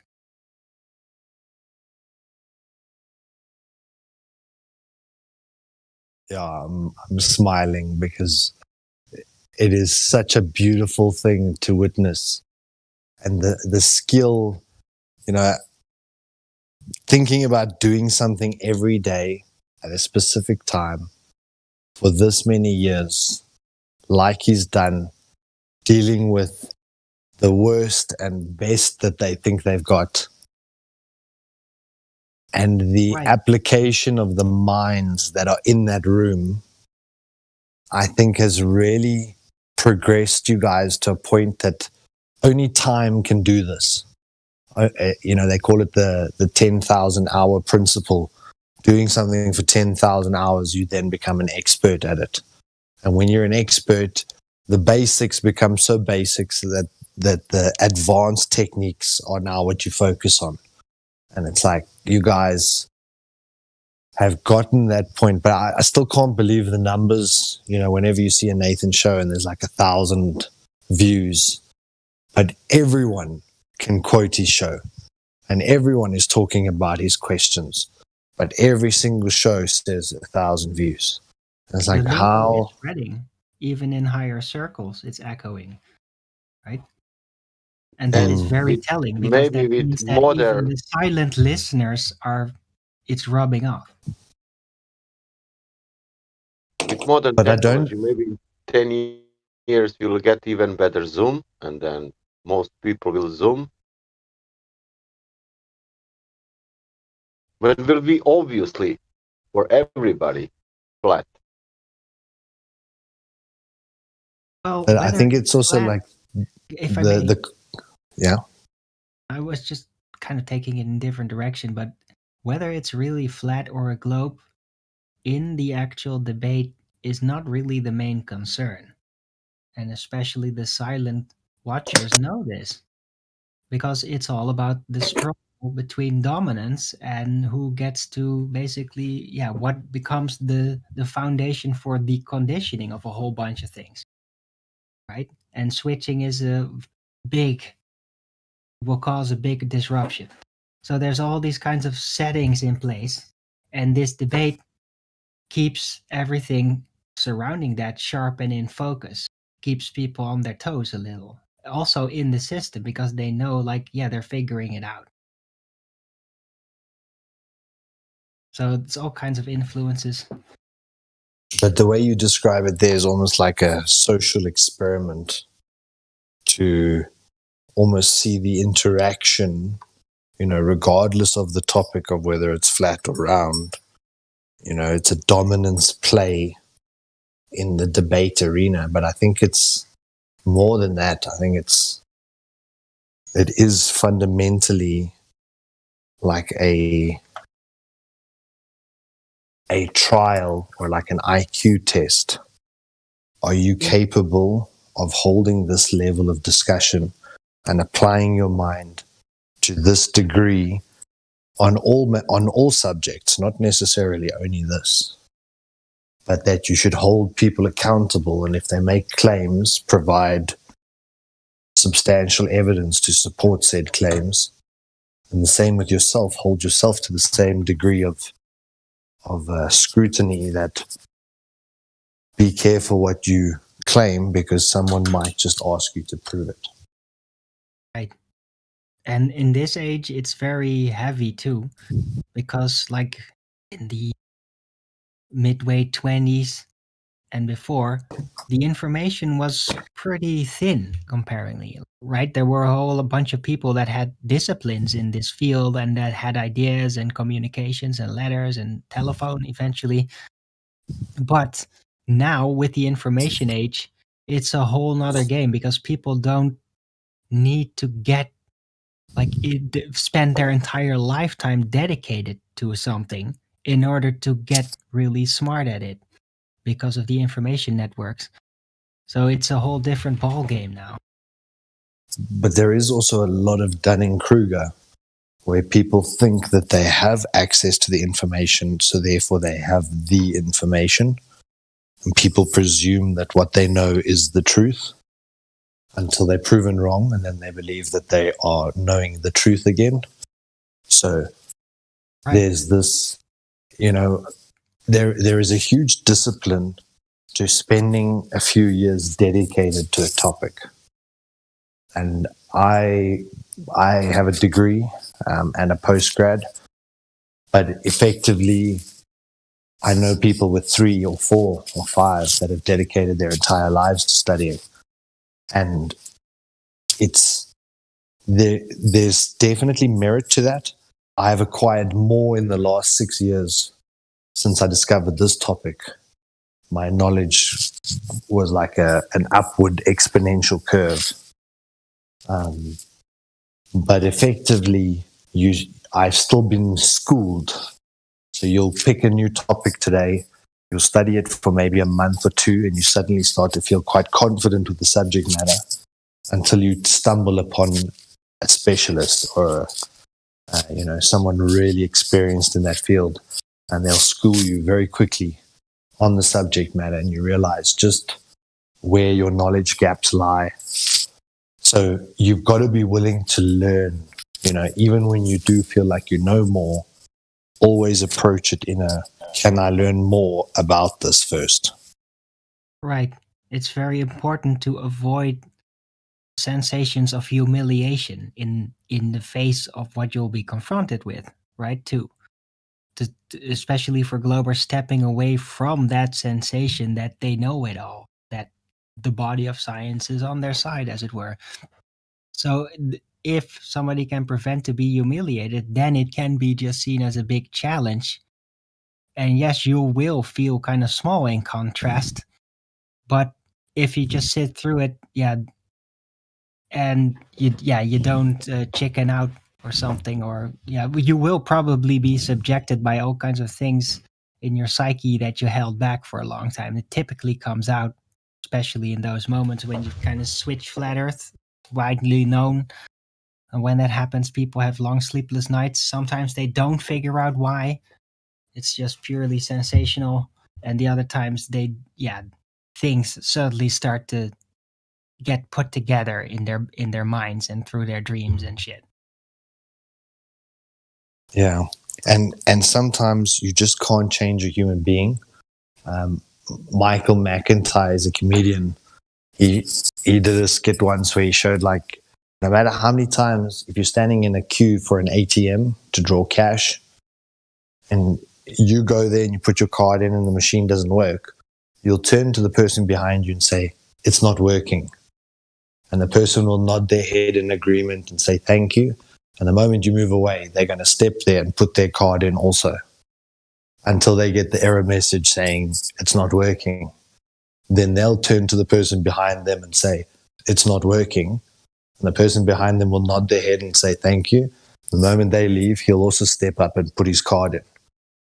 And there's this human condition that no matter what, sometimes you try and show someone or try and help someone, and they're going to do it anyway.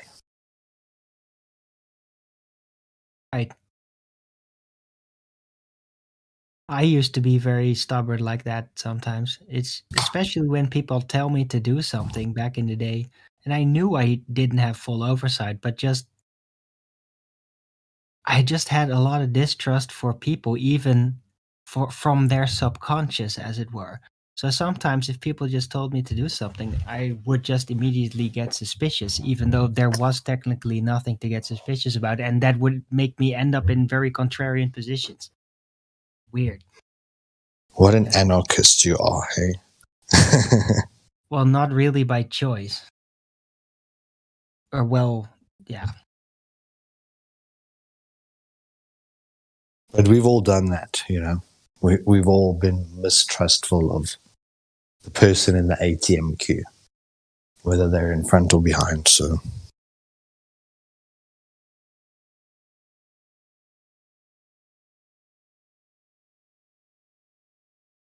I have phases where I just have a suspicion of a lot of people. And there But is a that's lot of suspicious things people hold in. And sometimes I don't know why, but my ego just focuses on it in myself and outside. And it just start to see that sort of thing. It's almost like sometimes even people start to reveal that because of my presence. It's very weird how that works.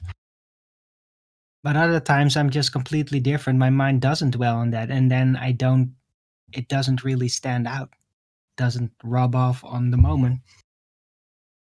But And you then shouldn't get to really see all be other kinds of aspects.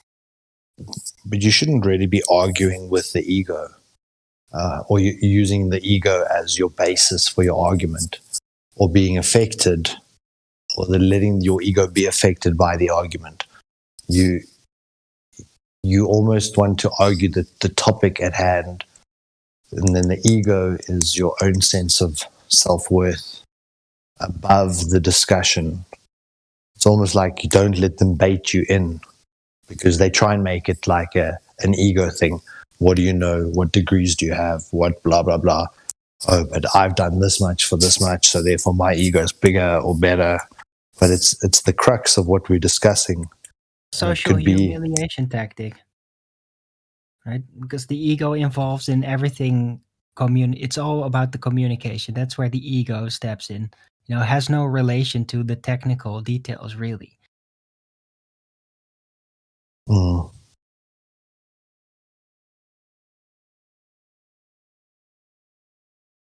But it's often when you watch master debaters, they stay calm. Even Nathan, in the beginning, he used to get so riled up. And, you know, eventually he learned to calm himself, that when his audience member was going completely crazy, Nathan, he'd almost start laughing, almost start smiling. It was like so pleasing and so calming, like you say, for the audience to see how this person is losing their cool. And everyone here is calm, and they were just asking pertinent questions. It's that detachment. Then the ego can never be touched, because their argument can't touch you on a personal level. And Nathan's also good with that, where he's like, ad hominem, no, don't, why are you attacking my character? You know, he doesn't absorb he doesn't try and retaliate what they've said. And I think in life, there's so many skills to be learned. From a sales perspective, if you can convince someone the earth is flat, you can sell them anything. So from a sales perspective, you could become one of the greatest salesmen in the world if you are able to convince people of this topic. At the same time, you can learn the psychology of humans. You could become a con man, because you can see how suggestible people are.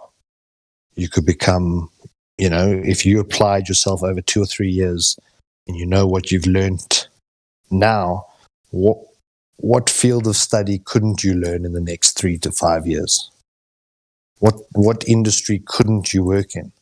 Like, I've taught myself, you know, all the skills that I've been wanting to do, programming, website design. Like, now that I know that there's actually no limitation to what I can learn, whereas before it was always, no, you need an expert. You need to trust the expert. That's why they're the expert, you know. You can't think that you know what they know. So then you would always defer to someone more senior based on authority. Even if you knew they were wrong, you would still submit, be subordinate to them. And when you realize, no, you're actually capable of a lot more. There's very little that you can't learn. If you think about how many topics you've had to study to grasp the flat earth, refraction and light, and distances and mathematics and geometry and geography and astrology and astronomy and, you know, all these different... Just reasoning structures, presuppositions. Without logic structures, you wouldn't even know what presuppositions are. And fallacious logic and real logic, sound logic, and you know the philosophies. I'm quite philosophical. I've always loved that side of why do human beings behave like they do, and the more I learn, the more I realize I know nothing, and especially on this flat Earth journey, it's like a month in flat Earth can sometimes feel like half a year with the amount of stuff you can learn.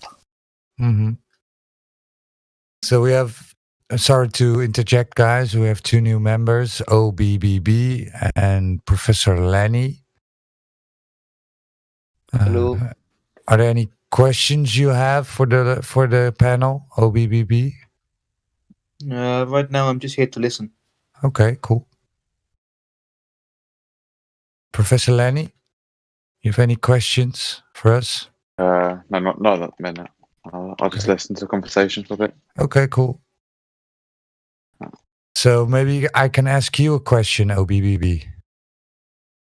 Go ahead. Okay. So obviously we all been taught that we are on a globe, right? Spinning globe, hurling through space. So can I ask you a few questions about this ball? Yep. Okay. Do you know? It's going to be 3 questions. First one will be when did they measure curvature in ancient times or recent times? Second question will be axial rotation. When did they measure the Earth spinning on its axis in ancient times or recently, right? And the third question will be the vacuum of outer space. Is it a medium that you and I can go to, or does it even exist, right? So for you to prove that it exists, you need to show and demonstrate gas pressure without containment. So the first question, OBB, when did they ever measure curvature in ancient time or now? Do you know? No. No. Okay. Well, that's an honest answer, and I forgot to tell you there are no wrong or right answers here, right? We just want to get a feel of what you know about this globe they tell you you're on. So no, that's okay, right? So that's a belief that you have that the ball is curving somewhere somehow.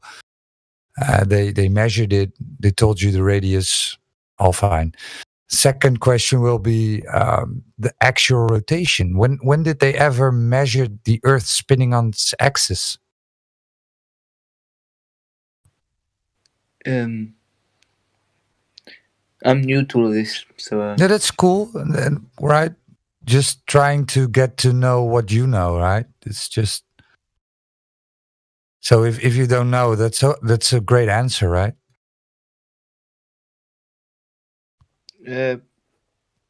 When they first went to the moon. Okay, so when did they measure curvature to calculate how much we need to, for instance, we need to carry for fuel to get to the moon? When did they measure that curvature? Because you need a radius. No, that's when the moon landing was faked, right? But different topic. Yeah, I know. So axial rotation, we're still on axial rotation. So when they went to the moon, they measured that the Earth was spinning. Wouldn't you need those? Yeah, that's what you're saying, right? Yes. Okay, but wouldn't you need those numbers before you went to the moon? Because you need to know where you're leaving from. Do you understand what I'm saying?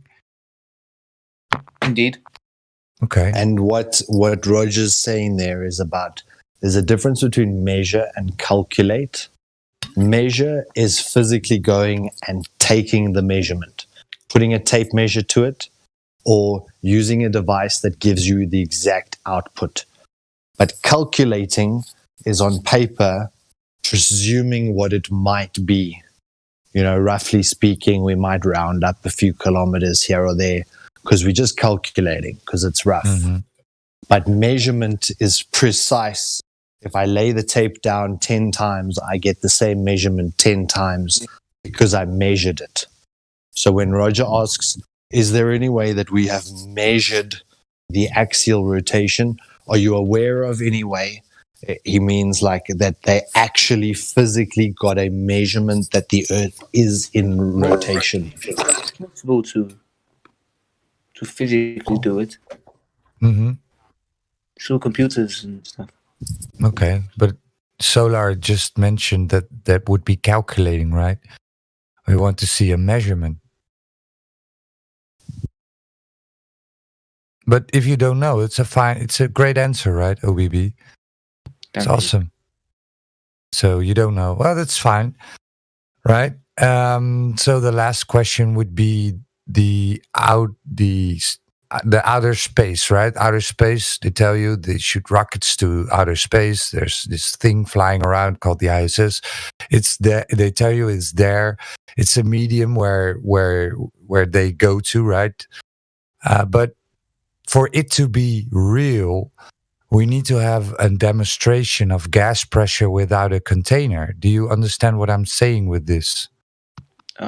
Sort of, yes. Okay, so yeah, we breathe oxygen here on Earth, which is pressurized, right?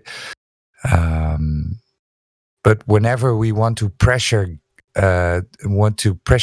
gas, we need a container, right? When I fill up my tank with butane, I need the tank to fill it, right? And when I want to fill my bike tire with air, I need the rubber around my rim to pressurize the gas inside the bike tire. Do you get what I'm saying here? Yeah. Okay, so Earth, the globe claims that there is no container. So how could that be, right? Natural law dictates that we need gas. We need a container for gas pressure. So can you show us any demonstration of this? How does the gas stay on Earth? Gravity. Without containment. Gravity. Right. Which one are you talking about? Because you're saying this. But what is gravity, OBBB? Well, it keeps us on the ground. Yeah, it's saying it keeps us on the ground. That's what it does, but what is it? What is it? What do you mean? Well, what do you mean? I mean, it's a force that keeps us on the ground. It's a force. Okay. So you're saying that the mass attracts mass? Is that what you're saying? Well, it's a vector. So yeah, and a vector down, right? That's what you're saying. But can you show me gas being pulled down? The ozone in a container. All of that plays a part. So gas pressure is containing gas. Gas is containing gas. Where do we see this? Well, it's the ozone layer. It's But that's a gas. So where can you show me a demonstration of gas holding gas? Well, the gas, no, it's because it goes out into space. The ozone layer is on the edge of the space, and like Steven Gerrard. Yeah, but when you have for instance, a bottle of cola and you shake it up and you open the can and the gas comes spouting out, right? It's gone. The gas is gone, right? So how does the Earth keep its gas without a container? Well, there's many possible reasons. I don't know them off by heart, but that's okay. That's okay. If you don't know, then it's just you believe that it does, right? So just to wrap it up, curvature, you have a belief that someone somewhere measured it, right? And axial rotation, it's a belief that somebody measured the axial rotation, and you believe that the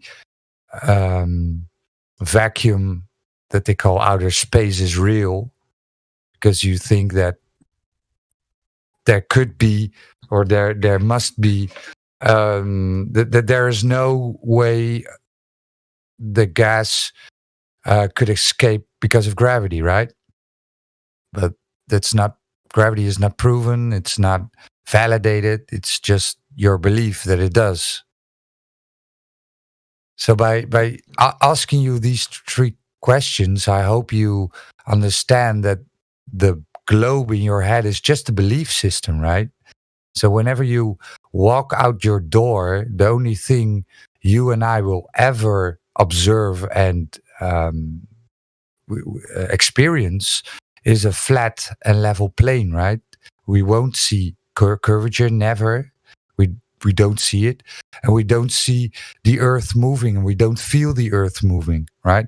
And all we have ever known is that we need a container for gas pressure. That is a natural law. Yet they tell you all these stuff that violates it, right? Yeah, there is curvature. Yet you just don't see it, right? And sure, the earth is moving with 1,000 miles per hour, but you just don't feel it and you don't see it, right? Yes, I agree.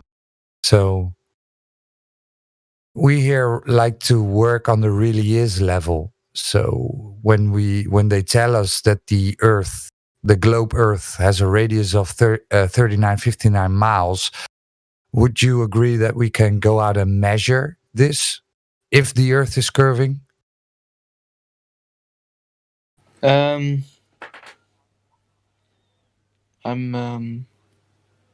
you repeat that? Sorry, my parents.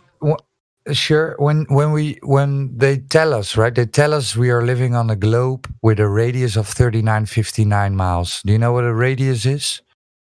Yes. Okay. So with this number they gave us, right, we can then go out into the real world and figure out if this curvature that the ball needs to have, right? It needs to have curvature for it to be a ball. Do you agree? Yes. Yeah. So we can go out, preferably to a large body of water like the ocean or a lake, right? And we can measure if this curvature is really there. Do you agree? Yes. Okay. So I'm now need to find it. 1 second. Can I just add something there, Roger? Is that possible? Sure. Yeah, all I'm going to say is this. Don't worry. Oh, you're roboting. One question, which was created by one of our members. Sorry. Can you hear me now? Any better? Any better? Yeah, it's good. Yeah, it's good. Yeah. Okay. So basically, what I wanted to say to the young man is the reason for the three questions, which was derived by one of our members, Miggy, is for the interest of the listeners in the server and for yourself, because 99.99% of the time, people cannot prove that the Earth is a globe.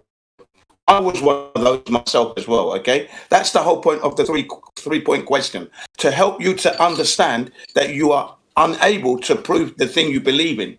Then the question should be why, and why is it when we go out and check those numbers, we find a level plane? That's where we are. It's not to make you feel embarrassed or anything. It's so that you can understand, and we're trying to help you to ask those questions. Sorry, Roger, please carry on. Yeah, it's thank you for clarifying, right?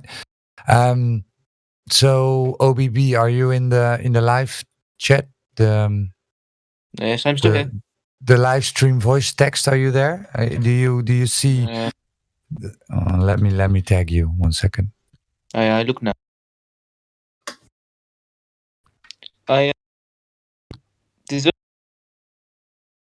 Do you see do you see the picture I just posted with the 2 oil rigs? Hello? No, I can't. Oh, I'm looking in the wrong place. Sorry. Okay. Yeah, it's just above this call.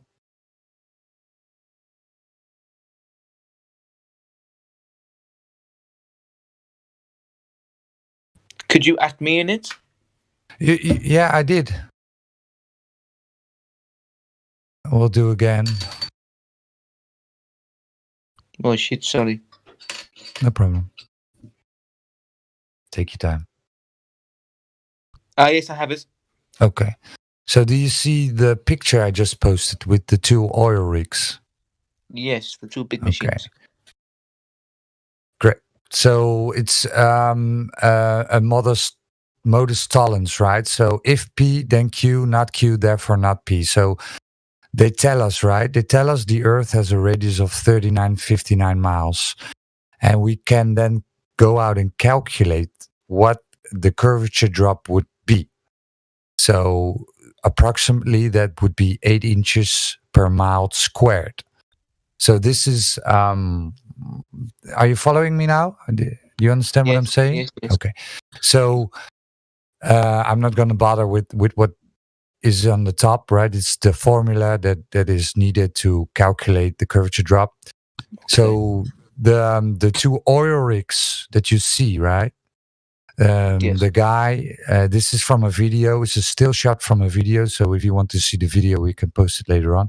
But the guy went on his belly on the beach, and he took out his high-powered zoom camera, and he zoomed in on these 2 oil rigs. So it was 1 foot above the water. Do you still follow me? Okay. I follow. Okay. So the globe tells us that. Let me first ask you, where do you think that the horizon is? Where can you tell me where the horizon is on this picture? In the background. Yes. So behind the 2nd oil rig, correct? Yes. Yes. So the globe dictates that if you are at 1 foot height from sea level, the geometric horizon can only be at 1.22 miles, right? So that would be the sphere edge where boats and buildings should be blocked by. So okay. 1.22 miles, yet we can see the horizon further than 9.4 miles. That's 10 times further than the globe predicts. Mm-hmm. So when we go out and calculate the radius with this observation, the radius would be approximately 250 miles. That would be from here to the moon. That big should the radius be. So this is called the black swan observation, right? So the globe dictates that the geometric horizon cannot be further than 1.22 miles, yet we see it 10 times further. And it comes from the black swan argument, where they say every swan is white. So how many swans do you need to prove that wrong? Yes. So if I tell you every swan in the world is white, how many black swans do you need to prove that wrong? 1. 1, right. So with this, and again, we have hundreds and hundreds of observations showing you we can see way beyond the geometric horizon. But with this one observation, you falsify the radius. So the radius that they tell you cannot be real. Okay. It cannot be it cannot be a ball with a radius. This also means, let's say, I find one picture of the world being round. Everyone else is wrong. Where would you find such a picture? Tell me. Yeah, not necessarily. Not necessarily. Space. Space. Space. Have you? Do you have the means to go to space? No, but I can sometimes, when I'm on a plane, you see the curve. Yeah, that can happen. When I go on a plane, I don't see it. So who's correct now? What would be the best way to settle this argument? Well, there are tons of people here flying frequently, and they will tell you they see no curvature in the plane. Neil deGrasse Tyson. Do you know Neil deGrasse Tyson? I've heard of him. So he will tell you that you will not see curvature at 128,000 feet. Okay, so, but why haven't we seen pictures of the edge? And you can see the horizon out both windows of an airplane. So you can see it flat on both sides of the airplane, which means it's extending up to the eye line on both sides. And if there was curvature, one of the sides shouldn't be as high. I also want to ask you, what would be the point of the leaders of countries and... Yeah, OBB, you're gish galloping now, right? So... Yeah, that's it. Curvature, right? You can shut this server down if you have measurements of curvature, right? But nobody ever brought those measurements of actual rotation and demonstration of gas pressure without a container. So you can go to a non sequitur like why would they lie, or something else, right? The point is, let me make a comparison. So when we have this serial killer, and we have his fingerprints, we have his blood, we have everything that points to him murdering all these people. But he's telling you, no, I didn't do it. I didn't do it. No, I didn't do it. So so you would then say, well, let him go because I don't know why he did it, right? It's more important to know the truth, OBB, right, than motive. Wouldn't you agree? I can agree. Okay, so, and the best part of this all, right, you don't have to be reliant on NASA or on government or whatever. You can do this yourself, right? You can go to a beach or a large lake and you can do these observations yourself with a binocular, with a mirror, right? You can do this yourself and verify that there is no curvature. Okay, Roger, can I ask him a question regarding his emotional state of mind at the moment? Because we've hit him with a lot. I want him to, let's see if he's digested and let him respond. I want him to respond now, if that's okay. So OBB, now that Roger and a few of the other members have explained to you that, the globe, we can't find the curvature, and you said it yourself that you are unable to prove any of the stuff that they tell us the Earth is, and it's been presented to you through the black swan that we can see beyond the geometric horizon of the globe. How do you feel now? What's going on through your mind? What's your rebuttal, please? Well, there's many different thoughts. I'm not fixed on anything yet. That's good. Anything else? Obviously, I just want to know maybe a bit more, Yeah. Are you not wondering why you can't prove the Earth is a globe yourself? Are you not wondering that? Bearing in mind you've carried this belief for such a long time. I probably could, but there is 17,000 members. I'm a bit outnumbered.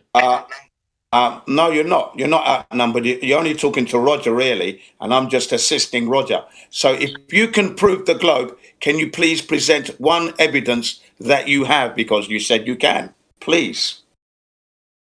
Well, I've seen the curve on flights. Okay, just stop. Just for 1 second, stop there, please. Neil deGrasse Tyson tells us that it is impossible to see the curve from 20 miles up of the Earth's surface. So you can't say you've seen the curve.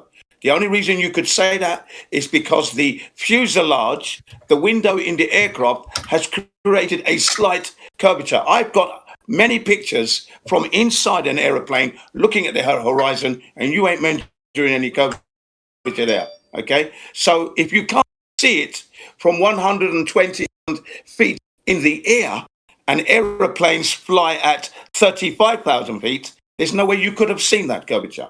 Okay? There's only one. So There's only one. there's only one other valid reason for why he could have seen curvature, and that would be visual seeing, and that would be just his programming was so hard, and he believed so much that there would be a curve that he saw it in his mind. What I want to know. So another possibility. What's the point of that's another people possibility hiding from us? What's the point of people hiding? No, OBB, as Roger said to you earlier on, we will address that one later. What I'm asking you personally, how are you feeling? And you said you could prove it. You offered the, I saw the curvature. No, you did not. Okay. That's what I'm saying to you there. Is there any other? You said you had What about the videos from loads. space? You know, please try and be more concise, please. Please. Videos from space, astronauts in space, space centers. Okay, good. I'm glad you said that. Hang on, you said videos from space.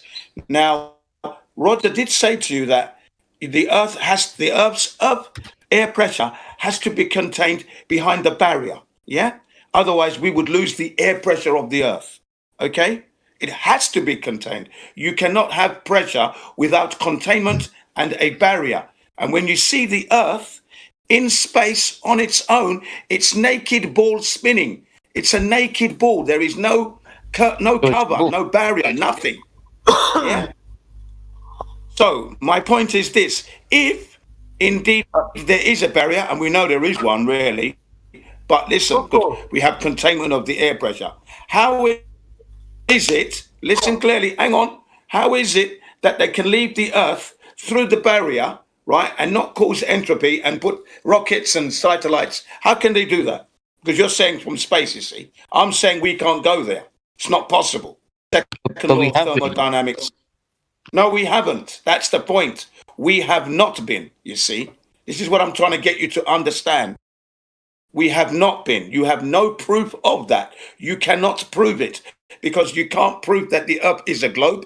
You cannot prove the Earth is spinning, and you cannot prove that the Earth is free, open space, and the air is flowing everywhere without a containment. You can't prove these things. So because you can't prove these things, I can. This is what we're telling you. I can. Well, this is the whole point of the discussion, is to help you to realize that you can't prove it, you see. And that's the point number one. Please, let's prove the Earth. And if we can't prove it, then we know for sure that they can't be going to space. You have to be honest here, right? OBBB. Yeah. Honesty will tell you, okay, so I can't prove curvature, I can't prove actual rotation, and I cannot show a demonstration of gas pressure without a container. So the only thing I have left is belief. I believe those people that tell me on television that they did this and they did this, that, okay, so, right? So you tell me not to believe them, but why should I believe you? Good point, right? Don't believe me. I already told you, you can do this yourself. You can go out to a beach or to a large lake, and you can go out and try and measure curvature, and you will fail, right? Last weekend, I went to the beach with my binoculars, and I saw an oil tanker 24 kilometers away. I went on my knees and looked again, and I saw it, and I stood up and I saw it again. I saw it, right? I just could see it. I could see it. Shouldn't be able when we're on the globe. Okay. It's that easy, right? You have apps like Marine Traffic, Vessel Finder. You can just point to the boat and to where you're standing. It will show you how far away it is. So people have done laser tests over large bodies of water. They had a high-powered laser on a stepper motor, a laser transit test even. So it first shot at 8 miles, then it transited to 12 miles and then to, was it 24 miles? Yes. And every time it hit the target, every time, 8, 12, 24. I don't know, because it could be faked. We don't know. You say all this astronaut stuff is faked. How do I not know these pictures and these other videos? Yeah, completely true, right? The only thing is for you to then do is do it yourself, right? Yeah, the difference difference is you can check what we're saying for yourself and know, and we're not getting paid for this. They're getting paid billions for this. For what? $22 billion a year. That's $60 million a day, every day. And they're not providing any evidence. NASA cannot provide us with one real image of Earth from a satellite, high definition snap. There we are. There's a picture. And they can't provide us with a video of the Earth in its entirety, high definition. They cannot do that. And as far as I'm concerned, that is unacceptable. For 62 years of conducting business, receiving such money, and they're telling me they can't do it. That is unacceptable. But I have That's a shutdown. Round. I'm going to explain to you. Hang on. I'm going to explain to you. Those pictures you have seen are known as CGI Photoshop composites. Strips of data put together. And Robert, hang on, please. Hang on. Robert Simmons, the NASA employee, he colors the Earth in. He adds the blues, the greens, and the clouds. He does that with the computer aided. It is not a photograph from a camera. Yes, but also Frank Lampard also said there is no need for this fake conversation of the world. Why would they want to fake it? Again, we will address that later. Let's address the fact that we cannot prove where we live. That's Hold on, Jen. I can address that real Sure. fast, okay? Go ahead. Okay, I'm stepping back. Go ahead. Do you know what an appeal to motive is? Do you know what an appeal to motive is? It's where you're using someone's motivations as evidence. Yes. It's actually a logical fallacy, okay? So let me ask you this. Let's say a crime happens. Can you convict based just on evidence, or do you need a motive? Both. No. Nearly every case is solved and convicted without motive. They don't need a motive. But why? Motive comes after when the person is trying to get a lighter sentence, then they start explaining their motives. Yeah, I told That's you when this, motive comes into OBB. play. Convictions come based on evidence, not motive. The cops can't just go to the judge and say, "Hey, they didn't like this person, therefore they're guilty." You think that's a good standard of evidence? Very well put.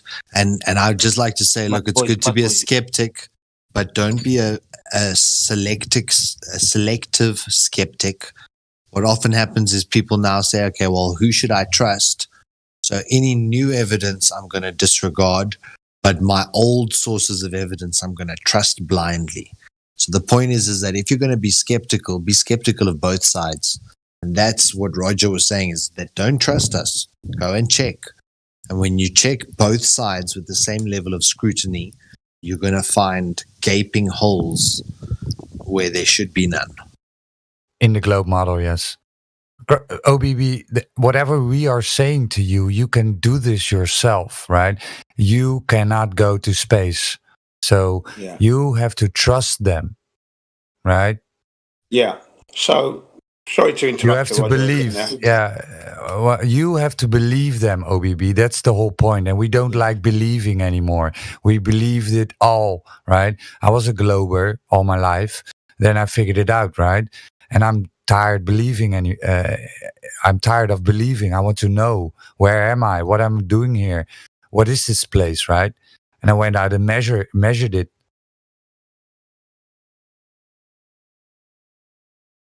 Okay, so that's where we are at the moment. You're carrying a belief that the Earth is a globe, but you cannot prove it yourself. Yeah, well, that's what's going on. I don't work for NASA. No, you don't need to work at NASA you don't need to be a scientist. You don't need to have a high degree. You're being told. Hang on a second. Let me just finish this. All right, go ahead. We're being told that the Earth is a specific size space. We have gone and checked it. It is not so. That's why we find the level plane. Okay, that's why we know that NASA is lying. What we're saying to you is that you're carrying a belief that we used to carry, and it's for you to go and check It's not yeah, but. You are believing in something you haven't proven yet. Okay? So it's not true. You haven't proved it yet. Sorry, please carry on. I step back. Oh, calm down a bit, please. But in my world, in my world, we have proven it, but you just think it's fake. What do you mean proof? What do you mean proof? Well, these pictures. Pictures. Pictures of proof. Have you ever seen Narnia, The Lion, the Witch, and the Wardrobe? Well, you sent me picture. You sent me pictures. Hold on. I saw a picture of a Balrog. Is Lord of the Rings? Hold on. I saw a picture of a Balrog. Does that make it true? No, you. Okay, now let me ask you this. Oh my God. Can you conceivably go to the place where we showed you Let pictures the man speak. I'm talking. Can you conceivably go to the place where we gave you pictures from? Italy. Can you go there? Obviously not. You can't go to Italy? It's not on Earth? Oh, no, sorry, I thought you meant space. Conceivably, you could go to Italy and take some of the pictures we've shown you, or the United States, or France, or England. You could go to the places where we're showing you pictures from, can't you? Right? Yes. We're showing you things here on Earth. Now, the people that you have chosen to believe are showing you things that you can't verify. Which one of those is a rational decision to make? But what happens if I... Which one of those is the rational decision to make? Listen, I have been on a boat trip before and I have seen the curve. No, you haven't. But you have also seen... What do you mean No, you haven't. I'm pretty sure I've seen the curve. No, you think you have. You got yourself believing you're a liar. No, he's not a liar. He's just a believer.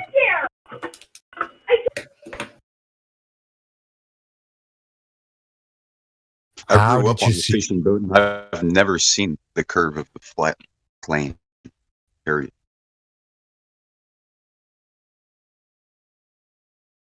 Why did you see the curve? When you saw the curve, describe it. Describe what happened. What do you mean what happened? I wasn't really paying you looked attention. out and you saw the curve? Oh, that's interesting. Yeah, I looked out, I saw the curve, and I went back to my tequila.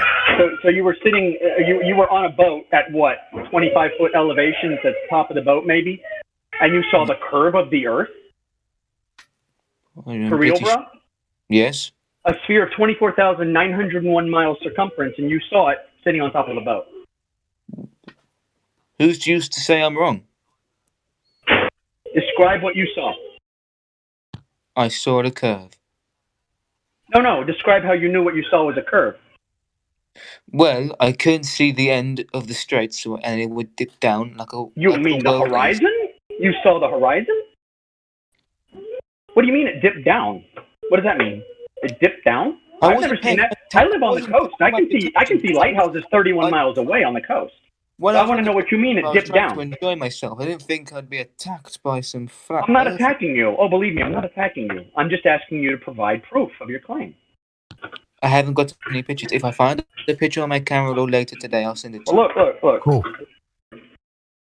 What is it? Send me the picture. No. What? All right. Hold on. Good man. OBB, didn't we go to the Black Swan? We went through it, right?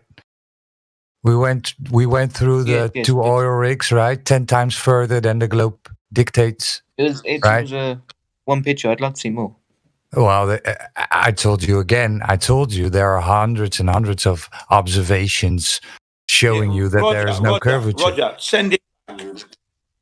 Yeah, Roger, I posted. All right, I posted a picture. Yeah, thank you. I posted a couple of pictures. So please have a look, OBB. Remember, we're here to help you, OBB. Look at the image I posted in there. Do you know what you're looking at? OBB. Yes, I'm looking now. Okay. How far away do you think those mountains are? I'm not sure. Take a guess.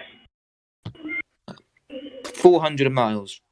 No, not quite. 255. Okay? What's the circumference of the Earth?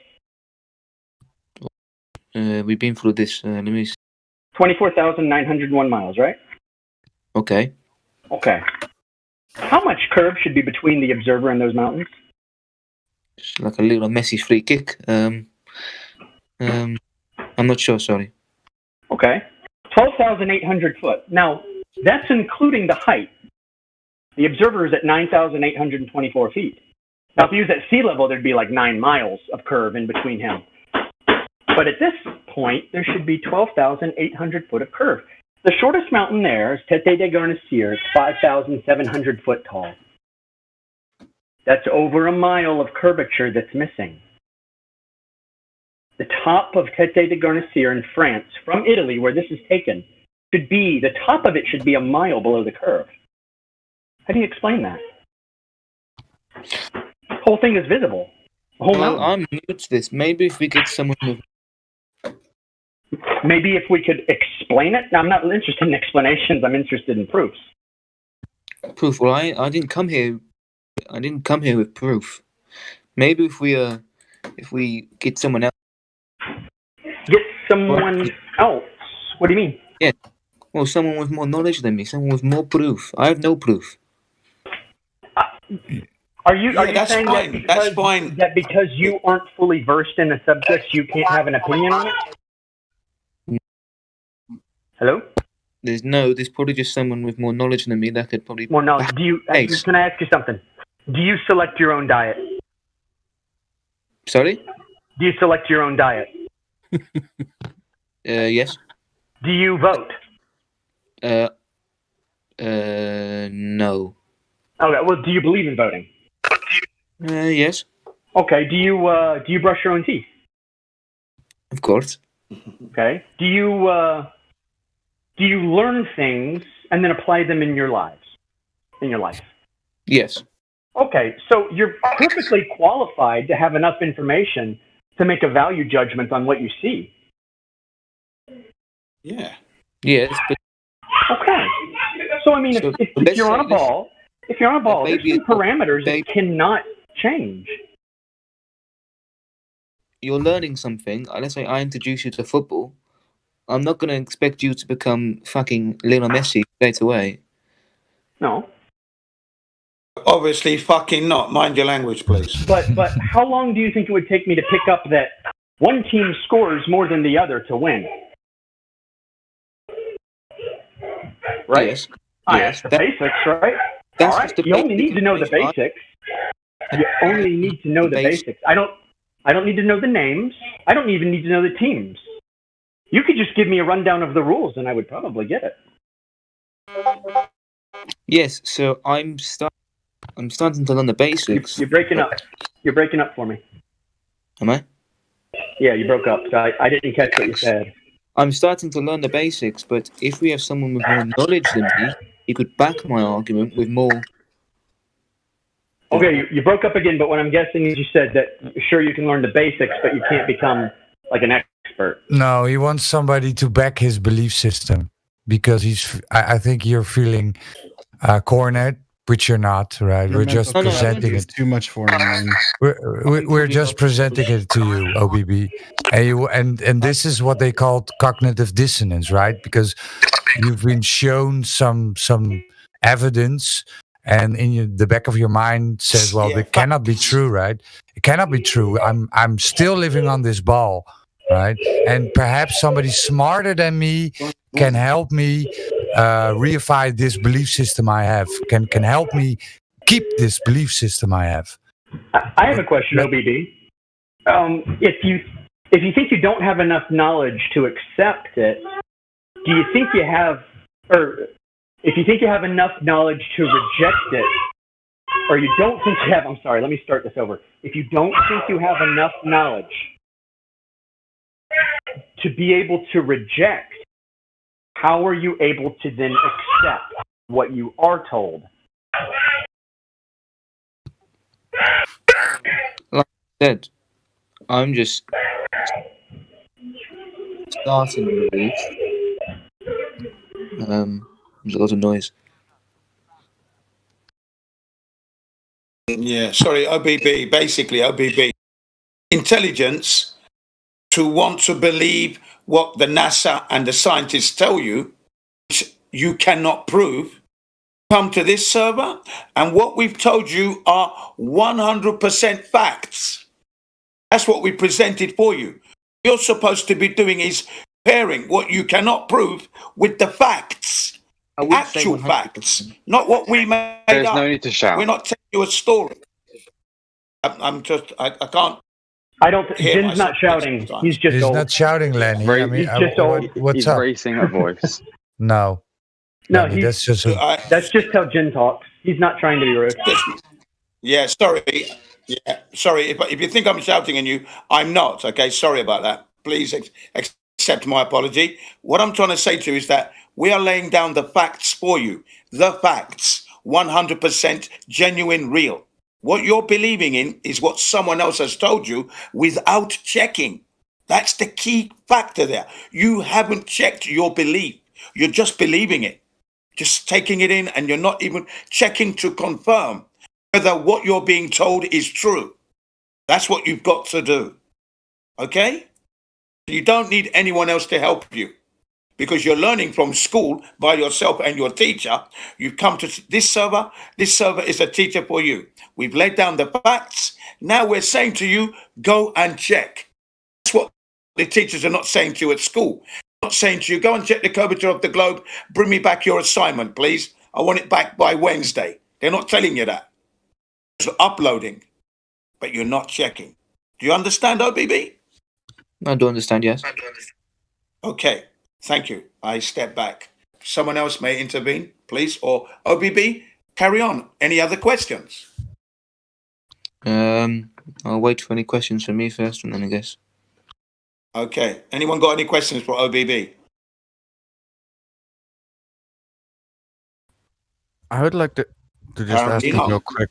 Go ahead. How confident are you, OBB, right now that the globe is true on a scale of 1 to 10? 8.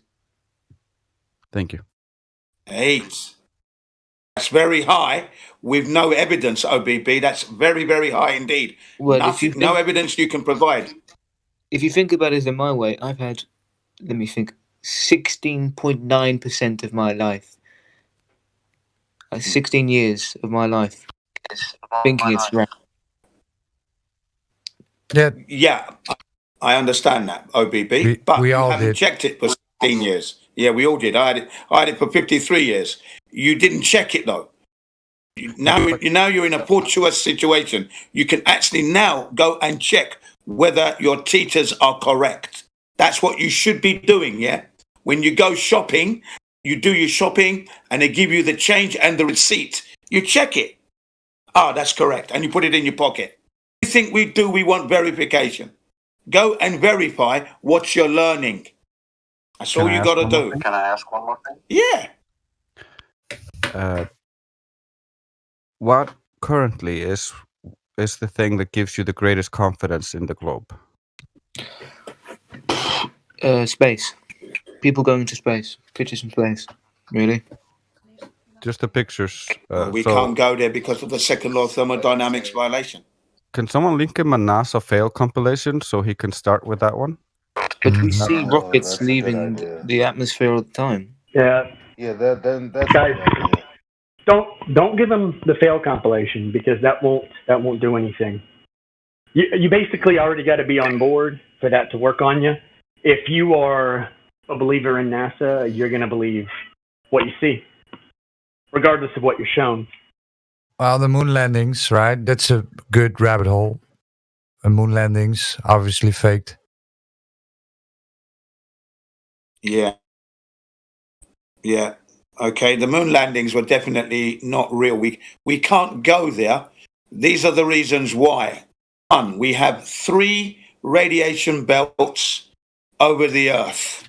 One starts at 247 miles off the Earth's surface. Then there's the sun's solar flare radiational particle events, okay, that can reach levels of 960 rems. Then there are the cosmic rays, particles from supernova that travel faster than the speed, or at least the speed of light, which is 616,629 miles per hour traveling through. So for every square centimeter per second before such particles strike that surface. So if you can imagine being in a rainstorm of cosmic ray particles, okay?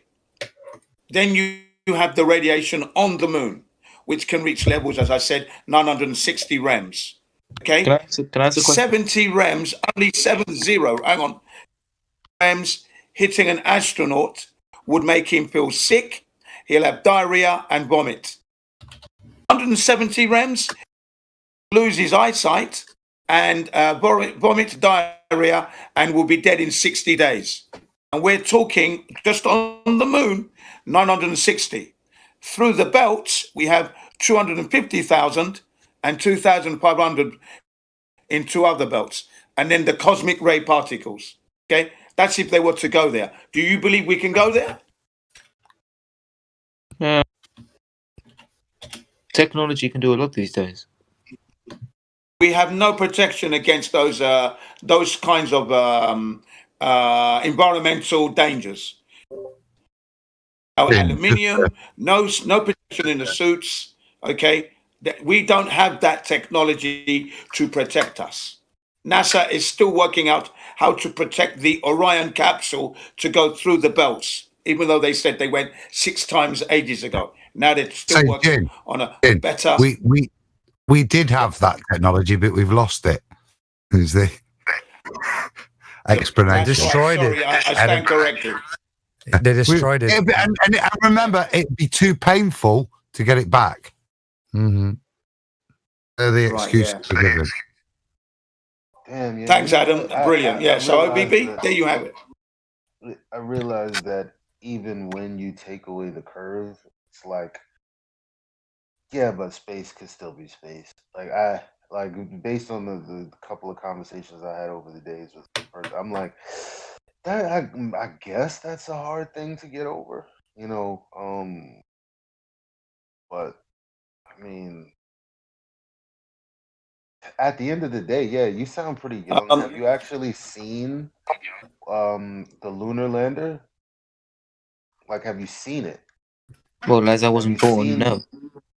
No, I'm not asking you if you've seen it. Like, you know, no one's seen it. Like, I don't care if you were born in the 60s and the 50s. They didn't see it either. They listened to it on the radio, most of the world, right?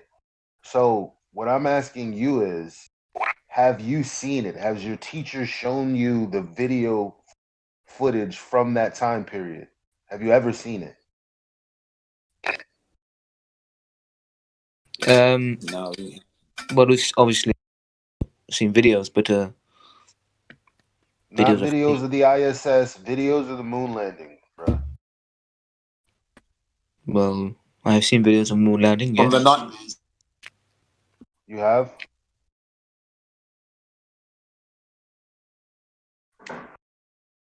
I believe. I do believe, yes. Yeah, there's this awesome documentary made by a Glober, the American Moon. It's 3 hours long. I know it's long, right? 3 hours, but it's so thorough. It picks it apart. So it's, bro, if you watch the documentary, you will scratch your head like, okay. Yes. I'm going to post it for him now. Yeah, okay, Roger, I'm going to post that for him now, Roger. Hang on a sec. Okay. Post that right now for him. Roger that. You can watch that. You need to watch that later on, not now. You don't watch it now. Watch it later on when you have some free time, because it is 3 hours long. It covers the moon landings in depth, and it tells you how it's impossible for it to happen. That's why it's 3 hours long. Okay, I've posted it, so it should be there now. Okay, it's called American Moon. Can you see it? Yes. Yeah, save Fantastic. it, man. Okay, good. Save that one, because it's a golden nugget. I'm going to put another one for you, okay, coming up in just a sec. That one up. This one is going to talk about the levels and how it's impossible that we can be there. okay, and the rocket technology and how that could never have worked. Okay, this is all coming in for you to watch. This one is it's an hour and a half. British contingent, and it's one of the best on the market, really, in dealing with how it was impossible. If you're worried about their credentials, they have good credentials. Not that you need them anyway, but there you are. Okay? You're only 16, but you've displayed a high level of intelligence, by the way. Okay? Because you're able to recite the things you learned at school, and you're articulating that very well. All we're trying to do to you is all we're saying to you is go and check what they're telling you. That's all we're saying. We're not saying you are wrong in the sense that you're stupid, you're an idiot. No, we're saying that you're intelligent, you're learning well, okay, because your brain is functioning. Please go and check what they're telling you. That's all we're saying. And you're going to find out what they've told you. There's a discrepancy. And you've already mentioned it yourself. You can't prove it. It should be easy to prove the globe. Easy as drinking water, getting up and putting a pair of socks on and putting my clothes on and going to school. It should be that easy. That easy. We can't do it. Yeah, we can maybe hop onto another member. We have a few new people. I saw Memes say something about Tassin the Assassin. Are you there? I don't know if Jimsy is around.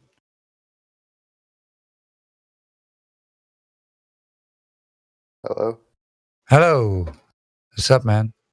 Hey, what's up? Do you have any questions? Yeah, I had a few specific questions. One of them was about I couldn't find any info on mountains and or caves regarding the flat Earth, and someone told me that you said what? Yeah, mountains and caves. Okay, so nobody denies that there's mountains, right? We of course we have topography. I mean, but I just wanted to find out more about like how they worked on flat Earth. Well, a mountain is a mountain. We can observe it. It's there, and when we say flat, it's a description of the surface and mostly water, right? Water lays flat and level in rest. I don't think I've ever read a book in which they were talking about mountains and it included the word sphere or globe. I don't even know why that would. I'm lost. Like what? So would water be in the center of Earth, or I'm confused about that? No. But post an image. Let me post an image for him. Okay, please look in the live stream voice text.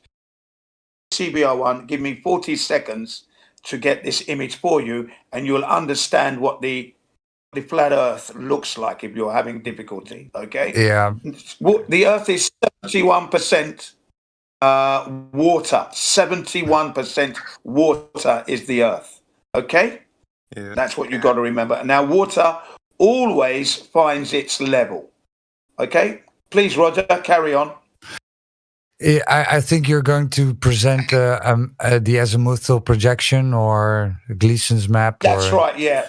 That's so, right. I'm sorry it's taken a while. This is a concept, right? Nobody really knows the true dimensions of the plane we are living in. So the Gleason's map or the azimuthal projection can give you an idea about how it might look like, right? Nobody has ever traversed the whole world and measured it exactly as it is. Okay, there it is. I've posted it. You should be seeing it now. So that's basically the flat Earth as we think it is. Okay? Mm-hmm. Can you see the image? Yeah, I can see it. So people often say we live in the Antarctic basin, right? So we are surrounded by the Antarctic ice shelves, and within is the basin and the land that we live in, right? So water always needs to be contained. It's always flat and level. It needs to be contained, otherwise it will seek its level. So Yeah. Okay. So yeah, water is contained by the Antarctic ice shelves, and we are in the middle of it. And so, how does Objection. is there Oh, like a deepness objection. to? I hear an objection. What is it you want to add? Water's contained by ice shelves. Can you demonstrate that? Flat water contained in a basin. I didn't say the water's not flat. I said, can you demonstrate that its containment is by an ice shelf? No. I haven't been there, so. Highly likely. I've seen at the greatest distances away from civilization, huge ice shelves. I can't make a positive statement that that's what contains the water. You might go a little bit further and there's a huge range of mountains. It's even higher than the ice shelves. So I don't know. I I've have not a been there. question. So one of my questions is there like a deepness to the Earth? Because if it rains constantly all over the world, why wouldn't the water just fill up? Well, Excuse me. Very good Livin, question.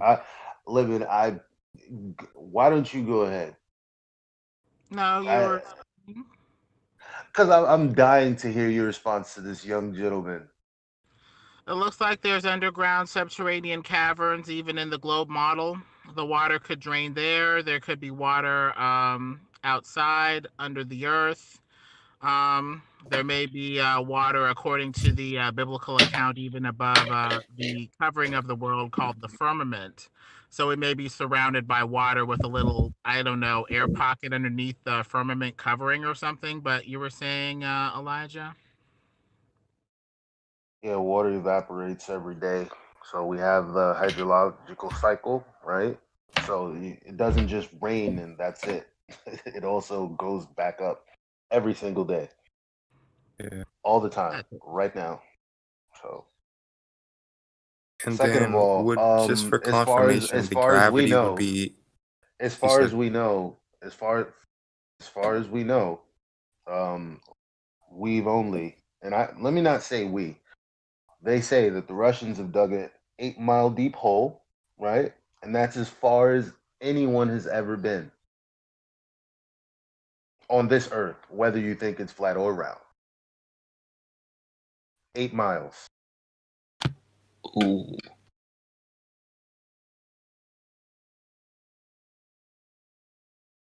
And so the gravity is there gravity on flat Earth or is there not? Because I read that. Is there gravity on a globe? Yeah. Where are the pictures? Is there scientific evidence for this? Yes. Okay, so surely if there was gravity and there was scientific evidence for this, there's two kinds, right? One is effect and one is a cause. So there's Einstein, right? And there's Newton. Could you provide me with their papers and the hypothesis for gravity? Because it should be in one of their papers. I mean, I could look it up online. I don't like. Sure, take your time, brother. I'll wait. I mean, you could come back tomorrow. You could come back next month. Come back next year. But I would still want that because if somebody's going to claim that they've scientifically validated it, the first thing I'm going to ask for is for the scientific validation, some type of experiment, some type of hypothesis. And it would have to come from the first claimant's paper, right? At least there should be some documentation on it, right? That's reasonable. Newton's laws of motions. Yeah, where's the hypothesis in there? Yeah, the hypothesis. You can go to that first paper and pull that hypothesis out. in the experiment, with all the variables, the independent, dependent, and control variables.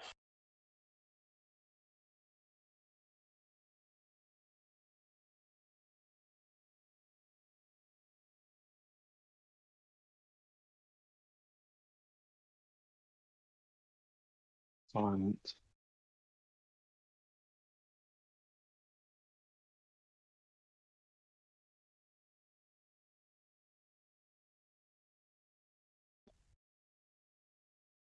So it pretty clearly states that there's like, it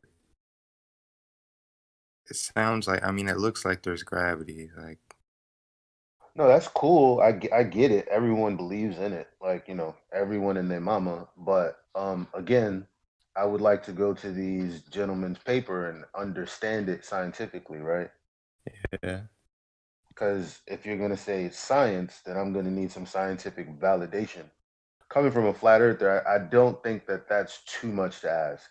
Since, we're the science deniers, quote unquote, I'd like to see the science. I agree.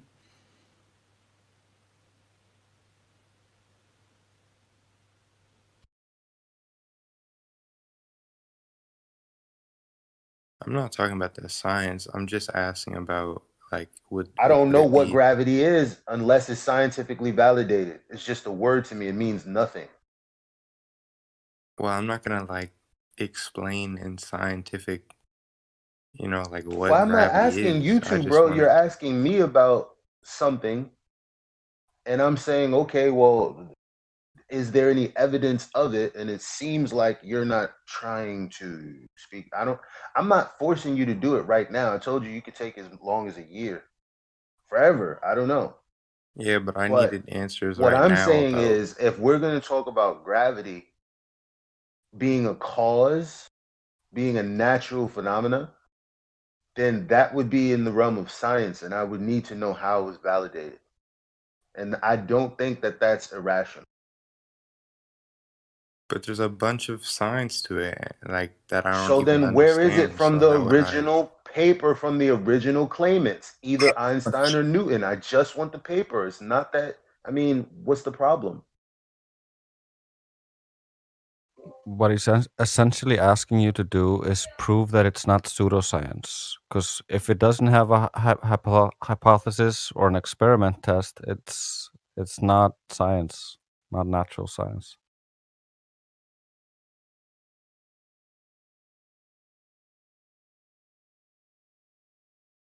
Just all gone quiet. Excuse me, can I ask a question, please, about that gravity thing that you're talking about? Yeah, sure, bro. Well, if gravity didn't exist and you're talking about the scientific version of it, then how did the whole Earth form then? Nobody has any clue on how the Earth formed. Nobody has any clue. That's the point. I know you think that the Earth is a ball, right? So, number one, the biggest reason for that is gravity pulling things into a sphere. So I don't believe that the Earth is a ball in the first place. But if we're going to talk about how it's a ball because of gravity, I'm going to need that science, bro.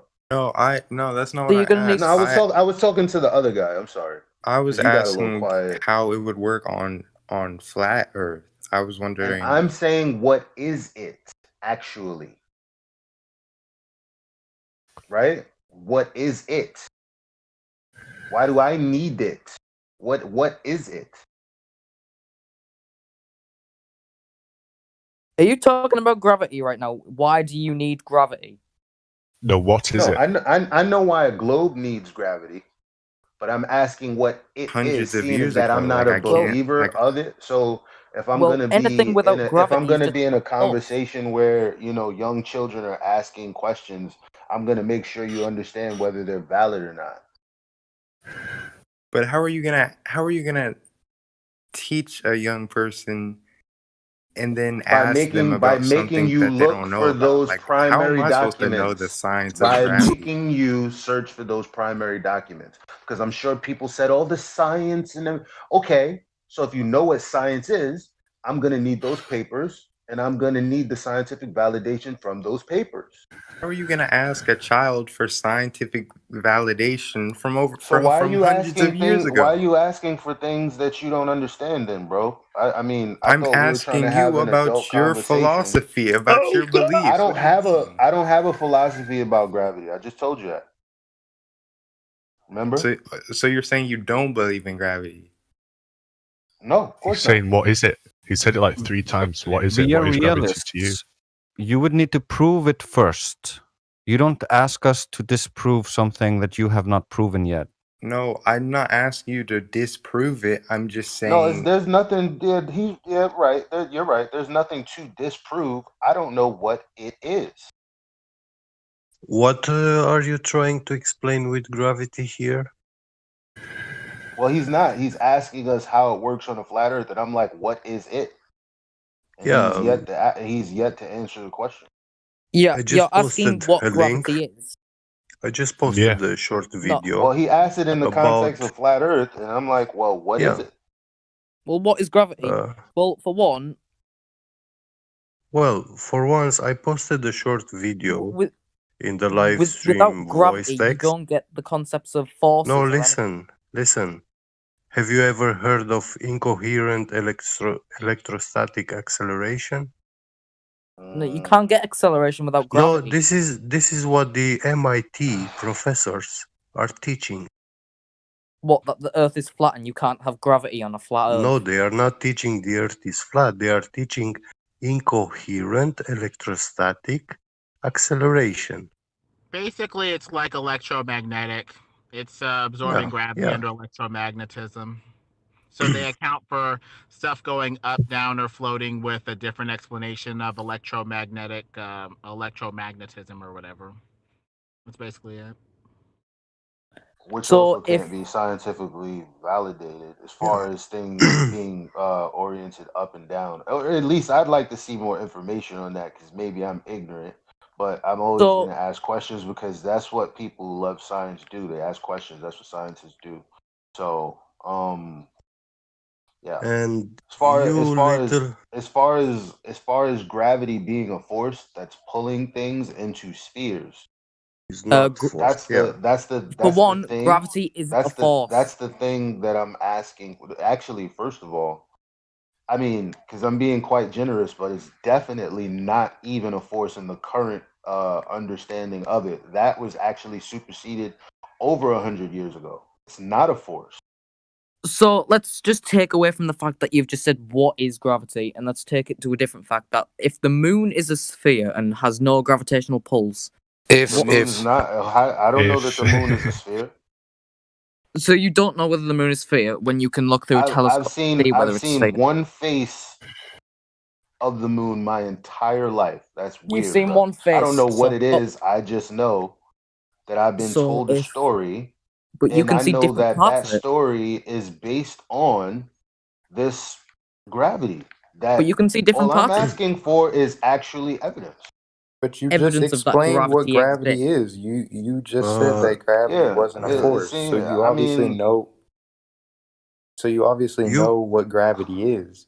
But that wasn't what I was asking. I wasn't asking how it worked. I was just gravitational asking. constant, mass of object 1 and mass of object 2.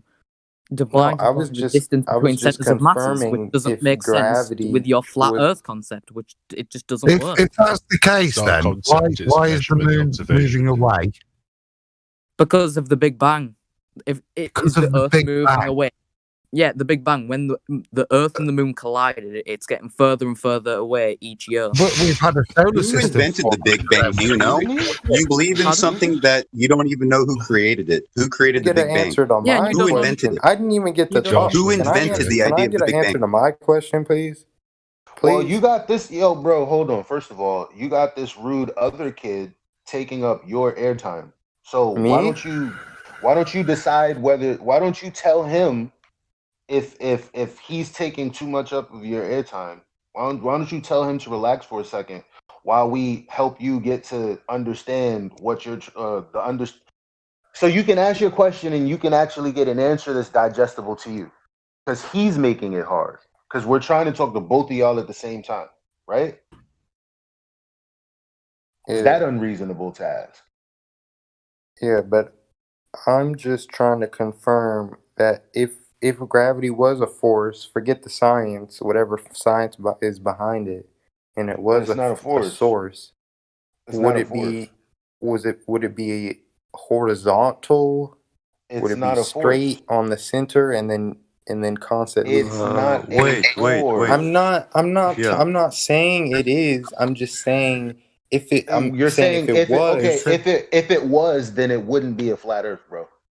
If it was, Elijah, this is nonsense. If my auntie had bollocks, she'd be my uncle. What kind of what's the point in that conversation? Either prove it's the force and then make some supposition from there, but don't say if it is in Narnia. Who cares, right? Start with some facts, but don't start with supposition that you can't even prove. Which is then based in its whole hope to try and prove your fundamental belief.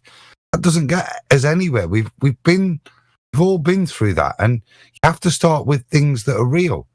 Not start with a kind of thought experiment, which is only ever going to lead to you reconfirming your beliefs. It doesn't get us anywhere. But don't start with what if, is what I'm saying. It doesn't. The conversation is not going to lead anywhere. That's how you started, dude. He also said, let's not talk from a scientific point of view, which is very funny because mankind has written a lot of explanations and versions to what the moon is, and you don't bring any of that. None of the historical knowledge of mankind. You just throw it at the bin, rubbish, and you start imagining yourself the creator of this world. You explain to us what the moon is, disregarding what the ancients said or the science today.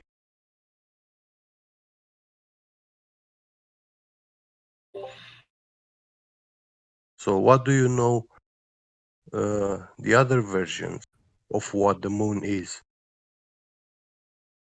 We know you know about this pseudoscience astronomy stuff, those Discovery Channel and National Geographic version. But other than that, what do you know?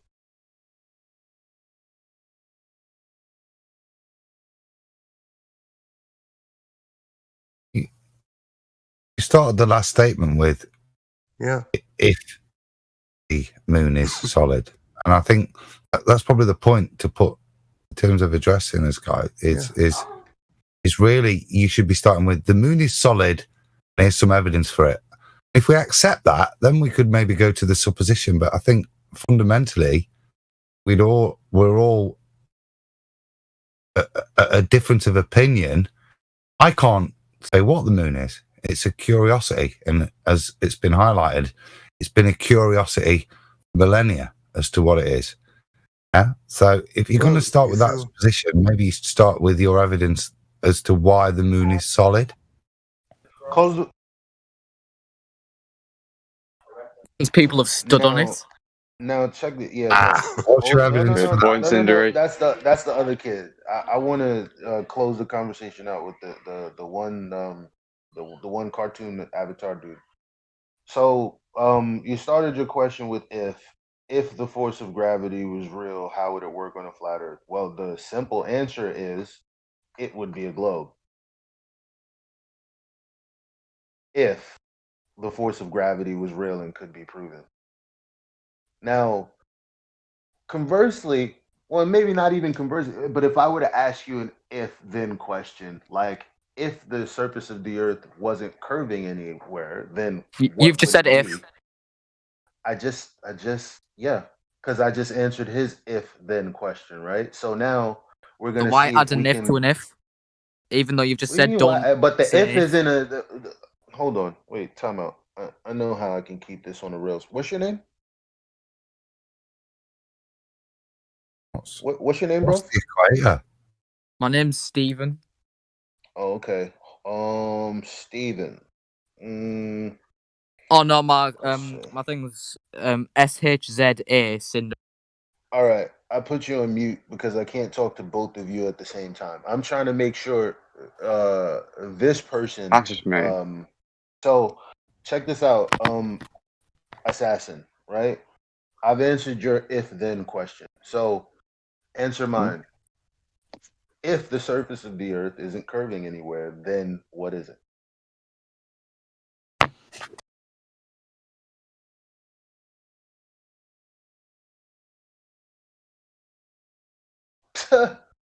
What a pussy. Okay. You're Silence. up. Cindery, you can get all of the attention. What's up, bro? You're off of mute. Well, my view is you told people not to say what if, and then you followed up the question with what if. No, what is your question? We're starting new with you. Oh, well, my question is, how can you possibly prove that the Earth is flat? Because it measures flat. It's practically used as flat. And we have you measured it? Proof in the world. But we're not trying to prove it's flat. Then what are we talking about then? We're just demonstrating that the supposed curvature of the Earth, the supposed Moore model, in many of its facets, is wholly scientifically nonsensical. It contradicts itself. That's sufficient to then go on and prove and create another paradigm for you guys. Isn't the purpose of this. It should be sufficient for you to understand that it's not what it's purported to be. And using science, you can demonstrate that. I can't give you another paradigm to jump to. You shouldn't need another paradigm. It's sufficient for you to know you've been lied to. Just know that truth. You don't need another mistruth so that you can feel comfortable, do you? Just know the mistruth. Well, for one, if you're saying it's all a mystery, then you don't know whether the Earth is flat, right? You don't know. You can't. No, I know it's not a ball. Hey, wait, hold on a second here. This guy just asked a perfectly legitimate question. I think you guys misheard him. He's just asking how can we prove it. So can one of you guys show him one of the black swan photographs?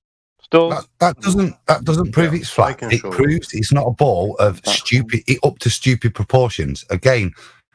It's not proving that. Even with logical syllogism, it's not proving it's flat. In this case, if we take it as 10 miles where the horizon is, and we assume that the horizon is a geometric leading edge of a sphere, and we can make the statement that certainly that ball has a radius of more than 240,000 miles. That's the point. I don't have to prove it's flat. I can just keep on demonstrating it's not a ball of 3,000 miles radius. It's not a ball of 5,000 miles. I've even, with the black swan, shown it's not a ball, right, of 240,000 mile radius. But I can't demonstrate it's flat with the black swan. Wait, I'm sorry. Can I ask a question? That's as accurate a statement as it can get, actually. Yeah. So you can prove it's not a ball, but you can't prove that it's not flat. Is that what you're telling me? Not with the evidence that we have so far. We can falsify the radius of the globe, the alleged globe. We can falsify that radius, that hypothetical ball that we're on, and the radius of that ball. We can falsify that. We can prove that wrong. That's all we need to do. That's it. Right. So what you've just said there is that the Earth is not a ball, right? No, he didn't. He said it's not a ball at the size that they claim it is. I can demonstrate. It could still be a ball 100 times the size. Oh, we've demonstrated with the black swan from that it's certainly not of stated 3,700 radius, and we've demonstrated that it has to be, at least with the black swan, has to be a ball of a bigger radius than 240,000 miles. So the radius has to be, in their model, bigger than from here to where they think the moon is. The black swan image demonstrates that. It doesn't demonstrate it's flat, but it shows you that. And if you can get further images, it will prove even further that the R value is nonsensical. Now, there comes a point that you have to accept, right, that maybe it's not a ball. Doesn't prove it's flat. But as I said to you, all I want to demonstrate to you is that the numbers and every single bit, all your space photos, your orbits, everything is based on this R value. And you have to accept that there's no validity for that R value. And if you can accept that, which seems to be the problem, I'd be happy. But we also don't need to prove it's flat because you don't need to prove objective reality. Everyone only sees it flat. We don't need to prove that. It's just everyone sees that. Yeah, like self-evident. we don't have a claim on what shape the world is beyond what we can measure and see for ourselves. But like Adam said, everything is so linked. Somewhat of a ball. Everything is linked to the radius that's related to sky travel. So if the radius is wrong, then everything couldn't work. So if they've disproved the radius... Correct. You keep referring to this thing that it might not even make sense. Yet you have factual websites proving by many scientists that this Earth is not flat in any way possible. So don't even dare try and refer to this one thing over and over and over again. It's not even. Let him talk. Let him talk. Very religious. Maybe the best thing, because we're going to struggle, is for you then to demonstrate to us why it's a ball. So you bring your best proof, and show us why it's a ball, and then we could probably move from there, because we've showed you why it's not a ball. For some reason, you don't really want to deal with that. You're not prepared to accept what's in there as to why it's not a ball. So let's just hear why it is a ball to you. That's not going to work because you're just going to deny it. You deny our proof, and we deny your proof. That's a fallacy to future. That's a fallacy to the future pretense. Sorry. Tazin, I asked you a question, and you maybe you disconnected. Maybe your computer died. Yeah, my bad. Laptop. I don't know. My computer disconnected. So maybe you want to answer that question. What did you ask? Can someone ask him again? I'm kind of busy. What would you consider is the best evidence to support the claim that bodies of water at distance are curving, that the ground is in motion, that the sky is a vacuum? Well, there's tides and stuff from the moon, and there's no evidence that the world just cut off, because there's the attack on Pearl Harbor. I don't think they just swam around India, around Africa, all the way to America and attacked us and then went back. They had to have done it easier and faster. They didn't just go around the whole world. I mean, go across the whole world. So that proves What are you talking about, bro? Across the Pacific? People I'm talking about the oceans and the water. He's looking at effectively circumnavigation is what he's referring to. No, he's looking at a bauxite map. I've seen this many times before. This is a really, really, really, really bad argument. No, I'm yes, I'm not talking about a box look map. at it on one of these flat Earth representations, and then look between Japan and America, and then look at the route that you're imagining, and you're going in a giant circle, which is not the shortest route. The other thing is tides. Tides do not follow the lie we were told in school, so that they chase after the moon. Rather, all tides circle the tidal nodes or amphidromic points. Amphidromic points do not rise or fall at all. So that completely destroys your theory. The moon does not cause tides because there are days when the moon is in the sky and there is no tide. And there are nights when the moon is not in the sky and we have a tide. It's not the fact that we can see it, it's just the fact that it's there that keeps the tides there. Yeah, magic, is it? Magic speed, magic forces which are not meaning that when it's not there, hold on. Meaning when it's not there at night, it's on the other side. You believe is there, it's on the other side, right? Yeah. So it should And be it's affecting not the tides on the other pulling the side, water, but it's not. it's pushing the water then. I mean, it's very So then- selective on what bodies of water it affects. It So doesn't can I- affect like massive lakes and stuff. Can I And tides ask? aren't universal. Can I ask why we can't like jump higher when we train our muscles to be stronger? Why we can't jump higher? Because Or, your density, the density of your body, that's why. Relating to the medium that you're in. Some What does people that can jump mean? up to 6 to 8 feet. But most people can't. Like 90% of the population, 99.9% of the population can't. That contradicts the point, then, doesn't it? Because you just said, why can't people jump higher if they train? Well, they can. And there are obviously physical limitations, aren't there, to everything? As in Yeah, but output. they can't jump like people they can can't jump higher if they train train. to jump 20, 30 feet. What are you trying to say, bro? But I'm trying to go back to how is ago is ridiculous. What nonsense. Can I be as ridiculous as him real quick, Adam? Just for 2 seconds. I'm gonna because you have Take a this way off. better, more reasonable voice than I do right now. But what I want to say is, okay, when they're on the moon, why aren't they moving like Vegeta and Goku? And I mean, and that's actually that's a logically sound question. Like, I mean, there's less gravity than you would expect it to work like it did in Dragon Ball. At least I do. But they move slower. That doesn't even make sense. But anyway, sorry, Adam. That made more sense in the past 5 minutes. Well, I they mean, can't fly. We so, asked, like, we they asked for can't fly. validation. Dude, you asked for validations and you said the moon and tides.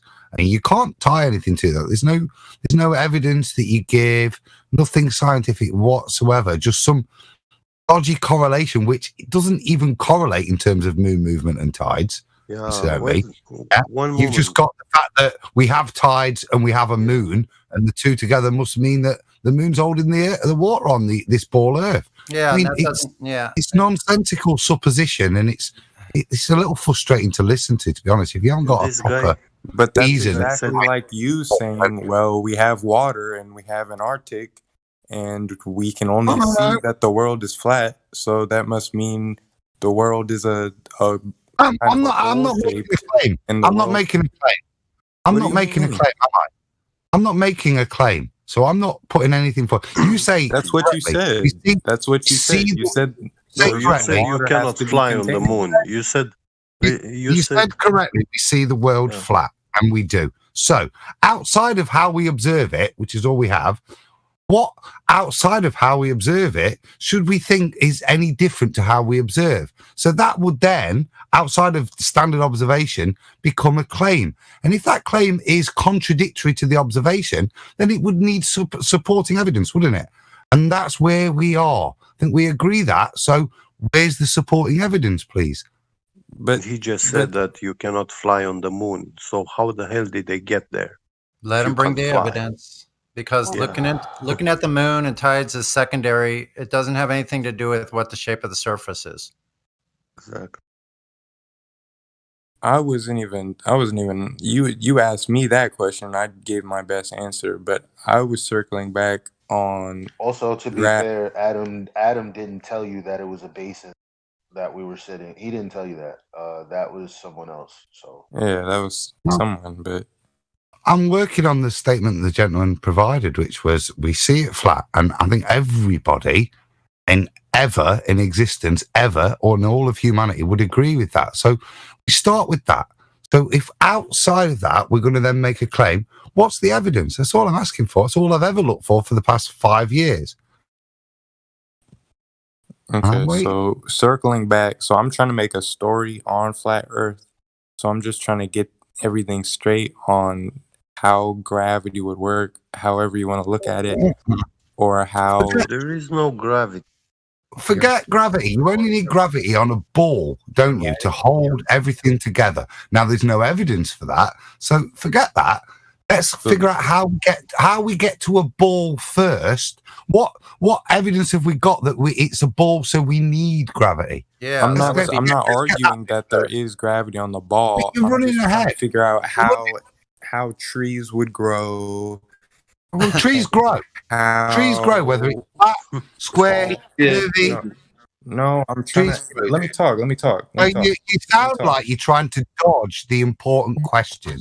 Is what you sound like. I'm not. No, I'm not. I'm trying to get my. Yeah, well, that's how you sound like. I haven't even that's me. And ask my question. You're not addressing the point. Because I keep getting interrupted. So can I please? No. We asked you the question. You asked and then me you while went, no, I want to know about how trees grow. So that's not genuine, bro. You were asking a question while I was asking my question. I haven't even gotten to finish my question. It's ingenuous. Damn. Can I finish my you question? Go now then. So, well, let's start again then. Let me finish my question. No. Let's start the question again because you've not. So let me ask the question again. I haven't even gotten a chance to finish my question. Outside of observation, you think there's some curvature. I never said anything about curvature. But hold on, Adam. Let me cut you off. Are you? Let me talk. Did you forget that I gave you the answer to that question? No, you didn't because someone interrupted me. It wasn't evidence. It wasn't evidence based. It was if based, right? You asked me. You asked me something specific about gravity and about the science. I did, but I'm talking about when you said how would it work on a flat Earth, and I said fine. If there was a force of gravity, then the Earth would be a globe. It wouldn't be flat. If that was the case, I gave you that answer, and now you're acting like a baby. How am I acting like a baby for trying to finish my question? I just illustrated it. You answered my first question. Then I got what was your second question? I was trying to go. What was your second question? My second question was, how would things grow? For instance, how would trees grow? How would balls not float in the atmosphere of Earth?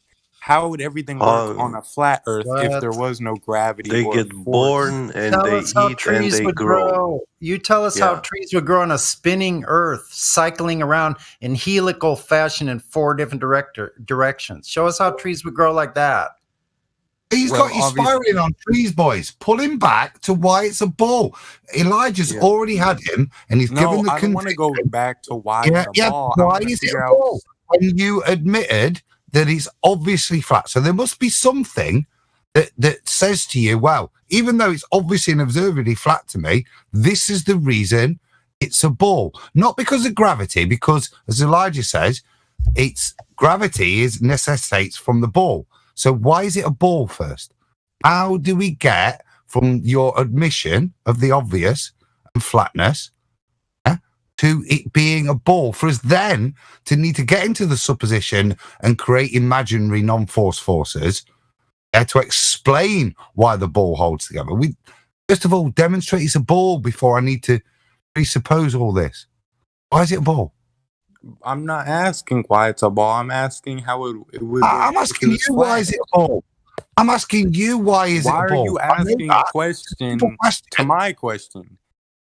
Well, we've done loads of yours, haven't we? We've gone through trees and all sorts, and we started with my question, which you answered with, "Why do trees grow?" So can we come back to why is it a ball to you? Why does it matter? I'm asking about the flat. Why does it matter? Oh, seriously, dude, that's weak, isn't it? How is it weak? I'm asking you about your flat Earth. Because it's the nuance of about mine. It's weak because it's the actual fundamental point of the question, isn't it? I mean, this is childish now. Yeah, we're getting to the point where you defeat. You've shown that you're only understanding. You're not teaching me. You're asking me about my world.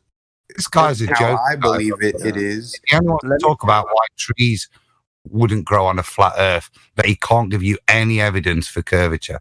He's a joker. He's a rumpus distractor. This is not a server I'm trying to fight for the globe or the flat Earth. This is a server where you come and learn and find the information why that's what I'm trying to do. But you guys keep turning it to an argument about round Earth and like I'm not. How do you even think that I believe the Earth is round? Well, When your cup is now full, that you got here, you must understand that you have come in here with a luggage in your mind, and this luggage is made throughout your whole lifetime, in school education system, at home, home education,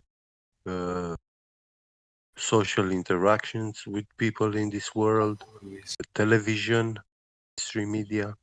Yeah, they What does put that have anything ideas. to do They with? have put the reality that you see with your eyes. And They created it. and You don't see And actual so you're reality. asking us why, When you go and to so you're an asking us ocean, why things no, are yeah. on the ground. no, When That's you why. go I'm to asking you how you. I'm asking you about you guys' perspective.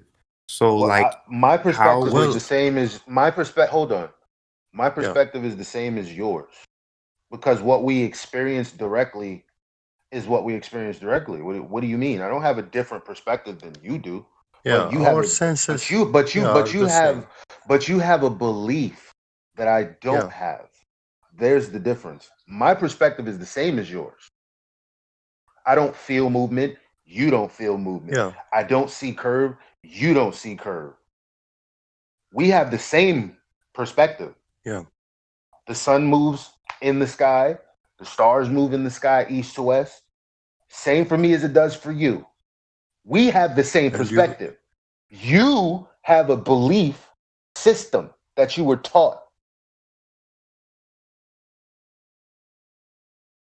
Get it right. if you I don't embark a understand. train on an I'm or an sorry. airplane, I'm sorry that you don't which understand it yeah, because that's as simple as it gets. I'm sorry. You should write a story about how there's no proof of the globe mhm. But there is. ever in all There of isn't. history. They're all fake. you don't have any, so Is this where you start talking about trees again? And we ask for proof of the globe. Yeah. Yeah, I mean, come on, my G. Why the fuck? Okay. How the fuck would a tree grow? In a second law of thermodynamics violation, because I shouldn't even be breathing right now, because there shouldn't be any air. Yeah. Seeing as that our air is next to a vacuum. But I'm sure you don't understand that either. Trees. I know you wasn't even asking that. That's my problem. You weren't asking anything relevant because you don't understand anything. Either that, or you're just trying to write a paper for school, or you're trying to be cool. I don't know which one it is, but it's actually pathetic. And you don't. And at least on live, for the YouTube live, you just sound like you don't know anything. I don't, and that's why I'm trying to ask you guys. But you're asking about a perspective that you also have. So now when you ask us about what's your perspective on things, it's the same as yours. I already answered that question. You answered my question about what was my first question? Your if statement, which was a conditional statement. Yeah, If and then this, then I that. was trying to ask, about which gravity. by the way for the audience, because this is always live stream 24/7. I'm sure you know. I asked you, just to be fair, if it isn't curving anywhere, the surface that is, then what is it? I didn't hear an answer for that. Not only do you not understand anything, but you're very fucking selfish, bro. Because I'm trying to get answers because so you're justifying why you're very selfish. No, let me explain. That's a because statement. Let me explain to you. Yes, I am selfish. Because. Yes, I am selfish. I'm trying to get information. You should go on mute, sir. I'm trying to get information. Because I don't have more information for you, so that's as far as it goes. Goodbye. I'm with you, Elijah. I think until Tassin is prepared to give us that one little bit of information we've been asking for the best part of an hour, which is why do you believe it's curved? We shouldn't really be having to give him any more information because it doesn't feel like a genuine conversation, dude. And I'll talk all day long and give a ton of information. Yeah, if I think the person's genuine, but genuinely, this has reached a point where it was like you're trolling, bro. Here's the information. No curvature has ever been measured. Okay? Ever. No detection of axial rotation has ever been measured. And there's been no evidence. Wait, I'm not done. And there's been no demonstration ever in all of human history of gas pressure existing without a container. There's your information. Well, yeah. I mean, yeah. As I unmute you, and let me let you know that I have my finger over the mute button. And I realize that you might not care, but you're not going to leave here with a win. So, would you mind answering 3 questions that are tied to the fundamental nature of where you think you live? Dude, if not you can go watch anime. Okay. See ya. I'm not gonna boot you because perhaps one day you'll sit back, listen, and learn. But you are server muted, so have fun. Where's your bosom buddy? Is he still there? Eli, you're a tough taskmaster, Eli, because I only asked for one question to be answered. You said, no, fuck it, all 3. It's fair play. I mean, he's annoying me, man. I don't like, because when kids come in here, like that's what triggers me the most, because I'm not rude to them, and I ultimately want them to understand what's going on here. And so when you, I can't tell someone's age, Eli, right? But I can tell when they're being disingenuous, and that's when I, as I did, got frustrated. That there's just no need. We're happy to share the information, but if you genuinely can't answer that question after making a statement like it's observably flat, you can't answer why you think it's curved, and your answer is, so how would trees grow on a flat Earth? I mean, that's like in the pish just a little bit, and that's you wouldn't do it in a pub, would you? You wouldn't. If somebody sat across the table with you in a pub and they asked you a question like that, and you came back with that, you wouldn't dare do it in a pub, would you? Because you'd get a glass in your face, wouldn't you, for being a damn fool? Yeah. Now,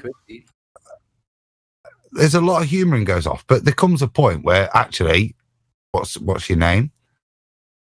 Who's done a runner? The sound of a glass, yeah. That even polite people like us have enough. I think he's demonstrated, as you said, Eli, to the audience. He didn't have an answer, and the reason is because there isn't an answer. Otherwise, we won't be here. Well, yeah, especially Adam and the rest of everybody here. Like someone comes in and they're like that. I mean, he kept saying it over and over again. He's begging for us to listen to him. What he's saying is, all I want to know is what you believe, but I'm not giving you any information about. He wasn't given any information about what he believes. He wouldn't address it at all. So in other words, he's here only for his own purposes, and it has nothing to do with us as flat earthers. But nonetheless, we're on a flat earther 24/7 Discord. So you can't have it both ways. I don't know. It's just. I've got no problem, mate. I've got no problem with discussing anything, yeah? Mm-hmm. But what it appears to me, and I've listened to that guy bum-sucking Arwin for 2 days now, and what it appears to me is there's somebody out there fishing to try and get some flat earth theory, the 2021 flat earth theory from someone. Yeah. That's what it smells like to me. And as I've tried to point out to him, there is no flat earth theory. I'm happy knowing that the mainstream is lying to me about the fundamentals of where I live, right? I don't need to replace that with something correct or incorrect, right, to know I'm being lied to. But what it appears to me is people are fishing, like I said, for some kind of bullshit straw man to attack. And that's what it feels like, both with what's going off with Arwin and what I've witnessed tonight. That guy's just in. How would trees go on a flat earth? How would this on a... All they're getting to give a straw man to attack. They already have You that, know though. what, Since man? 2014, they already have the Strawman. They already have FEC. So what more do they want? I'll tell you how trees grow up on a flat Earth, mate. Up. That's how trees grow up. They're upwards. Yeah, they're Explain oriented to sea why. level. they wouldn't The they same wouldn't the know same which way thing is our vertical. vestibular system is, right? Same Well, thing. And wouldn't trees follow the curve if we lived on a ball? I wouldn't see how they would like grow sideways or something. Because think about that. If you're moving a tree so it doesn't know like what up or down is, I hate to be a shitbag on. I thought about this, and yeah, there should be, because if as the tree goes laterally, then up should be different. It's a bit like hanging wallpaper, but unfortunately, the differential, even over a kilometer, is only 0.009 degrees. So you then take that down over such a small distance. You'd have to assume the tree grows perpendicular perfectly to gravity, whatever that is, or to a plumb line. Better to say. So it's not measurable, and that's part of the beauty of the fallacy of the ball, is that on any local scale, it's admittedly, even by them, not measurable in any way. Right. Which is why they use horizon as the leading edge. And if I may just add to that, Adam, that if gravity were to exist, trees have no business growing, because such would be the force that as soon as those little saplings come down, they're being pulled down. So there's no tree can grow. But it'd be easier to grow down, wouldn't it, Jin? Yeah.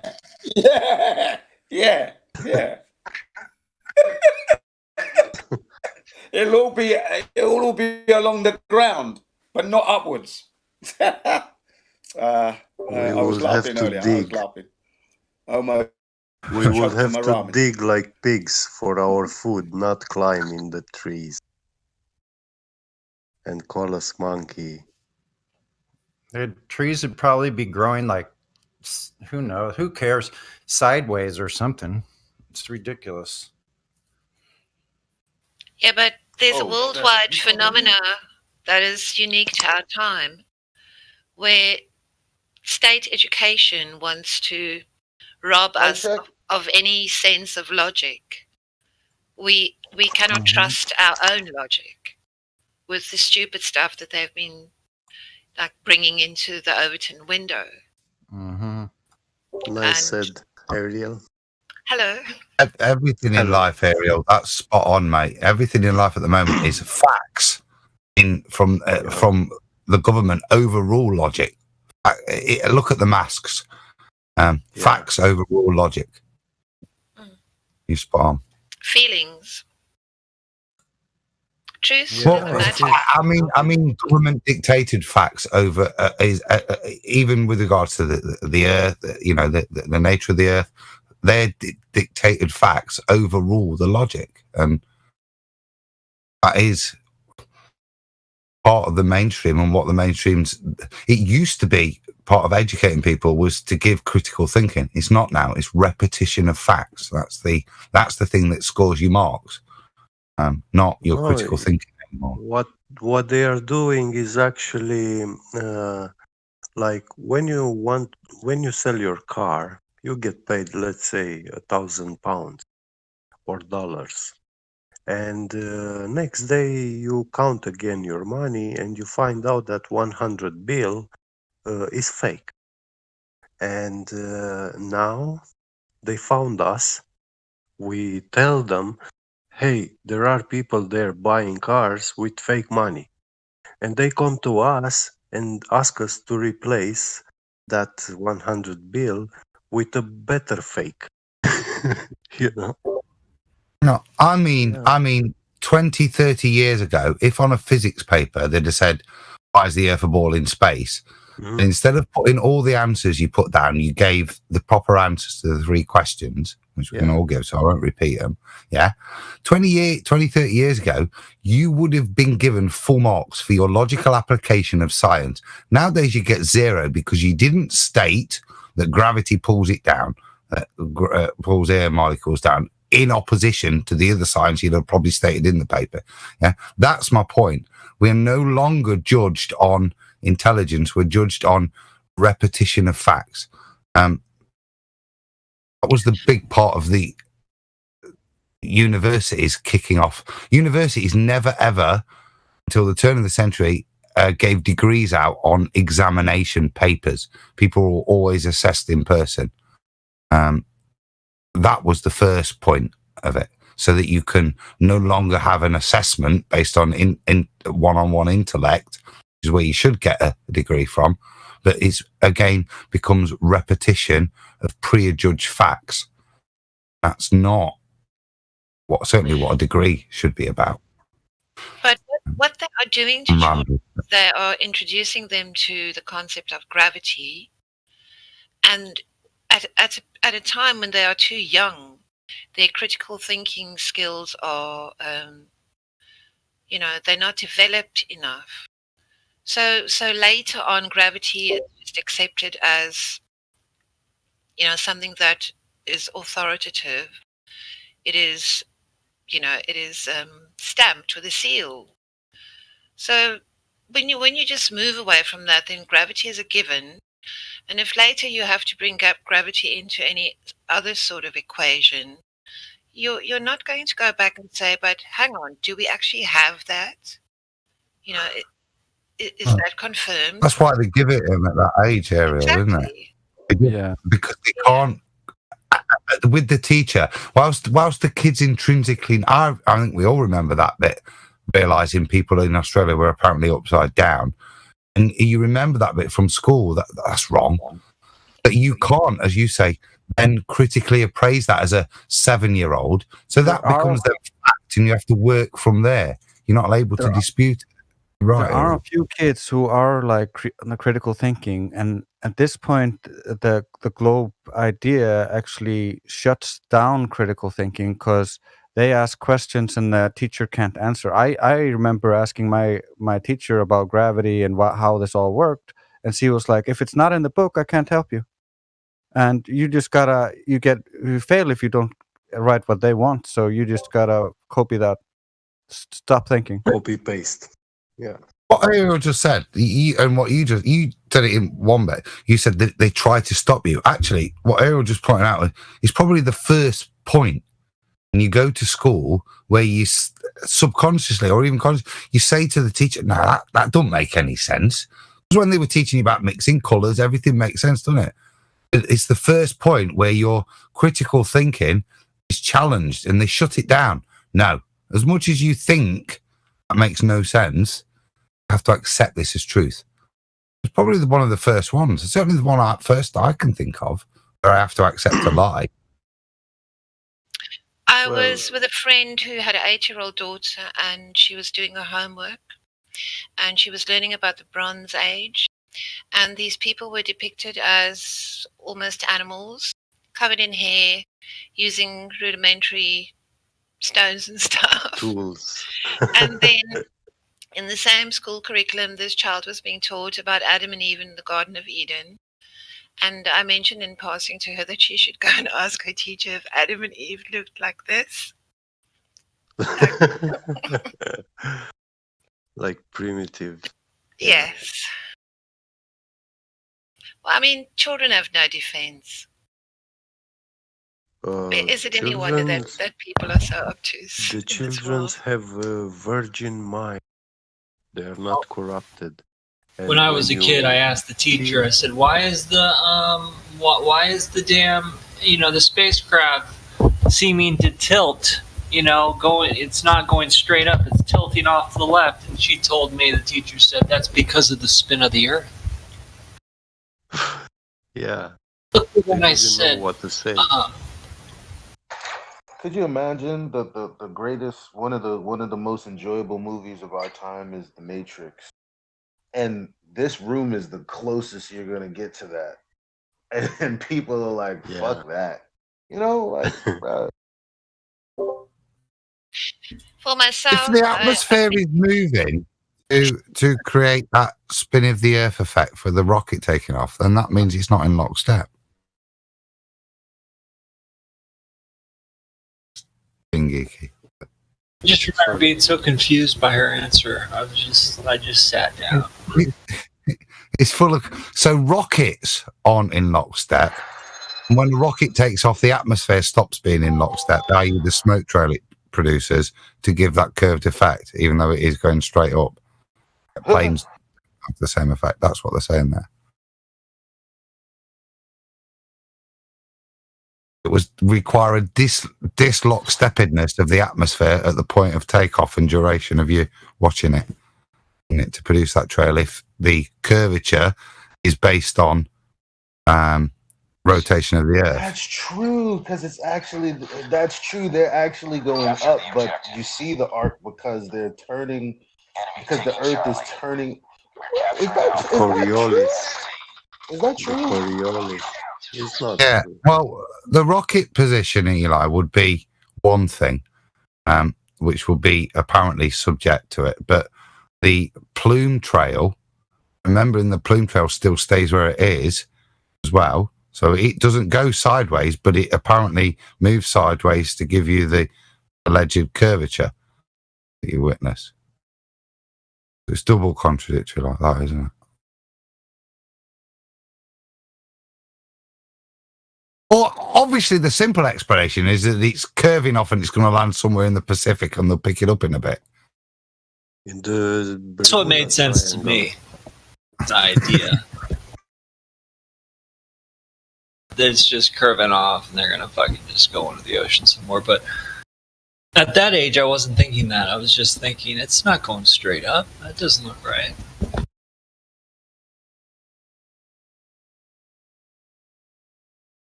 Can I just ask a question about this?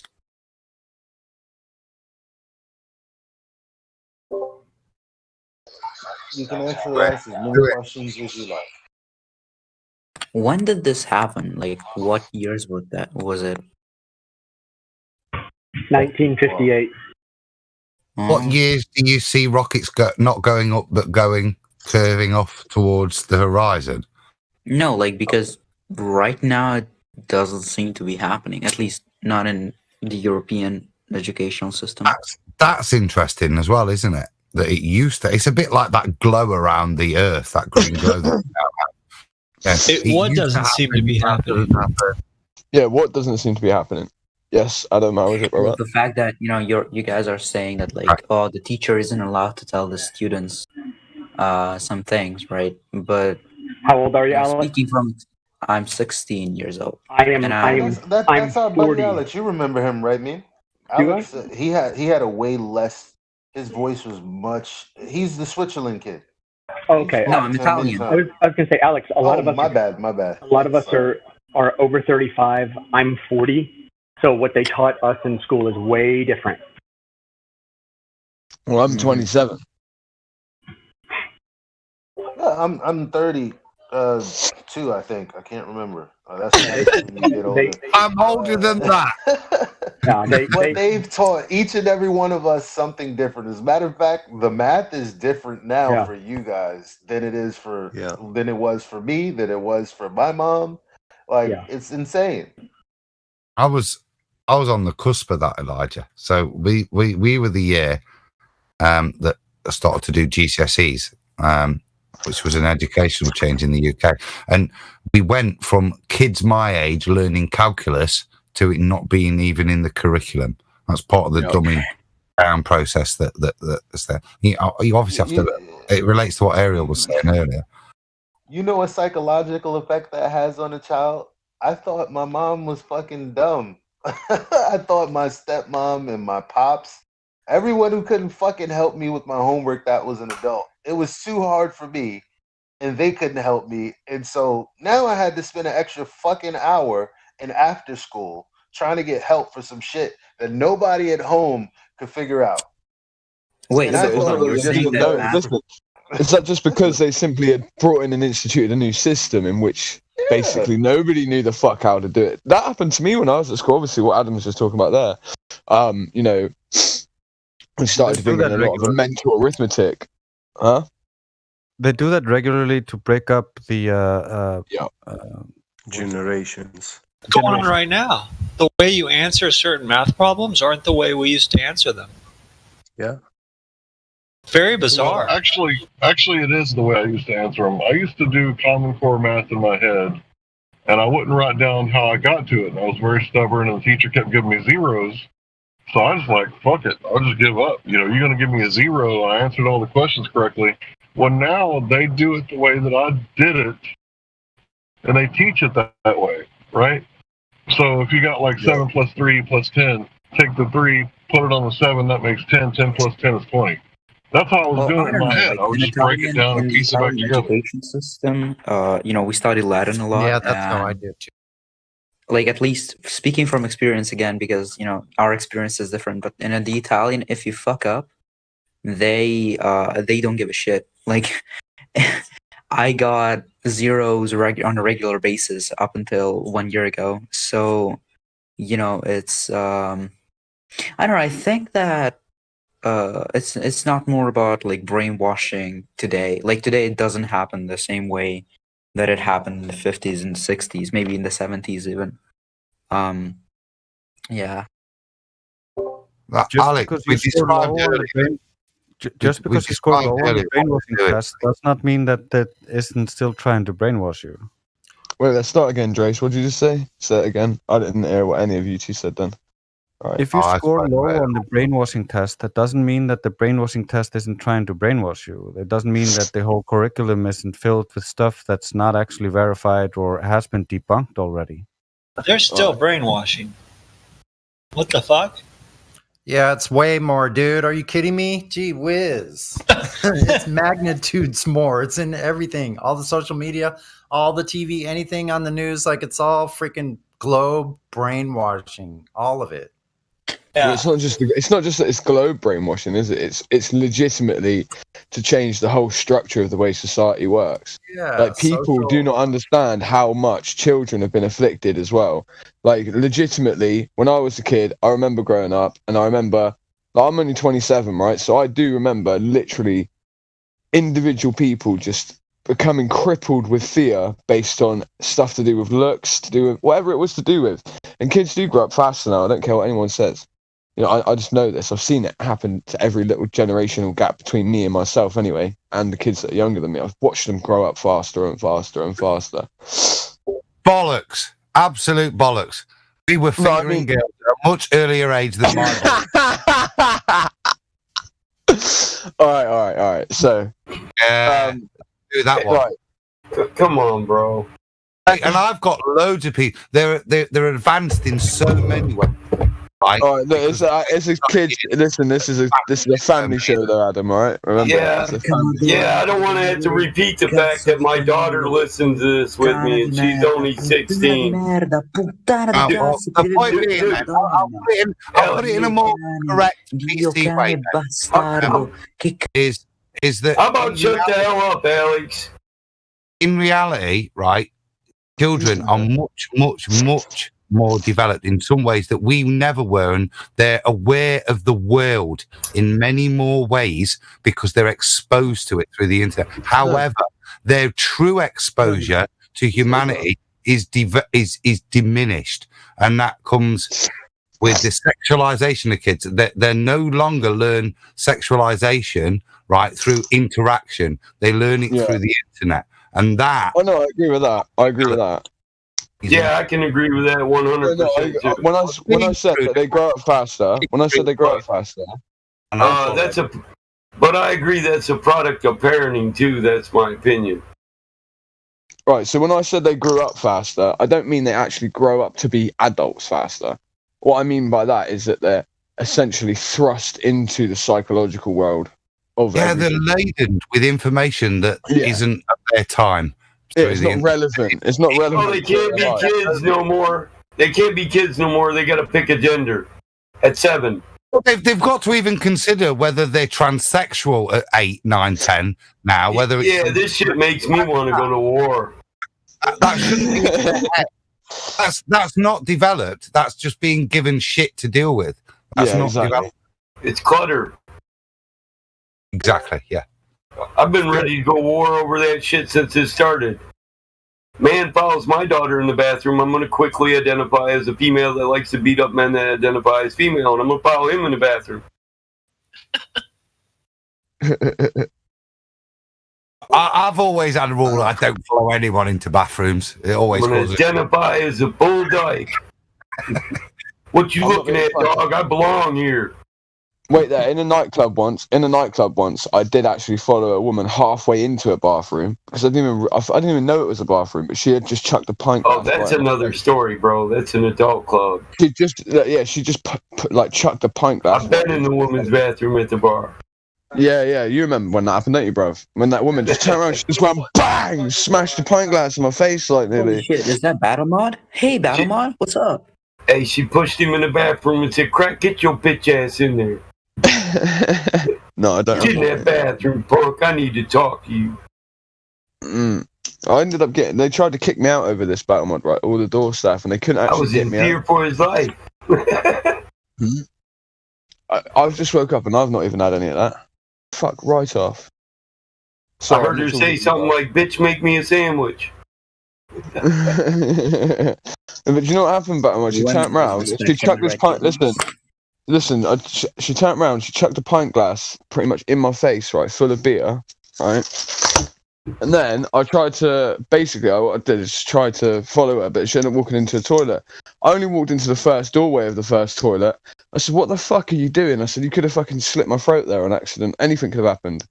Next thing you know, I've got Dorman talking to me like, "Right, do you want to talk to us outside?" I said, "No, because you're going to try and kick me out." And there's like, "No, we promised we won't." I said, I "All right, think then." Adam hit one of my pet peeves as a father. Our children are no longer allowed to be children. Well, that is a pet peeve, isn't it? Let It me is. finish what It I'm saying. angers Let me me. finish what I'm saying, That's battle mod. You keep rumpusing me, you do. I know, but that's a valid point, and the bar bathroom really isn't. So the destruction of the family unit, the polluting of our children, these are bigger issues on the plane. Well, this comes into Guys, it. everything I said about school, I take it back. I just found out my chemistry teacher just gave me a paper of 3 pages in 5.5 hours. Boy, do I love my life. It's 3 pages, is that 3 pages? 3 pages. Don't, Okay, don't go to college. Alex, I just Don't go to college. I did differential pages. No, It took it's 9 pages front and back. No. It's the thing is that 3 pages on something that she didn't explain. 3 pages in 5 hours got it, actually, isn't it? and fucking Talk 3 to the pages. Adam. Alex, talk to the Adam in here. He's a PhD in Kim. Who's that? I don't see him. No, I've got a degree in pharmacy. I teach post ed as well. So Okay. Holy Jesus. I was offered a PhD about 10 years ago, but take 2 routes. Either go academic or business, and I chose to earn a living with my family and not take for 5 years out. So wait, what have you got? What have you got a degree in, Adam? I bet it's what I wanted to get a degree in. I was in pharmacy. Pharmacology. Pharmacology. Not pharmacology. Right, yeah. That's a second-rate degree. Pharmacy. Pharmacology is what that's what you look down on as a pharmacist, because Yeah, of course. Yeah, I'm with you. You're above that. You're above that. I wanted to be a pharmacist as well. Pharmacology is just the study of drugs in humans. Pharmacy is a lot more involved formulation of drug design and other stuff. So you're a wizard. Eyes of a newt. Yeah, Pharmacist has become the new drug dealer. Wing of the bat. Toe of frog. In America, at least. I'm a big exponent of RSO, is all I'll say. Legal drug dealer that doesn't. I'm telling you. Who's that speaking? Is that It sounds a bit like Man, he Brent. was the only one in here that talked about the degradation of our children. Now you guys are calling him a drug dealer. Oh my Yeah, no, I'm not saying that. I make that joke myself. Yeah, listen. So the bar stools these midgets use to assume a position of authority really get annoying around here. All right, so let's talk about RSO since you brought that up. So Rick Simpson, all right? Yeah. Yeah, no, so he's not a drug dealer. He's a big proponent of RSO. How about that? There you go. If you don't know what that is, that's cannabis treatment for cancer. Not just. I'll talk on that if you want. Yeah, definitely, bro. I could talk on that definitely as well. So go for it. So at the same time I was getting to Flat Earth, my dad was diagnosed with prostate cancer, and at that time there was a fair bit of information, if you looked, about it, and probably a little bit more academically easily available, certainly from University of Madrid. You were diagnosed with prostate cancer? Yeah, let him tell his story about the Rick Simpson oil, bro. His father was. My dad was. So, as I say, I'm a qualified pharmacist. Not unaware of what's the word? I hate the word conspiracy theory. So, but I'm aware of the real world. Yeah, and the lies being told. Am I necessarily a flat earther at this point? I'm not. Honestly, I'm not sure. So long ago now, it's on that cusp. But you know, I'm a 9/11 questioner. I'm looking at this. I'm looking, and I know something's wrong, and so I'm kind of in that zone. So, which is why I've kind of well, my dad's got fucking cancer. Even though I'm a pharmacist, what else can I do? Because I know the route otherwise. Let's turn him into a woman first of all. Is the first attempt. Stuff. So yeah, exactly. We looked at that and we got the results and we discussed with my dad and we discussed. And I was always dubious because I'm their son and I'm a pharmacist. So what I say with this sort of stuff is gospel, as my dad would say. It's what gospel. You say goes. Yeah, what you say goes. This is gospel, and so this is gospel to all. You know that. Yeah. And so we, as a family, looked into it, particularly my sister, and because I wanted her opinion, because at this point we didn't know anything, and we decided that it was worth a punt from what we could see. At worst, my dad, grew up in the 60s, so he wasn't unaware of recreational drug use, so he wasn't afraid of it in that sense. So there was no concern there of the substance in itself. So we took it on board and we looked at it and did the best I could, and I was lucky to make a bit of contact and get a bit of information. But I had to take the risk back then of as a pharmacist saying fuck my career, I'm off to go and get this raw substance and make it, and that is quite a skill, making this stuff. But we embarked on that, and Dad went through and that's part of the fear. This is the reason I raised that is, that was a real fear for me. It's part of the fear that maybe it's not out there because people don't embark on it because you could go to prison for trying to help your dad die of cancer. Can I ask you something? Did you ever meet any of the wonderful people that are involved in RSO, like the people that actually give a shit? Because I know individuals, and I've personally been involved in this myself. So I'll talk about that off air with you sometime. Yeah, if that's all right. Yeah, that'd be cool. It's probably the best thing. Yeah. I was going to bring up just two names. Listen, I was going to bring up two names that wouldn't matter, but don't bring them up on air. No, it wouldn't matter because that's already dealt with, been and gone. All I say is there's a lot of good people out there doing a lot of stuff and taking a lot of risks because that's this what shit. I wanted to hear. Yep. So Dad went through the 3-month recommended treatment, and was pretty much incoherent for most of it. Yeah. It's not let's get stoned for 3 months. It's not recreational fun. It's debilitating. It's flood dosing. Just for everyone who doesn't know, it's flood dosing of it, and it is actually quite hard to watch this happen to somebody, believe it or not. Because it is intense amounts of it given to someone is to overload the system completely, basically. So the messages are all mixed up.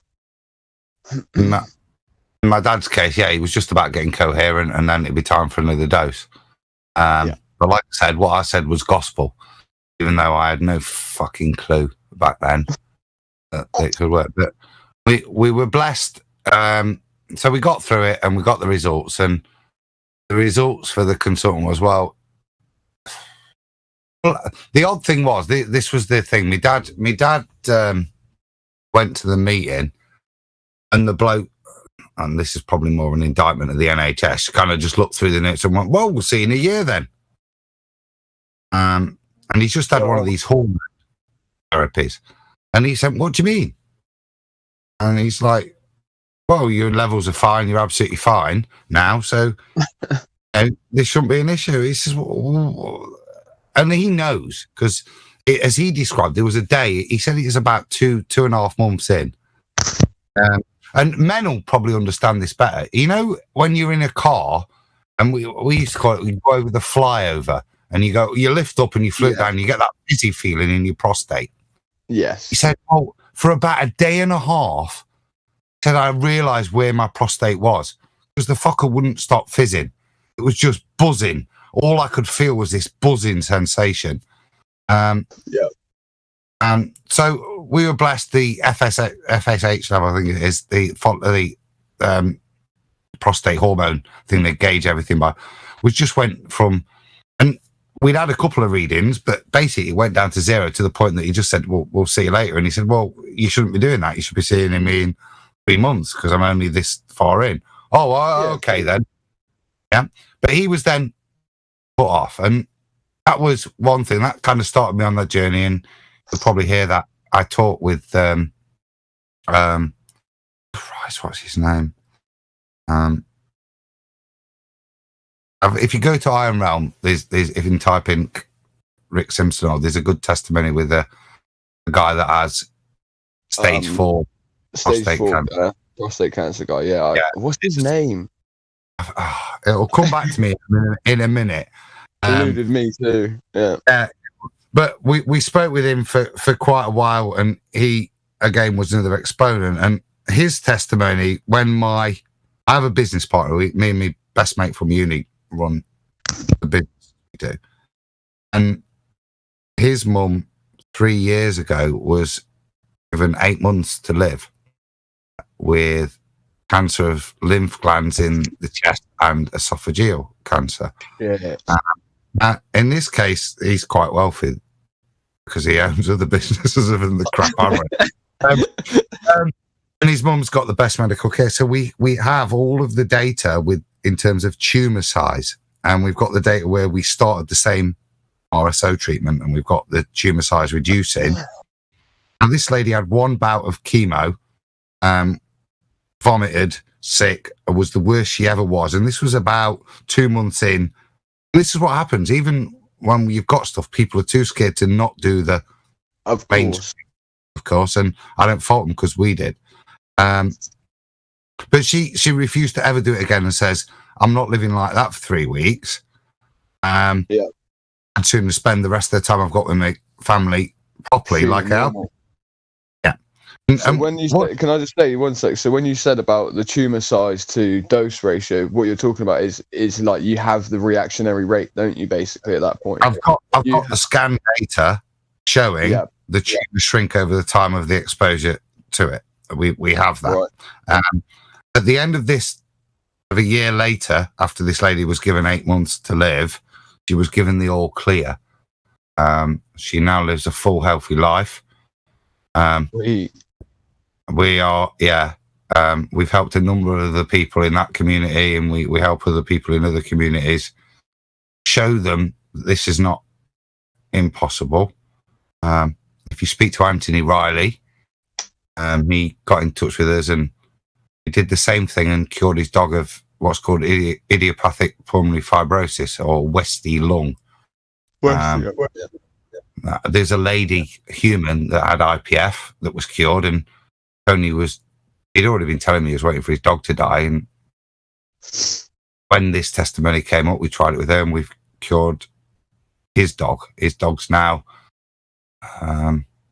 be about 9 months past when the vet said he should be well dead.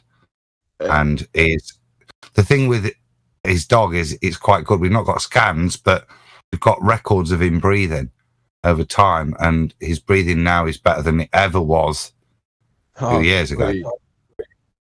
And we've got a testimony from a vet that's got the previous vet's consultants, diagnosis, etc., saying, this is on record. If you go to Riley's channel, you can hear the interview with the vet where she can't find anything wrong with the dog anymore.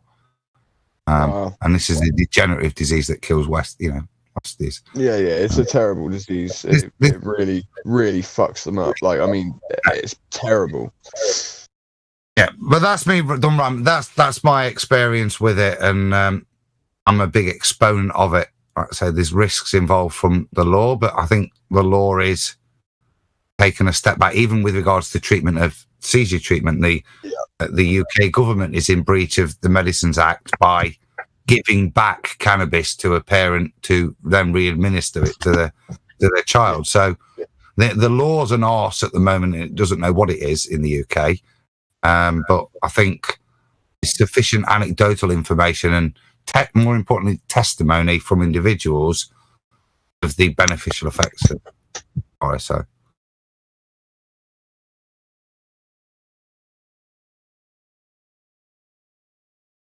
Oh, that is. My mom had breast cancer for 20 years, and every 4 months, or she was given 4 months to live.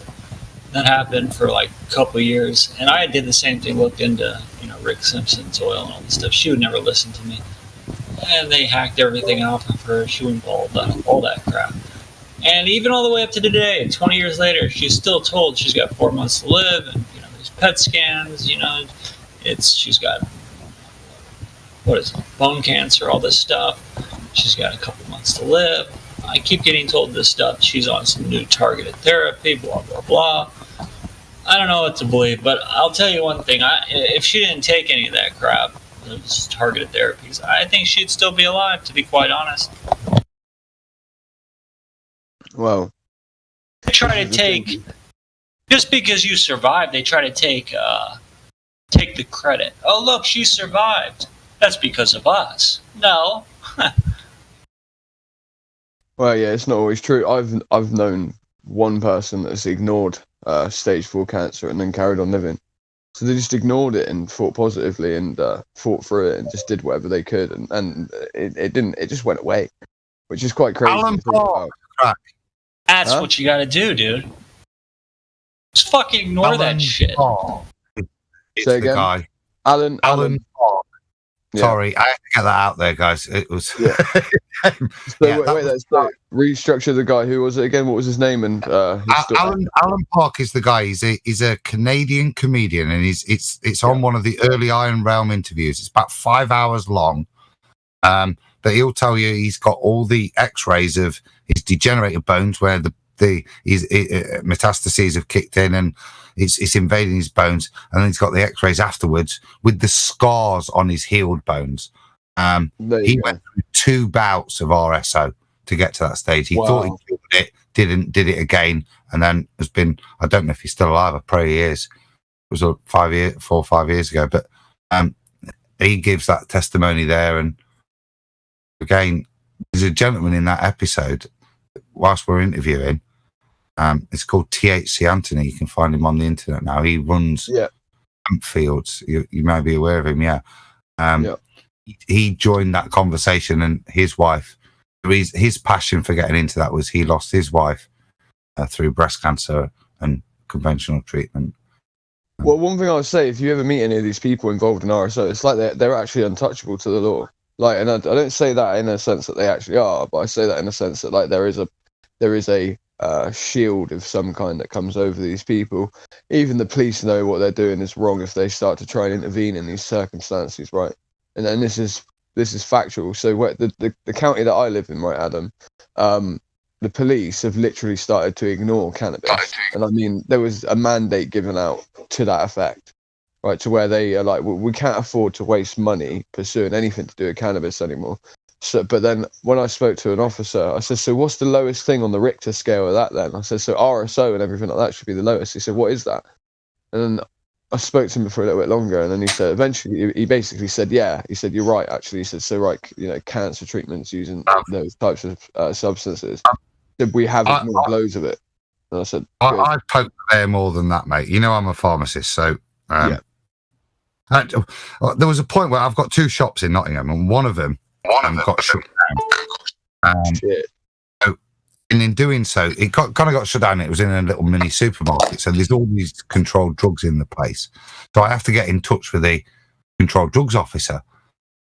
Now, the controlled drugs officer for pharmacy is the same bloke that goes and hacks down your weed plants in the grow houses. And he comes in the shop, mate, and he stinks. He absolutely stinks of weed. He says, "Why do you stink of weed?"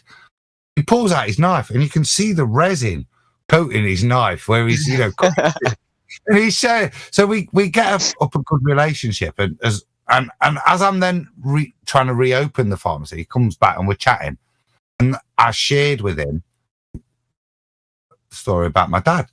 I says, I don't give a fuck. I bought the weed because I can get it round the corner, because whatever you lot are doing in your grow, you're not stopping anything. You know that, and I know that. Yeah. And this is what I did. I said, you can arrest me now, and I'd love to stand in court and tell you what I did for my dad. Yeah. Do you know what I mean? Yeah, damn straight, man. Let's get this as a case. Let's have this as a case file. Damn right. I said to him, but I'm not telling you this to be arrogant. I'm telling you because if it ever affects your family. And he just looked at me and nodded. Yeah. And he's a top bloke. But, I don't think they're not stopping recreational smoking of cannabis sales. The last thing they're going to tackle, I said, when the government's handing it back for medical uses, is to attack somebody.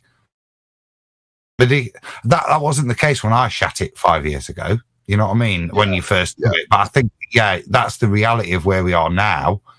So let me preface what I said then about how now it seems that they're sort of leaving it alone. What I'm saying is actually a lot of the hard work that individuals put in, and some of the stories that have been put out there that realistically weren't happening before. The people that sort of did grow the balls and decide to do what they were doing, these stories actually did. They as much as they might not have been on the news, they went through the communities throughout England, no matter what anyone says. Like literally, we're talking like, you're hearing stories about people that, have got cancer, like jaw cancer. You've got people that have even got lung cancer. And we're hearing these stories of people that are essentially going through RSO, and they're being they're fit, they're healthy. I personally know someone who is an ex-police officer who knows about 4 or 5 different individuals. He left his job because of this exact fucking thing. He said, I remember him, he was trying to petition to Parliament and everything like that, saying, if we're going to continue to raid weed farms, well, they could, he said, until we know that they're not a supersedary supporting structure of somebody that has cancer that could be cured from cancer, I refuse to be a part of this drug squad. This is the things that were happening. Well, I think from my note, that is correct. I'd love to talk to you off air. If I may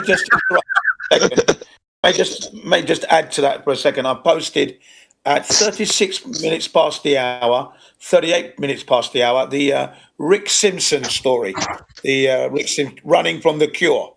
Okay, I posted it. It's only like 40 minutes long video. And then at 44 minutes past the hour, I posted one on hemp and its wonderful uses. And I'm about to post the last one now. It's called Cancer, the Forbidden Cure. Forbidden Cures. Brilliant documentary. And also, I got one to share. Dr. Brzezinski, he was a foreigner who came to Texas, and they shut him down over some bullshit, but he was isolating something found in urine and then creating it himself outside of urine. And people were like coming to him as a last resort, right? With highly aggressive, stage 4 cancer. And when they send you home to die, they would go to Dr. Brzezinski, and he had I think a 99-ish percentage cure rate. All right. And the Texas Health Board of whatever blah blah blah government dickhead shut him down. Yeah, he won against them in the end, right? But it took a long while. It was a ongoing battle, legal battle, because he won it. I know the guy you're talking about. He's a European with a moustache, really nice guy. Yeah, that's right. He kind of looks like Mario. Yeah, a really nice guy, man. He won his battle. He won that battle in the end. It took 5-6 years, but he won it. Wasn't he forced off to Mexico? That would be Gerson. perhaps also him as well. I wouldn't be surprised. Perhaps he got forced down there as well. Yeah, you might be right on that one. But that Dr. Brzezinski, they stole his patents, his invention. Yes. Yeah, they did. Something The pharmacy blast. industry, yeah. Yeah, his technique, was something blast. The way he described it, I've forgotten now. But he was a really nice guy, man. They hounded him down, shut down his clinic. Patients are coming in, and they're just shutting down the clinic right there. Was that the sodium bicarbonate guy? No. The sodium bicarbonate that's another was an cure, by the way. Italian. Yeah. Who was that? Yeah, he was a nice guy. The guy with the sodium bicarbonate was an Italian doctor. And That guy, yeah. That guy has been assassinated. What? Really? What? Really? Yeah, Really? yeah. The Italian guy was assassinated, yeah. Yeah, a couple of them were assassinated. He mate. discovered Well, not that, necessarily. Listen, we can't injecting- say. Wait, how was he found dead before we say he's assassinated? Let's clear that up. He was killed, yeah. Yeah, but in what way was he stabbed to death? Was he shot? I think poison. Just say the way that he died instead of saying he was assassinated. You know what I mean? Let people So make up. we their all own know mind. He was killed. He was murdered. Yeah, no doubt about this. We I all get know that. there's certain Just saying, forbidden sciences, forbidden archaeology. But if you're Yeah. taking on the medical industry, then you better make sure you have your afterlife affairs in order. Well, Taking on listen, cancer, Hank, I could say that I agree with that because I've got a friend, right, and he made a very good, massive documentary, okay, a huge one, and it was put on YouTube. There's still a short excerpt on there. So the guy's called Pat Baker. So shout out to Pat Baker. Pat Baker was someone that had a lot of issues with pharmacia, so like lots of pharmaceutical drugs.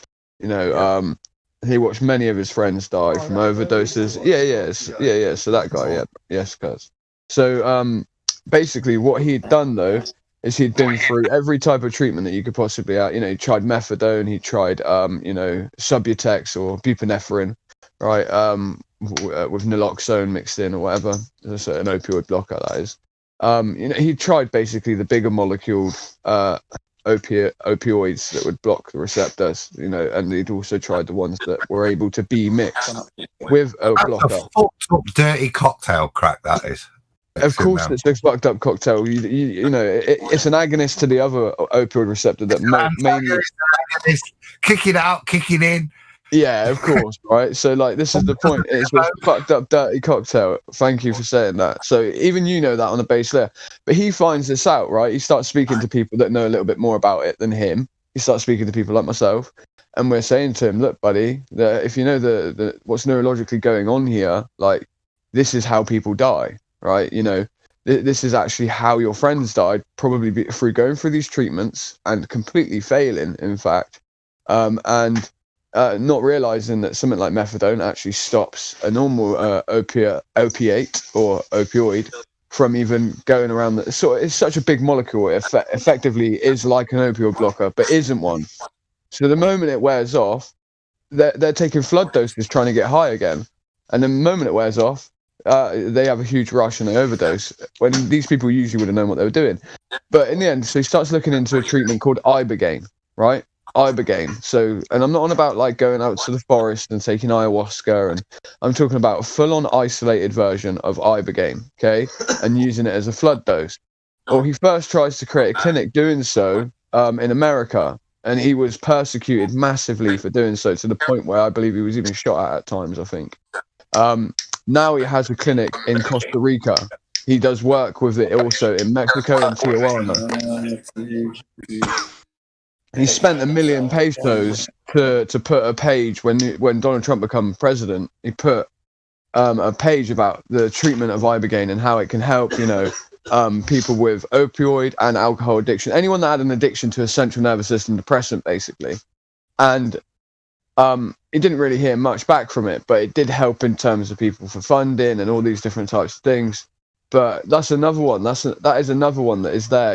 If you go back to the guy who started Drug Addicts Anonymous, the first thing that he actually stated was that he would love to have used psychedelics for the treatment of CNS depressants. This is one of the first mandates that he wanted to do, and he was blocked systematically, and all of his work was taken away from him to what we see it is today, which is that, you know, people drink where they go, where at watering holes, basically. So these groups actually support alcoholism continuing and also addiction continuing. So again, they turn everything back toward the directive that they want, you know, they wanted in the beginning. So it's a bit of a shame, but yeah, Patrick Baker's doing good work. There's lots of people that are doing good work with Ibogaine, and it is a treatment that works. It's the one that saved his life, and I watched it save his life. You know, it completely changed. You know, 12 hours later, boom, as if he had never been addicted to opiates ever in his life. There are clinics in the Netherlands, in fact, that do this. Most of them have been closed down since the advent of COVID.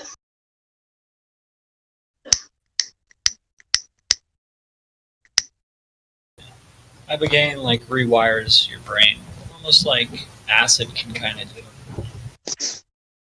Yeah, if you take a flood dose, exactly. But again, it's a scary treatment. You know, they use acid to treat PTSD at the VA now. Do they? Yes, and MDMA. Yeah, it's a new treatment for it's a new treatment for PTSD from war. You know, hearing something like that, it makes me proud to be an American again. For fuck's sake, how long did it take them to figure it out? Like, oh, we can test this out on people unwillingly, and wait a minute, it helps people after they've been to war. Yeah, we found. Let's fucking hold that back for like a good 70 years. It makes a lot more sense than MK Ultra. We found 2 years ago that a good trip, a guy would everything that you're focused on before you go into a good trip, when you come out of it, you're no longer attached to it. Well, you're allowed to look. You're able to look at it from a different state of mind, Battlemod. That's the thing. It's the same with MDMA. You know, you've got a man who has been in a mind of protective state of mind for a long time. You know, he's got these issues, he's got these problems, he has these experiences, right? And these experiences, essentially, for him to not fold under that pressure, for him to not even, so psychosis, right? Psychosis can be caused, people think, well, from cannabis. You know, that's why I don't mind Dr. Bob. He helped push the legislation to get marijuana paid for by the VA to also help with PTSD for veterans. He's a veteran. And on that level, I give him all the respect I can. What, Dr. Bob? Well, no, Dr. Bob. Let me finish. Bob's the science guy. Yeah. Yeah, Bob the science guy. He helped my brothers at arms. I gotta respect that. Here in Michigan, the VA will pay for marijuana if it's helping with your PTSD. Medical marijuana. Exactly. Crack. Yes, Meekin. What you were talking about. I like that. I'd never heard of it, so I've just done a quick look at it. I posted the little bit I thought was pertinent, which talks about the kind of major first visionary phase. I found in the first thing I looked at the molecule and the drug name, and I thought of Champix, Varenicline, in terms of, because that's like an anti-addiction drug. So I wonder whether it was just working on those kind of nerdy systems. But what I found interesting is the claim, which is a lot more healing from a holistic point of view. To have an experience that claims the second phase is a lot more therapeutically beneficial to any kind of addiction. So I'll just read it. I'll read the first phase as well. The experience occurs in two phases, termed the visionary phase and the introspection phase. The visionary phase has been described as, oneirogenic, referring to the dreamlike state of its psychedelic effects and lasts for 4 to 6 hours, like I was saying. The second phase, the introspective phase, is responsible for the psychotherapeutic effects. It can allow people to conquer their fears and negative emotions, which are often the cause of addiction, aren't they? That's me in brackets. And it catalyzes an outward state of consciousness reminiscent of dreaming while fully conscious and aware, so that memories, life experiences, and issues of trauma can be processed. That's how you think. That's how you use pharmacotherapy. You don't use it to subdue. You use it to actually bring to the surface. I think that's this is the point. So this is how it works, Meekin. Is that the secondary phase is the more important phase. This is why when we see people have ibogaine, if they don't get the correct isolate from this route, right, the correct isolate that has the right bioavailability, the right route of administration, if they don't end up in a full flood dose, right, this gets cut short. The visionary phase will happen. The secondary phase doesn't happen, right? There is definitely things within inside of this that are affecting different parts of the brain that people are yet to understand. But it has been used for I would say hundreds of years, in fact, to help dignitaries, the aristocracy remove themselves from addiction momentarily, right? At that moment in time. But yeah, you're right. It's like this is the same within psychology, right? So in psychology, mix some psychology with pharmacology. We're giving people, coping mechanism, right? So cognitive behavioral therapy, and then the idea that the technique that's being taught to you works is reified, and basically it becomes a fallacy, because how do you know whether or not what you just did to help yourself in terms of a mechanism you've learned, a way of thinking, a way of practicing your everyday life, how do you know that's working when you have, let's say, a serotonin reuptake inhibitor also added to the mix? Now we cannot derive the cause of said effect, right? But that's the difference, isn't it? That's the difference. Exactly. This one is making you analyze it so that you go back to producing your own proper levels of serotonin. The standard big pharma response is to substitute the serotonin, so you don't deal with the issues. Now, a good example of this is when I first qualified, Ciroc, Prozac, all of the SSRIs were banned in the treatment of oh Christ, the word's just gone. And somebody dies, bereavement. They were banned in bereavement treatment because you shouldn't be putting happy molecules into your brain to make you happy when you've got an issue to deal with, i.e. your fucking husband's just died. Yeah? Exactly. You need to work through those issues. So initially they were banned. Have a look at it now. I know, it's ridiculous. Therefore, you never work through the issue. That's why I'm saying I'm not speaking to the drug, but what the way in which the drug claims to work, to me, is perfect. Is a way in which drugs should be ingested. They're not there to just keep propping you up. If they're there to, like we talked about with RSO, either deal with the problem or make you deal with the problem.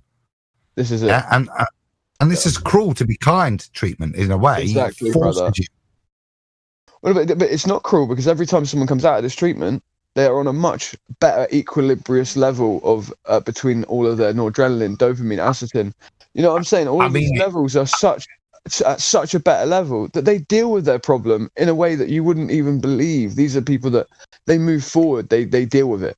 I'm telling you, I've seen it. I mean, when I mean cruel to be kind, I mean like if you were a human being initiating the response, you do an intervention, don't you? And the purpose of it is to make the person conscious, reminiscent, so that memories and life experiences and issues of trauma can be processed. That's why you do it. And that's why I'm saying what's impressive is that the second phase claimed is doing that, because that's how you deal with those problems to move on. But you can take pharma stuff to mask it and subdue it. But eventually, you've got to deal with it. It rears its ugly head again, even if you do subdue it, because you're subduing the beast at the end of the day, and you're right. So when I first looked at this, right, and people were saying it's bullshit, there's no way it can help, and I did the same thing as you. I looked at its phases, I looked at it on a molecular level and comparatively to the way I know certain things work, and I went, that sounds to me like a perfect outline. In fact, on a chemical level, that this thing should in fact work. And obviously then that means all the testimonials that I've seen regarding this exact thing, they probably are correct. This probably is actually what people did experience.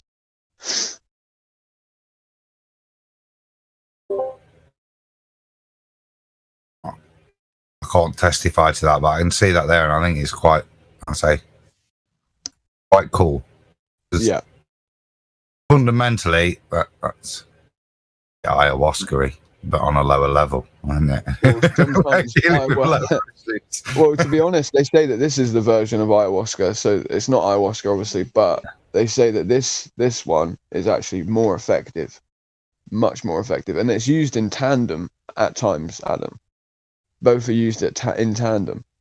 So you'd use this, and then when you come out, they sometimes use ayahuasca afterwards. I think you need to have probably worked through any problems with this route before you attempt ayahuasca, is what I would suggest. There you go. There you go. So they have got the stages right. So yeah, Patrick Baker, you've got a guy here telling you that, yeah, you're right to use ibogaine before ayahuasca. Potentially. But yeah, this isn't obviously medical advice, but just going along with what it says, you know.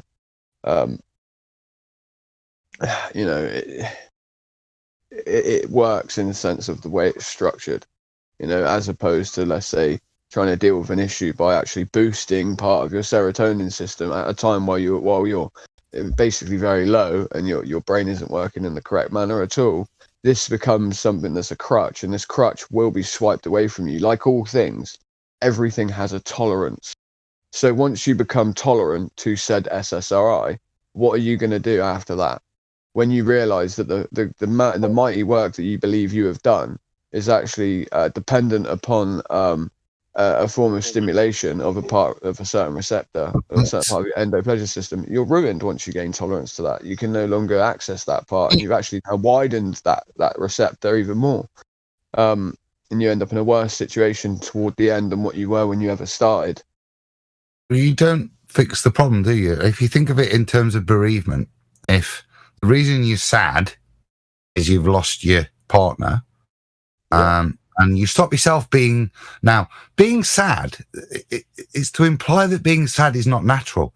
Being sad is a correct human response to a situation that you then need to work through. Now, if you don't then be sad and work through it and come out the other side, you stop yourself being sad instead of working through it by taking a tablet that gives you serotonin, and you never work through it, then metabolically still, your body's going to look at that, and you're still having the emotions that are reducing your serotonin output. So with all of these kind of synaptic responses, they readjust. It's like why you have to have dose adjustment, you increase doses, because the body naturally responds. So if you're never dealing with the problem, then all you end up doing is subduing it and increasing the dose to the point that you can no longer increase the dose, or you get the dose to a point where the side effects are so bad the person kills themselves. This is it. Because I don't even think this takes the clinical mind. Listen, Adam, I don't think this even takes a clinically trained mind or someone that knows about pharmacology or how the brain works. When you break it down to those core fundamentals, I think anybody could see, and you have the period of optimism. This is something that's spoken about quite a lot. You have this period of optimism while the SSRI supports you. And then that's what you look at to say, oh, that's when I got over the hump. So when you realize, at the point you realize when the SSRI is no longer effective and it becomes ineffective through tolerance or through time, you go, wow, I didn't even get over that issue myself whatsoever. And now I'm bumped back down to before the roadblock. Now at a place of even more depletion within my endoplegia system, and that is a steep drop off. Like, so when my father died, I legitimately just said no way to any form of help that I could. Right, I even quit smoking cannabis when my father died because I knew of this exact reaction. I knew myself. Dude. Intuitively, I knew. You know what I mean? And I was like 19 years old. And I knew that this was a bad way of going about this. Like, I thought, no, you're going to fuck yourself over so badly here if you don't allow yourself to grieve. So if I knew that, then I feel like some people will know this. And it's only the bad advice of certain individuals that would probably take you away from that, coming to that, that understanding. This was L. Ron Hubbard's big argument against the psych. What was it he was against? Psychiatry. Ron Hubbard was against psychiatry and pharmacology.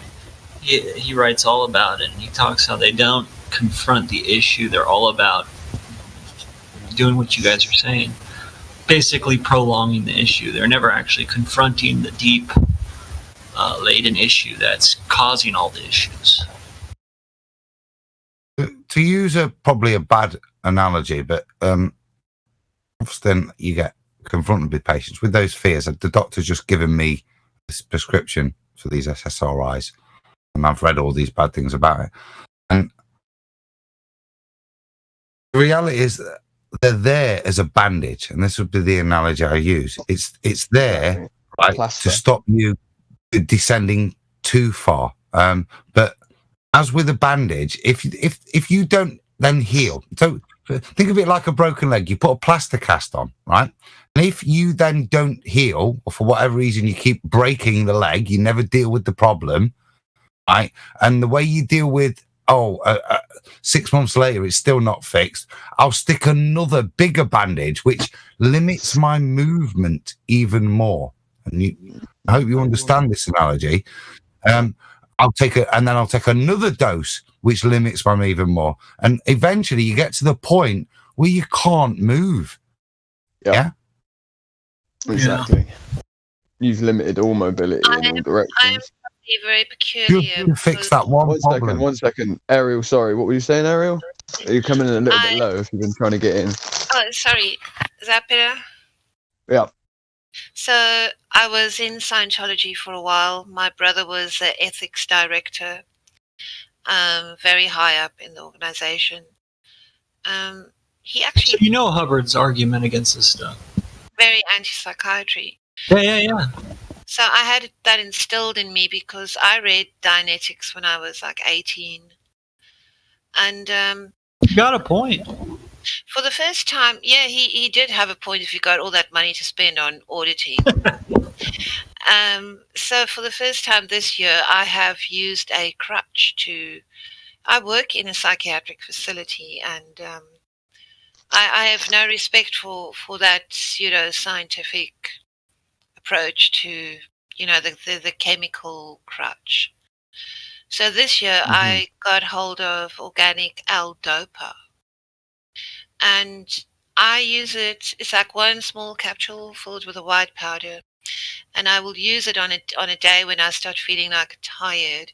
I am prone to not getting enough sleep, but when I really just find that I'm going to dip even lower because I'm in lockdown. I mean, and it impinges on my mind in a way where it's not the isolation. I can deal with that. It's the idea that it's enforced. Yeah.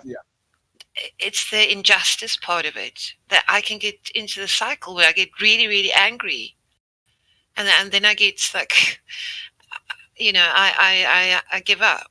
Like, so when I feel like that, I take one of those little capsules. It's an organic compound. I know that I can get desensitized to it. I'm not taking it on a daily basis.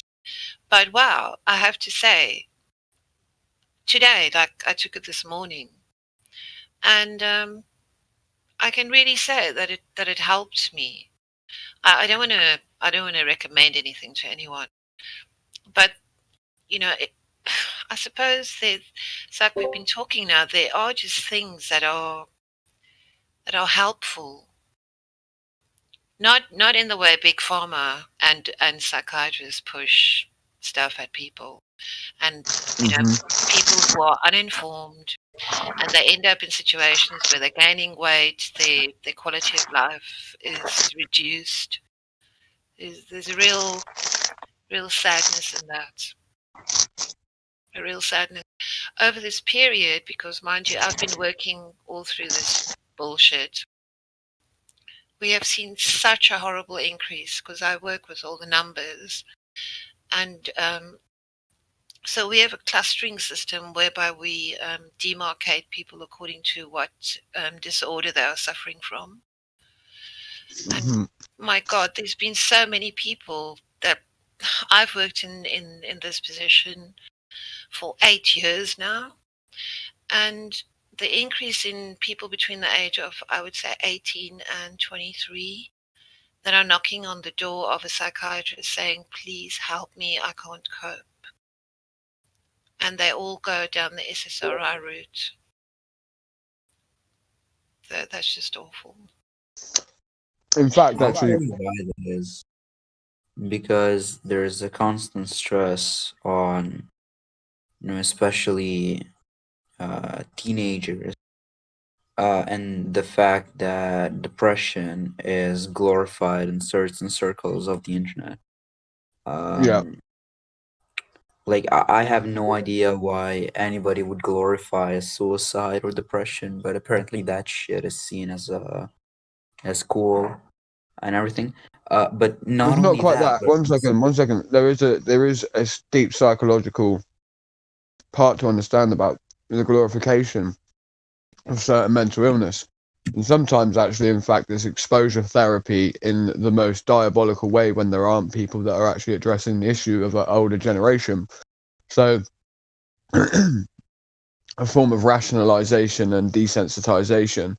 It's easier to talk about said issue if you first trivialize it to the extent to which now we, as younger people, for instance, could now talk about it. I went through this when I was younger, not myself personally, but seeing lots of girls that would had trivialized, these exact topics. But in fact, I believe they may have died if they didn't. So there are two sides to that coin. Not trivial. It's as Alex left, and it's not just suicide. It's normalized, yeah. And normalized is wrong. Again, it's giving kids experience that they haven't accrued through life yet. So it's normal to feel depressed. Why should I feel depressed? I'm 15, man. I'm fucking happy. I'm not, yeah. But if I can tell you that actually out there to make you special and an individual and make you stand out from the crowd, you can say, I suffer from this, or actually, I'd like to reassign my gender pronoun. Yeah, they're things that they prey on the young that they put out there that they don't experience in real life. They haven't got to yet, but they're put there to. Sadly, no, I agree. Alex, I hope you don't take this the wrong way, to make you feel special, because we all want to feel special. I've spent 47 years. It ain't happened yet. Do you get me? But these things do make you feel special. So this is the point. That was kind of my point. Well, no, he's just saying it because he doesn't know how anything applies to every individual he's speaking to. He's saying it more for the room. But what I'd say to that is, that's what I'm trying to say. That was my main preface of that, is that when we have adults essentially not dealing with the issues correctly or teaching the kids how to deal with the issues correctly, right? They miss a lot and misassign and reassign all of these individual different things. I like Adam. He's on point. They clutter our children's mind full of bullshit. They don't let them be children. Exactly. Thank you, Adam. We need more fathers. Are you a father? Yes, sir. Yes, sir. Rock on. We need more of us like you and I. We've got an official application for Adam Meakin to be Battlemod's father. I'll take any tag I can get. Crack. Well, you're my dad. You're my dad. Grow up, bro. Let me help you out then. Grow up. When you talk about shit you don't know about, son, it makes you sound dumb. Yeah, because they're the same age. That would be kind of weird. I know. Thank you, Sonny. Come on, it was a joke. If you can't take the joke, then fair enough. No. Stop rumpusing Adam. He's on point, damn it. He is. Just bring it back, because I think by the way, Battlemod, can I just say something real quick? Yeah, go on, Alex, because you raised the important point. No, I wanted to say something to Battlemod real quick. I didn't know that you were lead mod. When I left, you were just a moderator, so congrats, I guess. Yeah, that's actually an old position, not a new one. I'm sure he'll die happy. Who cares? Oh, yeah. If I could save our children, if I could improve life for the next generation, Adam, then I'll die happy. Exactly. That's the point I'm making. Exactly. Amen. It's why I, in my position, spoke about RSO tonight. Yeah. There could be implications. Crack talks about why there might not be, but there could be. But we have to do these things. And Alex, that's why I stepped in there, because you raise a good point. And I have got kids, and I look at, and I'm very conscious of what they're exposed to, and I try to talk to them about it. You know what I mean? They're still kids, so I know they hide shitload from me. I did from my parents. I assume you do from yours. I mean, they wouldn't be kids, you know. Yeah. Well, exactly. Yeah. There won't be. That they wouldn't be as clever as I give them credit for if they didn't.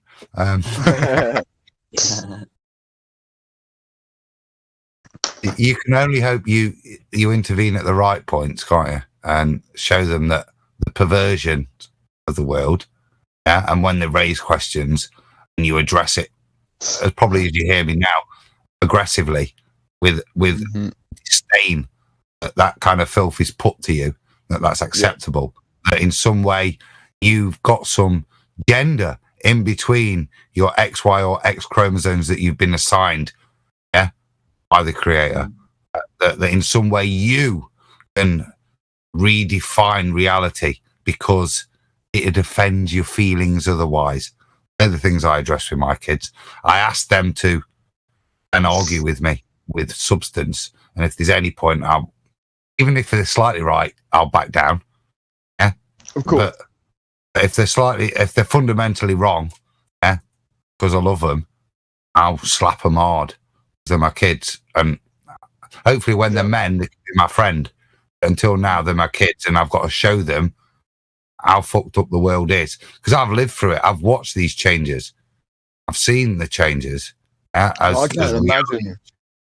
can't imagine how much that change is from your perspective, as you say, however old you are, comparatively to me. I'm 27, and I feel like I've watched a cacophony of change.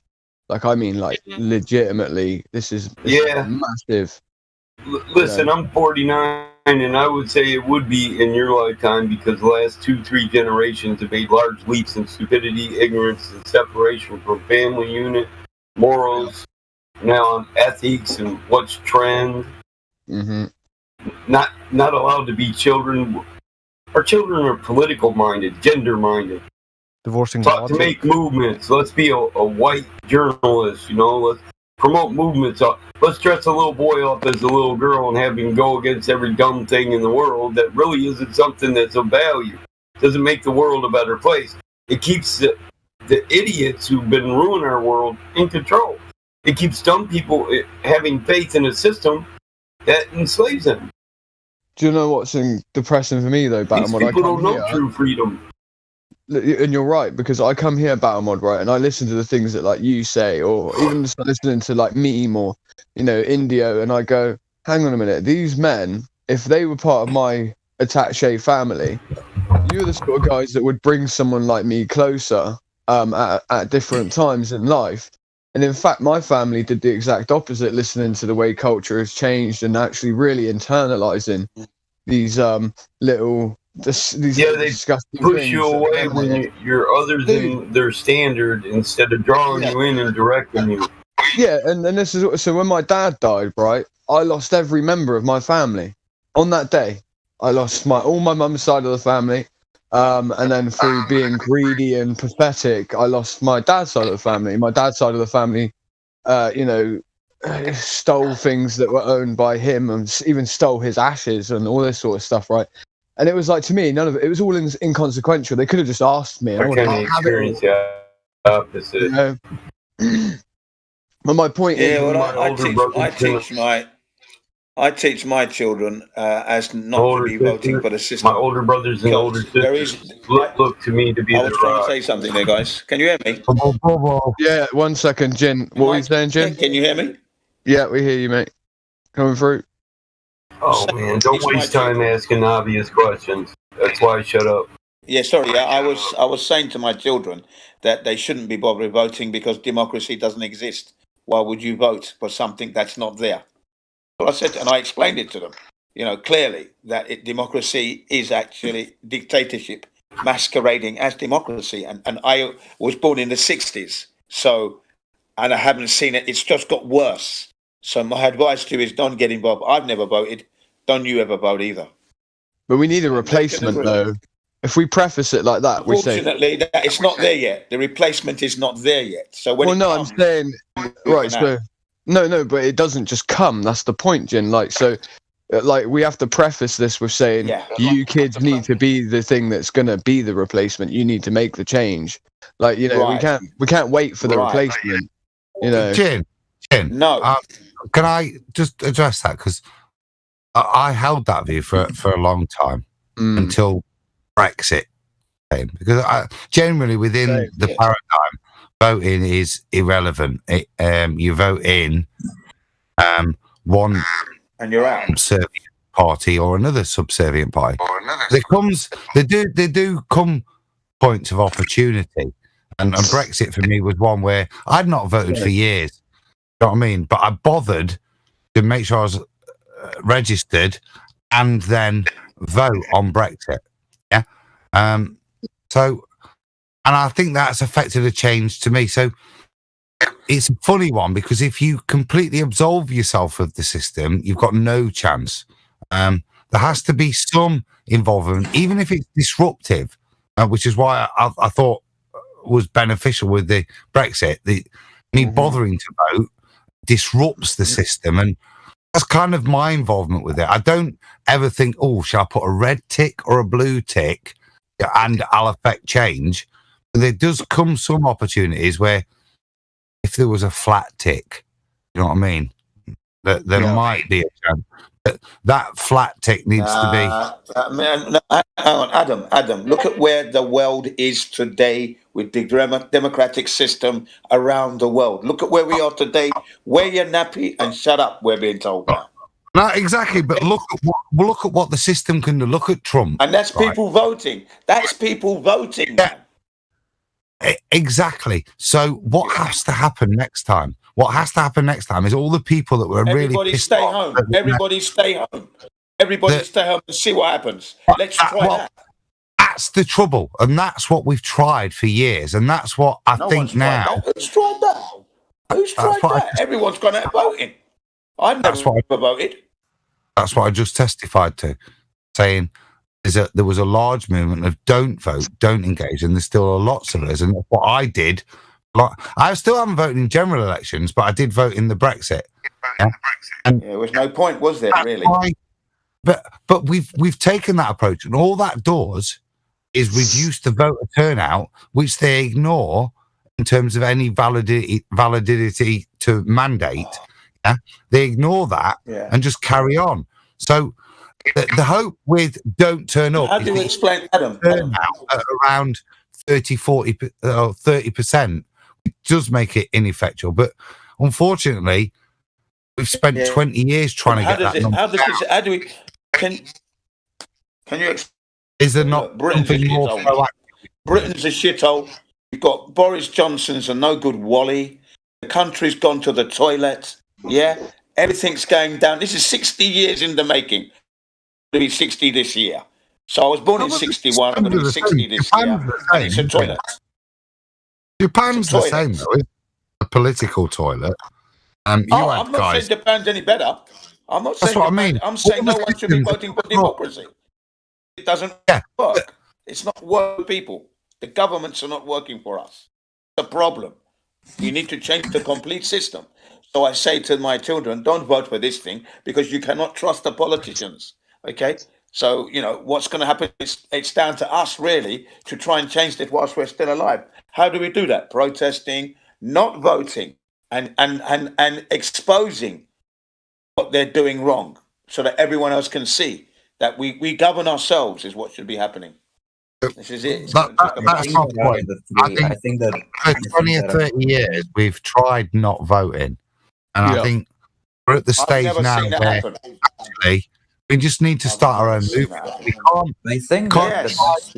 can't try to affect or disaffect red or blue because that'll never change. That's right. What we need is something new. Complete direction. Yes, that's it. That's it. We need David Weiss to run for Congress, and you guys and myself need to work on his campaign with him. David Weiss. The best way to go about not David Weiss, but David Weiss, a flat earther. Yeah. Can we stop rumpusing one another? Because every time someone speaks over Adam, it goes choppy, and vice versa for Jin and da da da da da. Let's keep it clean. Sorry about that, guys. I think that the best way to go about it is to act like Paul Joseph Watson or whatever his name is. Is just do you guys know who he is, right? Who? Paul Watson. Paul Joseph Watson. Yeah, of course I know him. I've met him. Yeah, I think that the best way to go about it is to have a lot of Paul Joseph Watson's just exposing the way that they're trying to fuck you over. I have a problem with exposers, though. I have a problem with people that just simply expose, right? And you'll probably hear this in my voice when people say, like, you know, you need to teach your kids not to vote. And I say, all right, I'm fine with that. Do that. But you better teach your kids exactly what to do instead of voting then as well, right? Because if all we do is sit there and point fingers at the parts of society that we hate, effectively, you know, at that point, you know, avoiding all of the responsibility that we have because we go, oh, I've done my bit. I pointed it out. Now you fuckers go and fix it. How would anyone believe that if the people that cannot see that which is being done is wrong, how could you believe the people that can't see it's wrong? Because you're the one who's having to expose it, remember? How do you think you're going to direct those people that are already blind to the issue to be the ones to fix it? If you can see there's a problem, then you're probably the guy who's going to have to build the response to fix the problem as well, because you're the guy who outlined it. You're the person that can see the issue. You know? Yeah, that's right. That's right. And that's the whole point of getting together with those who do not vote, and you're going to be the new direction. That's exactly it. And then you put yourself forward as a party. That's what you've got to do. Greg sounds like my mom. I used to tell people stuff like, the dishes need done, the floor needs vacuumed. And my mom used to say, if you see a problem, correct it. Don't expect other people to do it. Well, it's called put responsibility. If you work in a business and you've done something wrong, or you haven't even done something wrong, but the boss man says you did this wrong, you just take responsibility. Like, ultimately, you take full responsibility even for the things you haven't done. Because those words are easy. Those words are easy to say, but I don't see people doing that. Like, for me, I take responsibility. My first move is, but of course, I'm not voting for any of these people. That's the first thing. But then that's what I try to get other people to think like me, because they voted and now they're complaining. And then you see, I said to you, don't vote because there's nothing for us, but you went and voted, but now you see there isn't nothing. Now, can you try and think it my way now? Perhaps. But but you got to run yourself, Jin. Run. I'll vote for you if you run for Parliament. Yeah, there you go. He wouldn't. It comes down to responsibility. He wouldn't. I knew that would wind him up. I'd vote for you. I'd vote for you over most people, but my point is I'm not buying into the same system that got someone here in the first place. So this whole idea that we have to create another party. Yeah, so this idea we have to create another party, for me, just seems redundant. Yeah. Oh, if we all voted Jin, right, and Jin went on an electoral campaign that it was going to do X, Y, and Z, and then we voted him in, and he thought, "Oh, bollocks to that," and fucked it off, and just did what every other politician's doing. Exactly. And there would be nothing we could do. As honest as he was when we thought we voted him in. And this is the problem. Yeah. Is outside of that, there's no accountability. Okay, so democracy's fine. It works on the premise that once you've elected the person in, they're going to do what they say. In none of Japan, UK, is there an accountability for the populace to pull back that elected person to mandate him back to what he promised he'd do? Yeah. Within their remit. All you've got is to kick them out 4 years later, but there's no punitive measures. Just wait. In that 4 years.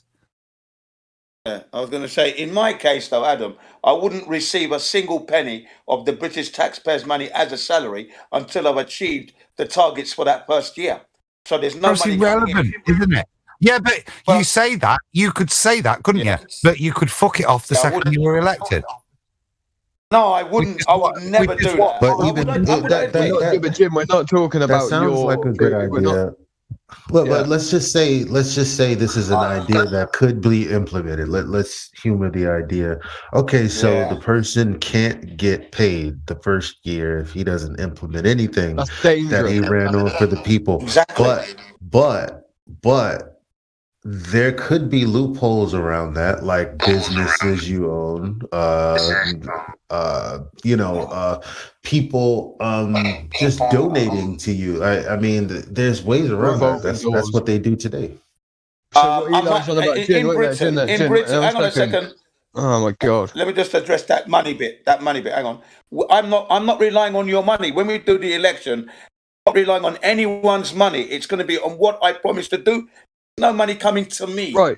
You know, on my party. That's not how we do politics in Britain, actually. All right, so let me just say this. Well, that's not entirely true. That's not entirely true. You're missing the point, Jin. So what Elijah's just outlined there is that, cool, you could say you're not going to get paid, but actually it's very dangerous to not pay politicians.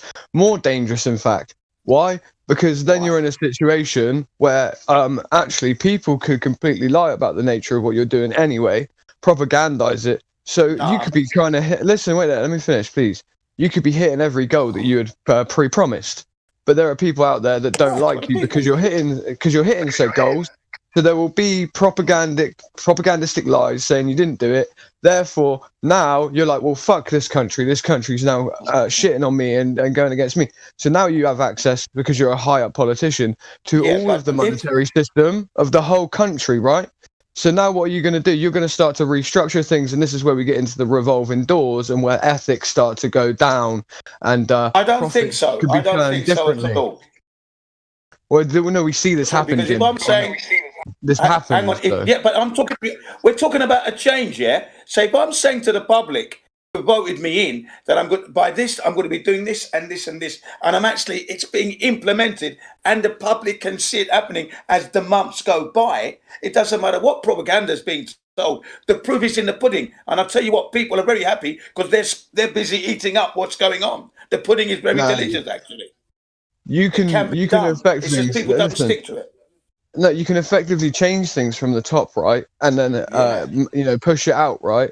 But the issue is that you have to have your mandates, right. The ordinances that you give out. It's like saying I'm a commander in the army, and thus I call a airstrike on this area for close air support. And you at the beginning said this close air support that I'm going to give out is 100% going to hit the enemy, and it's going to hit them in this location, and it's going to take out this radar dish. But unfortunately, the people below that gave the order to, if they mess up in any way, any way, shape or form, and then they hit your own side and you have blue on blue, you get the blame for that, even though you weren't the one who gave out. You didn't give out an order to do that. So I'm saying you would have to trust. Hang on a minute. The team that I'm going to have.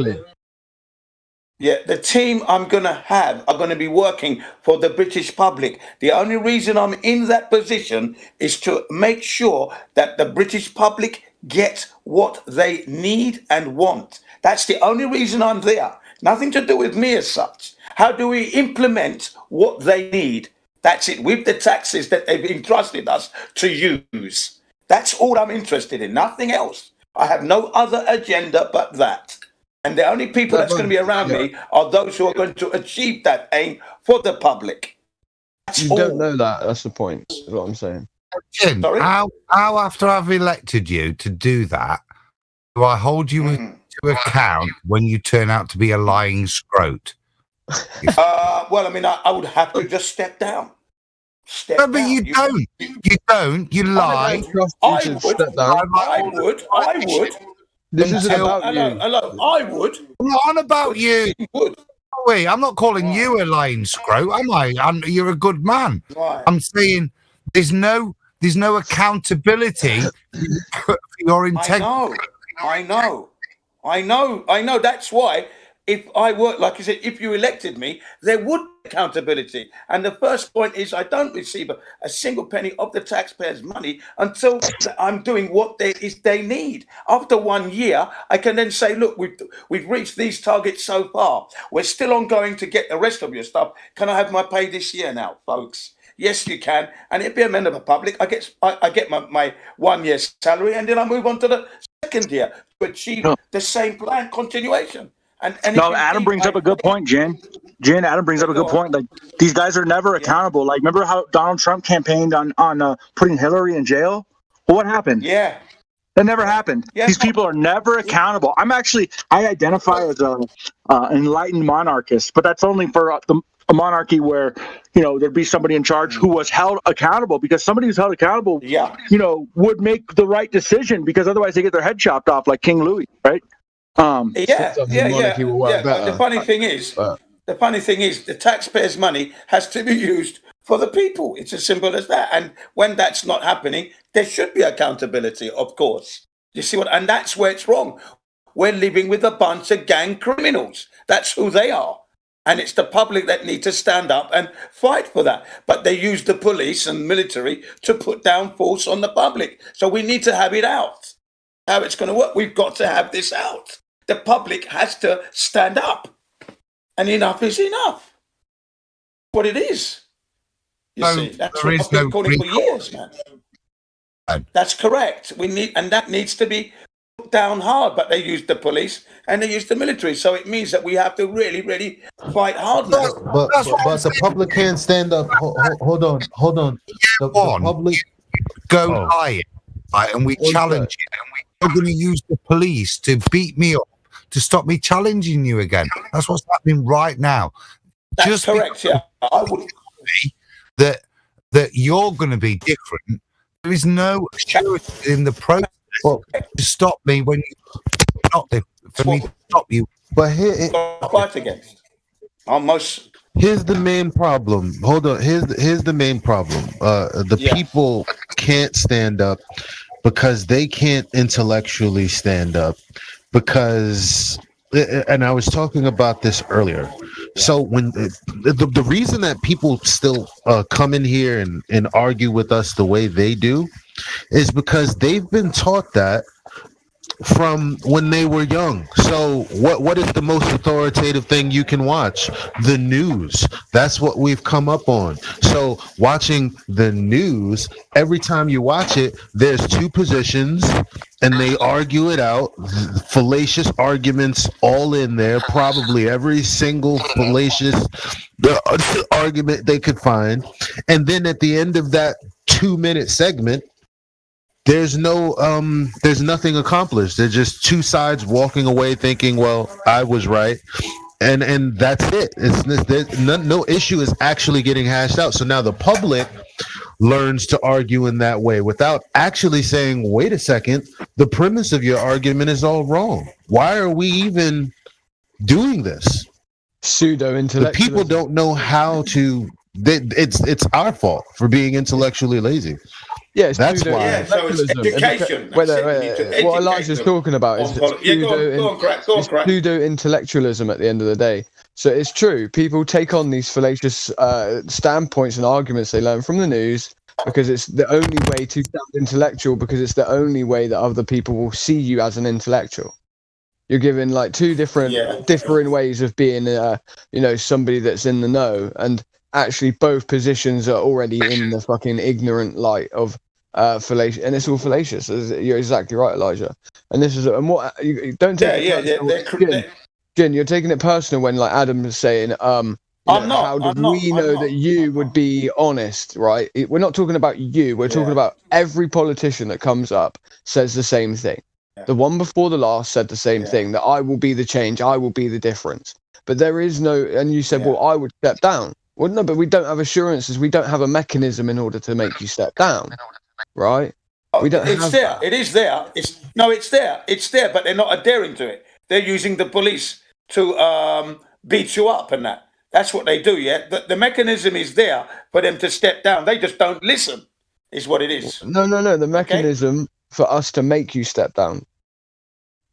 It's there. It's there. No, it's not. You just told me it's not. You look in the Magna Carta. It states that every citizen. I don't care. The Magna Carta is ineffectual. We're in at the minute Article 52 of the Magna Carta is under Act Lawful. But that's where it's in. It's in that. As proposed by the Land Baron. It's there. It doesn't matter. That's not what. That isn't the law system we go by, though. That's not what we're going by. Whether it's there or not, if most of this is supposed to be only activated when the public puts pressure, and the public doesn't know how to apply the pressure intellectually, then it doesn't matter what the standard is.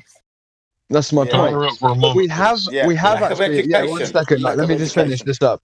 But we have enacted the article in the Magna Carta, which is called lawful rebellion against the government when they are ineffectual or actually in breach against the promises of that they give to the public. That article is already enacted. It's already enacted. you. Yeah, but Jin, it's not woohee because why? Why? Because it's been enacted for They're not more than listening. 2.5 They're just not It's been listening. enacted. Listen, it's been enacted for more than 2.5 years, right? And we struggle to Yeah. put a prosecutor in prison for breaching the different Yeah. tenets therein of it. And we can't use this article, unfortunately. We have been proven that, right? The land barons have voted on it as well. And it literally, it has been enacted, this article of lawful rebellion against government, and it hasn't worked. It isn't allowing us Yeah, to do lawful it. rebellion, and also the right to ask for the government to step down. They're just not following the rules. That's all it is. The mechanisms are there. They're not adhering to it. That's what's going on. They're not adhering to the rules. That's So what's if the going on. rules are not It's being adhered blatantly to, it's not obvious. working. That's what I'm saying. The mechanism isn't they're there not. then. Well, yeah, that's right. They're not adhering to it. That's the problem. But that's what I'm trying to It's get not at. The that you're doing the right mechanism isn't thing. working. This is why Yeah, the Hank, go revolution on, has to happen. You see, this is why you end up fighting in the end because they're not following the rules and the laws that have been made and laid down. They're not. They You don't see. care. Amstel Rothschild said he doesn't care who makes laws. If he can control the money, it doesn't matter. Yeah, there you Yeah, I are. just wanted Thank to you very chime much. in Yeah, real Hank. fast. Oh, Yeah, thank you. Hank, he's always got So, something to say. how did we do things before Scotland Yard, right? Like before, the whistles and the batons and, the handcuffs and the guns, right? we kind of had this, common law / street justice thing, right? I mean, sure, we could bring people to court, right? But also there was a bit of street justice going on. So think about Caesar, right? Didn't he get knifed down, right? And thus beat the tyrants and all that stuff, right? And the whole Magna Carta, wasn't that signed under duress? Wasn't he under dagger point as well, so to speak? So, I'm not saying that, that's the only answer, but it gets to a point, where what else are you going to do, right? If the government has no other choice but for us to just complete rebel against them, then technically it's their fault. Now, right now, it's not that bad where I'm at. So I'm not inciting violence in any kind of way. Obviously, that should be the absolute last result in every situation. But absolutely, the thing is that we've all been conditioned, right, to think that violence is bad, right? But sometimes it can be good, right? Like if someone is about to harm a child, right? Violence is then a good thing. So we kind of have to have an understanding of what violence is, right? If you're without sin, right, meaning that you don't fucking do anything wrong, and then all of a sudden one day you fucking snap and, you tar and feather a politician, metaphorically speaking, right? When you go to trial, what are they going to say? Oh, this guy's a, career criminal? No, they're going to be like, he went after this politician, right, and he tarred and feathered him, and yeah, the politician's still alive, but, they got some burns because tar is hot, right? And once again, I'm not inciting violence, but I'm saying if that's what our government keeps doing over and over and over again, eventually they're going to get tar and feathered, metaphorically speaking.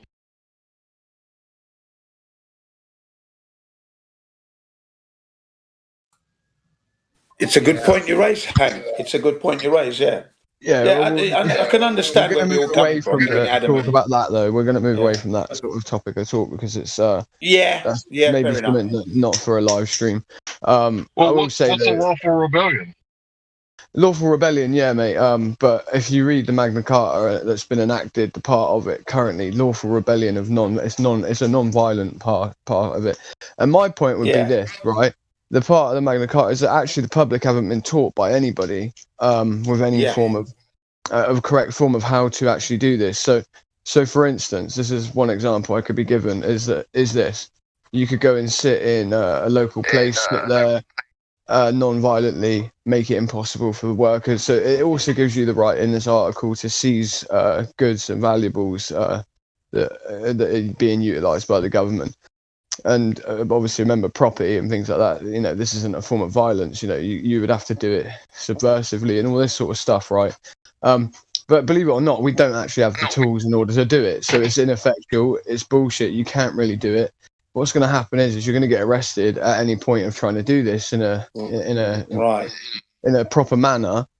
But if you have the proper support there, in order that when you are arrested, you get released based upon what you've done and showing how in this article you haven't breached any law and that you're actually working within the side of the law, you will be released. And then you build up case law. You know, like Adam spoke about this earlier, how he would have loved to have said certain things in front of the court because it would have been great to have it as case law for future reference, right? And it really takes bigger men to stand up to do these things to where they're actually willing to have their actions scrutinized over in a court of law so that it can become case law, so that for later it can be looked at as a reference point for others to use in order to teach them what was lawful at what time. And until we have people utilizing the current thing that has been enacted or allowed under a law system and doing so correctly, we can't start talking about extending the reaches of that very thing. Because people haven't even utilised it. If I can just add there, correct.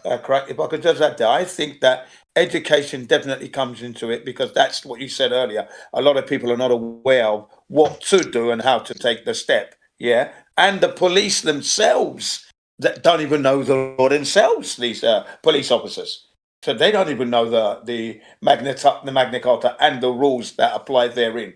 They don't even know it. Yeah, I just want to clarify my intention. If I may.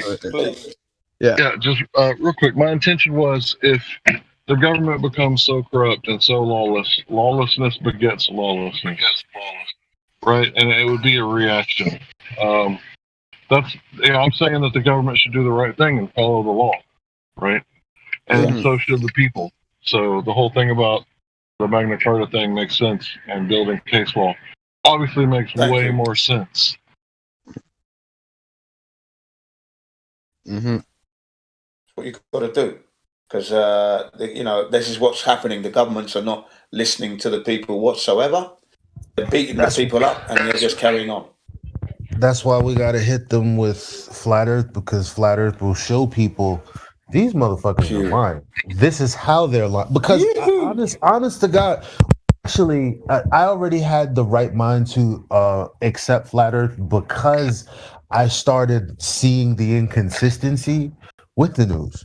But again, like, this is, people are learning from these pseudo-intellectualists, as Crack put it, and that's the problem. Because when you try to argue, when you try to have a reasonable conversation and they feel like they're the inferior in the conversation, they just implode. And we need to, like, people just need to relax and learn, hey, listen, you know what? Fuck, I'm wrong. But they put too much faith in these people. They think they could just have a side, watch a couple of videos, and then, they swear to God that they're morally on the high ground. And that's not, I mean, it's all fake. Yeah, that's right. It's all fake. And that's what I tried to get across to them, that I was like that. I thought I was living on a globe like you did, but I checked it. All we're asking you to do is check it. Check it first. Confirm what you're learning. You haven't confirmed anything. You're just following it without checking. We've checked it. That's why we're here. We're trying to get you to be on our side, which is what Elijah was saying. That's the one, man. That's how we build the numbers up. That's going to be a magnificent force once we get that army up, It's coming. An educated public, how I wish, because they're fighting against us now. Oh, man, it's ugly out here in these streets. It is, man. It is, man.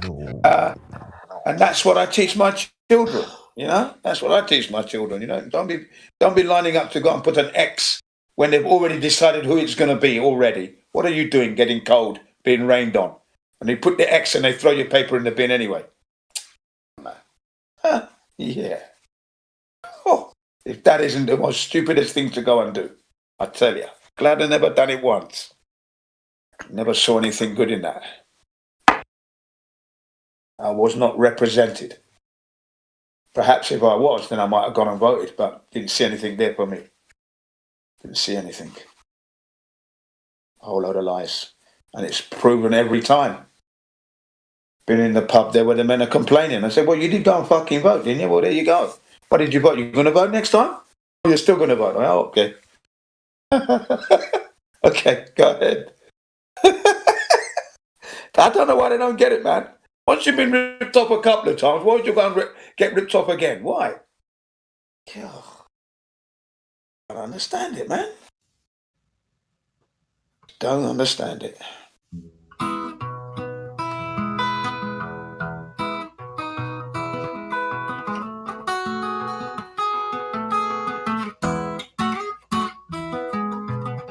She broke down and finally let me in.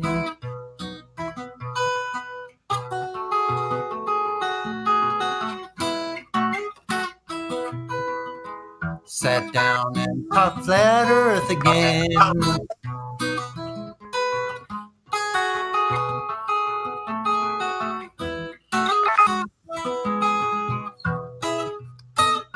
Believed in love one time, didn't go too time. Ooh, never going back again.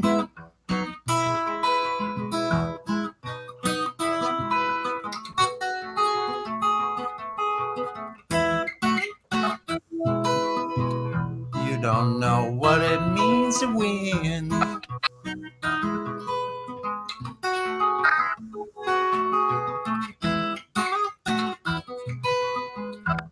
No proof of the globe again.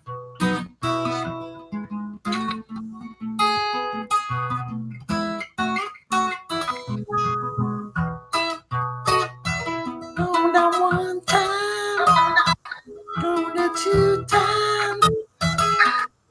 Ooh, never gonna come back to the globe again. Ooh,